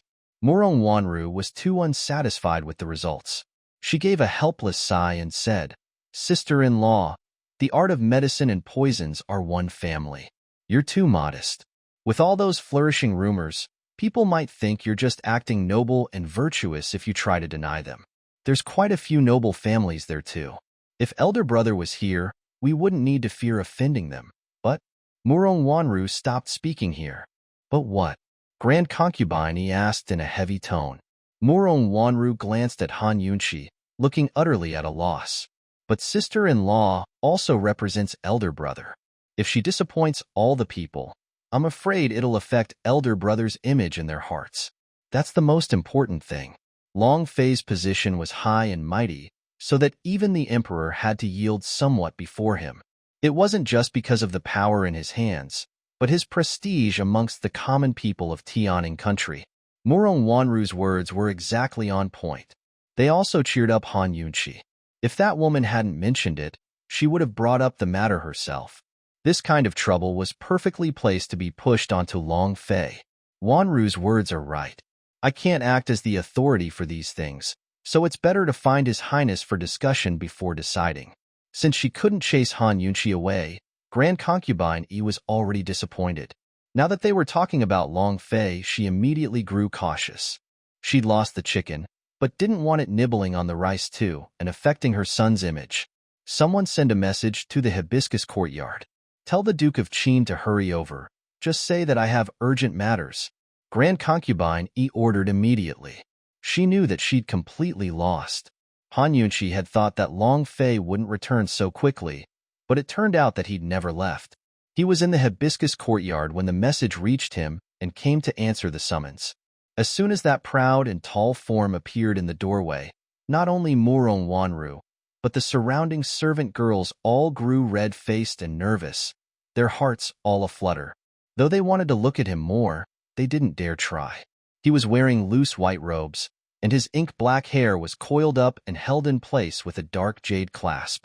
He really resembled one of the emotionless high immortals from the ninth heaven one. Remarkably handsome and leisurely, cold and withdrawn from mortal cares. Even Grand Concubine, he couldn't shift her eyes away. For her to have a son like this was the greatest joy of her life. Meanwhile, Han Yunchi was secretly rolling her eyes. This fellow's get-up made it obvious that he was staying at home.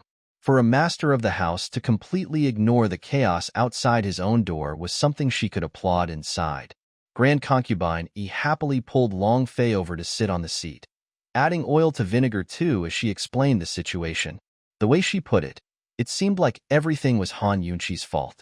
Han Yunchi kept to herself and mused, Long Fei, if you can't explain things, this auntie won't help you next time even for 3,000 taels. And yet as soon as she thought this, Long Fei turned to ask, Han Yunchi, how do you think we should handle this? Chenxia is stupid and slow-witted. Please have your highness make the decision. Han Yunchi was very humble. If you're stupid and slow-witted, then take the time to think it over, Long Fei retorted. Han Yunchi's heart hardened.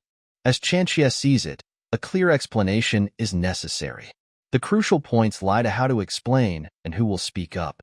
Grand Concubine Yi and Murong Wanru didn't take her words to heart at all, but Long Fei nodded for her to continue. Seeing this, the mother and daughter pair couldn't help but peer over in disbelief. Han Yunchi only said, in Chenxia's humble opinion, it'll be most persuasive if Mu Fei appears in person to explain. After all, she'd be the one taking all their rebuffs, and she has standing. Moreover, there are no lack of nobles asking for treatment. If Mu Fei goes out, they won't dare to raise objections.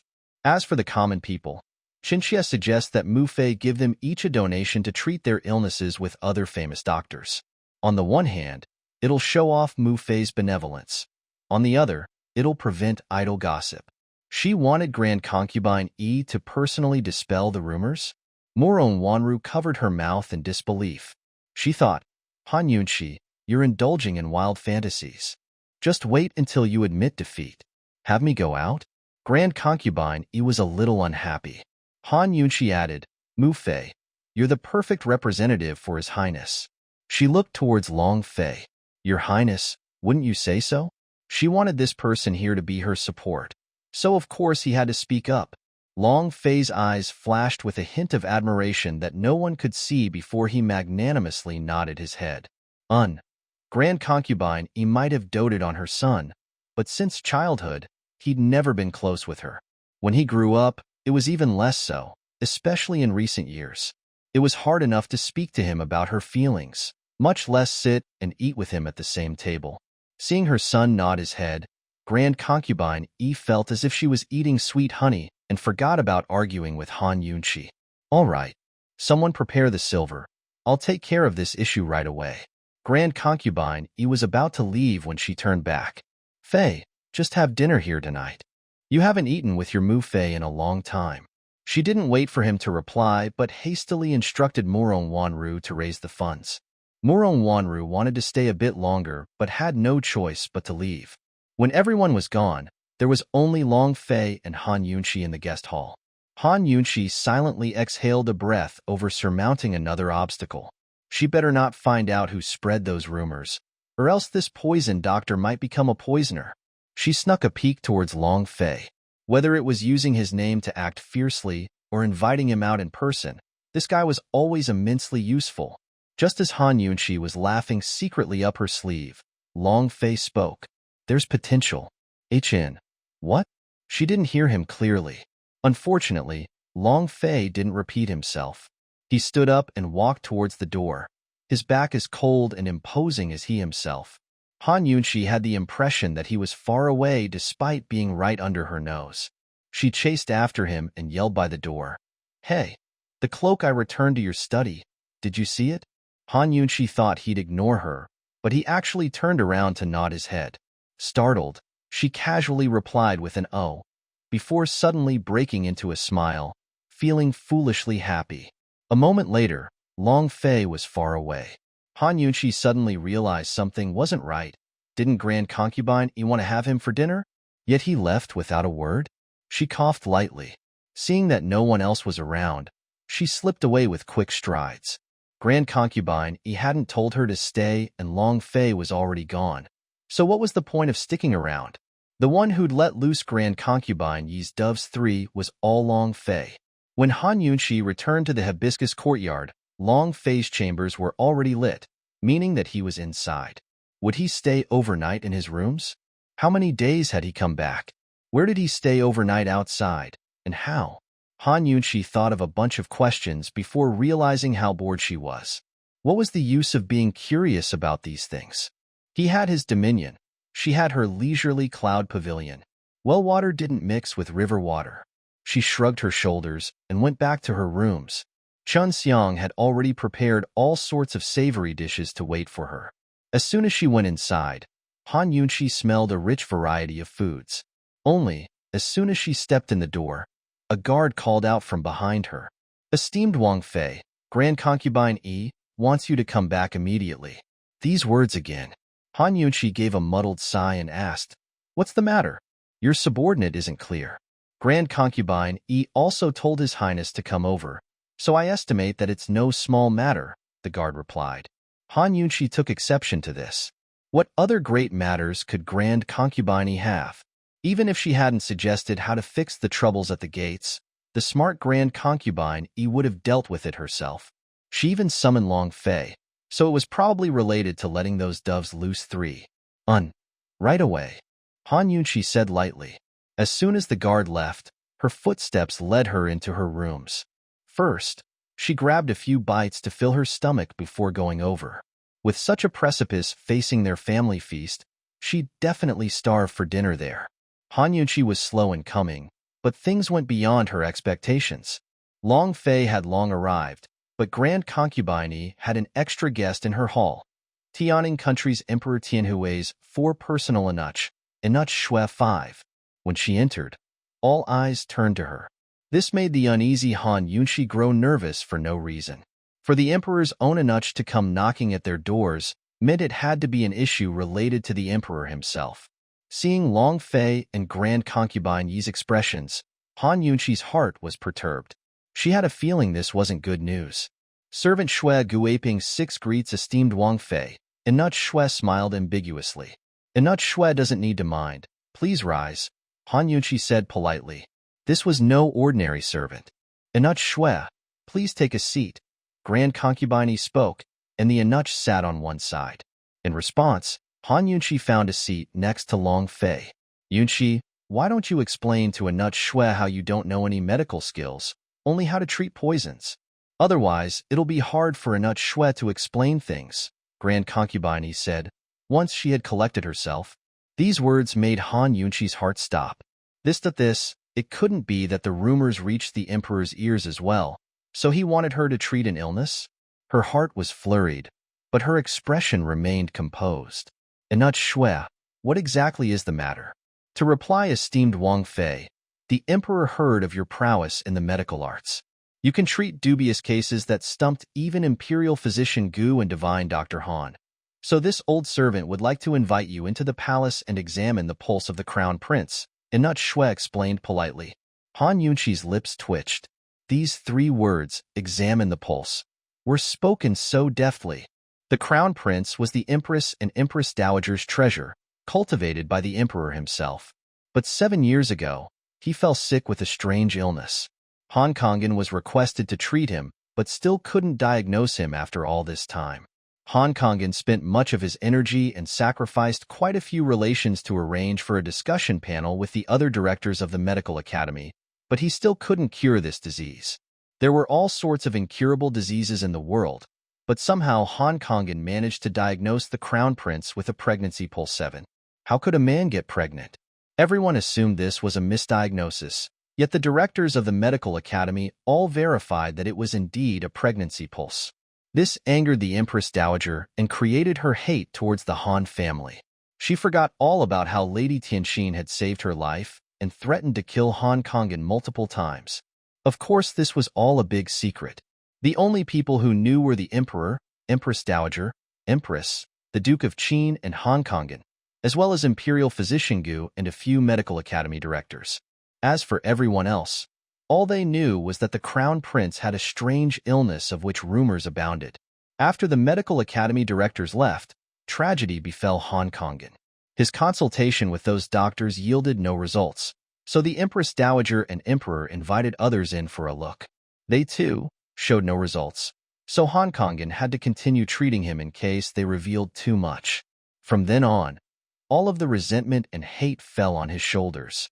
Han Yunqi was aware of this only because of the original body's memories. The old Han Yunqi had a chance to hear this all by accident. Now the emperor wanted her to take a pulse? Perhaps he wanted her to take her father's place? And not Shui.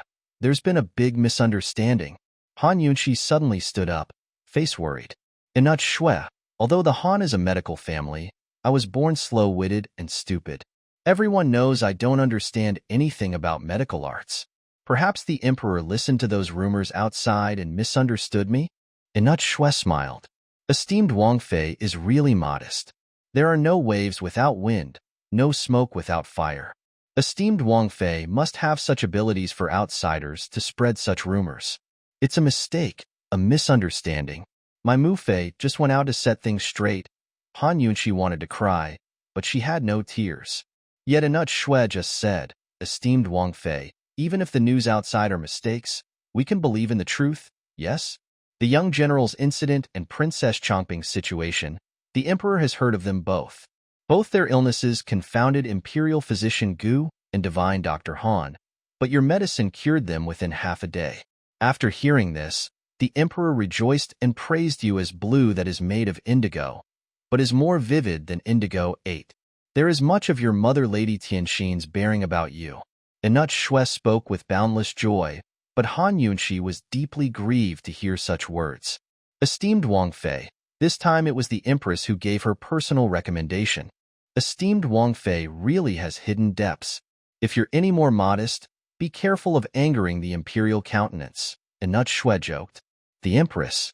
What did you call causing someone to fall from excessive praise? This was truly it. What were the rumors outside compared to this? Han Yunqi sat back as she finally understood. She glanced towards Grand Concubine Yi's face, but only saw a ridiculing curve to her lips, as if she was watching a good show. Next to her, Murong Wanru seemed to be showing sympathy, but her eyes intentionally betrayed a sliver of self-satisfaction. Grand Concubine Yi and Murong Wanru couldn't wait for Han Yunqi to disappoint the emperor and get punished as a result. It would be best if she was declared useless and never came back. This was especially true for Murong Wanru, who had spread the rumors in the first place to chase her out. Instead, they'd stirred the interest of the emperor. With him here to take care of this woman was the best thing. The emperor had forced Long Fei to wed her, so if the emperor cast her away, wouldn't that be the perfect scenario? Han Yunqi unconsciously looked towards Long Fei, only to see that man sitting as lofty as ever with a cool expression on his face. He was so aloof that it was almost scary. Maybe he was taking pleasure in this misfortune as well, hoping to get rid of this official wife of his. Esteemed Wang Fei, since it was too late tonight, the emperor told his servant to come call on you first and rest well. Tomorrow morning, this servant will come pick you up. Anut Shui stood up as he spoke, with grand concubine hurrying to follow. Inut Shue, it took so much effort to come. Why don't you eat something before you go? Many thanks for grand imperial concubine's kindness, but this servant needs to report back to the palace. Esteemed Wang Fei, your highness, the Duke of Qin, I shall take my leave. Even after this, Inut Shue didn't forget to remind Han Yunshi, don't delay too much tomorrow morning, esteemed Wang Fei. The emperor wants to see you as soon as morning assembly is over. I'll remember. Inut Shue, take care. Han Yunshi was natural and at ease, her face full of smiles. But her heart was completely cold. A man with a pregnancy pulse? Don't mention the past. It'd be strange even in modern times. She probably couldn't even treat major illnesses, much less odd ones. Han Yunshi could ignore the rumors outside, but she couldn't overlook the emperor's expectations. Just from Inut Shue's words, she could tell that Emperor Tianhui had great hopes for her medical craft. If she refused, it'd be not giving the emperor face. But if she didn't refuse and couldn't find a cure, then what happened afterwards would all be up to the emperor's whims. It was said that Emperor Tianhui had a bad temper. The empress had made a stormy sea stormier behind the scenes. If she didn't cure the crown prince, she could well imagine the consequences. After sending Inut Shue off, Grand Concubine acted as if nothing had happened at all before pressing, Wanru, hurry and ask for the meal. Your elder brother must be hungry. Her mood was excellent as she glanced at Han Yunshi in a rare moment of kindness. Yunshi, you should eat with Mufei as well. Eat well and go back to sleep. You mustn't be late tomorrow. Although Han Yunshi's heart was cold, she still nodded with a slight smile. Grand Concubine Yi and Murong Wanru wanted to laugh at her, did they? She wouldn't let them. The two of them were eagerly attentive at the dinner table, giving Long Fei all sorts of dishes and soups. Long Fei neither ate very much nor said a word from the beginning to the end. The thoroughly neglected Han Yunshi had her chopsticks hanging from her hand as she took large bites of food and soup. Forget it. Fortune and misfortune weren't things she could avoid. She'd act accordingly to the circumstances when tomorrow came. Han Yunshi ate and drank well, expecting to sleep well, too. Sadly, she tossed and turned all night in the bed before giving up to lean against the window, spacing out while wrapped up in her covers. It was then that she discovered Long Fei's rooms were still lit. That guy is still awake this late? What could be keeping him up? Somehow, the words he'd spoken previously suddenly appeared in her mind. Your lordship is here and forbids you from being scared. In an instant, Han Yunshi felt an impulse to run over and ask him, can you come with me to the palace one more time? Just like that time we want to pay respects? Except, recalling his icy silence, her bright eyes suddenly turned dark and she gave up the idea. Taking a deep breath, Han Yunshi closed the windows and told herself, it's no big deal. Don't be scared. Even though she didn't sleep at all that night, Han Yunshi still got up very early the next day. She let little Chun Xiang meticulously dress her up, her whole person appearing energetic. Since she couldn't avoid the matter, then she'd bravely confront it. Han Yunshi told herself. Not only would she have courage, but try her best to do things well. When Inut Shue arrived, Grand Concubine Yi and Murong Wanru were there, as well. On one hand, they were there to give the Inut face. On the other, they were there to laugh at her. Han Yunshi returned their smiles with an even brighter one of her own. She was the type of person who wouldn't cry even if she saw her own coffin. How could they possibly laugh her away like a joke? After getting on the carriage, Han Yunshi looked back but didn't see any signs of Long Fei. When she left the hibiscus courtyard, his lights were already out and the doors shut tight. He was still in his dreams and wouldn't come. After arriving at the palace, Emperor Tianhui had adjourned the morning assembly and awaited her in his study. The covered corridor leading to his room was quieter than any other area in the palace. Soon enough, she saw eunuchs and court ladies standing on both sides in rows, not moving an inch as they stood like statues. Han Yunshi and Inut Shue's footsteps were very obvious against such stillness. Esteemed Wang Fei, walk faster. The emperor hates to be kept waiting, Inut Shue urged in a low voice. Although this was still the covered walkway, he still spoke with the greatest of care. Such a solemn atmosphere made the already disturbed Han Yunshi even more anxious. From what she understood, Emperor Tianhui was halfway to being a tyrant with his irascible temper. He didn't wrinkle a brow when killing people. Very soon, they reached the imperial study. Inut Shui stopped outside the door and spoke in a low voice. "Esteemed Wang Fei, go on by yourself." It seemed that even he didn't have the qualifications to know about the crown prince's matters, so he was very proactive. So speaking, he opened his mouth to shout before Han Yunshi could reply, announcing, "Qin Wang Fei has arrived." These words gave Han Yunshi no choice but to hurry inside. It was her first time coming to such a place, but she only felt the atmosphere was oppressively heavy. She didn't understand anything about etiquette or where she should walk, so strode straight forward. But the accursed silence in this place was many times quieter than outside. It made her feel that every noisy footstep was a crime.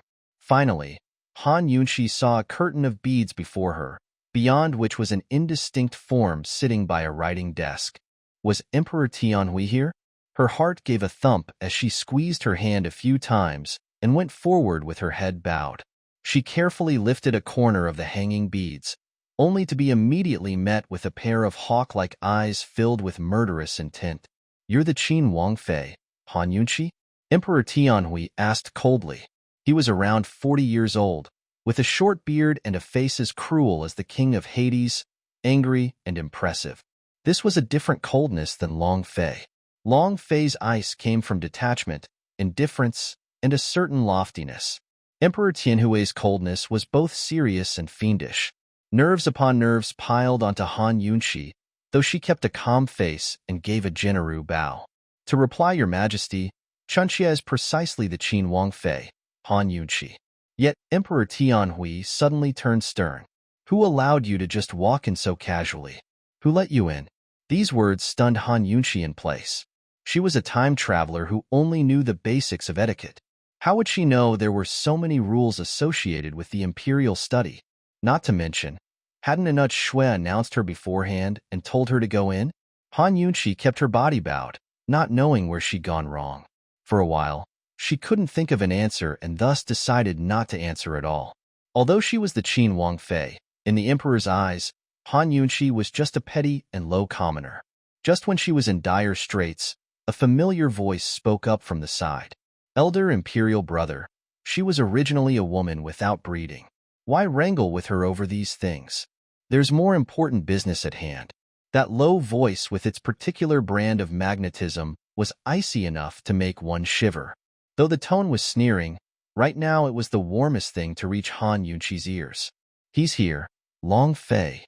She unconsciously raised her head towards the voice, only to see Long Fei dressed in courtly robes of white brocade, handsome and at ease. His honorable form was sitting at a tea table by the side, holding a cup of steaming hot tea as he slowly sipped. This guy actually came, and even earlier than she did. Seeing him sit there looking composed and leisurely, Han Yunshi felt relieved of a heavy load. Somehow, she released a breath.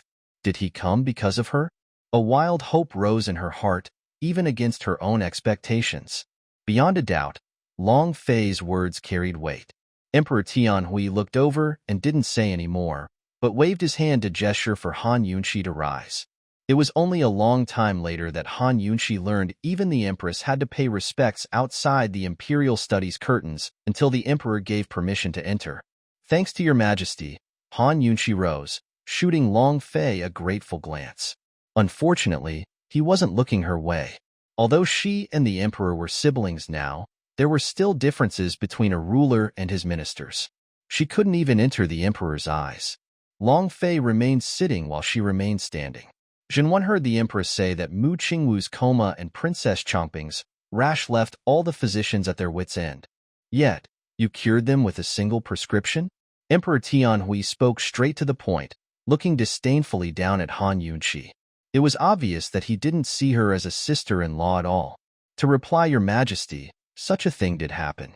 However, strictly speaking, the young general and Princess Chongping weren't ill, but poisoned. Qinxia knows how to treat poisons, but not illnesses." No matter what, Han Yunshi needed to tell the truth. She could take a look at the crown prince, but she had to be honest beforehand. Yet the emperor only replied, "Medical arts and poison are of one family." Jin heard your mother once say that the focus of all diseases originated from poisons. You should understand this principle. Hey. Han Yunqi narrowly avoided choking on her spit. She wasn't sure if Lady Tianqin ever said such words, but they were truly ahead of her time. If you looked at it from the perspective of Western medicine, the focus of all diseases truly did come from various poisons. Unfortunately, this wasn't necessarily her case. Toxins and viruses were two completely different concepts. Most of what she could treat were poisons from nature's plants and animals or man-made toxins. Even ignoring that, Tianhui Emperor's words still put Han Yunqi in a difficult position. She was incapable of denying her mother's words, but she couldn't explain the truth to the Emperor in a way he'd understand. Han Yunqi mused a bit before replying humbly, "Medical arts and poisons are one family in the highest realm of doctors and poison specialists. Yunqi has only learned the surface of my mother's skills." Hee. No wonder the Empress said you were modest. The diseases that your father and imperial physician Gu couldn't even cure, you fixed as easily as turning over your hand. If this only counts as the surface, then wouldn't your father and imperial physician Gu be no better than useless trash? Emperor Tianhui asked sternly. To reply, Your Majesty, Divine Dr. Han and Imperial Physician Gu can treat illnesses while Yunqi can treat poisons. These are two different things, so they can't be compared. Han Yunqi still tried to explain. But the Emperor lost his patience and grew unhappy. Qin Wangfei, Jin summoned you to treat an illness, not to see you act modest. Zhan is counting on you to cure the Crown Prince with a bowl of medicine as well. It couldn't be that you'll keep on hiding your hidden depths?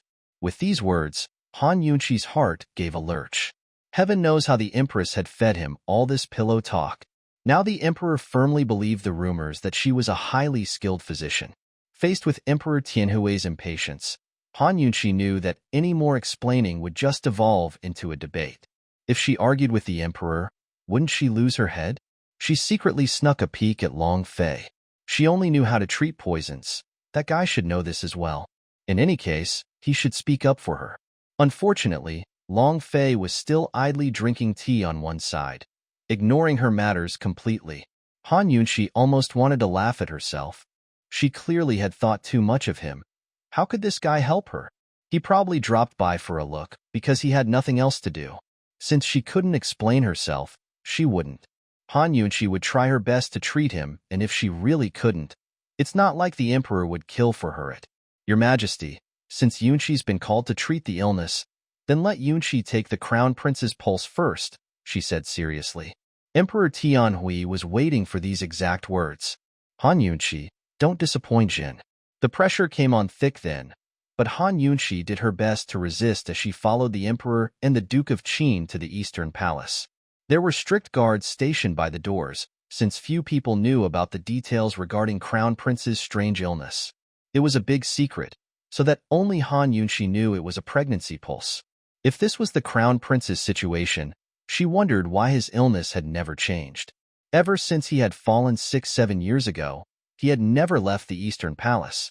The Crown Prince was the Empress' son, and had been intelligent since birth. His status was respected and honorable, and the Emperor doted on him. Ever since he turned 3, the Emperor had spared no effort to nurture him into what he was today. And yet he ultimately fell prey to a strange illness. If he couldn't be cured, then Emperor Tianhui would have to consider a different heir to the throne. A new crown prince would waste both time and effort as well as incite contention within the court. Competition was cruel and ruthless between imperial sons. Tianing country was still developing, and Emperor Tianhui didn't want to imagine the results of an inheritance dispute. Thus, he kept the crown prince in his position for 7 years, despite the fact there were no changes to his condition. The bedridden prince still kept up daily with court affairs, so that he knew them like the palm of his hand. Walking into the Eastern Palace, Han Yunqi's heart sank another 1/3 as she saw all the guards stationed outside. She couldn't help but trouble herself over a problem. Of all the illnesses out there, the crown prince had to catch an unmentionable pregnancy pulse. To put it another way, this was the shame of the Tianing imperial family and might be seen as a calamitous sign for the dynasty.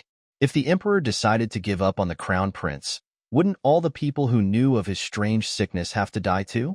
Hong Kongan, Gubeiwe. And herself, on her way to see the crown prince. Although she was the Qin Wangfei, she could tell the emperor had no place for her in the imperial family. Han Yunshi kept taciturn the whole way until she approached the sleeping quarters of the crown prince. The Empress Dowager and Empress had long arrived, but not Han Kongan or Gu Beiwe. She had fully expected those two to show up. It looked like Emperor Tianhui had long decided to leave everything up to her. Beyond the hanging bead curtain was the hazy form of someone covered beneath the quilts, most likely the crown prince. From this distance, the detox system could pick up any poison and alert her to the details. Hearing no alarms, Han Yunshi still held on to a last bit of hope as she leaned a bit closer to perform a full-body scan to confirm her conclusions. Seeing Han Yunshi enter, the Empress Dowager was especially affectionate and close, pulling her over by the hand. Her face stirred with feelings as if she'd never issued an arrest warrant for this girl. Yunshi, you really get into many unexpected things. I used to think that all of my luck disappeared when your mother passed away, but you inherited your mother's medical skills. Good, this is very good. It was useless to explain things to the emperor, much less this imperial grandmother. Not to mention, Han Yunshi didn't believe that they really expected her to cure the crown prince. This was all to move the hot potato from Han Kongan to herself and find an excuse to add another crime to her head. Han Yunshi didn't feel like explaining, but put on a slight smile. I'm not clear about the specifics either, so I'll try my best. This time, the Empress came forward to take Han Yunshi's other hand as if they were very intimate. Yunshi, don't be modest anymore. I won't allow you to not cure him. If even you can't help him, then not then. The Empress trailed off, raising a sleeve to wipe her teary eyes. Seeing this, the Emperor lost some more of his patience. That's enough, Qin Wangfei. You better come with Shin. Yes, Han Yunshi nodded. Seeing that neither the Empress nor Empress Dowager were going in, she thought Long Fei wouldn't, as well. But this silent fellow actually entered ahead of them all. He hadn't spoken a single word to her, making him look quite unpleasant to Han Yunshi's current gaze. She took a deep breath and strode into the bedchambers, where she could clearly see the person on the bed. Only, that person was covered in quilts and lying on his back. She couldn't see his face clearly, but Han Yunshi knew that he was awake. This was Tianing Country's crown prince, Long Tianma I. While she was processing this, Long Tianma spoke up. Tianma has no way to get off the bed to pay his respects, so may the emperor excuse me. May Imperial Uncle Qin excuse me as well. Han Yunshi felt a slight surprise in her heart. She expected Long Tianma to be mired in hopelessness with a bad temper, but it looked like he still remembered his manners. Though his voice was a little weak, it didn't carry any trace of the aura of a sick person. 7 years, 7 entire years had he suffered through this strange illness. It'd be excusable if he didn't talk or even try to chase them away. This man, how strong was his mental state? No wonder the emperor regarded him highly and still hadn't given up.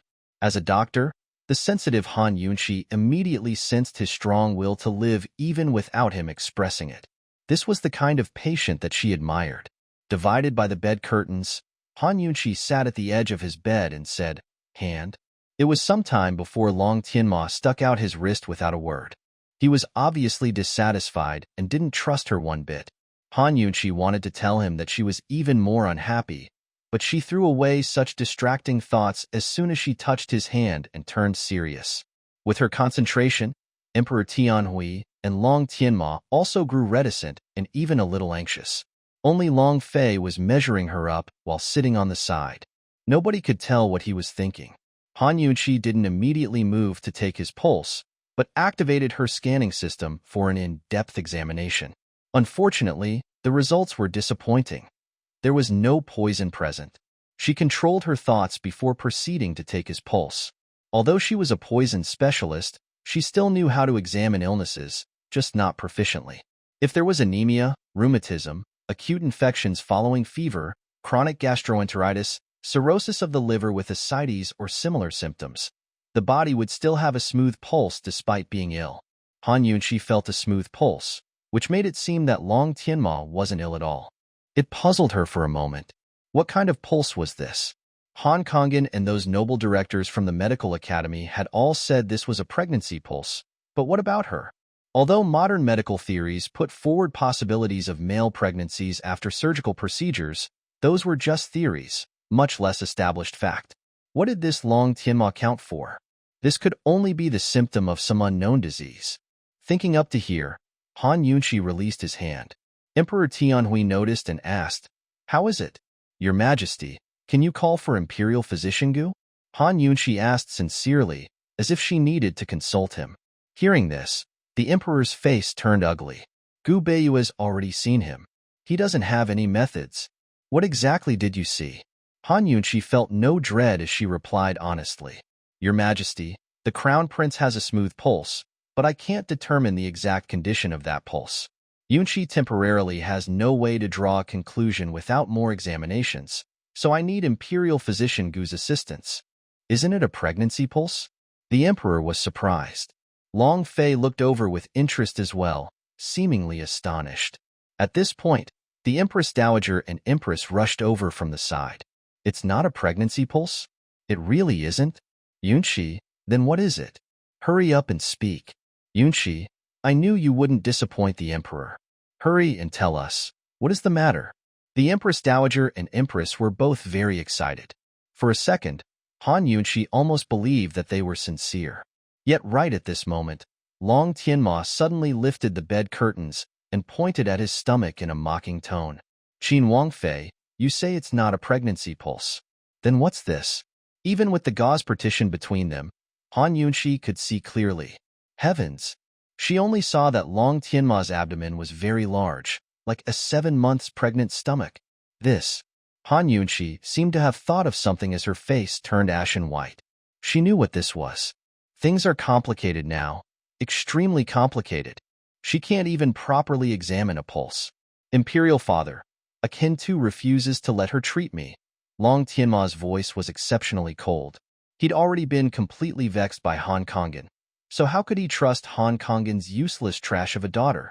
So what if Han Yunshi was the Qin Wangfei? Even though Imperial Uncle Qin, the person he dreaded most, was present at the scene, he wouldn't be any more courteous. He knew that Imperial Uncle Qin would never favor this woman. Did she take the pulse incorrectly? The Empress Dowager asked in disappointment. I thought that a miracle would happen. Yunshi, so you didn't even notice Tianma's stomach? I thought you Aya. You can't even take a pulse correctly? How do you think you can save him now? The Empress sighed. Long Tianma replaced his covers and turned to lie down with his back facing them. Seeing this, the space between Emperor Tianhui's eyebrows turned into vertical lines 3. He faced Han Yunshi with indignation and ice in his tone. Fishing for fame and compliments. Gaining renown by deceiving the public. You and your father, both of you. Someone, take her out for Jean for 30 beatings with the planks. The Empress Dowager and Empress exchanged glances before smiling in tacit agreement. Long Fei kept seated as he gazed coldly towards Han Yunshi, as if this woman wasn't his Wang Fei, but someone completely unrelated. The Empress Dowager and Empress were waiting for Han Yunshi to beg for mercy so they could drop stones on her while she was down for. They could peg her with the crime of deceiving her monarch.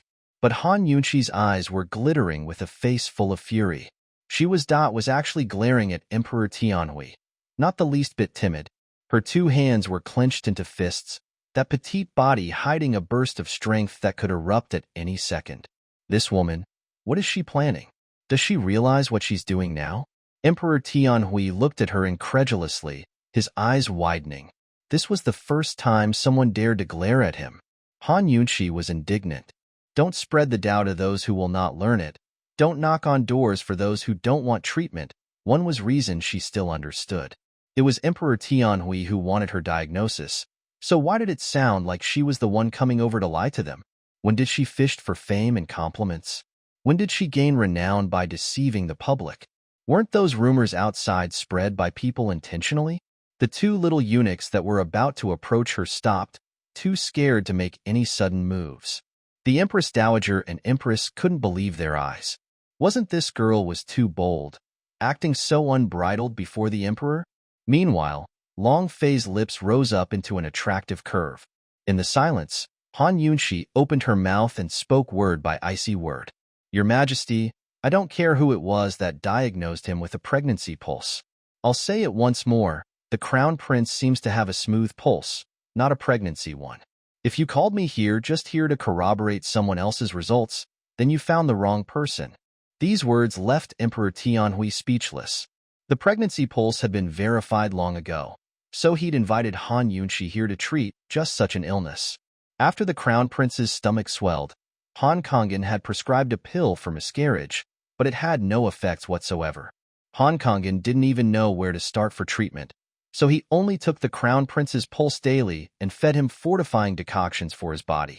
Emperor Tianhui couldn't help but fear that someday the Crown Prince really would give birth to a baby. Yet he never expected that Han Yunshi would find something else besides a pregnancy pulse. Seeing the emperor still looking as wrathful as before, Han Yunshi continued to speak. Your Majesty, it's impossible for a man to be pregnant. Yunshi dares to guarantee with her life that His Highness, the Crown Prince, doesn't have a pregnancy pulse. The focus of his disease must be in his stomach, perhaps in the form of a giant sarcoma too. That's why it looks like he's with child and ended up with that kind of pulse reading. If it's not treated, the growth of the sarcoma will put the Crown Prince's life in danger. These words shocked everyone on site. This woman actually dared to speak with so much self-assurance? Han Kongen had treated the disease for 7 years, convinced that it was a pregnancy pulse, and that there was a baby in that stomach. Han Yunshi, why would she call it a stomach sarcoma instead? Long Tianma suddenly turned around.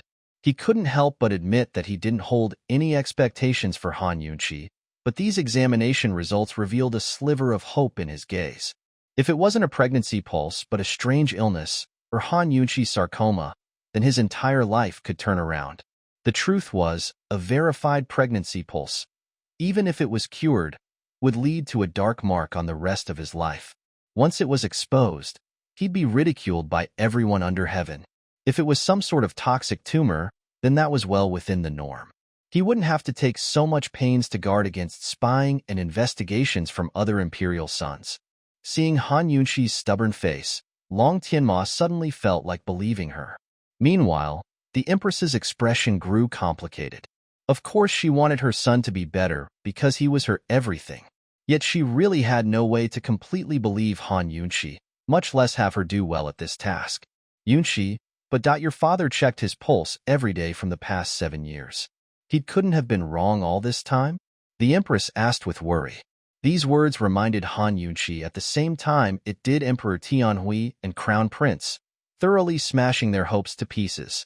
A trifling pulse was nothing to an ordinary doctor, much less Han Kongen. Han Yunshi's gaze grew complex before she carried on with determined. Then it's his mistake. Yunshi, how about you stay a few days and observe some more? The Empress sounded her out. I'm 100% sure that he's wrong. Han Yunshi's voice wasn't very loud, but it left no room for doubts. Seeing her earnest and certain expression, even the Empress was moved. Then Long Tianma spoke up. Imperial Father, call for Han Kongen to confront her. Emperor Tianhui stalled for a few moments before replying for real. Someone, call Han Kongen here. While they waited, silence reigned. Everyone was filled with doubt and anticipation as they looked towards Han Yunshi. As a medical professional by trade, she was used to such gazes. She acted as if no one was there and sat quietly to one side, her mind earnestly searching for examples and cases she'd studied before. The Crown Prince's illness was extremely odd, but strange as it wasn't without precedent. In her memories, she recalled a case from her school days. There were about 100 such similar cases recorded in modern medical history texts, though it was seldom seen. She'd harbored doubts ever since testing the pulse, and seeing the Crown Prince's stomach only made her diagnosis more definite. That sarcoma talk was just something she used as an excuse. As for the exact nature of this disease, she knew very clearly that it couldn't be spoken out loud. Once she did, she'd lose her life for sure. The problem she faced now was how to defy Han Kongen. Han Kongen arrived very quickly. He was a man around 50 years old, with a grayish beard like a goat's and gray robes. Though he intentionally tried to be low-key in the palace, it was hard to conceal his impressive, dignified bearing as the head of his household. This was the first time Han Yunshi had saw her father, since traveling back in time. Han Kangen entered and paid respects to everyone, even Han Yunshi, whom he called Qin Wangfei. Han Yunshi sounded cool and detached when she replied, "You're excused." Towards this father, she not only felt foreignness, but hate. In all her life, the one thing she absolutely despised were men who envied women. Han Kangen was one such man. That year, Lady Tianxin died during labor. Why did she give birth to an ugly daughter afflicted with the commonest of poisonous scars? Something even an average medical practitioner could recognize was left unchecked and untreated. Sooner or later, Han Yunshi would find the answer to these questions. The Empress couldn't wait to speak her piece. Han Kangen, Qin Wangfei firmly believes that the Crown Prince has a malignant tumor in his stomach. What do you think? Han Kangen originally thought that Han Yunshi would be at a loss before this strange illness, which was why Emperor Tianhui had summoned him. Somehow things had turned out this way instead. He gave Han Yunshi an incredulous glance. This girl was too bold. Even if she studied her mother's personal medical texts, she only learned some poison arts from it. But she dared to make such a diagnosis? Han Kangen shook his head. Qin Wangfei, do you have proof for your malignant tumor? Then do you have proof for your fetus? Han Yunshi asked back. Han Kangen's lips curled into a sneer. The pulse is the proof. His Highness the Crown Prince's abdomen is also proof. Qin Wangfei, even the Cloud Realm Medical Academy directors have verified that this is a pregnancy pulse. The pregnancy pulse is exactly the point of dispute. The pulse itself isn't sufficient evidence. Han Yunshi's attitude turned rigid. If it wasn't for her status and all the people present, Han Kangen would have lost his temper long again. No wonder these few days the Empress Dowager and Empress's people kept searching for him for questioning. This girl really had changed into a completely different person. If this was the past, then even if she was Qin Wangfei, she wouldn't dare speak to him this way. You say it's a sarcoma, but how can you tell? Han Kangen asked. Even if this blasted girl had extensive abilities, a diagnosis couldn't stray far from the reality of the pulse. She actually said that the pulse wasn't evidence. Well, he'd like to see what proof she'd offer instead. Poison. Han Yunshi was supremely confident. His Highness Crown Prince was poisoned with a Lyodu 3 toxin. This poison won't take away a life immediately, but it'll stay in the body for long periods of time and absorb all the foul and muddy qi from the surrounding organs to become a malignant tumor. When the tumor gets big enough to press on the vital passages, his life will be in danger. These were all lies made up by Han Yunshi, but she made a show of being calm and unhurried as she pretended.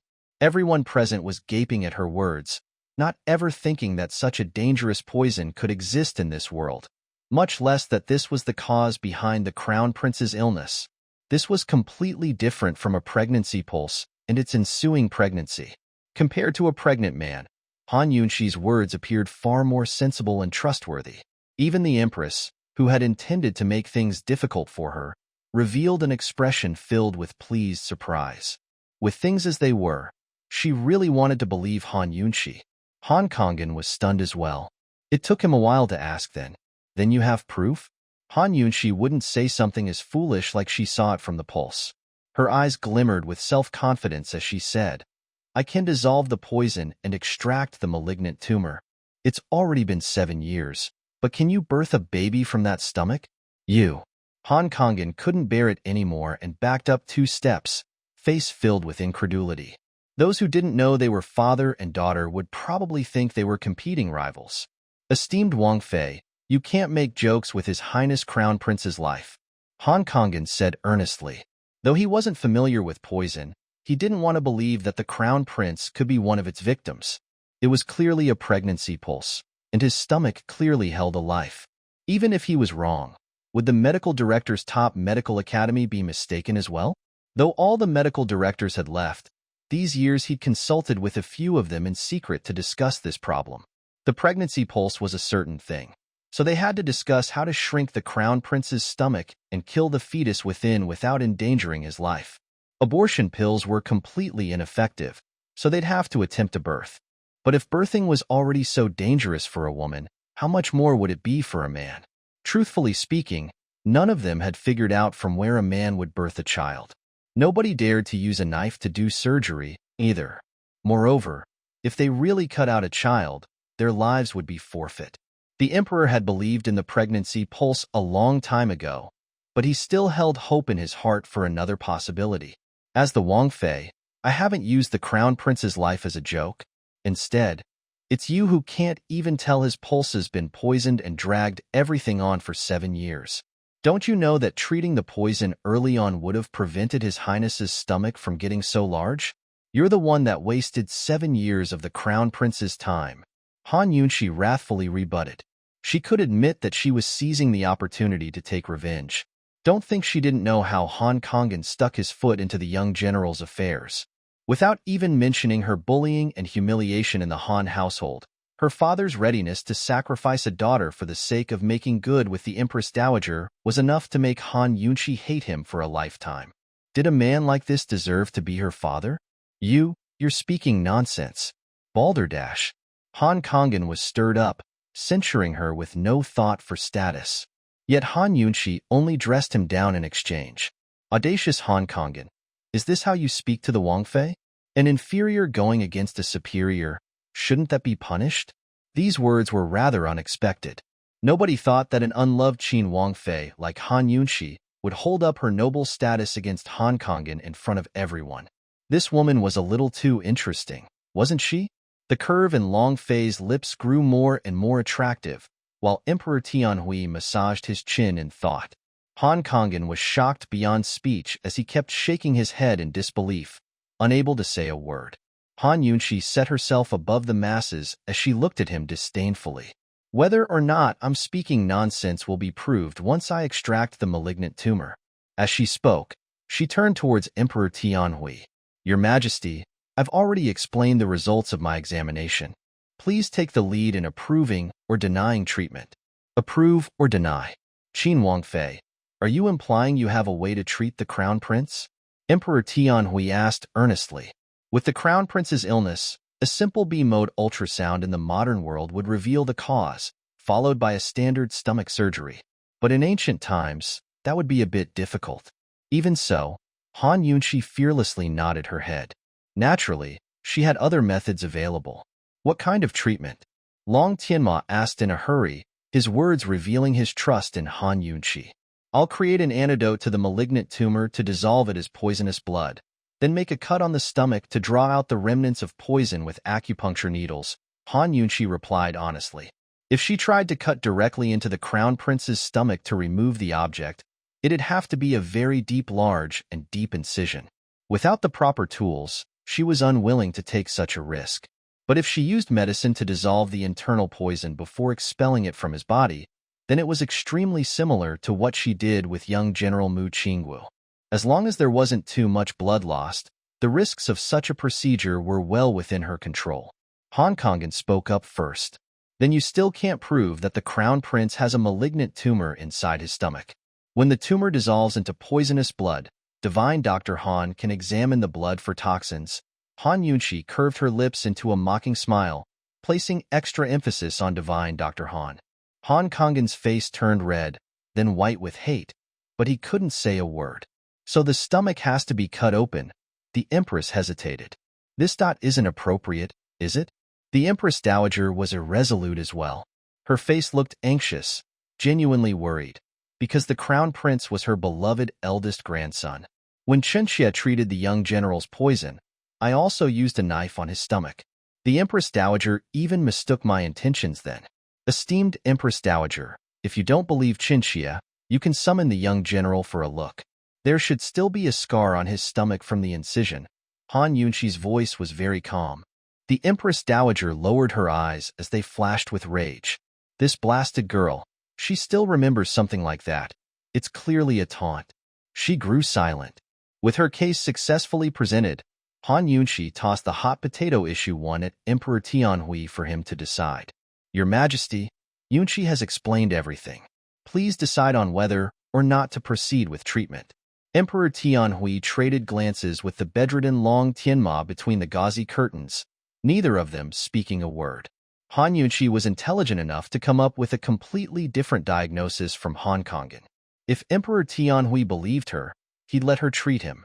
If not, then he still couldn't make things difficult for her case. In such a situation, even Han Kangen didn't dare to speak up. After all, he'd spent so many unsuccessful years trying to treat the illness. Speaking anymore would be like seeking his own death. In an instant, the room fell into silence. Finally, Emperor Tianhui turned to look towards Long Fei. Duke of Qin, what do you think? Han Yunshi didn't expect the emperor to ask Long Fei. Yet he was as calm as ever, as if expecting this from the start.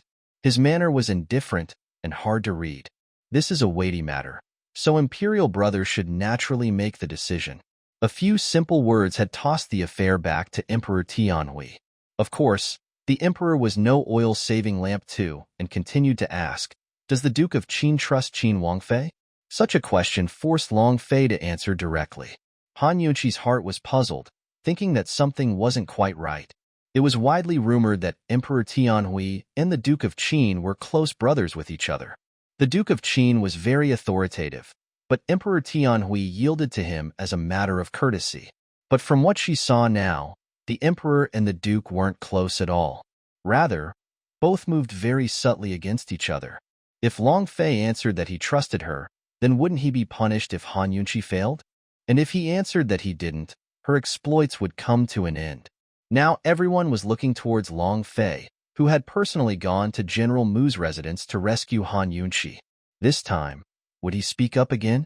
Why did he show up in person at the general's house and give Chongping and the justice court official a lesson? Why did he help Han Yunshi out of a predicament? Why did he allow the existence of the drop of blood on the handkerchief? Were he and Han Yunshi a genuine couple? Was it because Han Yunshi wasn't ugly and knew medicine, so he gave her special treatment after seeing her in a favorable light? Did he accept this official wife in his heart? Everyone was curious to the answers for these questions. They were anticipating his response, but he only said mildly, "It's pointless if your lordship believes her. Only if the emperor and crown prince do, will she be of any use." These light words were like 4 liang shifting 1,000 Jin 3 that dissolved Emperor Tianhui's trap. Han Yunshi narrowly escaped laughing out loud. This fellow really was a crafty fox. Emperor Tianhui pursed his lips and was about to ask again when Long Fei said, "Imperial brother, the crown prince isn't little anymore. It's about time for him to grow independent." These words were undoubtedly saying that the crown prince's affairs should be decided by himself. The Duke of Qin's support gave vast influence to any imperial son, so it was natural that the emperor wanted him to support the crown prince. Emperor Tianhui forced a smile as he looked towards the prince. "Tianma, your imperial uncle's lesson is apartment make your own decisions for your own affairs." It had already been 7 years, and Long Tianma truly had enough. Though he didn't believe Han Yunshi deep in his heart, he'd rather fight for his all instead of waiting to die. He was clearer than anyone else that his father would give up on him if this illness persisted. In the silence, his voice was exceptionally bright. "I accept the treatment." Han Yunshi released a breath, while Han Kangen's face turned black. Without a doubt, the crown prince's reaction had rejected him completely. The emperor was still satisfied with the crown prince's courageous choice. He nodded and said, "Qin Wangfei, can we begin the treatment immediately? I need to do some detailed research to ascertain the location of the tumor and its size before I write a prescription," Han Yunshi said earnestly. Now that they decided on treatment, she felt much more relaxed and went to do an examination right away. Quickly, she discovered the object in Long Tianma's stomach was even bigger than she imagined and definitely alive, because she realized it'd move when she pressed on certain acupoints. Her gaze grew dark and complicated. "How is it?" Long Tianma asked nervously. Han Yunshi laughed a bit. "Don't worry, just rest well these 2 days without thinking too much." She backed out as she spoke while the Empress and Empress Dowager surrounded her. "Well, can you treat him immediately? Whatever medicines you need, just tell us. The prescription is a bit complex, so I need to do thorough research before I'm certain," Han Yunshi said seriously. At this moment, Han Kangen had to make a request. "Qin Wangfei, this untalented one is old and behind the times, but I'm still well-versed in pharmacology. I'll be willing to assist you." If Han Yunshi couldn't cure the illness, the Han family wouldn't escape the consequences either. But if she succeeded, then he could get some glory from being her assistant. More than anything else, he wanted to see how this blasted girl had such guts, and her treatment method. Yet Han Yunshi acted as if she didn't hear his words. Your Majesty, I'd like to request Imperial Physician Gu Beiwei as my assistant. Compared to Han Kongan, Emperor Tianhui naturally trusted Gu Beiwei more and agreed immediately. Someone, summon Gu Beiwei here. But Han Yunshi stopped him. Your Majesty, this is no small matter. I'll go to the Imperial Physician's courtyard and talk details with Imperial Physician Gu there. The prescription will be ready before sunset. There were lots of people here. After all, Emperor Tianhui nodded his head and had someone lead Han Yunshi away. Han Kongan watched them helplessly before the Empress Dowager spoke in a frigid tone. Divine Dr. Han, I think you should go back to wait for your daughter's good news. Esteemed Empress Dowager, this commoner has served the Crown Prince for 7 years and thoroughly understands his situation. Perhaps this commoner should be allowed to stay, in case. Han Kongan didn't get to finish before the Empress grew angry. Pay for. Han Kongan, what unlucky words are you saying? A useless thing has enough face to poke about here. Let me tell you, you're the one who found the pregnancy pulse. When the Crown Prince recovers, I'll make sure to settle things with you. Han Kongan was too frightened to say any more and quickly paid his respects before fleeing. Seeing his retreating back, the Empress's eyes were filled with a dark haze. She thought, if Han Yunshi can cure Tianma this time, then I'll hold off on settling Chomping's accounts. Her meritorious deed can offset her crimes. But if Han Yunshi couldn't cure him, she'll make sure to tear up the Han family by its roots and erase their existence from Cloud Realm continent. And she'd brand Han Yunshi as the criminal who exterminated her clan. Neither the Empress Dowager nor Empress left, but stayed by Long Tianma's bedside. Emperor Tianhui didn't want to leave either, but wore a dignified and imposing expression. Admittedly, they were all nervous. This was the Crown Prince's last chance.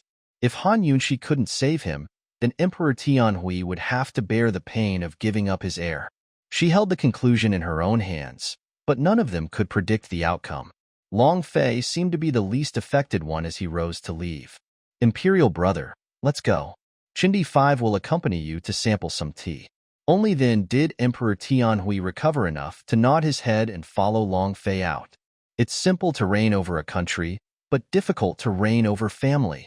Emperor Tianhui sighed with emotion. Heaven helps the worthy like the Crown Prince. Imperial brothers should be relieved, Long Fei said mildly. It wasn't the first time Emperor Tianhui had tried to sound Long Fei out, but he could never figure out the latter's position. Each time, he had to give up trying. As Long Fei grew, neither Long Tianma or any of the other imperial sons could compete with him. Actually, if the Empress Dowager hadn't ruthlessly plotted against Grand Concubine Yi in the past, Emperor Tianhui would never have gained the imperial throne. Northernly was Tianix's enemy nation, but in Emperor Tianhui's eyes, this little brother of his, around the same age as his own son, was more terrifying than the cruel soldiers of Northernly. Regarding the matter of the Northernly spy, how are your investigations? Emperor Tianhui asked. There's still a large fish in hiding, but Chindi has already cast out a net. Long Fei replied frankly. You should know that these spies wouldn't cause such a big splash unless we had a traitor within our ranks. Emperor Tianhui reminded him icily. Chindi understands. Imperial brother may be at ease. Long Fei was calm and tranquil to the point that he seemed cold. The two of them chatted as they entered the gardens, while Han Yunshi by this time had reached the Imperial Physician's courtyard. Gu Beiwei was the head Imperial Physician, so this place was naturally under his control. As soon as he heard that Han Yunshi had arrived for the Crown Prince's matter, he immediately stored all the medicines in his study and stood on guard outside the door, forbidding anyone from coming close. Han Yunshi hadn't spoke a word before he did all this, but she couldn't help but silently approve. Thought Gu Beiwei looked gentle and frail. He was formidable in his own right. If one could call Long Fei an icy fox, then this guy would have to be a warm one. After closing the door, he calmly walked over with a smile. Qin Wang Fei, have you come to a diagnosis? This was such a big matter that anyone else would be anxious. But Gu Beiwei was eternally tranquil. Han Yunshi especially liked his gentle smile, the kind that could calm her down in an instant. Yet every time it was her that disturbed the peace in his eyes. It's not a pregnancy pulse, she said with a smile. Not a pregnancy pulse? Gu Beiwei was surprised, but patiently waited for Han Yunqi to explain. But there's definitely a life inside that stomach, Han Yunqi continued. It wasn't a pregnancy pulse, but the stomach still carried life. What did this mean? Gu Beiwei raised his eyebrows but didn't speak, waiting for Han Yunqi to go on. Her entire face turned serious. You're the only person I can tell the diagnosis to. Do you want to know? Only then did Gu Beiwei grow astonished. What exactly is going on? I need your help, but you have to keep this a secret. Han Yunqi spoke again. Gu Beiwei nodded without the slightest hesitation. Perhaps he himself didn't even know why he believed Han Yunqi so much. Besides him, there really was no one else Han Yunqi could trust. This secret was too frightening. Even people in the modern era might find it inconceivable, much less those from the past. She lowered her voice. The Crown Prince's illness is called fetus in fetu 1. Strictly speaking, the child in his stomach should belong to the esteemed Empress. When these words came out, the ever-tranquil Gu Beiwei actually backed up a few steps, his face filled with amazement. But he settled down very quickly. Qin Wangfei, such words, you can't speak carelessly. Han Yunqi felt a helpless urge to laugh. Once again, she destroyed the calmness of this man. She managed a light chuckle instead. I know. Just listen to my explanation. Only now did Gu Bei draw closer with a nod. But before the children were born, the Crown Prince took the other child into his body. Truthfully speaking, fetus in fetu was a type of parasitic fetus that came one twin swallowing up the other into its body. As the infant grew, so did the other fetus, absorbing nutrients over the years until it developed into a malformation. Under various circumstances, some fetus in fetu grew quickly and were discovered early on. But some developed slowly and only revealed themselves after a long time. Historically speaking, the longest case took 32 years too before the symptoms emerged. Long Tianma wasn't even 20 years old this year, so his case couldn't be considered long. Gu Beiwei didn't understand things like cells or embryos, so Han Yunqi could only explain things to him in the simplest terms. In other words, the Empress was pregnant with twins. But before they grew to maturity, the Crown Prince absorbed the other child. Then the Crown Prince grew into a baby and was born with the other child still inside him, who survived by leaching off the nutrients in his blood as it slowly grew up. Gu Beiwei finally understood and shook his head in disbelief. I didn't think that such a thing existed. Of course he didn't believe in men having babies, but he'd done research on the Crown Prince's illness over the years despite never treating him. Although he was shocked by Han Yunqi's explanation, it still sounded reasonable. He lost himself in thought for a bit before suddenly raising his head to look at Han Yunqi with an imposing gaze. We can't keep this life. Although all these years we've called it a pregnancy pulse, the Emperor doesn't really believe in it. Han Yunqi knew that they couldn't keep this life, or else she wouldn't have kept it a secret and made up a wild story about stomach sarcomas. A fetus in fetu wasn't a normal, healthy child. Some of them didn't even have limbs or things like a heart or brain. Even if they extracted the fetus, it wouldn't live for long. Leaving that aside, even if it was a normal, healthy baby, they couldn't afford to keep it. How could the Crown Prince give birth to a child? If he really did, everyone who knew of it would have to be silenced, including the Crown Prince and the fetus itself.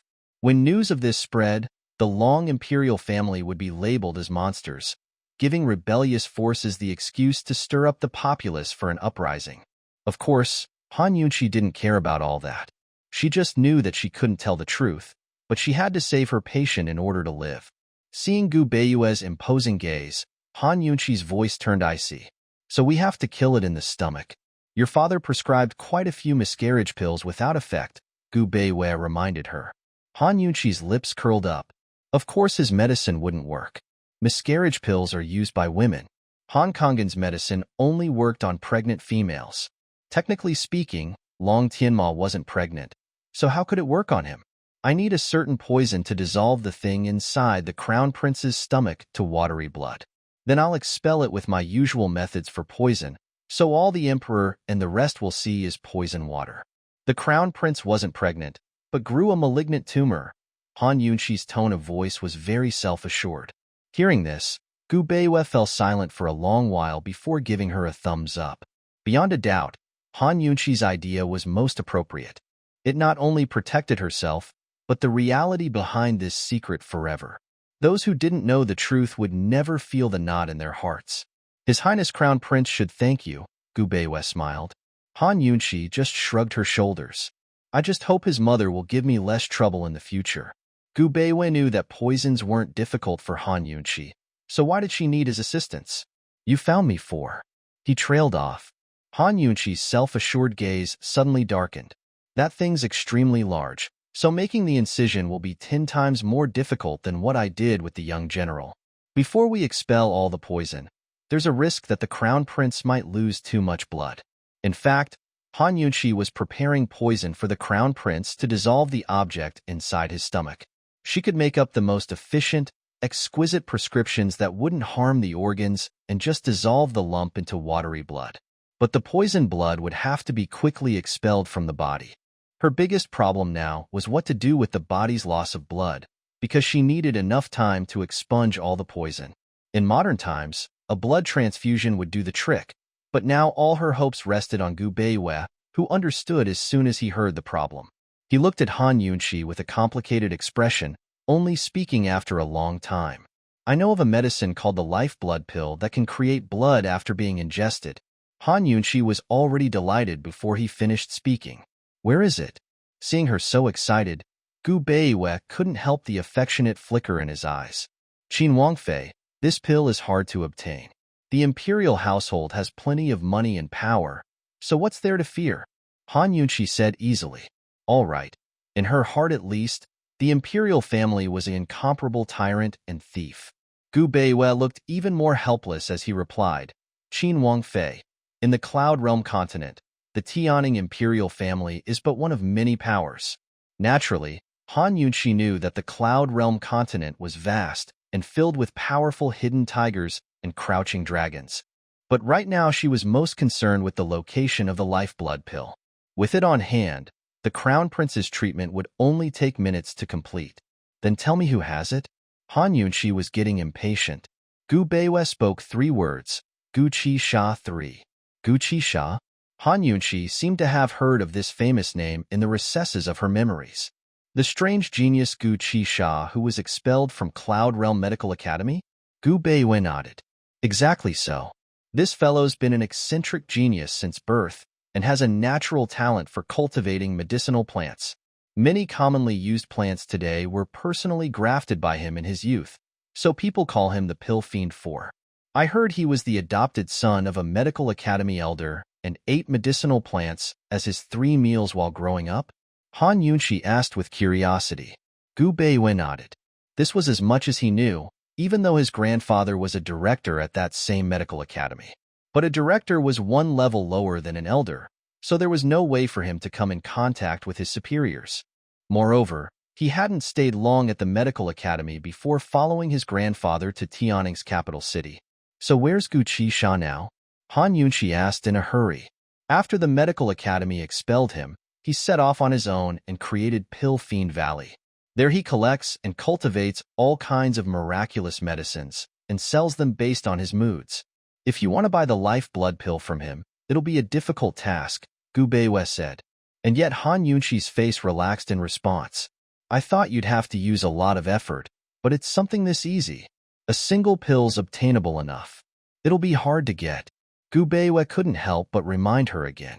Han Yunxi gave a mischievous smile. I'm only responsible for the prescription, not finding its ingredients. This. Seeing Han Yunxi's crafty smile, Gu Beiwei finally understood her meaning. As long as the prescription was there, the emperor had to find his own methods to get the lifeblood pill. If he couldn't, then he couldn't blame his 2 doctors either.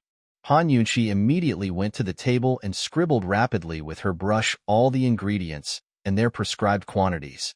The curious Gu Beiwei stood to one side as he carefully watched, only growing more and more puzzled by her list. He recognized all the ingredients in the prescription, but couldn't determine their effects when all mixed together. A prescription that could dissolve the thing in the Crown Prince's stomach without harming any of the surrounding organs required extraordinary craftsmanship. Very quickly, Han Yunxi finished writing the prescription and placed the lifeblood pill at the very end. Qin Wangfei, this prescription that it's complete? Gu Beiwei asked doubtfully. Han Yunchi gave him a significant look. A secret. Of course it was incomplete. Moreover, whoever ended up with these prescription wouldn't be able to tell that it was a formula for poison. She hadn't even written down the 3 most important ingredients. The prescription was just for show since the real medicine was already in her detoxification system. Han Yunchi had to leave herself a trick. If she wrote down the real prescription and it ended up in the hands of some expert, then wouldn't it expose the true nature of her treatment for the crown prince? Gu Beiwei observed Han Yunchi's mysterious actions and didn't ask, but his fondness for this woman increased 3 parts more in his eyes. With the life blood pill, Han Yunchi's greatest hurdle had been solved. She was almost too impatient to become the crown prince's savior, so she could see the Empress and Empress Dowager's reactions. Of course, she was even more expectant for Grand Concubine Yi and Murong Wanru's reactions. Right now, they must be burning with impatience back at the Duke of Qin's house. She had to get the life blood pill first. Let's hurry and deliver the prescription. Han Yunchi grabbed Gu Beiwei's arm and prepared to leave. Startled, Gu Beiwei blanked out briefly before quietly pushing her away. He didn't speak, but a surprised Han Yunchi looked back to see Gu Beiwei avoiding her eyes. This guy. Han Yunchi snorted with laughter, but didn't explain. All right. She was so happy that she forgot she was in the past. As a married woman, she couldn't have any close male friends. Cough, cough. She pretended that nothing had happened before turning around. My hand moved too quickly. I wasn't trying to be improper, though. Gu Beiwei was about to move, but started again at her words. Except this time, a warm grin quietly blossomed onto his face. Han Yunchi didn't know, but she managed to miss seeing the world's most beautiful smile. Han Yunchi gave the prescription to Emperor Tianhui, making sure to emphasize the importance of the lifeblood pill. She secretly mused that no matter how the Emperor Tianhui obtained the pill, it'd take around 10 days to half a month. During that time, she could return to the Duke of Qin's residence and relax. With such a heavy responsibility, see how Grand Concubine Yi or Murong Wanru dare to treat her then. Moreover, she even had an excuse to find Imperial Physician Gu and freely enter the Imperial Physician's courtyard. There were plenty of medical books there, and a great many medicinal ingredients. To her, this was the perfect Taobao One warehouse. After delivering the prescription, Han Yunchi released a breath, but Emperor Tianhui placed the paper down and looked towards Long Fei. Duke of Qin, the Pill Fiend Valley isn't an ordinary place. You should take a trip there personally. Though his tone sounded conversational, anyone who heard could tell that it was an imperial edict. Long Fei still had his ice-cold poker face as he nodded. Yes. Han Yunchi glanced at him and couldn't help but gloat at his misfortune. Giant ice cube. Ah, giant ice cube. So much for looking on unconcernedly. Now the disaster's been brought to the fish in the pond too. The lifeblood pill wasn't so easy to buy. If he couldn't get it, then he'd take all the blame. Your Majesty, the Imperial Physician Courtyard has all the other ingredients needed for this prescription. Yunchi and Imperial Physician Gu can prepare them quickly. When the lifeblood pill arrives, we'll immediately start treatment, Han Yunchi said sincerely. Emperor Tianhui nodded his head. Then we'll wait for the Duke of Qin's good news. After this, everyone scattered. Han Yunchi used the excuse of finding Gu Beiwei to make up the prescription to stay behind, while Long Fei left without paying her further attention. The Empress departed with the Empress Dowager, her heart laden with care. Mu Fei, this Chunqia's heart is in disorder. Can or can't we trust Han Yunchi? The Empress Dowager wasn't confident either and remained silent before heaving a long sigh. If this lass can really cure Tianma, then I'll definitely put her to heavy use. When Lady Tianxin saved the Empress Dowager's life back in the day, the Empress Dowager gave Han Yunchi to the Duke of Qin. In actuality, she was leaving a chess piece by his side so Han Yunchi could act as her planted spy. Who knew that the girl would grow up ugly and talentless, or that Han Kongan couldn't heal the crown prince? The Empress nodded her head and said no more. Han Yunchi arrived with an empty stomach back home only when it was very late. As soon as she entered the gates, she was summoned by Grand Concubine Yi. The Grand Imperial Concubine and Murong Wanru had been restlessly waiting all day for news. What did it mean for Han Yunchi to return peacefully home? How is the crown prince's situation? Treatable? Grand concubine, he came straight to the point. Han Yunqi was bewildered. Hadn't Long Fei returned first? Unless he didn't go back home? She didn't muse on it much and looked at Grand concubine Yi and Murong Wanru's expectant faces. A flash of disdain swept past her eyes before she pretended to sigh and hesitate. Sister-in-law, just what happened? Mu Fei and I have been worrying all day, Murong Wanru asked in distress. Nothing much happened. It is what it is, Han Yunqi replied mildly. What is what it is? Grand concubine, he couldn't bear it. It's not a serious issue. I have a way to treat it. Han Yunqi finally laid bare the facts. She didn't miss the shock in Grand concubine Yi's eyes, much less the flash of jealousy in Murong Wanru's face. Those who wanted to laugh at her expense would always get laughed at instead. So you mean that you've cured the crown prince? Murong Wanru couldn't resist asking. I'm still missing one ingredient before the treatment's less of a problem. It's only that this item is very difficult to find, so it must be bought from the Pill Fiend Valley. Han Yunqi was honest. These words made Grand concubine release a breath, while Murong Wanru curved her lips up mockingly. I've heard of the Pill Fiend Valley.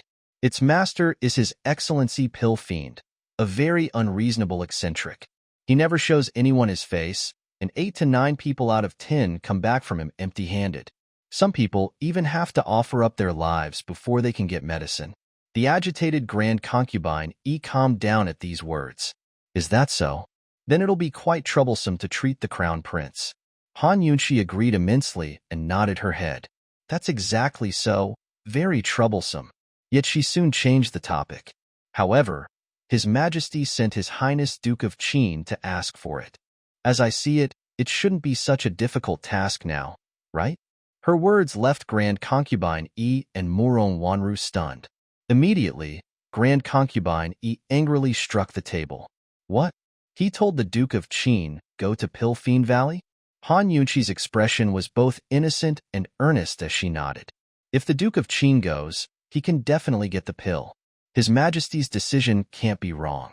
Grand concubine Yi's stomach knotted itself up as her hands suddenly curled into fists, narrowly resisting the urge to slap Han Yunqi. Yet the words, His Majesty's decision, forced her to swallow her anger. By her side, Murong Wanru had already lost all reason. Everyone knew the Pill Fiend Valley was a bad place where purchasing medicine was difficult. What if the Duke of Qin came to an untimely end there? What if he didn't manage to buy the medicine? Wouldn't he have to bear the burden of this crime? Why did something that was clearly Han Yunqi's calamity ended up falling to him instead? If she knew earlier that things would turn out like this, she wouldn't have spread all those rumors to ruin Han Yunqi. Murong Wanru's repentance was enough to turn her intestines green. Even her face had taken on a sickly pallor. After being tired out for a whole day, Han Yunqi felt her spirits suddenly refreshed by the sight of mother and daughter mute with bitterness they couldn't express. For a while, she forgot all her exhaustion. Mu Fei, the emperor commanded Chunxia to rest well these few days in preparation for the crown prince's treatment. It's getting late, so Chunxia will take her leave now. So speaking, she made a respectful bow before carelessly turning to depart. Grand concubine Yi was angry enough to erupt at any time, her fists exposing blue veins against her skin. But she couldn't do anything to Han Yunqi. The emperor wasn't someone she dared to provoke. Just who was it that spread those lies? They deserved to die, Grand concubine Yi said in rage. Murong Wanru jumped, not daring to utter a word. Han Yunqi's steps were quick and light. This was her first time living in an imperially ruled world where she thought the emperor's power was a really good thing. Once back at the hibiscus courtyard, she halted when she noticed that Long Fei's rooms were dark. That guy hadn't returned, so where had he gone? He couldn't have hurried directly to Pill Fiend Valley? Wasn't that too fast? She chewed on her lip as she mused. That guy's martial arts is so good, he shouldn't have any troubles there. Moreover, his namesake is so widespread that pill fiend, Gu Qi Sha, might leave him some face. Her thoughts eased her conscience as she elegantly walked towards leisurely Cloud Pavilion. The chambers were well lit, making Han Yunqi assume that little Chen Xiang must have worried and lightened the lamps to wait for her return. Even though Chen Xiang was a servant, the thought of someone expecting her at home gave her a warm feeling. Little Chen Xiang. Han Yunshi called out before she even entered the doors. She was starving and wanted Chen Xiang to find her some food. Little Chen Xiang, you. But as soon as she stepped inside, she saw little Chen Xiang standing by the door with her head bowed. By a table was a certain fellow steeping his tea. From this angle, she could see the steam curling up from the teacup as the beautiful figure sat there like a painting. It really was unreal. Long Fei. Han Yunshi couldn't help but mutter. The person inside the rooms was none other than the Duke of Qin, Long Fei, who seemed to be expecting her.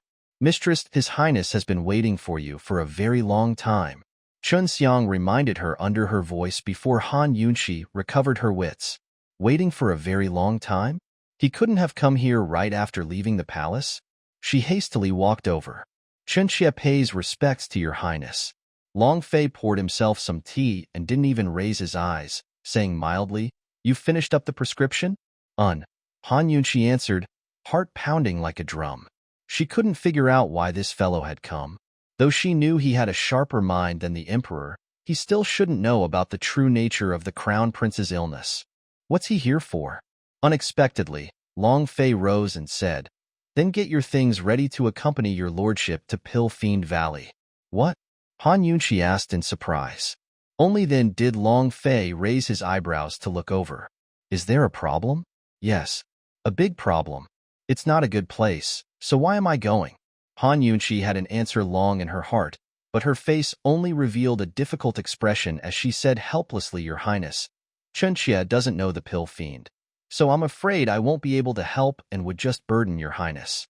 Your lordship doesn't fear you being a burden, Long Fei said coldly. Han Yunshi heaved a sigh. But Chen Xie still needs to discuss some details of the treatment with Imperial Physician Gu, so I'm afraid that the Crown Prince has been ill for 7 years. A few days more won't make a difference, so you can discuss things when you get back, Long Fei said. Your Highness, what if Chen Xie meets with an untimely end on the way? It'll be hard to explain to His Majesty, Han Yunshi threatened boldly. Sadly, while this could threaten Grand Concubine Yi and Murong Wanru, it did nothing against Long Fei. His words were very forceful. There won't be any untimely ends. Han Yunshi fell into a slump, but still couldn't rack her brains to come up with an excuse to refuse. As a result, she changed to ask, Your Highness, why are you suddenly thinking of going with Chen Xie? At least she could ask for the reasons. As expected, Long Fei didn't answer directly, but his voice turned ice cold and unyielding. I'll give you the time it takes to drink a cup of tea to prepare. Your lordship will be waiting for you at the back gates. He turned to leave when he was done, leaving Han Yunshi's face to fall as she stood stunned in place. Long Fei, you're relentless. How was a single cup of tea's time enough to prepare? But as it turned out, little Chen Xiang gave her pre-prepared luggage and a helping of light pastries to appease her hunger. Undoubtedly, Long Fei had ordered her to do these things after stealing his heart to bring her along. Han Yunshi wanted to cry but had no tears, though Chen Xiang was plenty happy. Mistress, I heard them say that His Highness has never taken a woman out on a trip before. He doesn't even use female servants. You're the first one, you know? Han Yunshi's mouth twitched. She estimated that she was probably the only woman in the world who understood that going out with the Duke of Qin wasn't good news. Mistress, what kind of place is that Pill Fiend Valley? What are you going there for and for how long? Asked the curious Chen Xiang as she sent Han Yunshi off. Han Yunshi rolled her eyes. If you're that excited, why don't you come along? A frightened young Chen Xiang immediately ducked back into the rooms, furiously shaking her head. She kept giggling until her face turned red. If your servant's there, it won't be convenient for you too. Han Yunshi looked wordlessly at the skies. This Chen Xiang was still young but such a little devil. Did she think they were going on their honeymoon? She helplessly shook her head, too lazy to explain as she waved goodbye and left. At the back gates, Han Yunshi saw a carriage. This guy wasn't flying her over this time? She kind of liked the feeling of flying. What was she thinking about now? Han Yunshi shook her head before getting into the carriage, only to see Long Fei with his head propped in one hand, leaning lethargically to one side. She found a seat on the side and also leaned lazily against the side, thinking to herself, if we're going, we're going. Who's afraid of whom? Whatever happens, you're responsible for bringing me safely back. But then Long Fei lifted his eyes to look at her before ordering icily, "We'll take a shortcut to Snake Gorge first." Snake Gorge? Han Yunqi's heart had a bad premonition. The steady carriage sped along without any jolting at all. If it wasn't for the sound of the wind, Han Yunqi wouldn't have known they were moving so quickly. She and Long Fei were the only ones inside. After sitting in her seat, he'd only looked at her once before wordlessly closing his eyes. Han Yunqi had been born bold and could even argue in front of the emperor. But before the iciness of this guy, she was always a little timid. She wanted to ask him about Snake Gorge, but seeing him close his eyes, she didn't dare. Instead, she carefully measured him up. Han Yunqi never thought that such a cold man could exist in this world. When he was silent, he exuded an arrogant and unapproachable aura that kept people at a respectful distance. Had he been like this since he was young? If he was so distant with Grand Concubine Yi, then what about the former emperor? In this world, had anyone seen his warmth or his smiling face? She couldn't help but wonder if a woman would someday appear and earn a lifetime of promises and affection from him. But Han Yunqi quickly grinned at the thought. She really was overthinking things. How could such a cold and emotionless guy have feelings? Abandoning her distracting thoughts, Han Yunqi shifted her gaze and leaned lazily against the carriage. It'd be better to try and figure out more information about Snake Gorge. She couldn't help but feel that this guy had schemes in mind when bringing her with him. While she was looking elsewhere, Long Fei slowly opened his eyes to glance at Han Yunqi. It was only a single look before he closed them again. The carriage drove all night until next morning, when Han Yunqi opened her eyes to meet Long Fei's cold pupils. "Ah." She had a fright as she quickly sat up. "Awake?" Long Fei asked coolly. "What are you doing?" Han Yunqi said fiercely. Why had this guy gotten so close? Long Fei pulled away, a flash of dislike shining in his eyes. "Wanted to wake you up." "TCH. Fine then." Han Yunqi calmed down. "Are we there? What kind of place is Snake Gorge? Are there lots of poisonous snakes? Is that why you brought me with you?" Han Yunqi had thought things over last night. Besides this reason, this fellow really had no excuses to bring her. There's only one poisonous snake, but his snake Dan one is something Gu Qi Sha dearly desires. If we trade the snake Dan for the lifeblood pill, he'll definitely hand it over, Long Fei explained. So that was it. All right. This guy really was omniscient. He could even find out about these things. With these information, it was easy to get the lifeblood pill. Of course, the crucial factor laid with her. Han Yunqi's confidence grew a bit more. She had the least fear over venomous snakes. "Let's go. Let me see what kind of poisonous snake it is." A self-confident Han Yunqi jumped off the carriage and started to walk forward when Long Fei stopped her with a single line. "It's a poison python." "What?" Han Yunqi suddenly turned her head, eyebrows furrowing. "A poison python." Long Fei couldn't help his temper as he repeated himself. If it was just a regular venomous snake, he wouldn't have brought her here. Taking along a woman was all sorts of trouble. Poison python. Han Yunqi murmured to herself, completely surprised. One had to know, pythons weren't poisonous. Venomous snakes had fangs that could secrete venom in their nerves so that they could inject them into their prey's bodies. They'd eat them after they died, but pythons and the likes couldn't attack with poison. Yet the pythons here carried poison? Han Yunqi was perplexed. She checked within her detox system and found no records of such a thing. Beyond a doubt, this poison python was a completely new species to her. Seeing her pale face, Long Fei asked, "Is there a problem? How big is this snake?" Han Yunqi asked. "Around 3 zhang 2, and it moves very fast while spouting poisonous gas," Long Fei replied directly. From what he understood, quite a few people had tried to kill this poison python, but none of them could catch it. Many had died in the Snake Gorge instead. 3 zhang was equal to 10 meters, yet it could move quickly while spraying poison gas. Wasn't it a highly evolved creature? These words made Han Yunqi's complexion turn even ghastlier. She made a prompt decision and said, "I can't do this. I can't treat the venom of the poison python. You better think of another way." She was defenseless. If she couldn't treat the poison but got close to the snake, then she'd either be poisoned to death or strangled. Why? Long Fei didn't understand. There are thousands upon thousands of poisons in the world, But I'm not all-powerful, Han Yunqi admitted openly. Long Fei didn't want to come here originally, but thought that a poison specialist like Han Yunqi could make things easier. Now he hesitated. Yet right at this moment, the horse beside them raised its front legs and gave a panicked whinny. Not good. Long Fei's voice turned cold. His words had scarcely landed when a giant snake head burst out of the woods to the right, spraying a burst of poison mist. In an instant, Long Fei pulled Han Yunqi into his arms and retreated towards the gorge. But very quickly a gigantic snake tail whipped towards them head-on.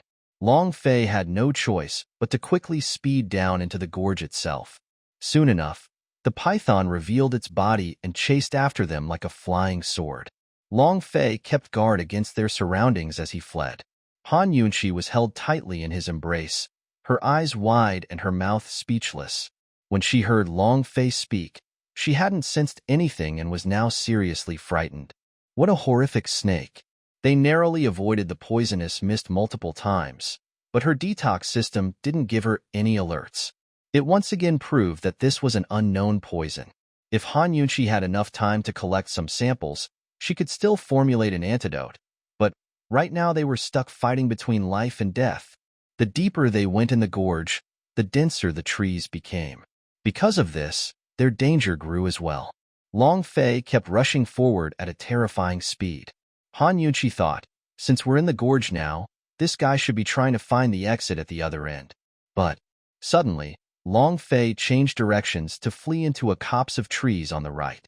You're not planning to get out of here? Han Yunqi was alarmed. Your lordship is here for the snake Dan. Long Fei replied coldly.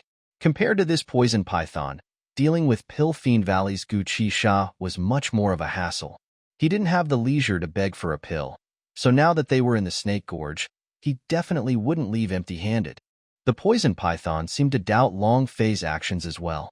It stopped briefly before hiding itself in the dense trees.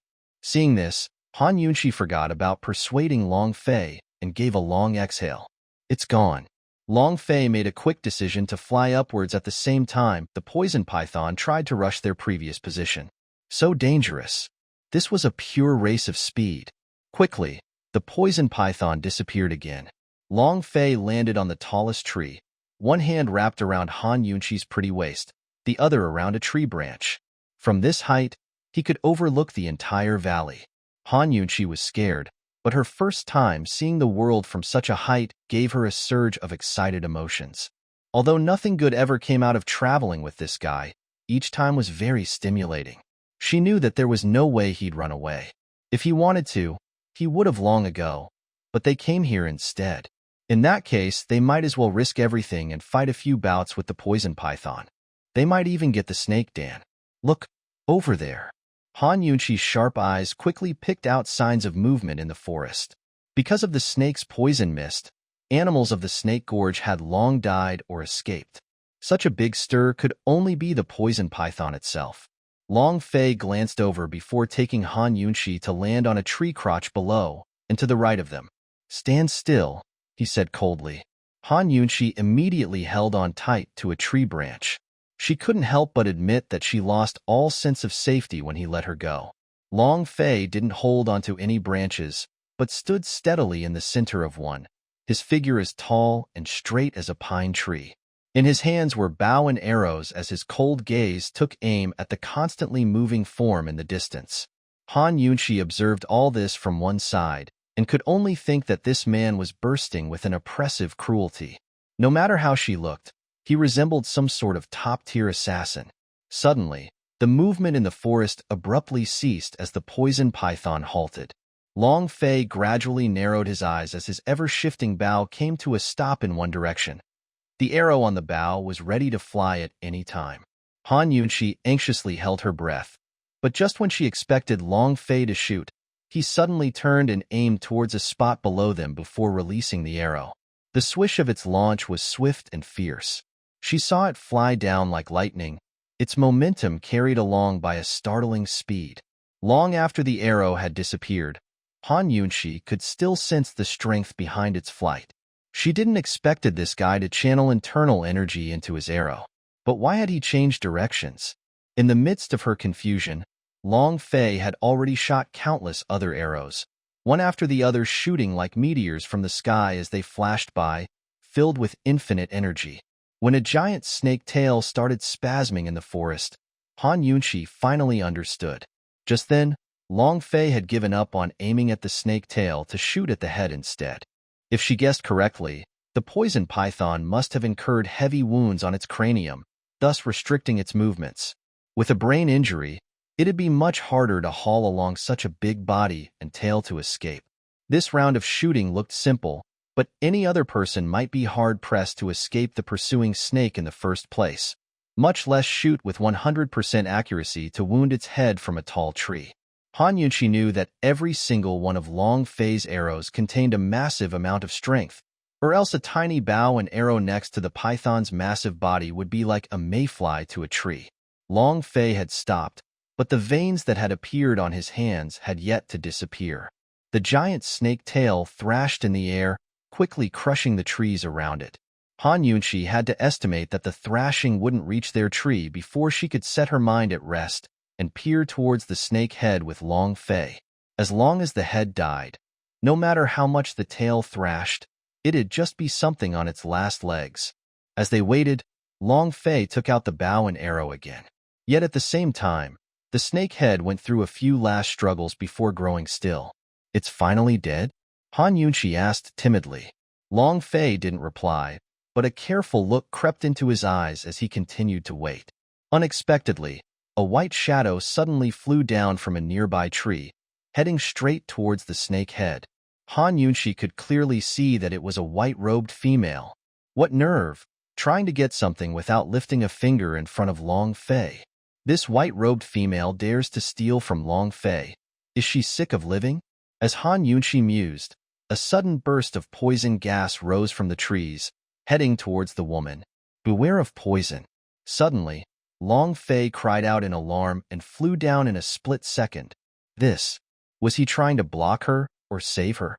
With his personality, he'd either snort serves them right, or she's looking for death, wouldn't he? Han Yunqi was confused as she watched in disbelief. Very quickly, she verified that she hadn't seen or heard wrongly. She never thought that Long Fei had moments when he lost his cool. What kind of woman is that white-robed female? Long Fei's speed was too fast for the eyes to see. There was only a flash of black before she saw him again, carrying the white-robed female as he flew towards a tree on the opposite side. Seeing those two forms pressed together made Han Yunqi's heart give a start, but she quickly ignored it. As the white poisonous mist dispersed, peace returned to the thicket, but it wasn't clear whether the snake head had died. Han Yunqi looked towards the opposite trees, where Long Fei was saying something to the woman. Unfortunately, she was too far to see what she looked like or hear what they were talking about. Who exactly is that woman? What's her relationship with Long Fei? As Han Yunqi puzzled over these questions, a shockwave swept through the mountain. The poison python was turning over its body, its movements causing that giant tail to thrash against Han Yunqi's tree. Seeing the approaching tail, Han Yunqi was at a loss. She glanced towards Long Fei, who was about to come over when the white-robed female suddenly made a dash for the snake head again. "Get back here!" Long Fei yelled, but the white-robed female only gave him a backward glance. A provoked expression appeared in her eyes as she increased her speed to fly down. At the same time, the snake tail crashed heavily into Han Yunqi's tree branch with a giant bang. "Ah!" Han Yunqi was terrified. She was about a few dozen meters up, but jumping or staying might both lead to her death. All she could do was hold onto the tree branch and hope the tree could topple slowly over instead. Yet the poison python tail swung once again at her tree. Bang! Ah! Han Yunqi might have been tightly gripping the branch, but the ramming strength made it impossible to continue to hold on. Her hands unconsciously loosened as she fell straight down. Long Fei saw everything happen, but a complicated expression flitted past his eyes before he turned to chase after the white-robed female.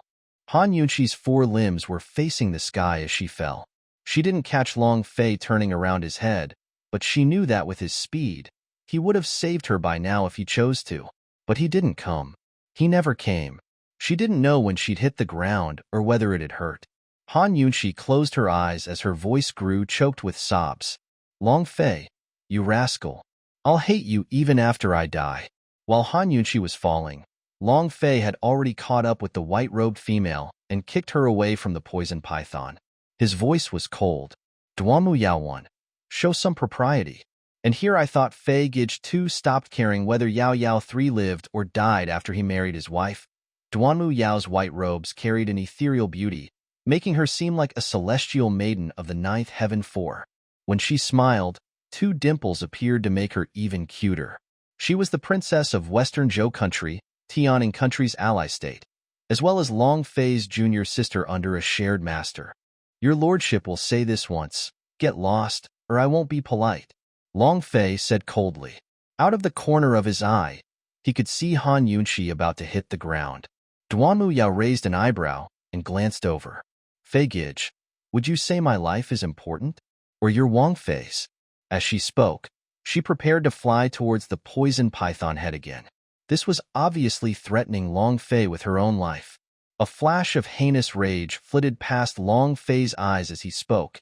If you want to die, wait until after your 18th birthday. Your lordship can send you off on the journey then.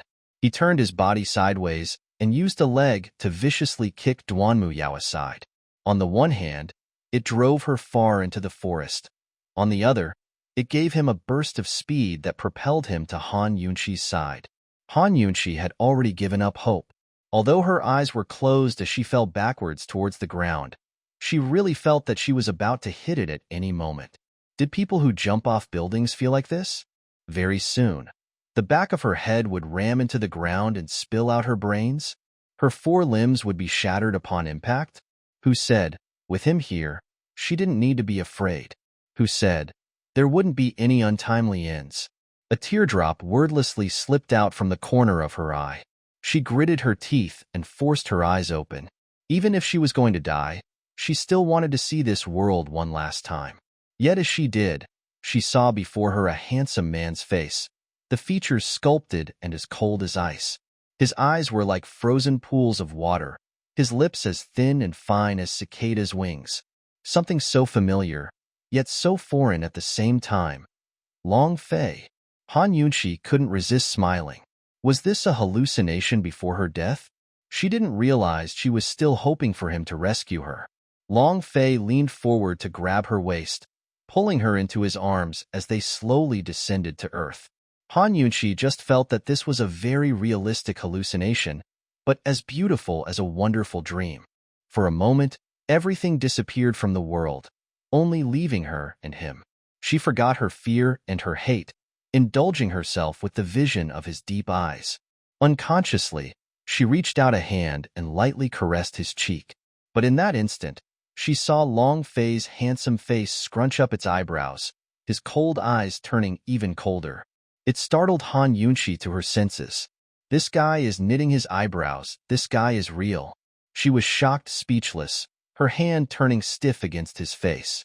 As for him, he let go as soon as they touched the ground before slapping away her fingers away.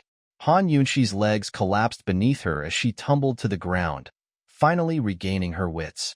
Thinking back to her inadvertent actions, Han Yunshi blushed. She felt so awkward that she forgot to climb to her feet. Long Fei's face grew dark as he looked disdainfully at her from the corner of his eye, before finally extending a helping hand. Han Yunshi's face was completely red, but she still felt a hint of warmth when she saw his large palm. Just when she was about to take it, Long Fei spoke. Troublesome. His tone was cold. With these words, Han Yunshi's hand froze in place before she withdrew it. Disappointment flashed in her eyes, to be quickly replaced with anger. She didn't even want to come along, but he forced her to so she could treat snake poison. She'd suffered through such a large shock without blaming him once. But he started taking offense first. Look at the warmth she'd felt in her heart. From the start, everything had been a one-sided wish from her side. Just then, he'd chosen someone else when her life hung in the balance.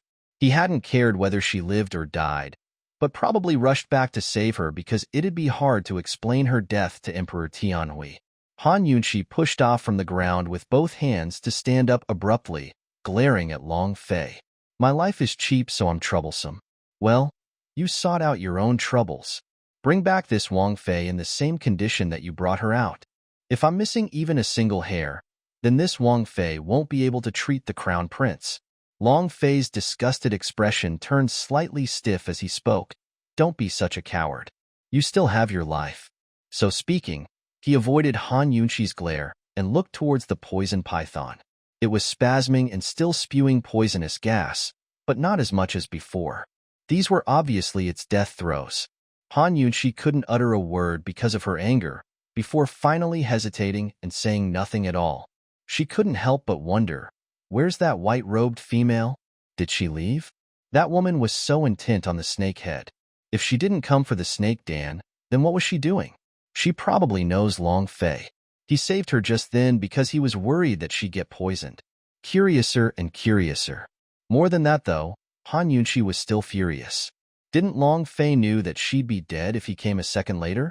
In any case, he was the one that brought her out. Was he going to treat her life as trash? Long Fei waited for the python to die as Han Yunqi crossed her legs and sat down in silence. If it wasn't for fear of the poison, Long Fei's abilities would have long obtained the snake Dan. Now all they could do was wait for the python to use up the last of its energy, but it wasn't long before he lost his patience. He jumped onto a nearby tree and took out his bow and arrow, aiming for the source of the poison gases before launching an offensive. Swish, swish, swish. Arrows after arrows flew down with even more strength than before, spraying fresh blood everywhere.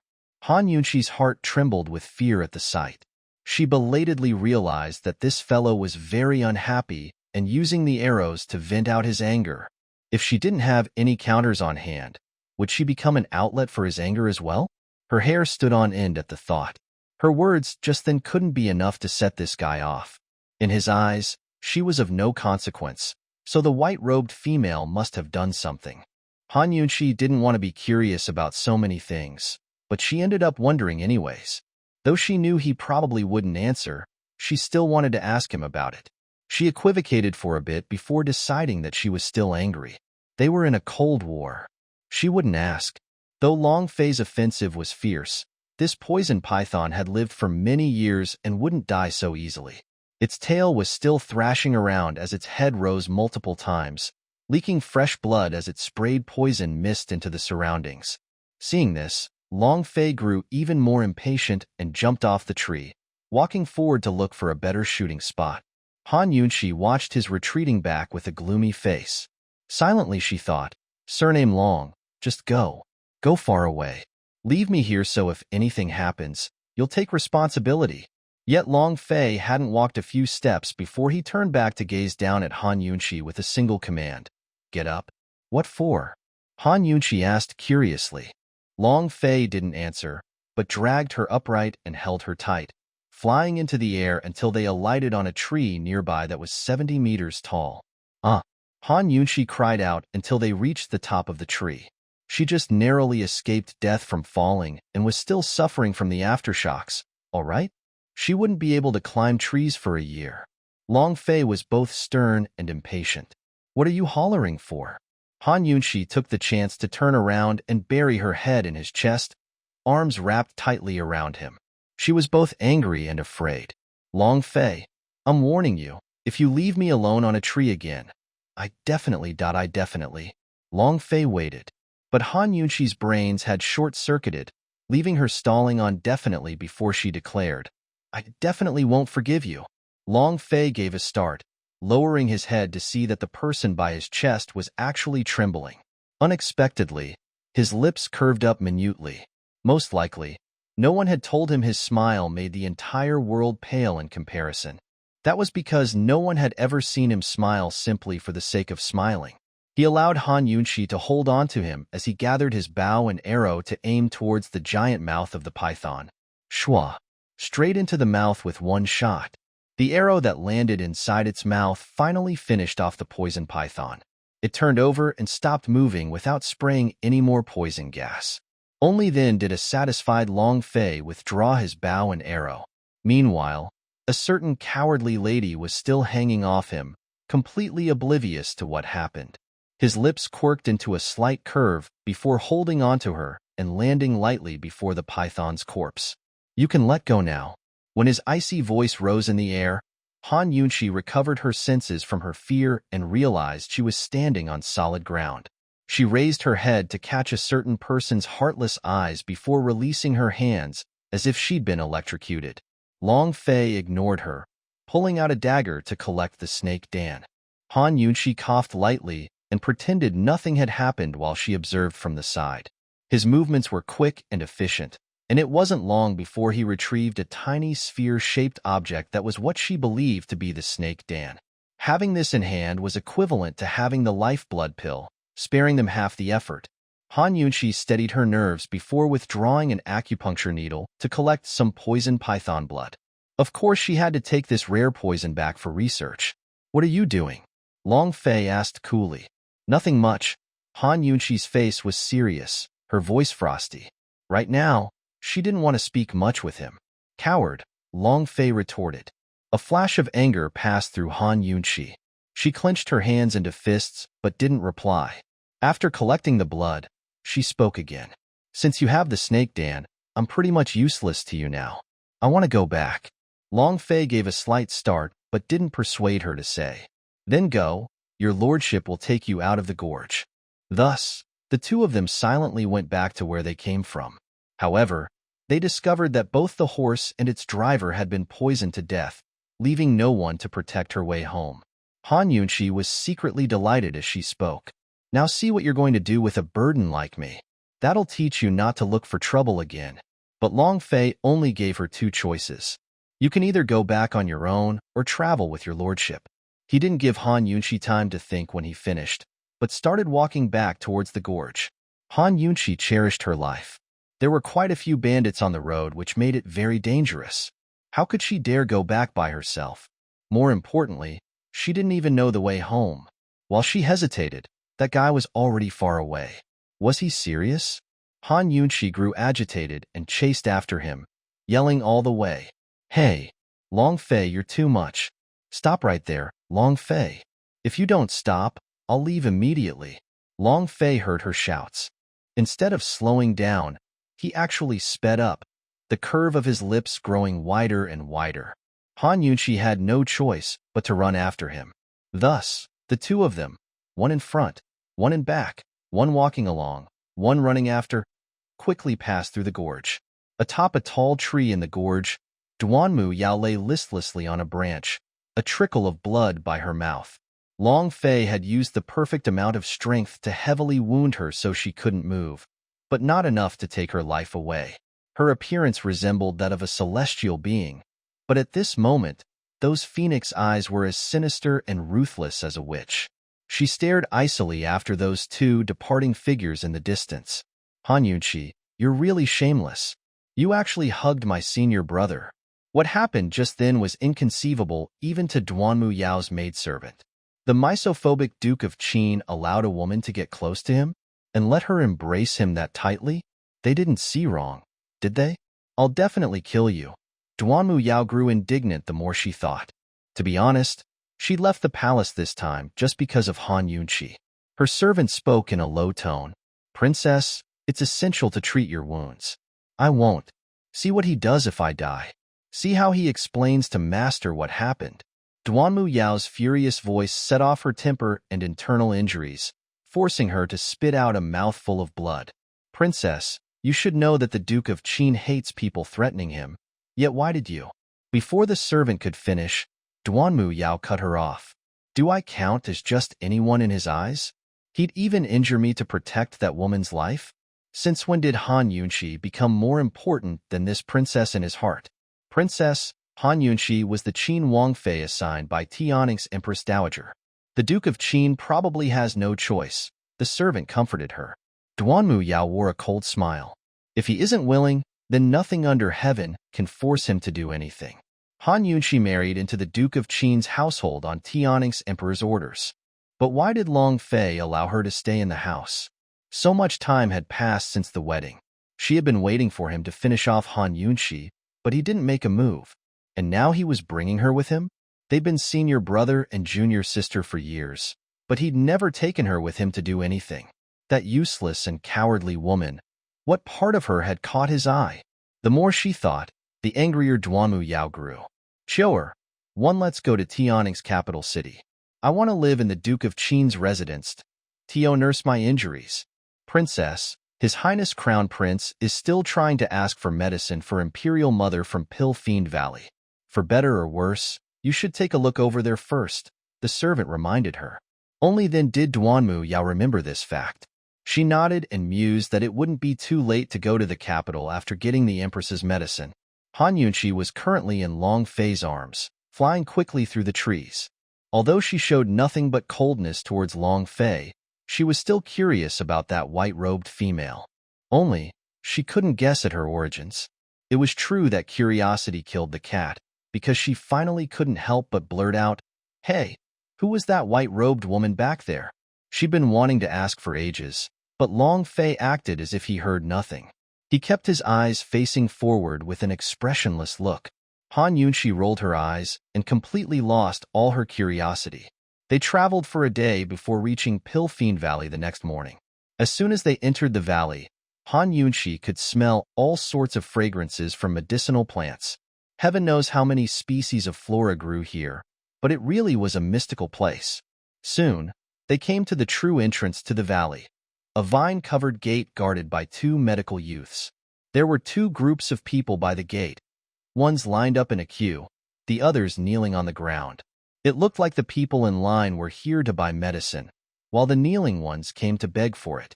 Han Yunqi observed them for a while. She noticed that the people in line all spoke with an old steward first before turning crestfallen. They then joined the kneeling group that had failed to buy what they wanted. Suddenly, a kneeling person rushed over and shouted, "Your Excellency Pill Fiend, I'm willing to offer 10 million taels of gold for a stem of sabagrass. Elder, please be merciful. I'm waiting for this grass to save a life." The old steward immediately walked over to denounce him. "What are you making an uproar for? You think you can flaunt your wealth here? Someone, drive him away." Steward Ming too. How could this small one dare to flaunt his wealth? This small one is offering the wealth of my entire clan to beg for this medicine. Please be merciful, Steward Ming, and tell this to your master. That person pleaded hastily. But Steward Ming had no sympathy for him and waved at his men to drive him off. Han Yunqi knitted her brows at the sight. She knew how precious sabagrass was, but it wasn't worth anything like 10 million taels of gold. Moreover, it'd leave that family's fortune in ruins. She was extremely uncomfortable seeing his despairing, tear-stained face and wanted to give him a stem of sabagrass. There were plenty in her detoxification system. Unfortunately, she gave up the idea at the sight of hundreds of others before her. She could help one person, but not all of them. If she only aided one man before all of the helpless rest, she wouldn't be a good person. She'd be labeled a heartless villain, just like the Pill Fiend Valley's men. Furthermore, she and Long Fei were here to ask for medicine themselves, not break up the existing market. Steward Ming saw them next and pointed a finger as he walked over. Hey, you two. I'm talking about you guys. What are you standing there for? Don't you know the rules? Aren't you getting in line?" Long Fei's reply was cold. "You, come here." Steward Ming jerked in surprised disbelief. "What did you say? I told you to come here. Are you a monkey who doesn't understand human speech?" Long Fei retorted. Steward Ming flared up and rushed over. He could tell at a glance that Long Fei and Han Yunqi weren't ordinary people, but wealthy and respectable. But plenty of those types visited Pill Fiend Valley for medicine. He'd seen all sorts of honorable types, yet never one this arrogant. He sized up Long Fei with a disdainful glance. "What kind of thing are you, speaking to me like this? If you want medicine then, I'm afraid you have no chance." Unexpectedly, Long Fei grabbed him by the neck and raised him in the air. "Scram and tell Gu Qisha that Long Fei's brought the poison python snake Dan. Ask him if he wants to trade." Steward Ming was almost out of breath, but the words Long Fei made him widen his eyes. Then he heard poison python snake Dan and furiously nodded his head. Only then did Long Fei release him. The old steward didn't leave immediately, but quickly turned respectful. "I didn't know it was your Highness Duke of Qin and offended you greatly. Forgive me, forgive me." Please wait for a while, Your Highness Duke of Qin. This one will notify my master immediately. Han Yunshi stood stunned on one side. Only now did she realize that the 3 words Long Fei were useful both in and out of Tianning's capital city. Tianning's emperor had valid reasons to fear him. Not long afterwards, the old steward stumbled and ran outside, every inch a lackey. Your Highness Duke of Qin, His Excellency Pill Fiend invited you in. Please come with me. Long Fei and Han Yunshi entered a carriage as soon as they passed through the vine-covered gates, speeding along the road. Han Yunshi discovered that all the plants beyond the gate were medicinal ones that grew more and more precious the deeper they traveled. Goodness! This fellow Gu Qi might not have medical ethics, but he really was a rarely seen talent. The carriage soon stopped before a refined and tasteful courtyard bordering a small stream. It didn't sound quite human. Your Highness Duke of Qin, your first visit here brought me the poison python snake Dan. With what should this excellency use for the trade? Life blood pill, Long Fei replied. These words left the rooms within in silence. A long time passed before the ambiguous, androgynous voice spoke again. You should not come inside. Han Yunshi had a body full of goosebumps from that weird voice, but followed Long Fei inside. She grew more goosebumps after seeing the person in the room. He was dressed all in black and seated on a chair, tall and imposing. Dark robes covered his entire body while an oversized cowl shielded his features, making him look faceless from a distance. This was the fiendish genius Gu Qi. Han Yunshi thought he'd be an old man, but now she couldn't guess his age at all. Even his gender seemed wrapped in obscurity. She was very curious, but Long Fei wasn't interested at all. Gu Qi, are you trading? He asked coldly. I. Gu Qi's voice was faint as he gave a deep sigh. As luck would have it, someone brought the 7 stars caterpillar grass 3 to trade for the life blood pill 2. I've dreamed of having both these items for a while now. How am I supposed to choose? What? There was actually someone who brought 7 stars caterpillar grass to trade for the life blood pill? And they'd arrived before them? Long Fei and Han Yunshi exchanged glances at the unexpected news. What seemed like an easy victory had suddenly encountered something like this. But one thing worth rejoicing over was that Gu Qi hadn't handed over the life blood pill yet. Otherwise, they would have came for nothing. How does His Excellency Pill Fiend plan on choosing? Long Fei asked. Aya, Duke of Qin, what do you think?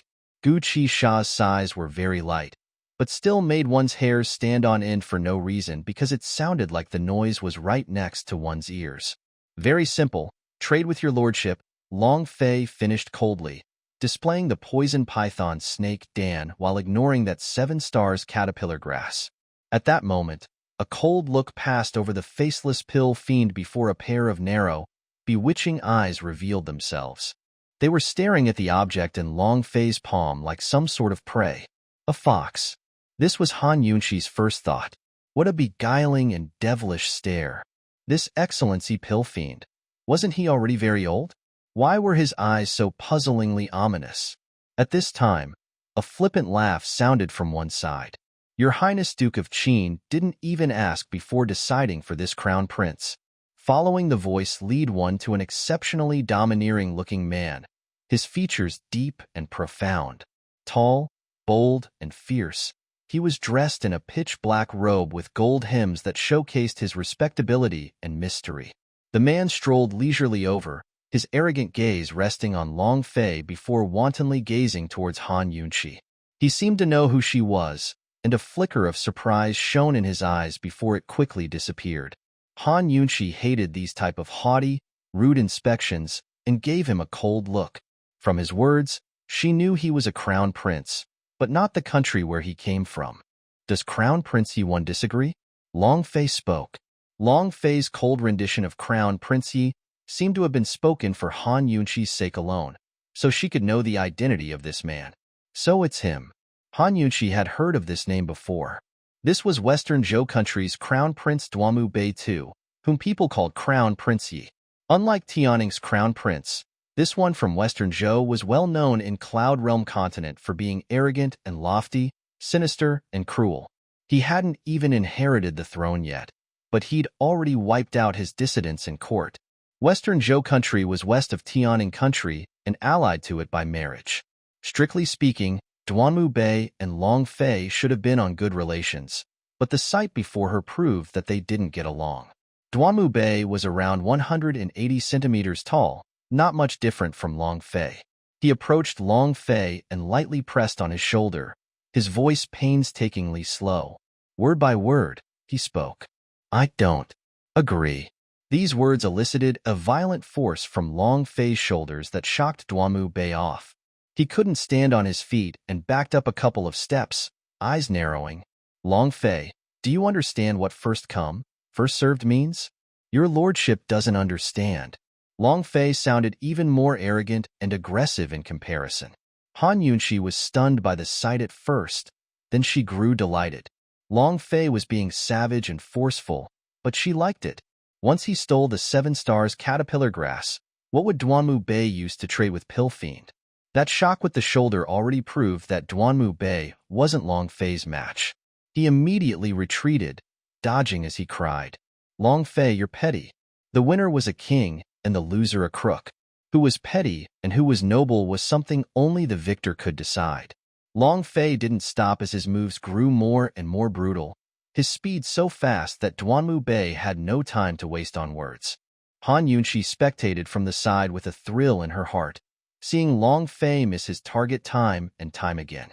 Above them, His Excellency Pill Fiend sat lazily in his chair, his eyes narrowing as he watched on with relish.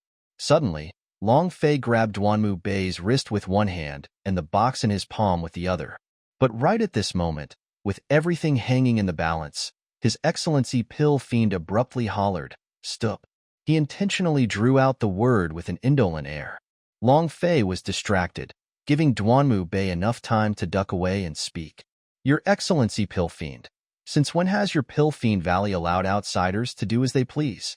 Pill Fiend Valley had its own regulations that prohibited outsiders from attacking as they wished. Hee, this Excellency just wanted to see your fighting prowess. Crown Prince Yi, you've disappointed me a bit. Pill Fiend heaved a sigh. You. Duanmu Bei took an angry step forward, but Pill Fiend extended a skeletal hand from his robes that resembled one from a 1,000-year-old goblin. Resting within the palm was a few glittering gold butterfly darts. This was obviously a warning. A strong dragon still couldn't suppress a snake in its own haunts. Duanmu Bei could only stifle his rage while a flash of unhappiness flitted past Long Fei's eyes. He withdrew his hand and coldly asked, "Pill Fiend, who are you trading with?" "Your Excellency Pill Fiend, there's more than one poison python in the world, but there's only one 7 stars caterpillar grass. It resembles a grass and a bug, but it's neither grass nor bug. Think it over clearly. And also, this Crown Prince arrived first," Duanmu Bei reminded in a hurry. "There's plenty of poisonous pythons, but there's only one 500-year-old poison python," Long Fei reminded on his side. "Ayaya." His Excellency Pill Fiend heaved another sigh, the sound faint and ominous as if it came from the depths of Hades itself. Han Yunxi couldn't help but shiver in trepidation as she stared at his hand. No matter what, she couldn't see how it matched his beguiling eyes. Neither Long Fei nor Duanmu Bei spoke as Pill Fiend sighed. Han Yunxi watched from one side and realized she couldn't guess who the man would pick. Eventually, Pill Fiend took on a strange smile. Hee, your Excellency wants them both. Why don't you two keep fighting?" He turned to give Long Fei careful instructions. "Duke of Qin, your Excellency allows you to steal, but whatever you steal will belong to your Excellency. How's that?" Han Yunxi nearly spat at the words. This unprincipled old man was too greedy and devious, but she liked it fine. It didn't hurt them much if Long Fei had to exert more energy on their behalf. Duanmu Bei's face turned white as he clenched his fists in anger. "Gu Qisha, do you want to break the rules of Pill Fiend Valley yourself?" Only now did His Excellency Pill Fiend seem to come to a realization. "We can't break the rules. How's this? You two can fight outside the valley." These words made Duanmu Bei want to spit up blood, but Long Fei just shrugged his shoulders. "That's fine too." Yet right then, a melodious voice carried into the room. "Big brother, are you inside? Big brother?" Whose little sister was looking for her brother? Han Yunxi was puzzled as she saw a white-robed female walk in with brisk steps.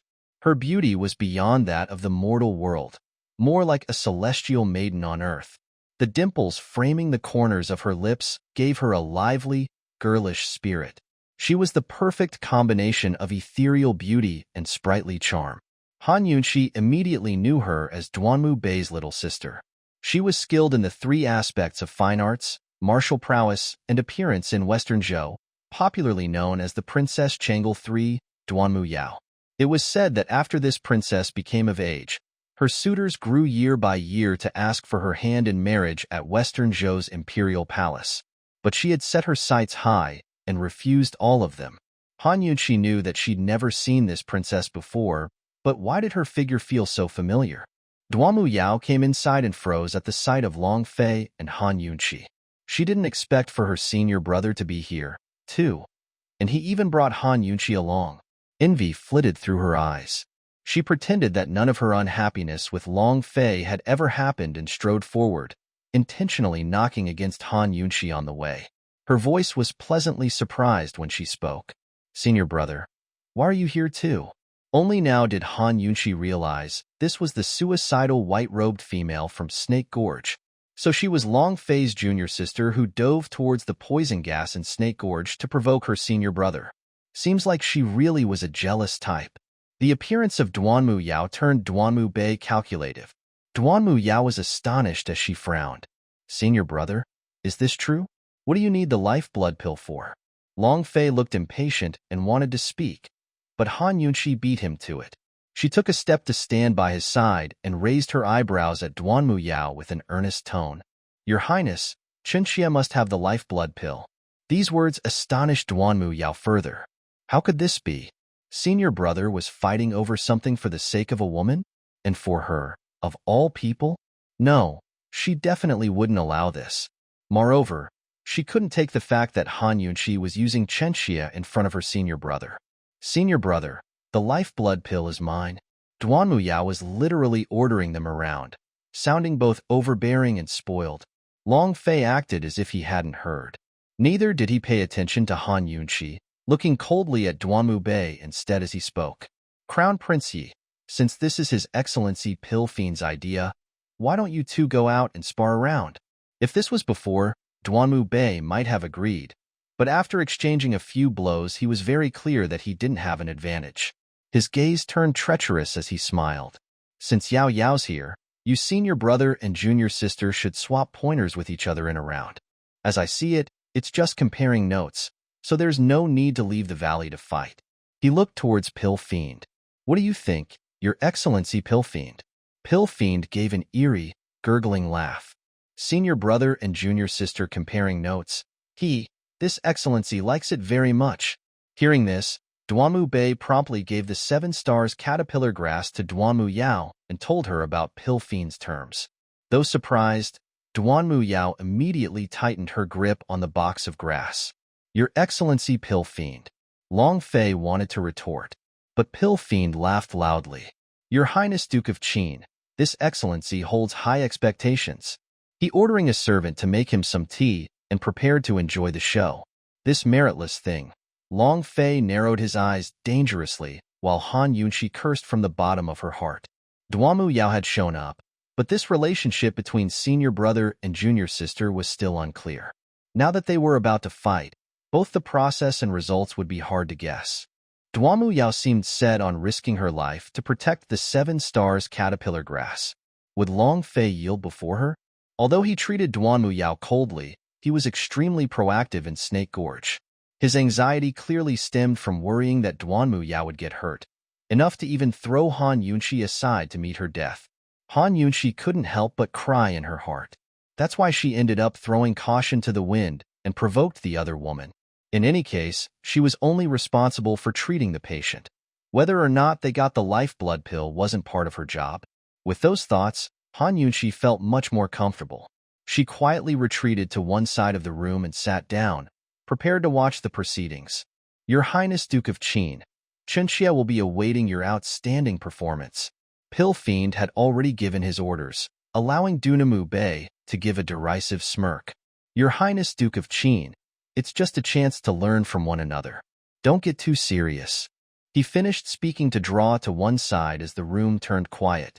Everyone's eyes rested on Long Fei, both nervous and anticipatory. Long Fei's first action caught people off guard. His cold gaze rested on Duanmu Yao's hand with an expression that showed his determination to win. Suddenly, his figure flashed and appeared by Duanmu Yao's side. This guy, he was really going to steal it. Han Yunqi was shocked, but quickly recovered her senses. She really wanted to shout and cheer him on. Although she knew Long Fei was just doing this to get the lifeblood pill, it still made her happy. Who cared about what senior brother, junior sister business they had? She decided to forgive him for what had happened in Snake Gorge. Neither Duanmu Bei or Duanmu Yao had expected this turn of events.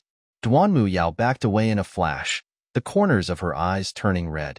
Senior brother had never paid her any attention in the past, but that was only because his nature was cold. In all these years, he'd never tried to steal her things. Yet today he was willing to steal for Han Yunqi. To steal her item and give it to Han Yunqi. No, Duanmu Yao couldn't accept this reality.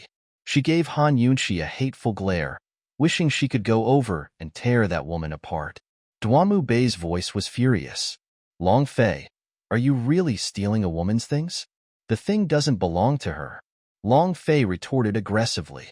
Duanmu Bei was left awkward and speechless while Duanmu Yao was stifled with rage as she glanced at Long Fei. Senior brother, it's rare for us to have a chance to cross swords. If you want to steal it, then come, she said fearlessly. Suddenly the room grew quiet before Pill Fiend gave a hearty laugh.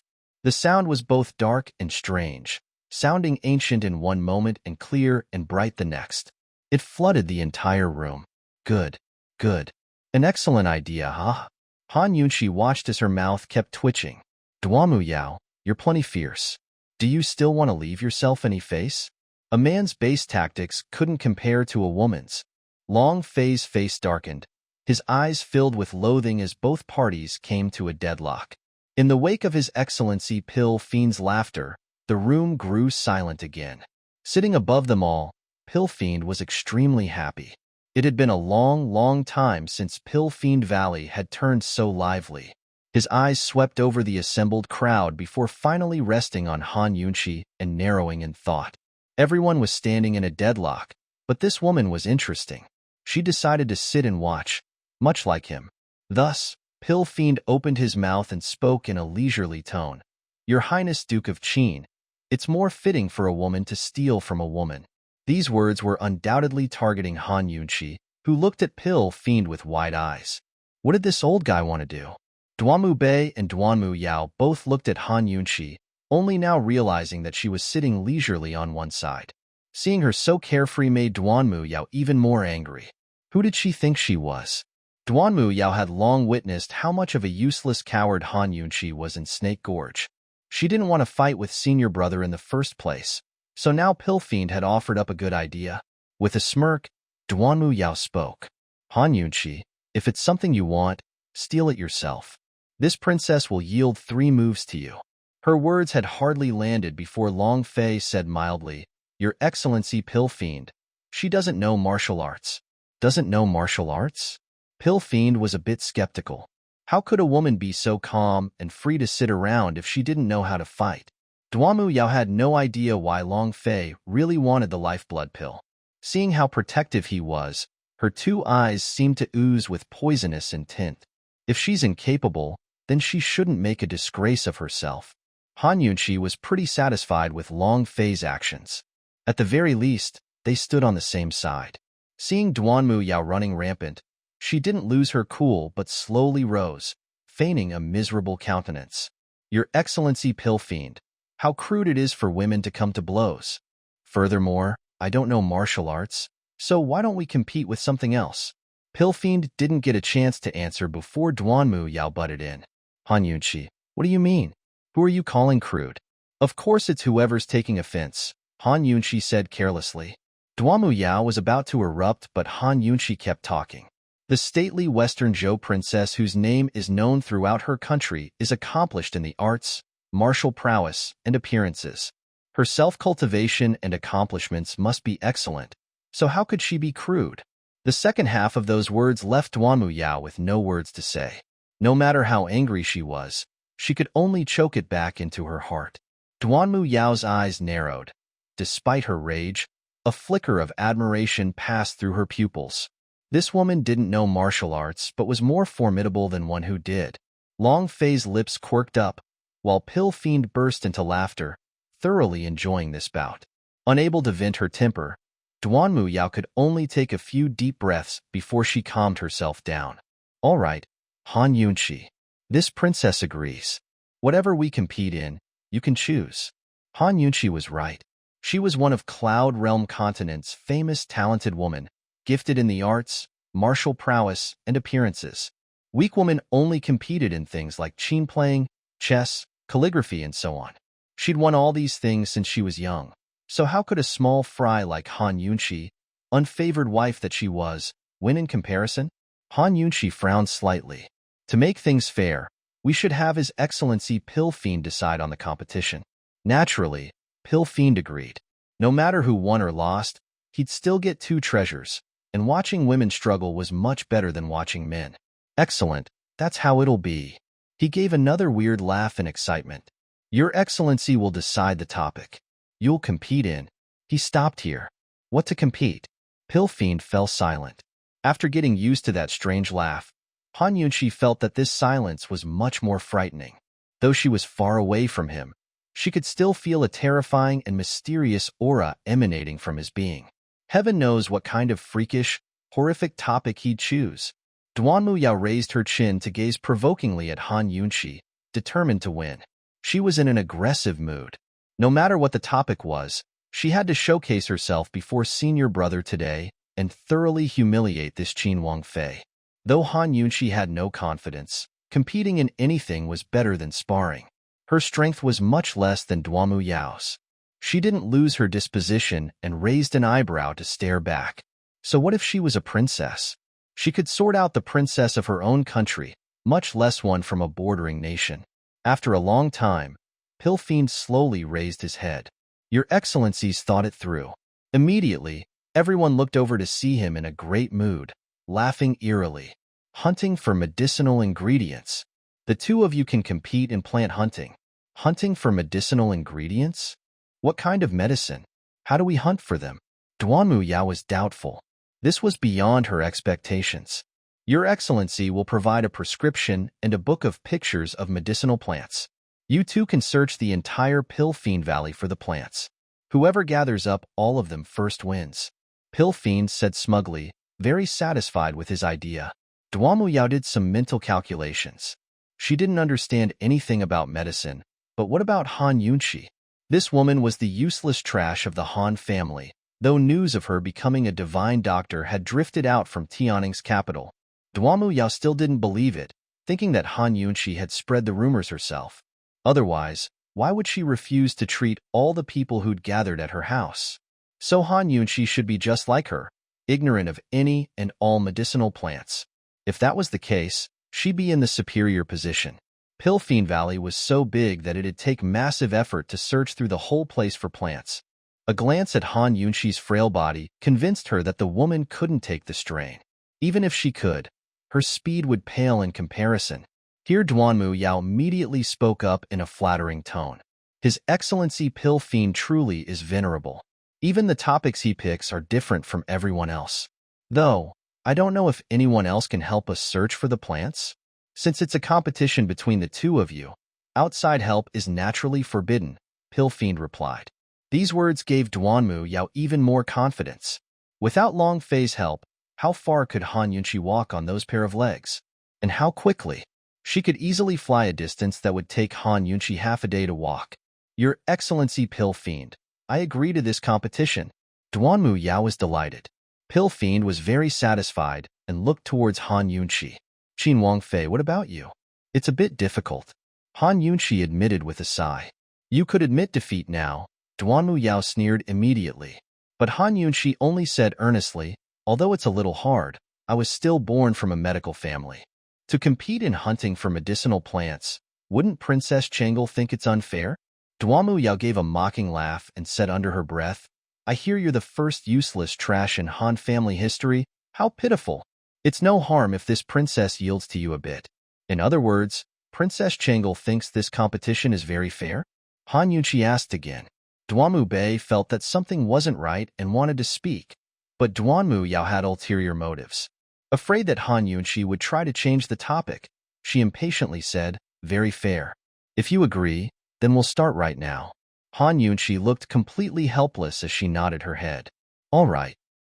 If someone wanted to invite a snub, what could she do? Han Yunchi wouldn't tell Duanmu Yao that she spent part of her studies in traditional Chinese medicine training to hunt for plants in the mountains. The growth, habits, and properties of medicinal plants were all different.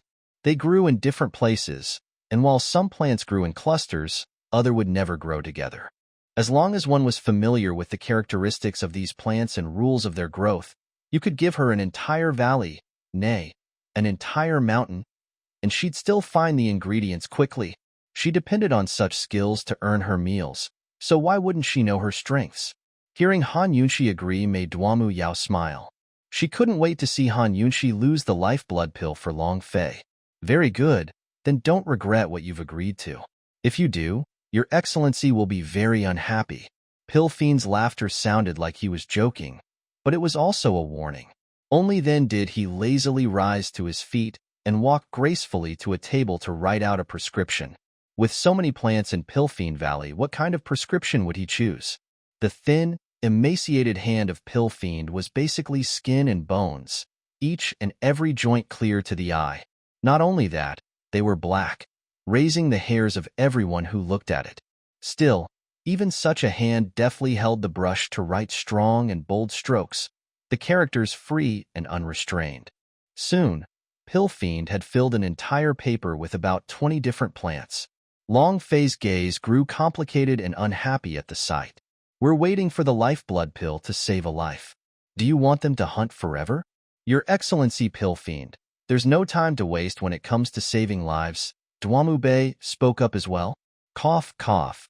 Pill Fiend coughed lightly a few times, unhappy. Without a lot of plants, they'd only hunt for a short while. How boring would that be?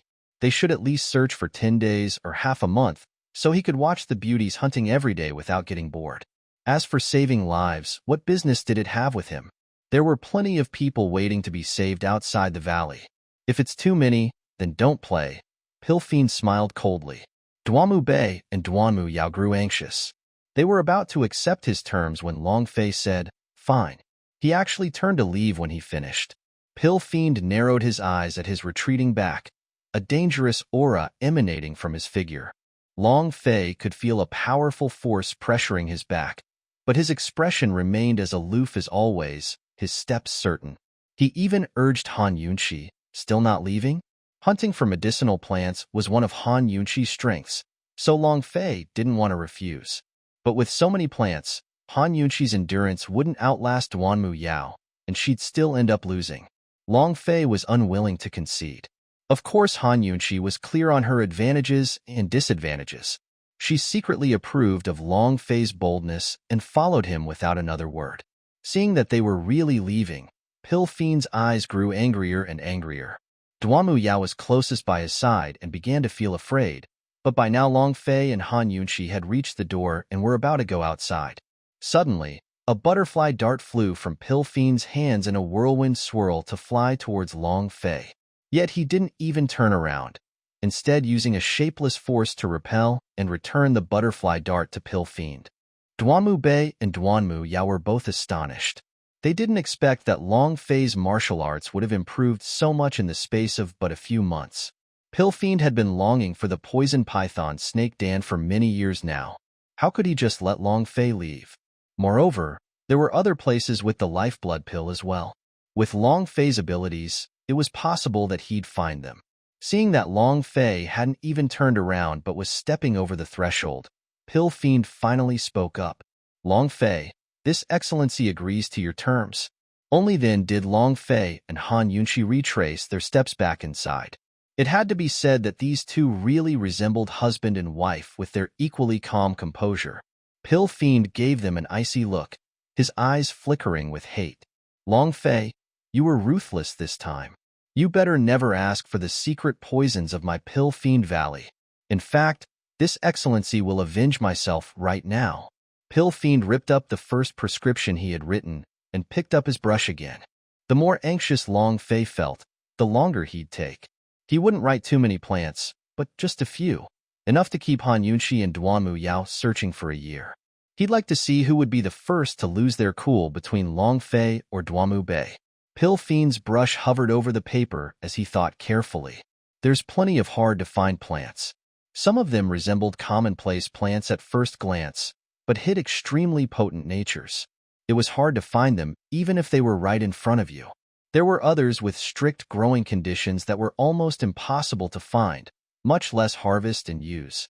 There were even rare plants that grew over a long period of time, of which only one or two existed in the entire valley. Pill Fiend was going to write down plants that fit all these requirements. The group waited, and Duanmu Yao shot a few icy glances towards Han Yunxi in the meantime. Han Yunxi wasn't in the mood to engage in any more staring contests, but intentionally drew closer to Long Fei, making Duanmu Yao so angry that she immediately looked away.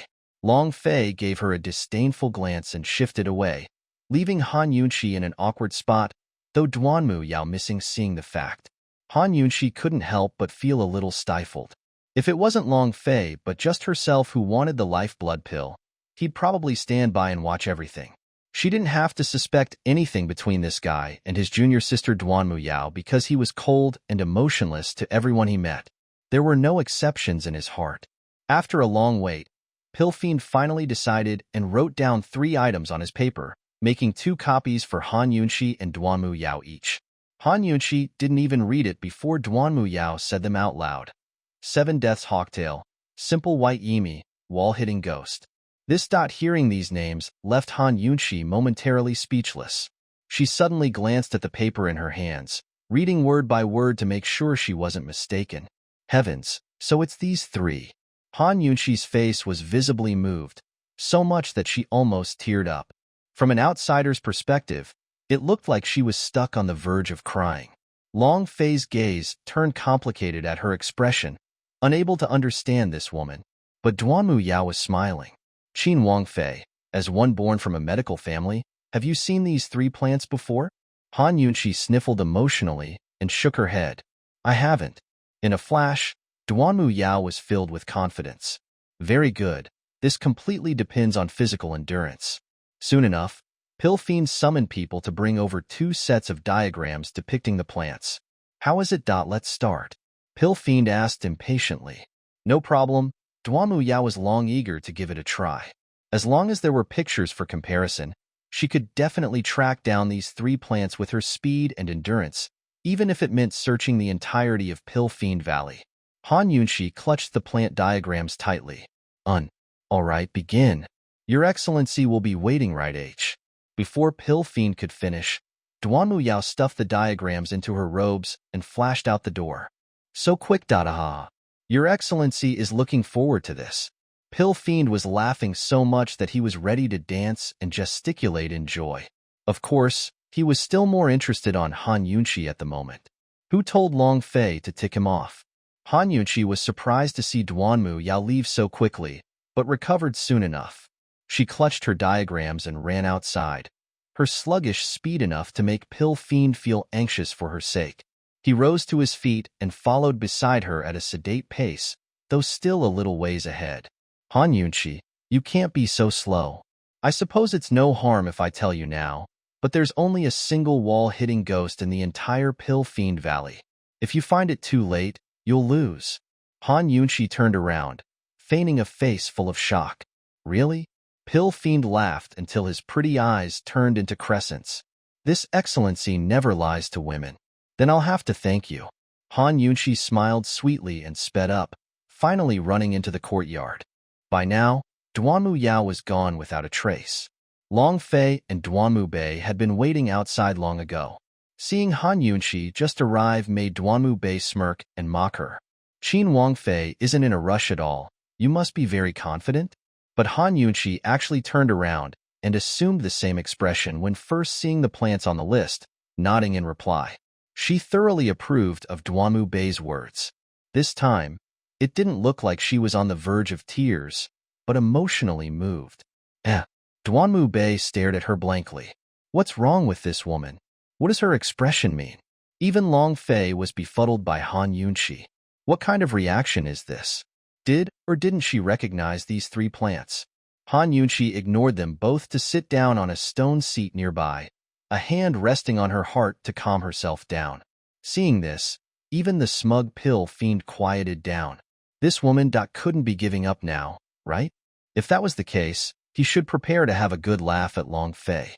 Han Yunqi wasn't deliberately trying to be mysterious, but she was really, truly moved. It was impossible to express herself in words. Looking at Pill Fiend, she wanted to swoop over and drown him in praise. His Excellency Pill Fiend really was a genius. No, a fiendish genius. He'd written down 3 poisonous plants. The crucial point was that all 3 were right in this courtyard. This was the easiest place to overlook. So that idiot Duanmu Yao had rushed out right away. Poisonous plants came in 2 varieties. One displayed its poison only after being boiled and extracted, so they were referred to as concealed poison plants.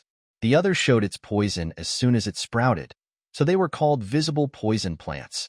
Too bad that Pill Fiend's 3 plants all belonged to the latter category. As soon as Han Yunqi entered Pill Fiend Valley, her detoxification system had given her multiple alerts of its many toxic flora. It was the same when she entered the courtyard.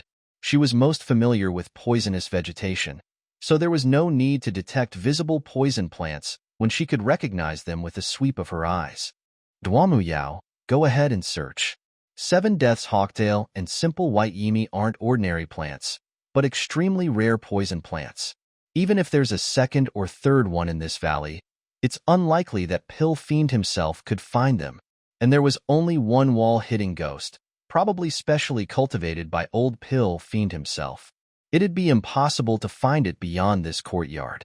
Long Fei, Duanmu Bei, and Pill Fiend were all flabbergasted as they looked at her clutching her chest. Such an emotional event required some time for her to calm down. Finally, Duanmu Bei couldn't hold it back anymore. Qin Wang Fei, aren't you going to look? Do you want to admit defeat? His death is near at hand, but he's still so aggressive.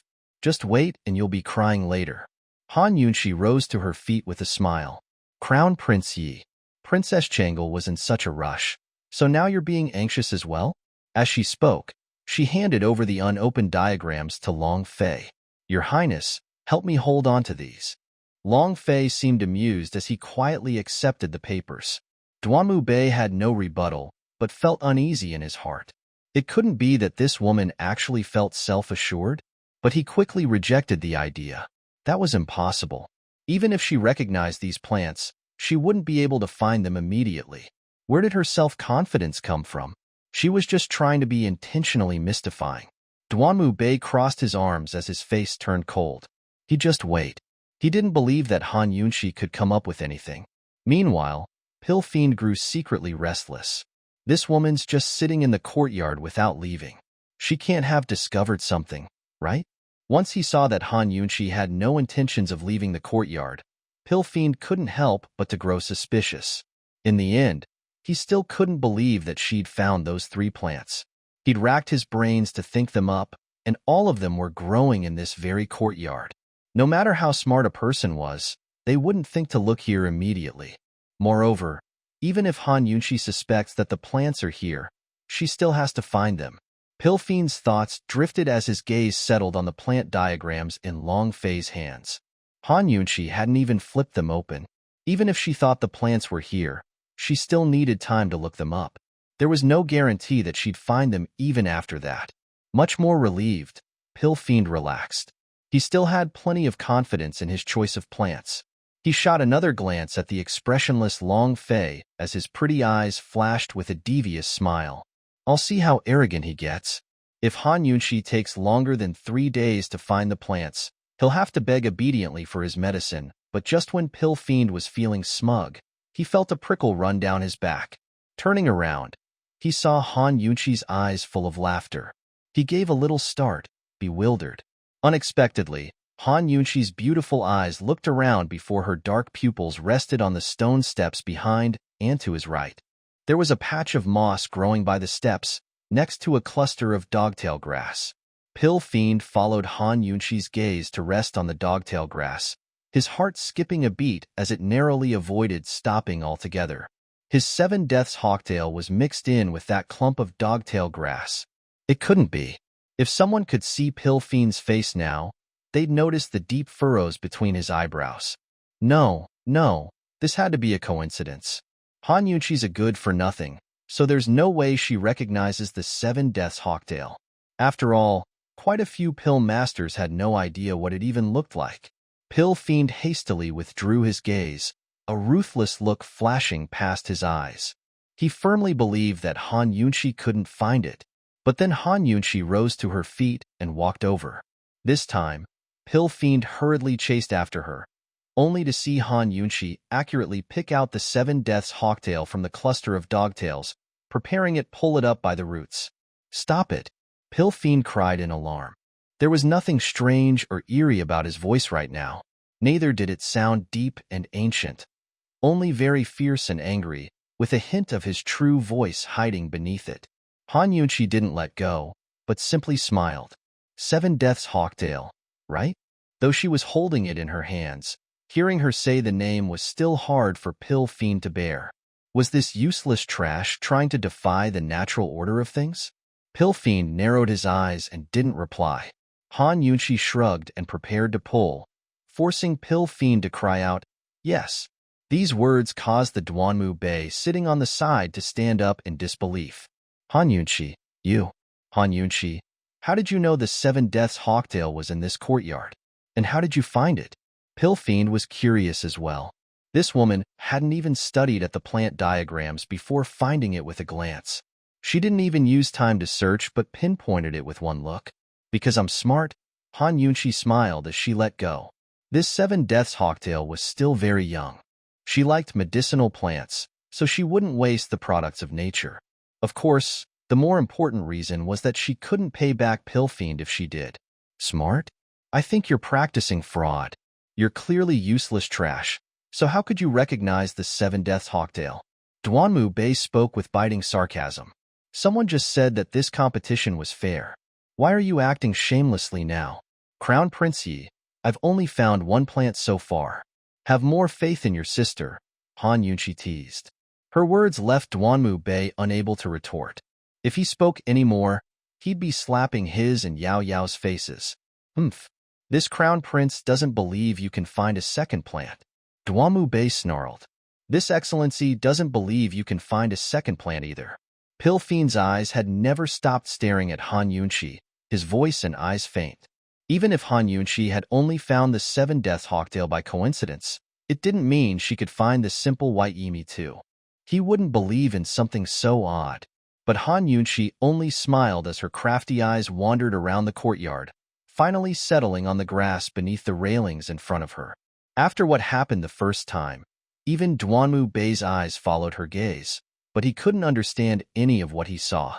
Even without following Han Yunqi's gaze, he knew what was beneath the railings. That cluster of grass had a few scattered wildflowers, one of which looked white and unassuming. That was the priceless simple white Yimi, worth the value of several cities. It couldn't be that Han Yunqi had found the simple white Yimi as well? Han Yunqi looked back at Pill Fiend's stiff reaction and gave a brilliant smile. "Do you want me to point out the simple white Yimi?" Pill Fiend didn't answer, but stared as if his eyes were nailed to her. He'd never lost in the art of medicine, nor was he participating in the competition today. But this was his challenge. He never planned for anyone to find his plants, yet Han Yunqi had taken less than an hour to uncover 2 of them. Although they're supposed to hunt for them, she hasn't searched at all. All right?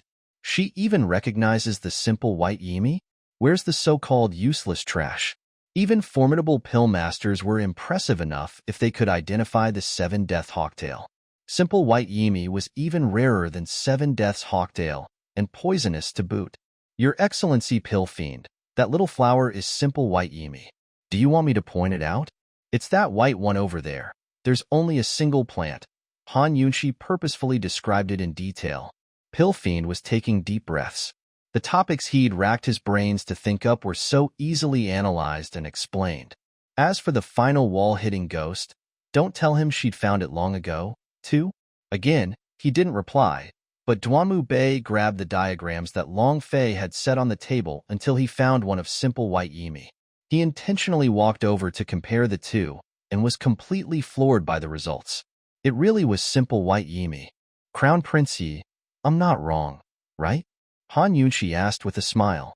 The diagrams fell to the ground as Duanmu Bei rose to his feet, face frighteningly black. You found the last one, the wall-hitting ghost, as well? Han Yunshi's crafty eyes lowered and looked to her right. Duanmu Bei acted on reflex and also looked to the right. When Han Yunshi turned to look at her left, Duanmu Bei's head followed along to the left. Ha ha ha. It's right beneath your feet. Han Yunshi laughed out loud. Duanmu Bei really did look down, causing Han Yunshi to nearly fall over with laughter.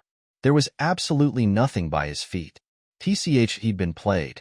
Duanmu Bei's face alternated between white and red as his hands clenched into fists.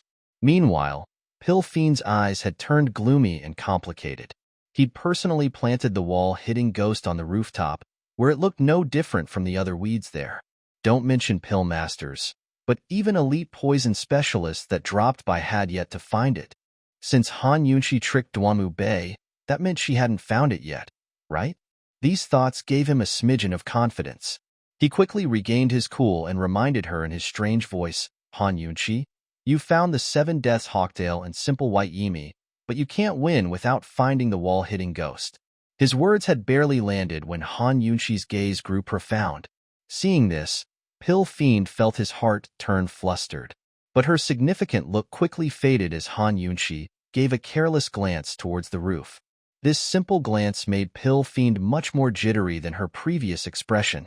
It couldn't be that she found the wall-hitting ghost as well? Was she a genius? It took Pill Fiend 3 days and 3 nights in the mountains to find this wall-hitting ghost and plant it on his roof. Seeing Pill Fiend panic, Han Yunshi smiled indifferently and didn't say a word. But Duanmu Bei saw their exchanged glances and instantly understood. The wall-hitting ghost was in this courtyard too. How could this be? These were all rare plants. Didn't Pill Fiend said there was only one wall-hitting ghost in the entire valley? Where was Duanmu Yao supposed to find it outside? Duanmu Bei had long stopped caring about the location of the third plant. He was more worried about his little sister. Though he often used cruel and treacherous methods against his foes, he still indulged his sister to the bones. He didn't want her to suffer a bit of hardship. Pill Fiend, you and your blasted challenge. Duanmu Bei turned to leave, but Long Fei appeared before him with a cold tone. The rules that were set prohibits bystanders from helping. Don't forget. Duanmu Bei was in a rage, but had no excuse to leave. With Pill Fiend on the scene, he didn't dare act shamelessly, but could only sit down to stew in his temper. This time, they were definitely going to lose. Pill Fiend had no interest in Duanmu Bei. Right now, he was completely focused on Han Yunshi, his eyes never leaving her side. He really wanted to know if Han Yunshi had found the wall-hitting ghost yet and was waiting for her to answer. The helpless Duanmu Bei was waiting as well so he could find Yao Yao after Han Yunshi announced her discovery. But Han Yunshi just sat there without a word, her eyes still. Meanwhile, Duanmu Yao was searching all over Pill Fiend Valley for the 7 Deaths Hawktail. She looked at the diagram 3 or 4 times, along with its description, before cleverly deciding to find a patch of dogtail grass first. She landed as soon as she found a field of them and started carefully comparing each one with the picture in the diagram. How would she know what had happened in the courtyard? As she searched, she couldn't help but keep thinking about Han Yunshi. She figured that Han Yunshi would probably take forever to find a dogtail field of her own. After eliminating a big section of dogtails, Duanmu Yao's light footsteps flew her to the next patch.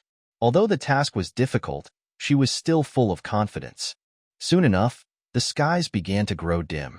By the time it grew dark, Han Yunshi still hadn't pointed out the wall-hitting ghost, but neither had she left the courtyard. Lanterns were lit while Duanmu Bei paced back and forth, his face deathly pale as his heart burned with the fact that he couldn't go out.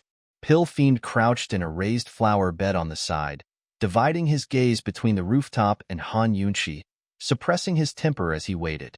Throughout the entire afternoon, Duanmu Bei had urged Han Yunshi to hurry up and find the wall-hitting ghost. Now that things were past the point of no return, He'd rather lose earlier than have Yao Yao foolishly searching outside. But Han Yunqi just wasn't anxious. Right now, she was sitting with Long Fei at a stone table, drinking tea and eating pastries. As for the wall-hitting ghost, she hadn't said a word about it. Long Fei didn't ask, but he had to admit that this woman had done the unexpected again, enough to pleasantly surprise him. For some reason, he firmly believed that she could definitely find the wall-hitting ghost. Long Fei gave Han Yunqi a careless glance, and a flicker of approval flitted past his eyes before he even realized it himself. It was the first time he'd ever approved of a woman. What other abilities was she hiding? Finally, the skies had grown completely dark. Duamu Yao still hadn't returned. Duamu Bei couldn't bear it anymore as he strode before Han Yunqi. Qin Wang Fei, since you've already found the wall-hitting ghost, just reveal its location instead of wasting everyone's time. No human would believe that Han Yunqi hadn't found the wall-hitting ghost yet with her carefree attitude. She was dragging things out on purpose to make Yao Yao suffer. Pill Fiend's eyes lit up before his gaze grew complicated. He hoped that Han Yunqi could stun him by discovering the wall-hitting ghost, yet he didn't want his painstaking topics to be resolved so easily. Of course, what he hated the most was missing the chance to make Long Fei pay. Han Yunqi raised her eyebrows at Duanmu Bei and said earnestly, "Crown Prince, he is praising me overmuch. From what I know, the wall-hitting ghost is a very evil plant. You can only plant one on an entire mountain, or else everything else will die. With such a big valley and just one plant, it's quite difficult to track down. How could I find it so fast?" Han Yunqi's words made Pill Fiend look on in admiration. By now, he had to esteem this woman. She actually knew the properties of the wall-hitting ghost, so she must be a highly skilled and knowledgeable kindred spirit. So young and a female to boot, that wasn't simple. Pill Fiend looked and looked at Han Yunqi before narrowing his eyes, appreciation gradually replacing his previous hostility. Meanwhile, Han Yunqi's words were like a sneer to Duamu Bei.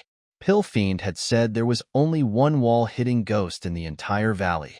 Now that Han Yunqi was emphasizing this fact, she was undoubtedly hinting to Duanmu Bei that she was doing this on purpose.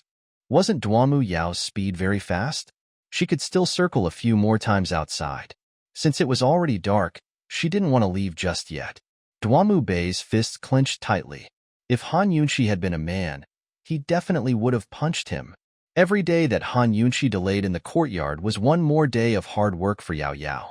If she dragged things on for a month, then Yao Yao would have to struggle for a month, maybe even a year. Yao Yao had completely become the passive party. Duanmu Bei sincerely wished that Yao Yao could come to a realization and come back to look in the courtyard. It was much easier than searching through the entire valley. But even he didn't think that Yao Yao could make such a breakthrough. First and foremost, she wasn't that bright. Secondly, he was familiar with her personality. She'd hold on to face and not return unless she found a plant. Duanmu Bei suppressed his rage, stuck before painfully enduring everything or erupting. The more he looked at Han Yunqi, the more his chest hurt. This crafty woman, what first ever useless trash? What couldn't recognize medicinal plants? It was probably all a sham. Time trickled by. Pill Fiend called for the evening meal, and Long Fei and Han Yunqi both ate while Duanmu Bei had no appetite at all. Yao Yao, you should come back for a bit. Yet, an entire night passed without Duanmu Yao returning. According to the old steward's report, Princess Changle was flying all over the valley with torch in hand. Hearing this, Han Yunqi snorted with laughter and Duanmu Bei narrowly avoiding spitting up blood in rage. With Long Fei watching out for Duanmu Bei, Han Yunqi felt very secure. She'd long retired to the guest rooms to sleep. It had to be said that she made it impossible for even Pill Fiend to sleep, so he ended up watching Duanmu Bei with Long Fei.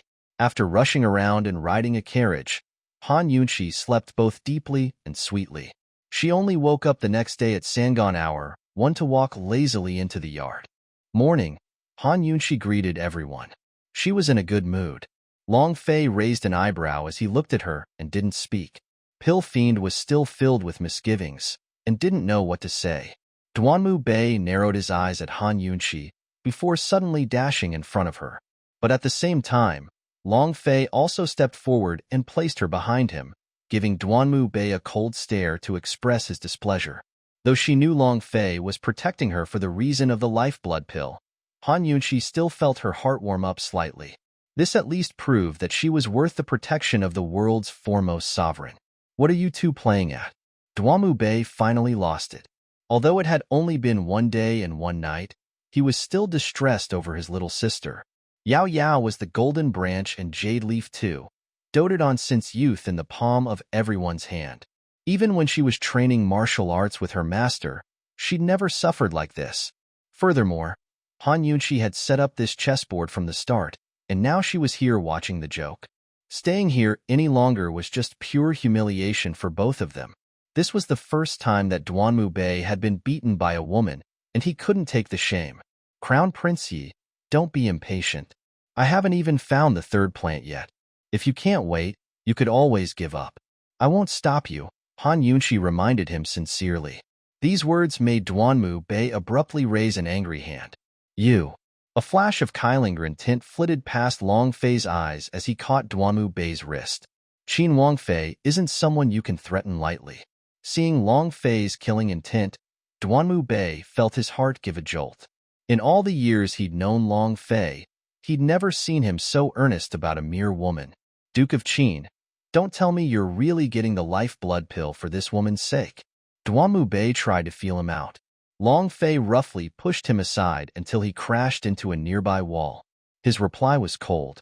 It has nothing to do with you. Either admit your loss or wait on the side. Duanmu Bei clenched his fists but could do nothing except keep waiting. Very quickly, half a day passed. Han Yunqi basked in the sun as she drank tea, occasionally sending glances to Duanmu Bei with a smile that wasn't a smile, provoking him immensely. Duanmu Bei could only stew in his anger. He'd been proud and arrogant his whole life, but this was the first time someone had tried to aggravate him, and a woman at that. Did or didn't he endure? Finally, he couldn't hold himself back and stood up to say viciously, "You Excellency Pill Fiend, we give up. Call Yao Yao back right now. Give up." Pill Fiend dug in his ears and shouted, "What? What did Crown Prince He say? Your Excellency didn't hear." Duanmu Bei, the bloodthirsty Crown Prince, had never been so sullen. When had he ever admitted defeat so easily? "We give up. If you want the 7 stars caterpillar grass, then you'll bring Yao Yao back." Duanmu Bei's rage reached to the skies, his voice so gloomy that it sounded like it came from Hades. Pill Fiend put on a disdainful glance before ordering someone, "Bring Princess Changle back?" Duanmu Bei didn't even want to see Han Yunqi anymore, but lifted his robes to sit down on one side, his face completely black. Han Yunqi rejoiced and cheerfully looked at Long Fei. She didn't mind Duanmu Bei's anger at all, but shouted, "Long Fei, I won." Han Yunqi's curvy smile made her entire person shine with a piercing light. This radiance made Long Fei's eyes freeze in place on her face, unmoving for a long time. "Hey, we won." The corner of Long Fei's lips tugged up in what might have been a smile. In any case, it looked very stiff and made Han Yunqi want to roll her eyes. Duanmu Bei was already extremely provoked, but hearing Han Yunqi so happy made him boil with rage. He wasn't planning to look at her, but now he was outright glaring her way. If looks could kill, Han Yunqi would have long been destroyed and turned into flying ashes. Meanwhile, Pill Fiend kept his eyes on Long Fei. If it wasn't for Han Yunqi's competition this time, he wouldn't have let Long Fei take away the lifeblood pill so easily. Where did this guy find such a remarkable woman? If she could stay in Pill Fiend Valley, it wouldn't be a bad idea either. Soon enough, Duanmu Yao was found and brought back, her person dark and gloomy. On first sight, her long hair was in a mess, and her untainted white robes were spotted with dirt. She must not have slept all night because her bloodshot eyes showed nothing but exhaustion. The person who brought her back didn't tell her what had happened, but she grew alert as soon as she saw Han Yunqi inside the courtyard. With a cold smile, she said, "What, Han Yunqi? Are you going to give up now? Don't mention 3 plants, even one would be impossible for this woman to find. If she wasn't admitting defeat, then why would they bring her back?" Han Yunqi didn't speak, but measured her up and down as she ruminated. Duanmu Bei was both distressed over his little sister and flat out indignant as he pulled Duanmu Yao over unhappily. Hand over the 7 stars caterpillar grass. These words stunned Duanmu Yale. What? They won. Hand over the item. Duanmu Bei's expression grew heavier. Duanmu Yao was stunned again. Before fury reached her tone. Impossible. How did they win? Where are the things? Though she knew her imperial brother wouldn't lie to her, she still didn't believe it. This was too sudden. Your imperial brother asked His Excellency Pill Fiend about giving up. You can ask His Excellency Pill Fiend if you don't believe it. Han Yunshi gave a harmless smile. Duanmu Yao abruptly looked towards Pill Fiend, who nodded in response. Incredulous, she backed up a few steps before suddenly grabbing onto Duanmu Bei's collar for an interrogation. Who told you to give up? Who told you? Duanmu Bei was a dignified crown prince, but he allowed his sister to haul him by the collar without getting angry. Instead, all he felt was distress and concern for her sake as he explained in a low voice. But Duanmu Yao flew into a rage before he finished. It was one thing to get the lifeblood pill, but another to lose face. How could she lose to Han Yunshi? And even in front of senior brother? Where are the things? This princess wants to see for herself. Duanmu Yao was extremely angry as she rushed to Han Yunshi's face. Even her brother couldn't hold her back. Han Yunshi was pleased to indulge her, and pointed out the 7 deaths Hawkdale and simple white Yimi in the courtyard. Duanmu Yao didn't expect this and only recovered after realizing her own sheer stupidity. Duanmu Yao finally discovered that she was the humiliated party seeking more embarrassment for herself. Han Yunshi had never left this courtyard and even found the wall-hitting ghost, but she purposely dragged out the time while a clown like her ran all around the mountain. Han Yunshi, you. Duanmu Yao was both disgraced and irritated as she pointed a finger at Han Yunshi, almost too angry to speak. You cheated. You're from a medical family, so you're experienced with medicinal ingredients, while I'm completely ignorant. This isn't fair. I don't accept it. Han Yunshi long expected that this princess had no credit to her words. She looked towards Pill Fiend. Your Excellency Pill Fiend, you have to stand up for what's right. Right now. Han Yunshi pleased Pill Fiend's eye no matter how he looked at her. His weird and ambiguous voice issued a warning. Princess Changle. You're the one who said the rules were very fair before the competition.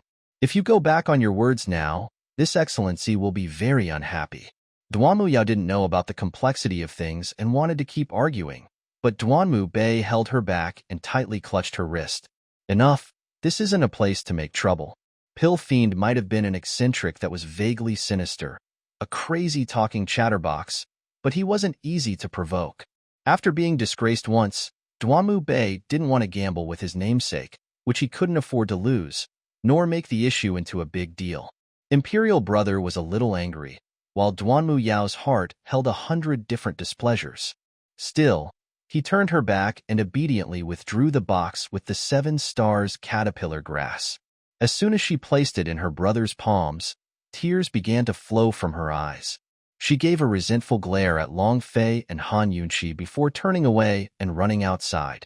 Han Yunshi, I hate you. I definitely won't let you off next time. Duanmu Bei gave the 7 stars caterpillar grass to Pill Fiend and said coldly, Your Excellency Pill Fiend, if you accept this, you have to agree that I'm a man of my words. Pill Fiend revealed his emancipated hand and dragged the object into his robes before giving a strange, cackling laugh. He didn't pay any more attention to Duanmu Bei. Duke of Qin, may we meet again in the future. To his credit, Duanmu Bei still possessed some manners and even managed to bow with his hands clasped before his chest. Though he spoke to Long Fei, he was looking at Han Yunshi in silent warning. Han Yunshi, you truly are a remarkable woman. Too bad you hurt Yao Yao and humiliated this crown prince. You better not end up in my hands one day. After that, he flicked his sleeves and left. Han Yunshi had seen even scarier warnings and wasn't frightened at all. There were misgivings on her mind as she replied, If you bet, you must be prepared to lose. How is this accepting defeat? Pill Fiend gave an eerie smile as he hid away the 7 stars caterpillar grass. Qin Wang Fei, this excellency is wholeheartedly convinced of your win. Immediately, Han Yunshi's hair stood on end as she unconsciously hid behind Long Fei. Long Fei handed over the poison python snake Dan and reminded him, Your Excellency Pill Fiend, You should take out the life-blood pill now. Seeing Long Fei, Pilfiend's expression immediately turned haughty as he replied, just wait. He proceeded to walk leisurely into the master's quarters and took a long time before coming back. There was only a single brocade box that he sluggishly opened to reveal a small life-blood pill resting inside. Close up, one could even smell the scent of fresh blood. This was the life-blood pill that Gubei had mentioned. Han Yunqi's eyes shone as she prepared to take it, but Pilfiend quickly took it back with a mischievous laugh. Qin Wang Fei, tell me where in the courtyard the wall-hitting ghost is and I'll give you this. How's that? Han Yunqi stood dumbstruck, but before she could speak, Long Fei cut in. Guqi Sha, are you going to go back on your word? This excellency wasn't speaking with you, Pilfiend said coldly, changing his expressions faster than one changed books. Han Yunqi replied, but what if I don't want to? Pilfiend's eyes grew dark as his killing intent flashed in an instant before being hidden away. He took a deep breath before offering up the life-blood pill with 2 hands. Afraid that he'd change his mind, Han Yunqi quickly accepted the item and carefully stored it away. Afterwards, she took a deep breath. Now that the most crucial ingredient was in her hands, Long Tianma's sickness was basically halfway cured. With this in hand, of course they had to rush back. More likely than not, the Eastern Palace must be getting worried by now. Yet Pilfiend followed them all the way to the gates, sidling over with a laugh. Qin Wangfei, just tell me. You really found it, right? Han Yunqi gave a mysterious smile. Hee, I'll tell you when I come back next time. Pilfiend wanted to pester her some more, but Long Fei turned around to give him a cold glance. Pilfiend felt killing intent rising around him and narrowed his eyes at the dangerous aura before falling back. When Han Yunqi and Long Fei left the valley, Pilfiend didn't stop them but watched from a distance until their forms vanished. Only then did he give a loud burst of laughter. Unexpectedly, this sound was not only charismatic, but low-pitched and pleasant to the ears. It was obviously the voice of a young man. His hands emerged from the black robes, as mild and white as jade, the fingers slender and attractive. They were nothing like the emaciated joints of before. Even the precious poison python Snake Dan and 7 stars caterpillar grass in his palms couldn't compete with those alluring fingers. He stood thoughtfully muttering to himself, subtle traces of a smile on his face. Han Yunqi. Hee, interesting. We'll meet again in the future. On the way back, Long Fei asked Han Yunqi, where was the wall-hitting ghost? Han Yunqi didn't expect this guy to be curious too, but she remained secretive. Not telling you. His expression turned stiff at her unexpected answer, but it quickly returned to its usual coolness. The two of them hurried back and reached Tianning's capital at morning 3 days later. Long Fei and Han Yunqi's absence these few days had really worried the Emperor and Empress. If it hadn't been the Duke of Qin who took the necessary person away, then everyone might have thought that Han Yunqi had fled. It was only morning, but the court was filled with people. Emperor Tianhui came over as soon as he finished court assembly. The Empress Dowager and Empress had been keeping close by, and even Han Kongan hadn't left. He respectfully remained behind the Empress Dowager, afraid to speak out about his grievances. Gu Beiwei was in the room looking after the Crown Prince's bedside. Your Majesty, Your Majesty. The Duke of Qin and Qin Wangfei entered the palace, and they're coming this way. As soon as Long Fei and Han Yunqi entered the palace gates, Inut Shuehead ran and stumbled over to report. Emperor Tianhui rejoiced. Did they bring the life-blood pill? Hearing this, Han Kongan grew anxious, his restless eyes staring at Inut Shue for an answer. Han Yunqi already did a penetrating analysis of the illness situation and even insisted that she wasn't wrong. Yet Han Kongan was forced into speechlessness. Even now, he still didn't believe in Han Yunqi's diagnosis. With the life-blood pill on hand, Han Yunqi would be able to start treatment. As soon as that happened, they'd know where it was him or Han Yunqi that was right. There was a child inside the Crown Prince's stomach. He wanted to see how Han Yunqi could turn that child into poisonous blood. Inut Shue was in a bind. Your servant forgot to ask.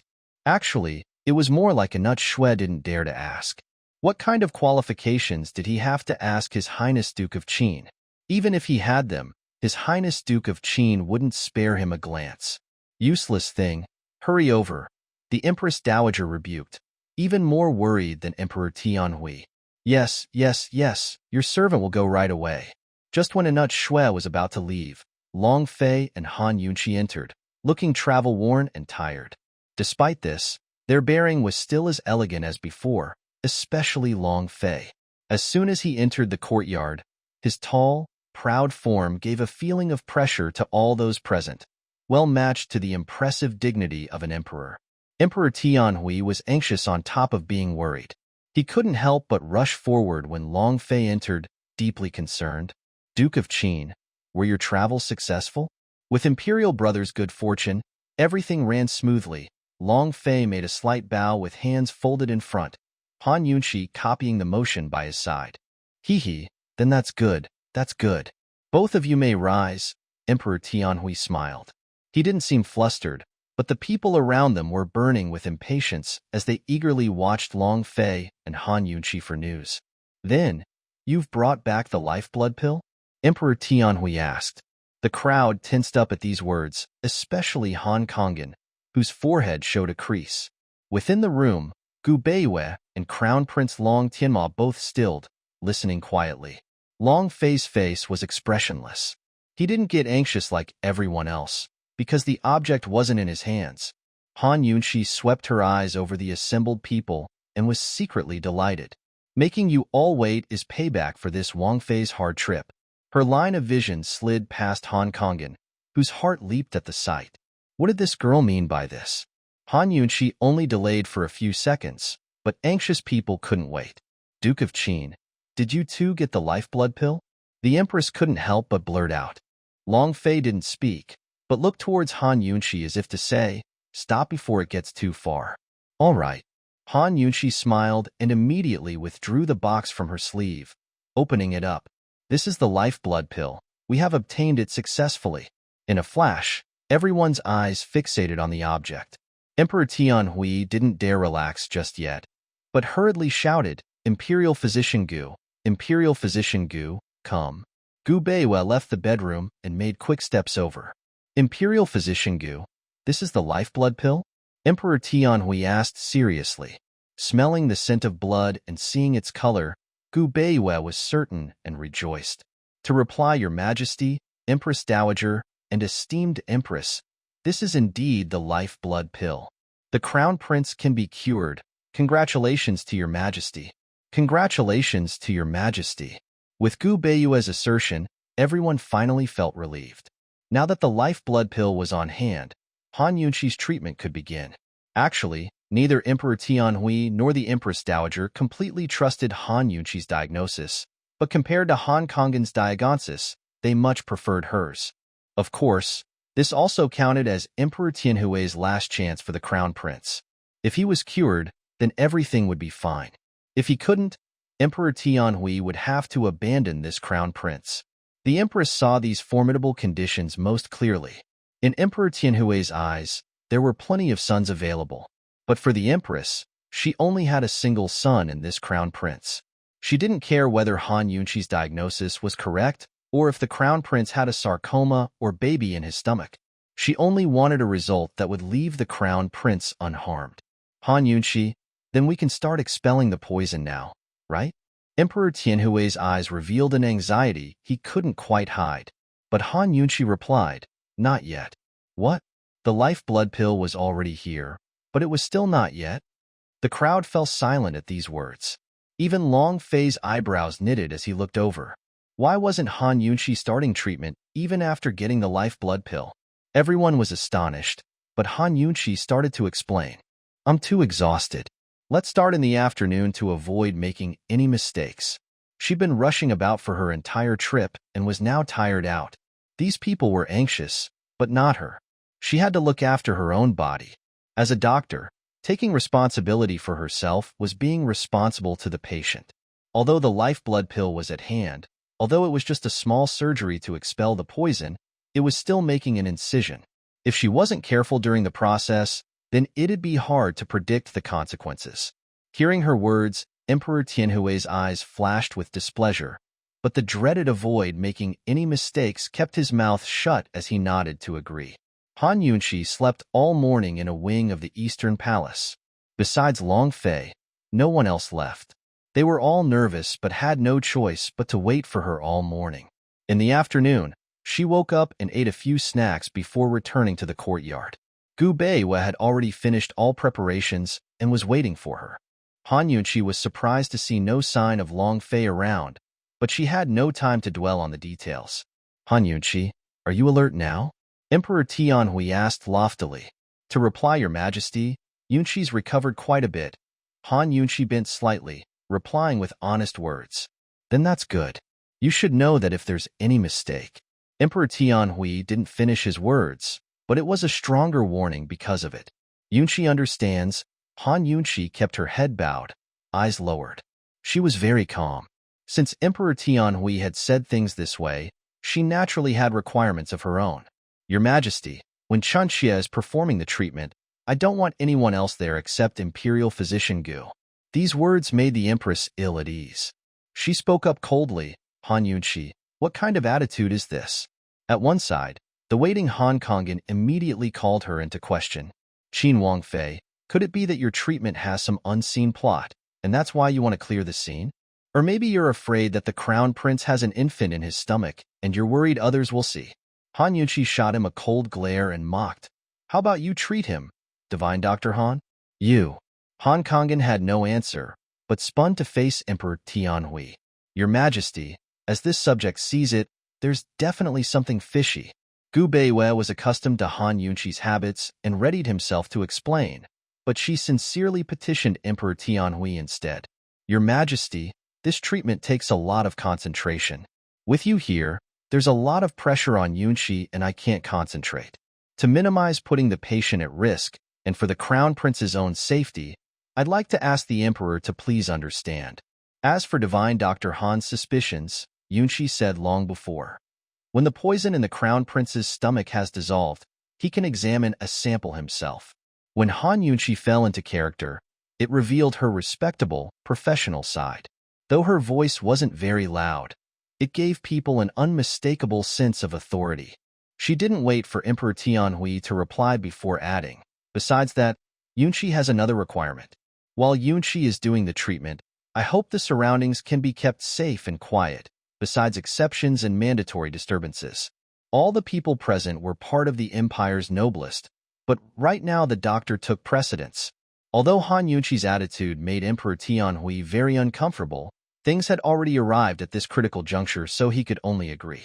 Leaving aside the matter of who was responsible, he really didn't want to see any mistakes happen. After the treatment was over, he'd immediately send people to check the scene, so there was no way Han Yunqi could trick them. All right, Zhen agrees. Hopefully, you will not disappoint Zhen. Go on in, Emperor Tianhui said coldly. Since he accepted the terms, Han Kongan could say nothing more. He gave Han Yunqi a resentful glare and expectantly waited to check the treatment once it was over. Many thanks to Your Majesty's allowances.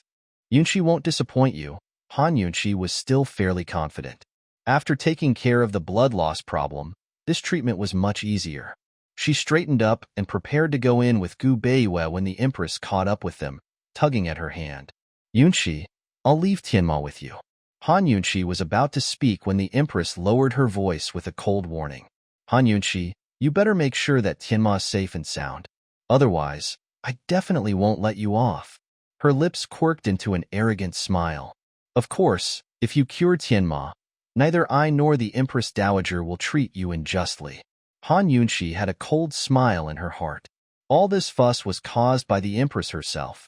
It was a rare thing for them to treat her fairly, so she'd be more thankful if they didn't cause her any more trouble. She didn't reply, but gave the Empress a keen look before pushing aside her hands without a sign. Instantly, she entered the bedroom and shut the doors. Seeing this, the Empress grew so angry that her face turned dark. What a good Han Yunqi. If you weren't the Duke of Qin's official wife, I could kill you with a pinch of my fingers. You better be this self-assured the next time you come out, or else I'll give you a good show. When the doors shut, neither the Empress Dowager nor Empress left, but stood carefully by the door to eavesdrop, hoping to overhear something. The Empress's indignation piled atop indignations, but she was still more worried than anything else. The emperor didn't go far, but sat down in the courtyard. When he saw the Empress Dowager and Empress looking so sneaky without a hint of decorum, he could help but feel irritated. "Imperial Mother One, come sit," he said mildly. Only then did the Empress Dowager come over, eyes filled with worry. "Oh, why, dumb, why heart keeps jumping up and down? I'm restless." The Empress was about to echo her sentiments, but spotted the Emperor's impatience and gave up the idea. She kept the Empress Dowager company by sitting next to her. Those who waited felt time was long even if it was one more second.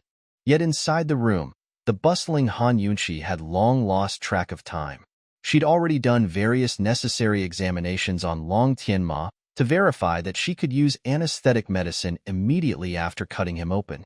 He had to be fully unconscious because 1. Taking the medicine would make him feel very uncomfortable, and 2. Long Tianma might not be able to endure it when she used a knife on him. Of course, the most important thing was that she didn't want Long Tianma to see too much. Her detoxification system had a new type of anesthetic that was very easy to use. Before long, Long Tianma had thoroughly passed out. Gu Beiwa had just started boiling the medicine, a big pack of poisonous herbs cooked into a small bowl of liquid. It really was poisonous, with a very strange flavor. Even Gu Beiwa, who had grown up around piles of medicine since childhood, couldn't stand it. Luckily, Long Tianma had fainted away, or else it had been a hassle to get him to drink the medicine. After it finished boiling, Gu Beiwa took charge of feeding Long Tianma himself. Han Yunshi walked to the medicine pot and was about to get rid of the decoction dregs when she halted in place, hesitating. The smell of these toxic dregs were stronger than she imagined. No matter if she hid it in her medicine pouch or Gu Beiwa's traveling case, it'd still be possible to sniff it out. It'd be hard to explain things if it was discovered. What to do? Han Yunshi glanced back at Gu Beiwa, who was completely focused on Long Tianma, as a complicated look flickered past her eyes. She shifted her position so that her back was to him, blocking his line of sight. Unknown to Han Yunshi, there was a pair of icy eyes staring at her from the ceiling. Long Fei could tell instantly that Han Yunshi was acting peculiar. He immediately suspected that there was something wrong inside the medicine pot, but he wasn't knowledgeable enough to tell what. Could it be that Han Yunshi was hiding something from Gu Beiwa? At this moment, Han Yunshi grabbed the dregs out with her hands as if to sniff them. However, while Long Fei was distracted, the dregs in her hands vanished into thin air. Long Fei abruptly knitted his brows before shifting over a roof tile to look more clearly. He only saw that the dregs in the pot were long gone, while Han Yunshi turned to open Gu Beiwa's medicine chest to retrieve bag of medicine. Where did it go? Did he see wrongly? Or did it really disappear into thin air? He thought it over multiple times, but couldn't figure it out. Hiding the dregs of the poison in her detox system dimension was the safest place. There was no way to smell it from there. Han Yunshi darted a glance at Gu Beiwa, seeing that he was still feeding Long Tianma the poison.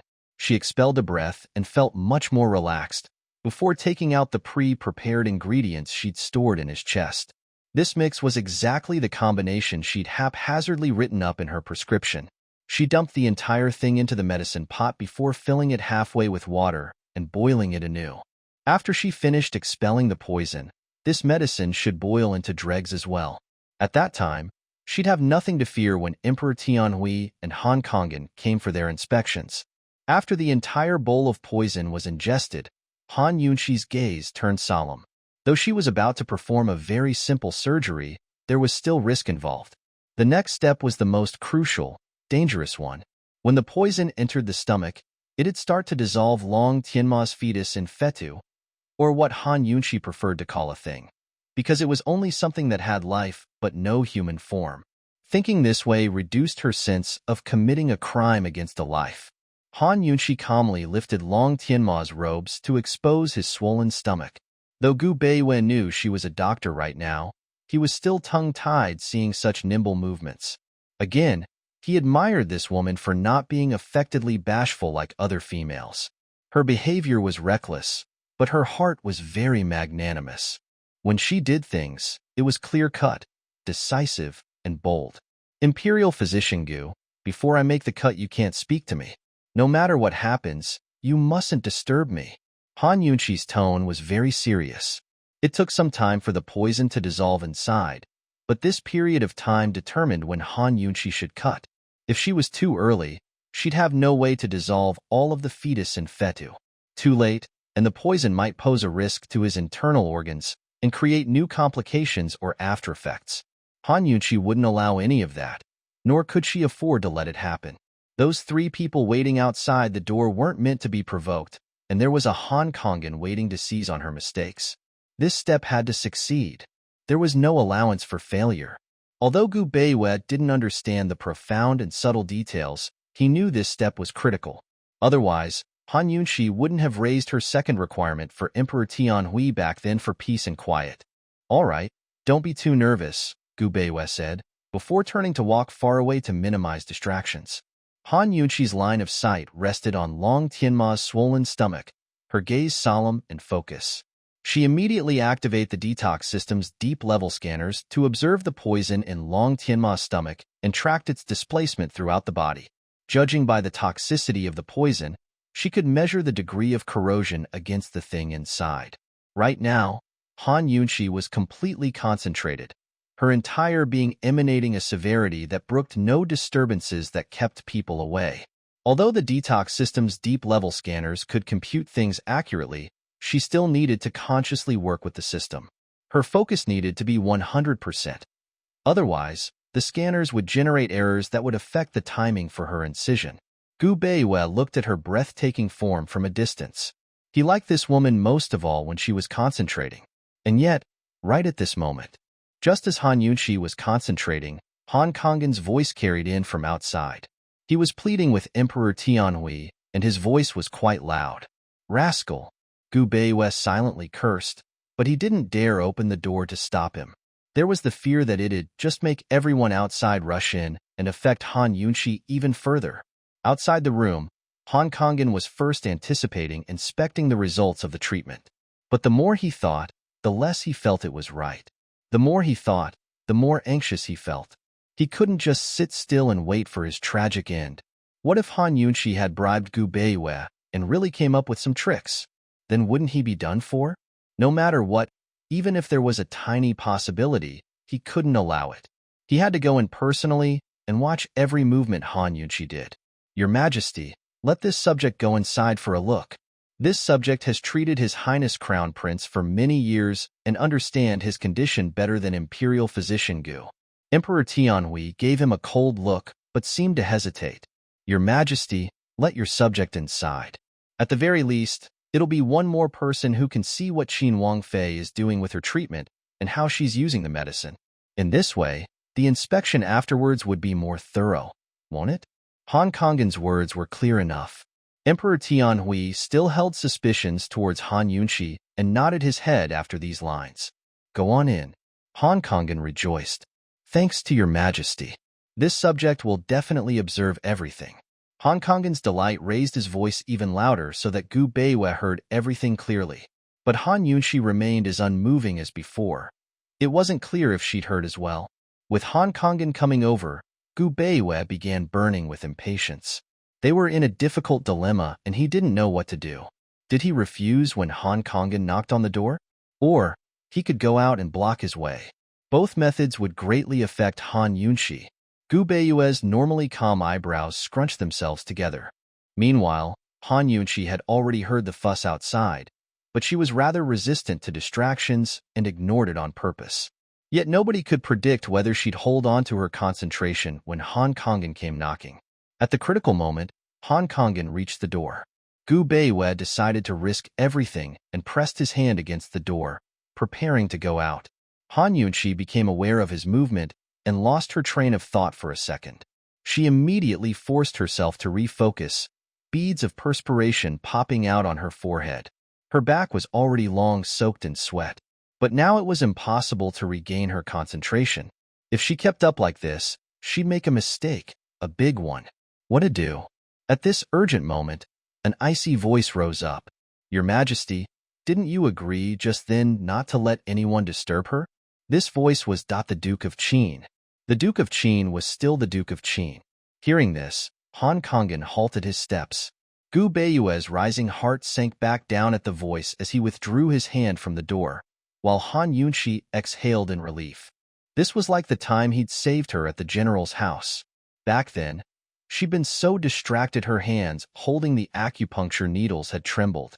But the sound of his voice instantly calmed her down, feeling as if the whole world was safe. Her eyes narrowed before she refocused herself, completely blanking out everything around her. It wasn't clear what Long Fei did outside, but after his speech, even Gu Beiyue couldn't hear half a peep more from his position by the door. Outside, Han Kongin had been gagged while Long Fei was sitting on the step leading to the bedroom.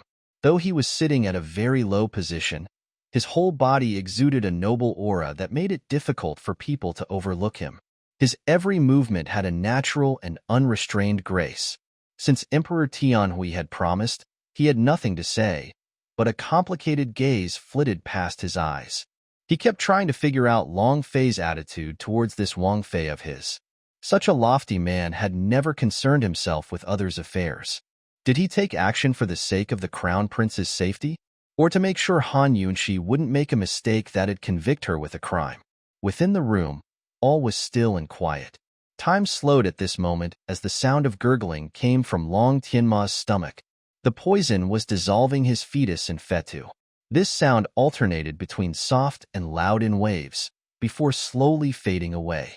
As it did, the atmosphere of the room rose to the height of its tension. Suddenly, Han Yunxi's eyes brightened as she murmured, "Prepare the life-blood pill." Success. Gu Beiyue smiled and immediately prepared the pill, ready to cooperate with Han Yunxi and feed it to Long Tianma at any time. Han Yunxi waited for a short while longer under her scanners reminded her with a ding. Her nerves, which had been stretched taut, suddenly relaxed. The time had come.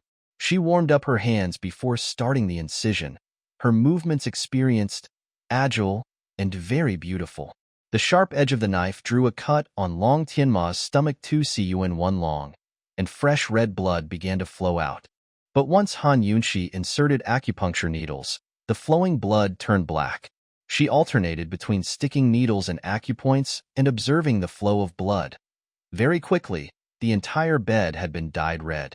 From beginning to end, she kept her head down, her expression strictly professional and absorbed. Although she was technically skilled, she never lowered her guard in such matters. Imperial Physician Gu, use the pill. Gu Beiyue cooperated very well. The life-blood pill really was a miraculous thing that restored Long Tianma's ashen pale face back to its pallor until it was ruddy and rosy. Han Yunxi raised her eyes for a peek before measuring his pulse, very satisfied with the results. Then she continued to look for acupoints. Although this process was slow and long, the risk of danger had dropped to its lowest point. Half an hour later, all the poison within Long Tianma's body had been thoroughly expelled, so much that there was no need to take medicine to clear out any remnants. Han Yunxi used some medicine to reduce inflammation and bind the muscles before carefully closing up the wound. Finally, she painstakingly straightened out Long Tianma's clothing and finished things up. She turned around and let out a long exhale, relaxing her nerves. Afterwards came exhaustion, the combination of pile-up from previous days with her hours' worth of exertion. Still she held on, checking his pulse, observing the pallor of his face, and making sure there were no mistakes before sitting down on one side. Imperial Physician Gu, go open the door. Gu Beiyue felt a sliver of distress and didn't immediately go, but poured Han Yunxi some warm water to drink. Then he took out a few slices of ginseng from his medicine chest and said softly, "Keep these in your mouth and rest a bit first. There's no rush." As soon as Han Yunxi accepted the ginseng and placed it in her mouth, she knew that this was considerably expensive. If it wasn't 1,000 years old, it had to be 500 years old, and a single slice was worth 1,000 taels of gold. But he'd given her 3 big slices in one shot. Maybe her exhaustion was making her see hallucinations, but she seemed to see Gu Beiyue enveloped by a halo of soft golden light, as if he was a compassionate archangel. Seeing that Han Yunxi's face looked slightly better, Gu Beiyue finally opened the door. Emperor Tianhui and the rest were all waiting anxiously in the courtyard. When the doors opened, the Empress was the first to walk over. "How is the crown prince?" Gu Beiwei smiled slightly as he replied, "Congratulations to your majesty, Empress Dowager, and esteemed Empress. The treatment was extremely successful. His Highness Crown Prince is fine." "Really?" Emperor Tianhui abruptly stood up, a little unsteady so that he almost tumbled down again. This movement completely betrayed his own worry. The Empress Dowager followed him to rise, looking overjoyed and incredulous. "Is it true? Is it true?" The treatment went very smoothly. The poison in His Highness' stomach has been dissolved and completely expunged, Gu Beiwei said honestly. Quick, go in for a look." The Empress really was glad, being the first to walk in. Seeing her so restless, Gu Beiwei couldn't help but urge, "Esteemed Empress, slow down. Be careful not to stumble." "I can't be slow. It's been so many years, but I've never thought of this day even in my dreams. I knew that Tianma would be all right." "Your Majesty, didn't I say that Han Kongan must have made a mistake in his diagnosis? How could Tianma have such a strange illness?" The Empress Dowager said, still pleasantly surprised. The two women were so joyful that they completely forgot about their ranks, talking and speeding forward at the same time.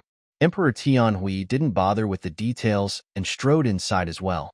Han Kongan was the only one left gaping as he sat straight on the ground, perhaps a little too shocked. Even the gag in his mouth had fallen to the floor. Long Fei was the one person who kept his cool. He darted a glance at Gu Beiwei, still standing by the door, before turning around to leave. Inside the room, the acrid smell of blood filled the air, mixed with the foul smell of decay. Han Yunshi had cleaned up most of her things, leaving behind the medicine pot and a sheet full of dirted blood. Long Tianma lay quietly on the bed, his swollen stomach just about gone. There was only excess, sagging skin caused by limp skin. It was still hard to tell since it was covered in white gauze. Truthfully speaking, the smell of blood in the room was very unpleasant, but everyone was too happy to care. As Long Tianma's mother, the Empress didn't care for the bed full of blood and sat right on it, caressing her son's face. She was so moved that her voice was choked with sobs. "He's truly well? Truly?" The Empress Dowager stared at his stomach in disbelief. Good, very good." Emperor Tianhui was the one who remembered his position and kept calm. Han Yunshi, "So the Crown Prince should be recovered now?" "To reply, Your Majesty, it's as Imperial Physician Gu said. The poison within the Crown Prince's stomach has been completely dissolved and expelled. When the anesthetic wears off, the Crown Prince will awaken. I left 3 types of medicine for him to use once every night to fully recover from his incision." Han Yunshi replied sincerely. "Then how long before he wakes?" Emperor Tianhui asked again. Right then, the joyful Empress Dowager and Empress both looked over. Of course, Han Yunshi knew what Emperor Tianhui meant. If the Crown Prince didn't wake up, then she couldn't leave. "About an hour or so," she replied honestly. "Qin Wang Fei, why don't you rest a bit in one of the side halls and cause some trouble arises?" Emperor Tianhui said mildly. This wasn't asking for Han Yunshi's opinion, but an outright command. Still, he didn't hail her directly by name. A single Qin Wang Fei was enough to show how much his attitude towards her had changed. Han Yunshi really did want to rest. She gave Gu Beiwei a significant glance before preparing to leave with a court lady, but Han Kongan's voice called out from outside. "Qin Wang Fei, wait a moment." Soon, Han Kongan walked in, his goatee sticking up slightly beneath his respectful face. He made a slight bow with hands before him as he spoke. "Your Majesty, as this subject sees it, it's still too early to come to a conclusion about His Highness Crown Prince's illness. Actually, the Crown Prince's swollen stomach had already disappeared. As long as he woke up, there was no need to pursue the matter of the thing inside him anymore. Even if it really was an infant, Emperor Tianhui would never allow the news to spread outside. But to Han Kongan, this appraisal was mandatory. It related to his reputation and his very life. Of course, without the presence of outsiders, Emperor Tianhui wanted to know the truth as well. He waved a hand to signal the court lady to leave. Although Han Kongan was eager to have a go, Emperor Tianhui didn't immediately allow him to check, but asked seriously, "Imperial Physician Gu, you've examined it once already. There's really poison in the blood?" Gu Beiwei was a gentle but still a fox. He modestly replied, "Your Majesty, You know that this one isn't adept with poisons. How about Divine Dr. Han take a look? After which he added, of course, safety comes first. We could ask for a professional poison specialist to come take a look too? Han Kangen firmly believed in his own diagnosis and was still filled with confidence. Imperial physician Gu said it right. A poison specialist ought to examine this too. He glanced at Han Yunshi. Qin Wangfei, wouldn't you say so as well? Han Yunshi nodded, a mocking lilt in her lips, but didn't say a word. Someone, find 3 poison doctors here, immediately. Emperor Tianhui coldly commanded. The Empress Dowager and Empress understood these state of affairs well. They exchanged glances with each other without speaking. Actually, if the dirted blood wasn't poison, but blood from a fetus, neither Han Yunshi nor Han Kangen would have an easy time. Since the crown prince was already well, why did they need a doctor? Han Kangen was a famous physician, but still a commoner. Han Yunshi might be Qin Wangfei, but it was an empty title at best. Han Kangen was so anxious to prove his own diagnosis that he overlooked the most important point. The 3 poison doctors quickly arrived. Emperor Tianhui commanded them to simultaneously check the dirted blood on the bedsheets before reporting the results.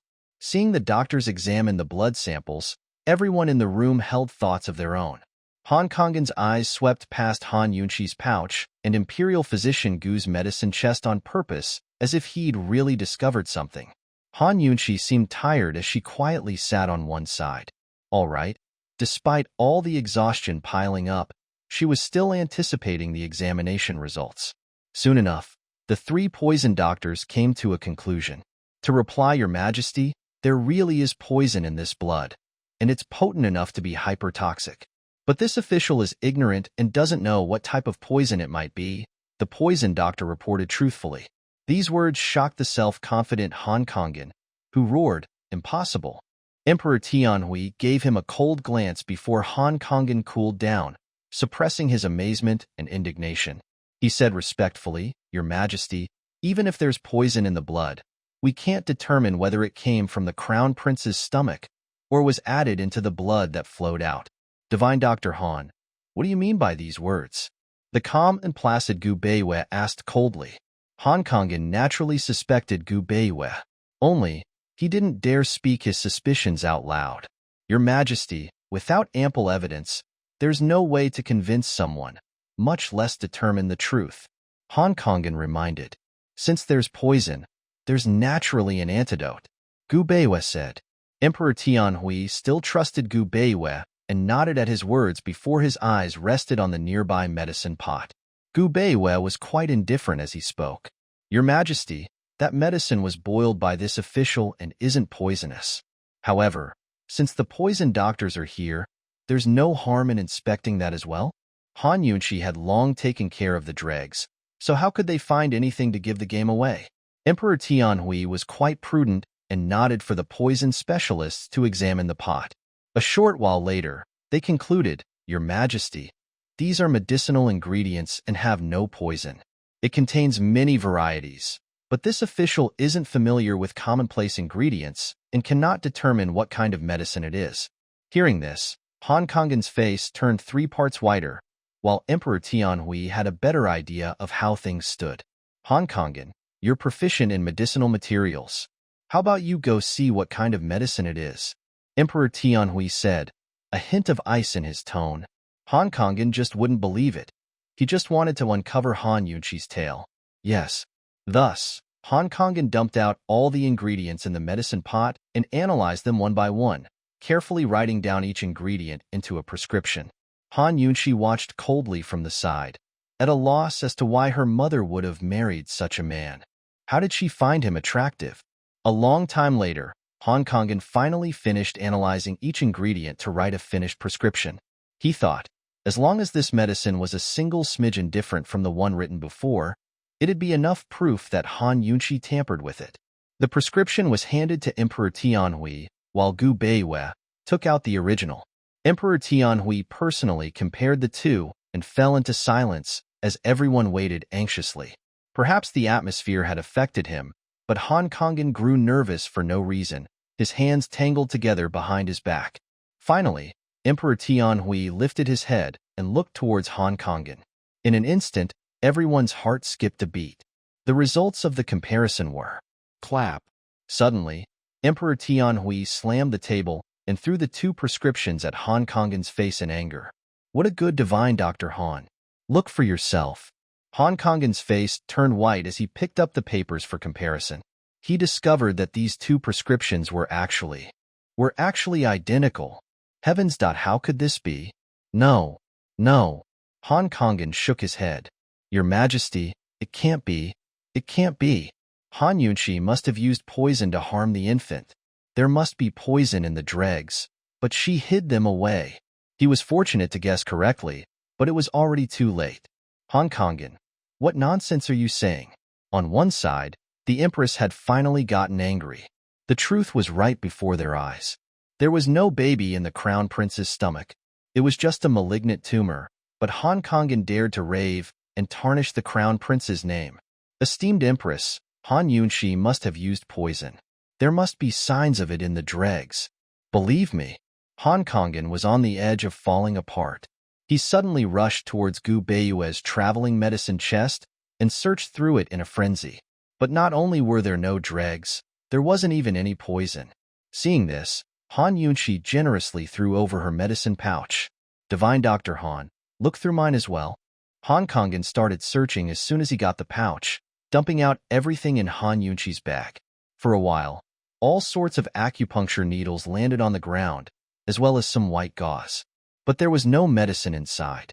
This time, it wasn't just Han Kangen, but Emperor Tianhui and the Empress Dowager who completely believed Han Yunshi. They were convinced that the Crown Prince's stomach had a sarcoma. Han Kangen's hands turned boneless as he let go of Han Yunshi's medicine pouch. His mind began to buzz, as if something hard had crashed into his head, making him dizzy and his legs weak. No, it's impossible. How could this be? There really wasn't any poison? Han Yunshi's diagnosis was correct, but he couldn't have made a mistake. There really was a child in that stomach. No, impossible. It's not possible. I don't believe it. As Han Kangen spoke, his legs gave way until he sat on the ground. The staunch reality before him left him at a loss for explanations. He was wrong. So did that mean the Cloud Realm Medical Academy directors were wrong as well? This completely subverted his outlook, but he had no way to dispute the facts. He suddenly looked at Han Yunshi, who was smiling, and grew enraged. He shouted, Han Yunshi, tell me why. The Crown Prince was clearly pregnant with child. Clearly, perhaps he could have said these words before, but after Emperor Tianhui completely believed in Han Yunshi, speaking such things was like looking for death. What did they mean by trouble comes from the mouth? Exactly this. Emperor Tianhui was already angry, but hearing this enraged him further. Just when he was about to flip, the Empress lost control first. You scoundrel, fishing for undeserved fame and hurting someone with your wrong diagnosis. The evidence is conclusive, but you still dare to quibble? You're certainly something to diagnose a man being pregnant. Han Kangen, if I don't kill you today, then I can't apologize for all the years my son suffered.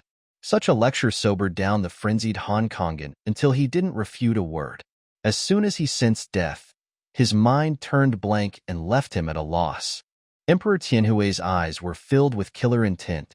He gave a kick and said sternly, Han Kangen, you still won't admit your mistakes at this stage, but dared to sully the Crown Prince. You really are audacious in the extreme. You won't shed tears until you see a coffin. Someone, take this liar to the prisons to await trial. Shun will exterminate his 3 generations. Exterminate 3 generations? Han Kangen's erroneous diagnosis shamed the Crown Prince and affected the reputation of the imperial house. A simple crime like this was enough to exterminate 3 generations of his family. But he had let this strange illness persist for so many years and wasted much of the Crown Prince's youth. Eliminating 3 generations was cheapening the deal for Han Kangen. But these words were like 5 peals of thunder against his head. On one side, the leisurely sitting Han Yunshi changed her expression slightly and unconsciously sat up. Han Kangen gave a start before beginning to howl. Your Majesty, this subject was wrong. This subject knows his wrongs. Your Majesty, spare my life. Your Majesty, for the sake of Han Yunshi who saved the Crown Prince's life, Spare this subject and this subject's Han family. Your Majesty, spare my life. Esteemed Empress Dowager, esteemed Empress, this subject has exerted himself all these years to perform his duties. Even if there's no meritorious service, there was still hard work. Spare this subject just this once. Han Kongan desperately kowtowed as he begged, crying and yelling. Yet very quickly, attendants arrived to take him into custody. Emperor Tianhui's cold, angry face was dreadfully ominous and had no trace of mercy. This time, Han Kongan finally remembered that Han Yunqi was still his daughter. He threw himself at Han Yunqi's feet, crying out, Yunqi ah, daughter ah, you did a kindness for the crown prince. Save your father, save the 3 generations of the Han clan. Please. Han Yunqi's eyes held back a complicated expression. Although Han Kongan's diagnosis hadn't been wrong and his conservative treatment was correct, making his current treatment unjust, Han Yunqi still didn't plan to help him. In the business with the young general, Han Kongan as a father hadn't helped her, but stabbed her in the back. Even leaving that aside, all the wrongs she'd suffered since childhood gave Han Yunqi ample reason not to save him. In her eyes, it served Han Kongan right. Yet this matter involved 3 generations of the Han clan, destroying 3 generations of the father's side, mother's side, and wife's side would involve around 100 people. It'd implicate the relatives on her own mother's side as well. What did Emperor Tianhui mean by this? Han Yunqi ignored Han Kongan, hesitating for a while before looking towards Emperor Tianhui. Just when she was about to speak, he did instead. You have rendered great service saving Tianma, so Jin won't implicate you. But Han Kongan cannot be pardoned, and the Han clan must pay the price. Han Yunqi rose to pay her respects, but still opened her mouth. Please think carefully, Your Majesty. Although the wives and siblings of the Han family had maltreated her, their guilt didn't deserve death. After all, there were still plenty of innocent people within the Han family. And though this matter had started with Han Kongan, she still couldn't cast off responsibility. Your Majesty, Yunqi dare not take credit for others' achievements. I only plead for Your Majesty to spare the 3 generations of the Han clan. Han Yunqi immediately kneeled as she said these words, very serious. Your Majesty, Han Kongan diagnosed a strange illness, but he's kept it secret all this time. Yunqi believes that besides Han Kongan, the Han clan's 3 generations have no idea about the details of the situation. No one would dare to reproach or censure the crown prince. Yunqi is willing to make amends for one's faults with good deeds, and begs Your Majesty to spare the innocent and show mercy. These words prompted the flurried Han Kongan to calm down. He hastily followed to plead, Your Majesty, this subject assures you with my life that I've never revealed the crown prince's illness to anyone else. I beg Your Majesty on behalf of the people in this room and Yunqi, spare this subject once. Emperor Tianhui wore a nasty expression and didn't speak. The Empress looked at him quietly, but kept silent, though here was a cold smile in her heart. Compared to Lady Tianxin, Han Kongan was far inferior. Compared against his daughter today, the distance was even farther. Han Yunqi pleaded for leniency for the sake of the Han clan's 3 generations, while Han Kongan only pleaded for himself. Imperial Mother, they can't be spared or else Tianma will be wronged. The Empress muttered in a low voice, ready to kill Han Kongan right there and then. A single person of imperial lineage could change the situation entirely, such as when Lady Tianxin saved the Empress Dowager in the past. If it wasn't for the delays these few years, the crown prince would have taken a firm stand within the court and prevented the other imperial sons from showing their influence and power. Yet the Empress Dowager shot Han Yunqi a glance before calculating under her eyes. Your Majesty, Yunqi's heart is the same as Lady Tianxin's, just like a bodhisattva's. How about listening to her? Han Yunqi didn't expect the Empress Dowager to help her instead of pushing her down. How strange she sounded when she spoke. Even if Han Yunqi had saved the crown prince, there was no guarantee that the older lady would treat her sincerely. But she didn't have time to consider these things. Emperor Tianhui raised his eye to look at the Empress Dowager, then Han Yunqi, before releasing a breath. All right, Zhen will give you and your mother face today, and spare the Han clan's 3 generations. Han Kongan rejoiced and kowtowed to express his thanks, but Emperor Tianhui angrily kicked him aside with a cold voice. The 3 generations of the Han clan can be spared, but for a useless trash like you, Jin definitely won't show mercy. Han Kangen was kicked to the side, entirely stunned. He suddenly felt all the energy ripped out from his body and grew paralyzed in place. Many thanks to your majesty. Han Yunqi's voice was loud and clear, each word sonorous. She originally intended to save Han clan's 3 generations, but never planned to save Han Kangen. This result was very satisfactory. Someone, lock Han Kangen in the prisons already. Hee. Zhen will parade him through the streets and decapitate him at noon. Emperor Tianhui said coldly. No, your majesty, Yunqi. No. Save me. Yunqi, Han Kangen shouted, but was quickly escorted out until his cries grew farther and farther and faded. Han Yunqi mused over this decapitate him at noon. It looked like he was planning to take advantage of this to proclaim the crown prince's sickness to the world and clear up everything. After all, a strange illness would cause people to think and affect the crown prince's image. If they said he was poisoned, it would be very normal. But with this, the medical family of Han would definitely be utterly discredited. They'll have difficulty finding a foothold in the medical community from there on. For the Han clan that relied on medical services to make a living, this was undoubtedly a catastrophe. Leaving aside old scores, it really was a pity to ruin hundreds of years of Han family reputation. But Han Yunqi knew that for Emperor Tianhui to yield a step was already the best outcome. The emperor's temper dissolved greatly after Han Kangen was taken away. Only then did he approach the bed and carefully observed his son's face with a mild tone. Han Yunqi, he'll wake in an hour, right? Yes. Han Yunqi was very certain. Someone, take Qin Wangfei to rest, Emperor Tianhui said. As he looked at the crown prince, his dark eyes ignited anew with hope. Thank you, your majesty. Han Yunqi tidied up her medical pouch and followed the court lady to her room in the side wing. She really was exhausted and had no energy to consider Han Kangen's situation at the moment. There was only an hour left, so she didn't lie on the bed, afraid that she wouldn't wake up. She leaned against the warm bed, a hand propping up her head. She was planning to take a brief rest with her eyes closed, but she really did fall asleep. In the quiet room, Long Fei's footsteps were very light, as if he'd slowed them on purpose. He walked in front of Han Yunqi and looked down at her disdainfully. Originally, he thought that she'd wake up, but this woman actually slept so deeply in a foreign environment without any safeguards. Unhappiness flashed through Long Fei's eyes before he sat down next to her. Even then, Han Yunqi didn't sense him. Her sleeping face was both peaceful and happy, looking less fierce and more charmingly feminine than usual.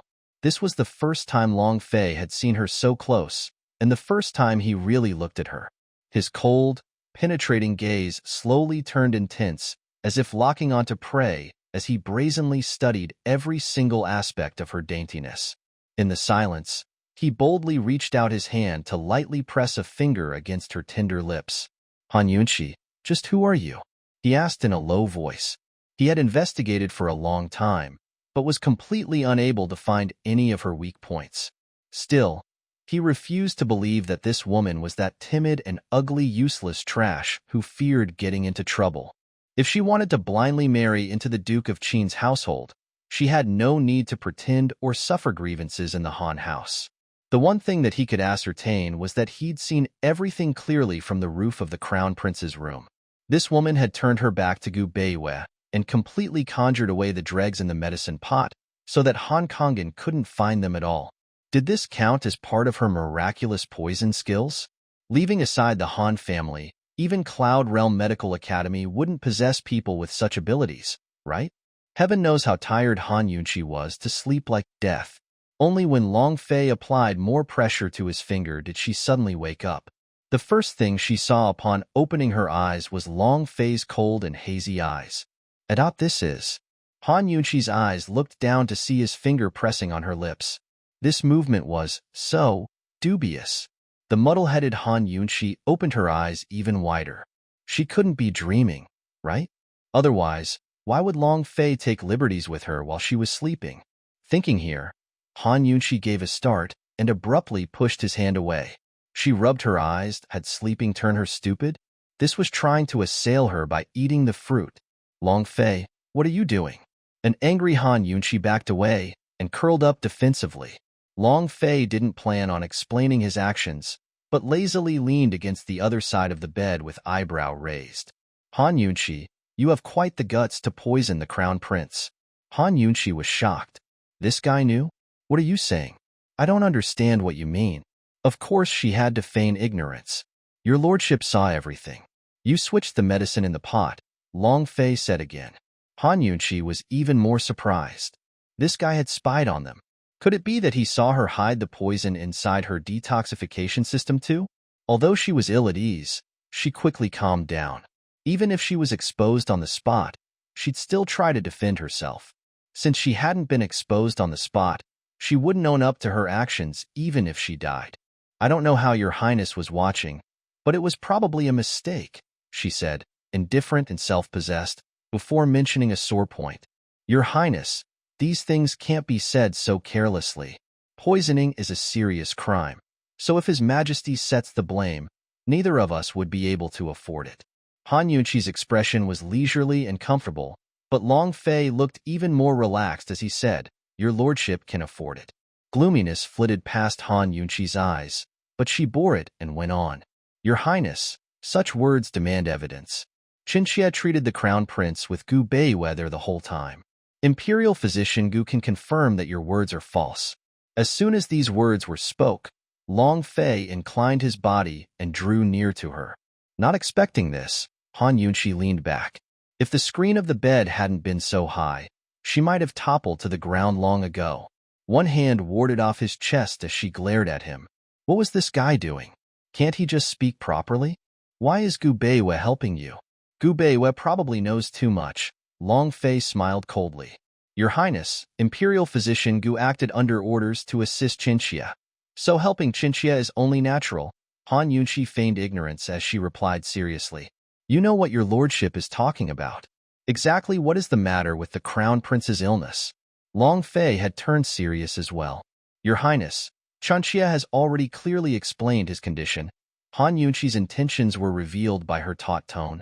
Long Fei's patience finally evaporated as he asked, Han Yunqi, do you think the emperor will trust you and Gu Beiwei, or your lordship? This. Han Yunqi couldn't say a word. She only just realized that this giant iceberg could act like a hooligan too. She curled her lips in contempt and grew displeased. Can't you speak nicely? Get out of the way. Her ferocity slightly dumbfounded Long Fei, who backed away to return his usual apathy. He didn't stop scrutinizing Han Yunqi, determined to have her explain. With no alternative, Han Yunqi told the truth about the fetus in fetu. Long Fei listened attentively before furrowing his brows at the end, a little incredulous. Seeing his expression, Han Yunqi sighed with emotion in her heart. This guy really was different from the ordinary. Even Gu Beiwei had been shocked upon hearing the facts, but he only seemed mildly curious. After a clear explanation, Han Yunqi didn't say much, but languidly leaned against a high pillow, looking at him face to face. Now that he'd gotten answers, what was he going to do? But Long Fei only spoke briefly. The matter will end here. Never tell anyone else. Then he got off the bed and left. Just like that? He came especially to press her for questioning just to find out the truth? Han Yunqi was a bit stunned. She was preparing to be threatened. Did he even see her take things from the detoxification system? These doubts had no answers, but Han Yunqi thought that since he didn't ask, he might not have seen anything in the end. All right, she couldn't see through this guy. Long Fei, troubling her, banished all her drowsiness despite her exhaustion. She was too lazy to move, but curled up on the warm bed to think things over. Very quickly, an eunuch excitedly knocked on her door. Esteemed Wang Fei. Esteemed Wang Fei. His Highness Crown Prince woke up. He's awake. It was even sooner than Han Yunqi's estimation. She rejoiced and recovered her energy to rush back to the Crown Prince's rooms.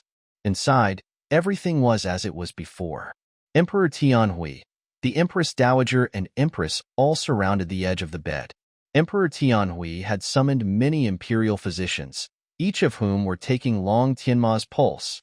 Long Tianma was still lying in the same position, but his eyes were wide open. Those pupils were filled with an indescribable joy. Even though he was still a patient, observers could see his youthful spirit. If it wasn't for the fact that his imperial mother and grandmother disliked her, Han Yunshi would be fond of such a strong, staunch patient. As soon as he saw Han Yunshi approach, Emperor Tianhui's attitude changed completely from before. Yunshi, come, come. Quickly take Tianma's pulse. The imperial physicians all say it's normal, but you should come take a look. Heaven knows how much the Crown Prince's awakening had made Emperor Tianhui happy. From Han Yunshi to Qin Wangfei to Yunshi, Han Yunshi felt very comfortable hearing it. She now knew her hard work hadn't been wasted. No matter how Emperor Tianhui saw her in his heart, he'd at least given her the respect she deserved and recognized her position. She walked over, and the Empress Dowager and Empress hastily got out of the way. Both of them wore kind, genial expressions. Even Long Tianma, who had despised her before, had a face filled with gratitude. Imperial Qin Aunt, you've worked hard. Han Yunshi put on a false smile as she sat and carefully took his pulse. With this, the entire room fell silent enough to hear a needle drop. Though there were generally no problems, Han Yunshi had taken action personally, making everyone nervous. Only Gu Beiwei saw Han Yunshi pretending to be serious and unconsciously revealed a warm smile. This woman was still beautiful even when she was only pretending to be serious. Han Yunshi finally spoke after acting affectedly serious. There's no problem. Let him recover for a few days while redressing his cut regularly. After it heals, he can get off the bed. Since he took the lifeblood pill, there's no need to take any tonics. It's fine. Emperor Tianhui nodded his head. Imperial Physician Gu, it'll all be up to you. Yes. Gu Beiwei replied in a low voice. Han Yunshi rose and released a breath. She was finally finished dealing with this thorny issue, and the tightness stretched taut in her head completely relaxed itself. Although she said she'd set off her faults with good deeds to save Han clan's 3 generations, Emperor Tianhui still bestowed rewards on her. He gave the eunuch a large pile of things, too much for Han Yunshi to remember. She could only express her thanks. Emperor Tianhui wanted to spend more time with the Crown Prince, but since there were pressing matters at hand, he had to leave first. Before he departed, he told Han Yunshi to visit the palace often and keep the Empress Dowager company. Han Yunshi gave a brilliant smile and agreed. Except, her heart was still uneasy. The Empress Dowager and Grand Concubine Yi were irreconcilable enemies, so how could Emperor Tianhui not know? Moreover, his relationship with Long Fei was even more delicate, so it'd be better if she meddled less in court affairs. She long understood one thing from her mother, saving the Empress Dowager. The imperial family would never be truly grateful. Perhaps it could be said that they wouldn't soften their hearts and forego their own interests just because they were thankful, even if she saved their most precious life. Han Yunshi only considered this event as getting rid of a trouble. Imperial Qin Aunt, when I've fully recovered, I'll pay a call to thank you in person. Long Tianma was still immersed in happiness and seemed sincere. Han Yunshi smiled. It's a small matter. You don't need to keep it in your heart. May the Crown Prince rest well. If anything's uncomfortable, you have to tell Imperial Physician Gu. After managing everything, Han Yunshi left with the Empress Dowager and Empress out the doors. She was about to say goodbye when the Empress Dowager grabbed her hand, as intimate as the last time they met in court. Yunshi, don't go just yet. Come have dinner at my place. You've tired yourself out all these days, so I have to reward you handsomely with food and drink. Hee hee. Yunshi, this elder has never kept anyone behind for dinner. You're so lucky, the Empress said with a smile. Heaven knew if these words were true, but the speech forced Han Yunshi on the road to ruin. If she refused, then it'd be giving the Empress Dowager too little face. Then Chunxia will accept respectfully, rather than decline courteously. Han Yunshi looked delighted, but she was complaining in her heart. She just wanted to go back and soak in a bath before going to bed. She knew that when the Empress Dowager spoke out on her behalf, no good would come of it. Heavens know what the Empress Dowager wanted to do this time. The Empress Dowager walked in the middle, flanked on both sides by Han Yunshi and the Empress. The whole way to the Empress Dowager's halls, Han Yunshi kept quiet until her thoughts wandered to Long Fei. Where's that guy now? Did he leave the palace, or is he still with Emperor Tianhui? Could he bring her home? The reality proved that Han Yunshi had thought too much. At the Empress Dowager's halls, a dinner party had been prepared.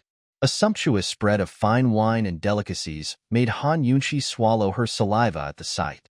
She hadn't eaten hot food for days and was feeling gluttonous. After sitting down and exchanging some polite expressions, Han Yunshi saw the Empress Dowager and Empress move their chopsticks before happily starting to chew. Yunshi, there's no need to be polite. Just treat this as eating in your own home. I'm different from your Mu Fei. We don't have many etiquette rules here. The Empress Dowager was planning to get food for Han Yunshi, but Han Yunshi had gotten herself quite a lot. She didn't seem to have heard the Empress Dowager's words, but buried her head to gorge on food. Han Yunshi wasn't embarrassed, but the Empress Dowager and Empress exchanged glances, feeling awkward. Look at that, you must be starving. Eat more, the Empress hastened to say, building a stage for the Empress Dowager. Han Yunshi was listening. The first words had been a comparison with Grand Concubine Yi. So what did the Empress Dowager want? She didn't speak. Heaven was big and so was Earth, but right now her stomach was the biggest. Whatever heaven-shaking events were happening had nothing before filling up her stomach first. The Empress Dowager sipped a few mouthfuls of soup and continued. Yunshi, back then your mother. Esteemed Empress Dowager, which cook made this soup? It's delicious, Han Yunshi interrupted with a smile. The head chef of the Imperial Kitchens made it himself and presented it here. If you like, come often, and I'll make sure you drink your fill, the Empress Dowager replied with a laugh. Chenxia doesn't dare, Han Yunshi said. Why don't you dare? You don't know, but before your betrothal, this one almost claimed you as. Esteemed Empress Dowager, this dish is good too. Was it made by the head chef as well? Han Yunshi interrupted again. Finally, the Empress Dowager could only smile hypocritically as she nodded in silence. Thus, Han Yunshi finished her meal smoothly and unhindered, feeling very satisfied. They could always discuss matters after she ate and drank to her heart's content. After rinsing and changing to a tea table, the Empress Dowager finally had a chance to open her mouth, but she actually continued with the topic she dropped before. Yunshi, before your betrothal, this one always claimed you as an adopted daughter. Your mother personally agreed as well. Hearing this, Han Yunshi's hand holding the teacup turned stiff. What were the Empress Dowager's motives in saying these things? She didn't speak.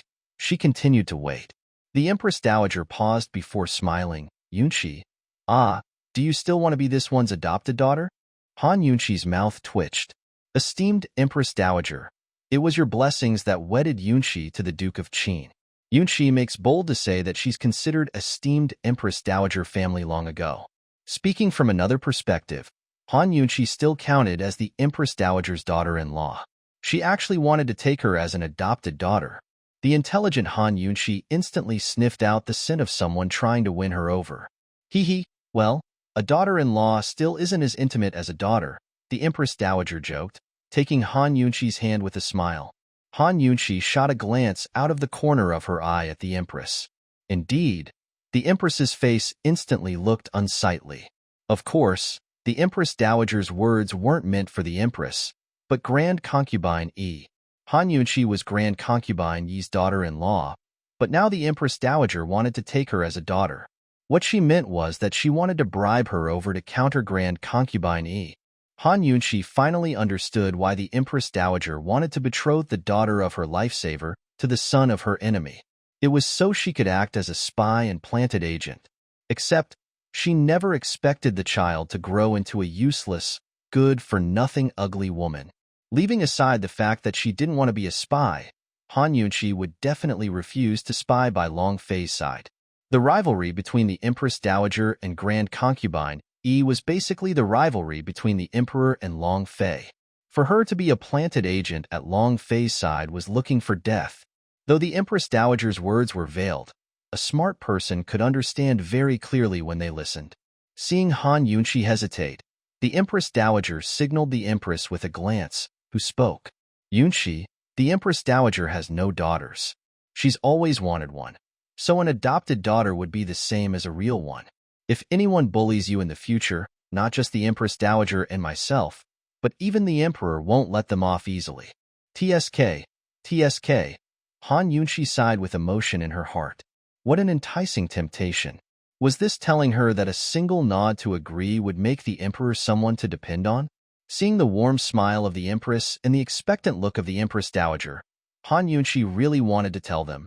Spies throughout the ages are always killed after they've been used. Relying on anyone was just empty promises. She quietly finished her tea and smiled. A daughter is naturally more intimate than a daughter-in-law. Of course, the empress finished with a nod. In the end, a daughter-in-law is still an outsider, Han Yunqi said again.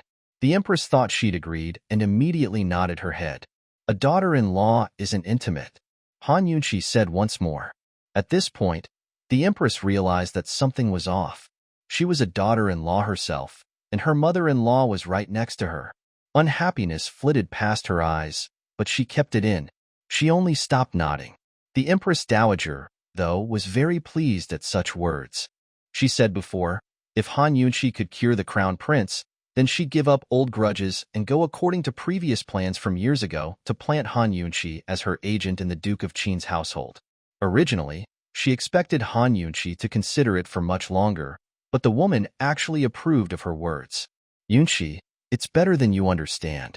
Why don't we take care of this matter like? Before the Empress Dowager could finish, Han Yunqi stood up and made a respectful bow. To gain esteemed Empress Dowager's doting is Yunqi's fortune. Yunqi thanks esteemed Empress Dowager. The Empress Dowager was very pleased and raised a hand to help her up. Silly girl, if your mother hadn't passed away early, and we didn't have these misunderstandings, you wouldn't have needed to suffer.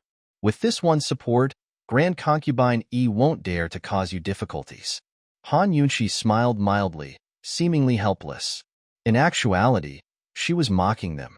Esteemed Empress Dowager, though my mother has already passed away, Yunqi has already become a married woman with a husband. Yunqi cannot be the judge on being your adopted daughter, but perhaps esteemed Empress Dowager can ask the Duke of Qin? What?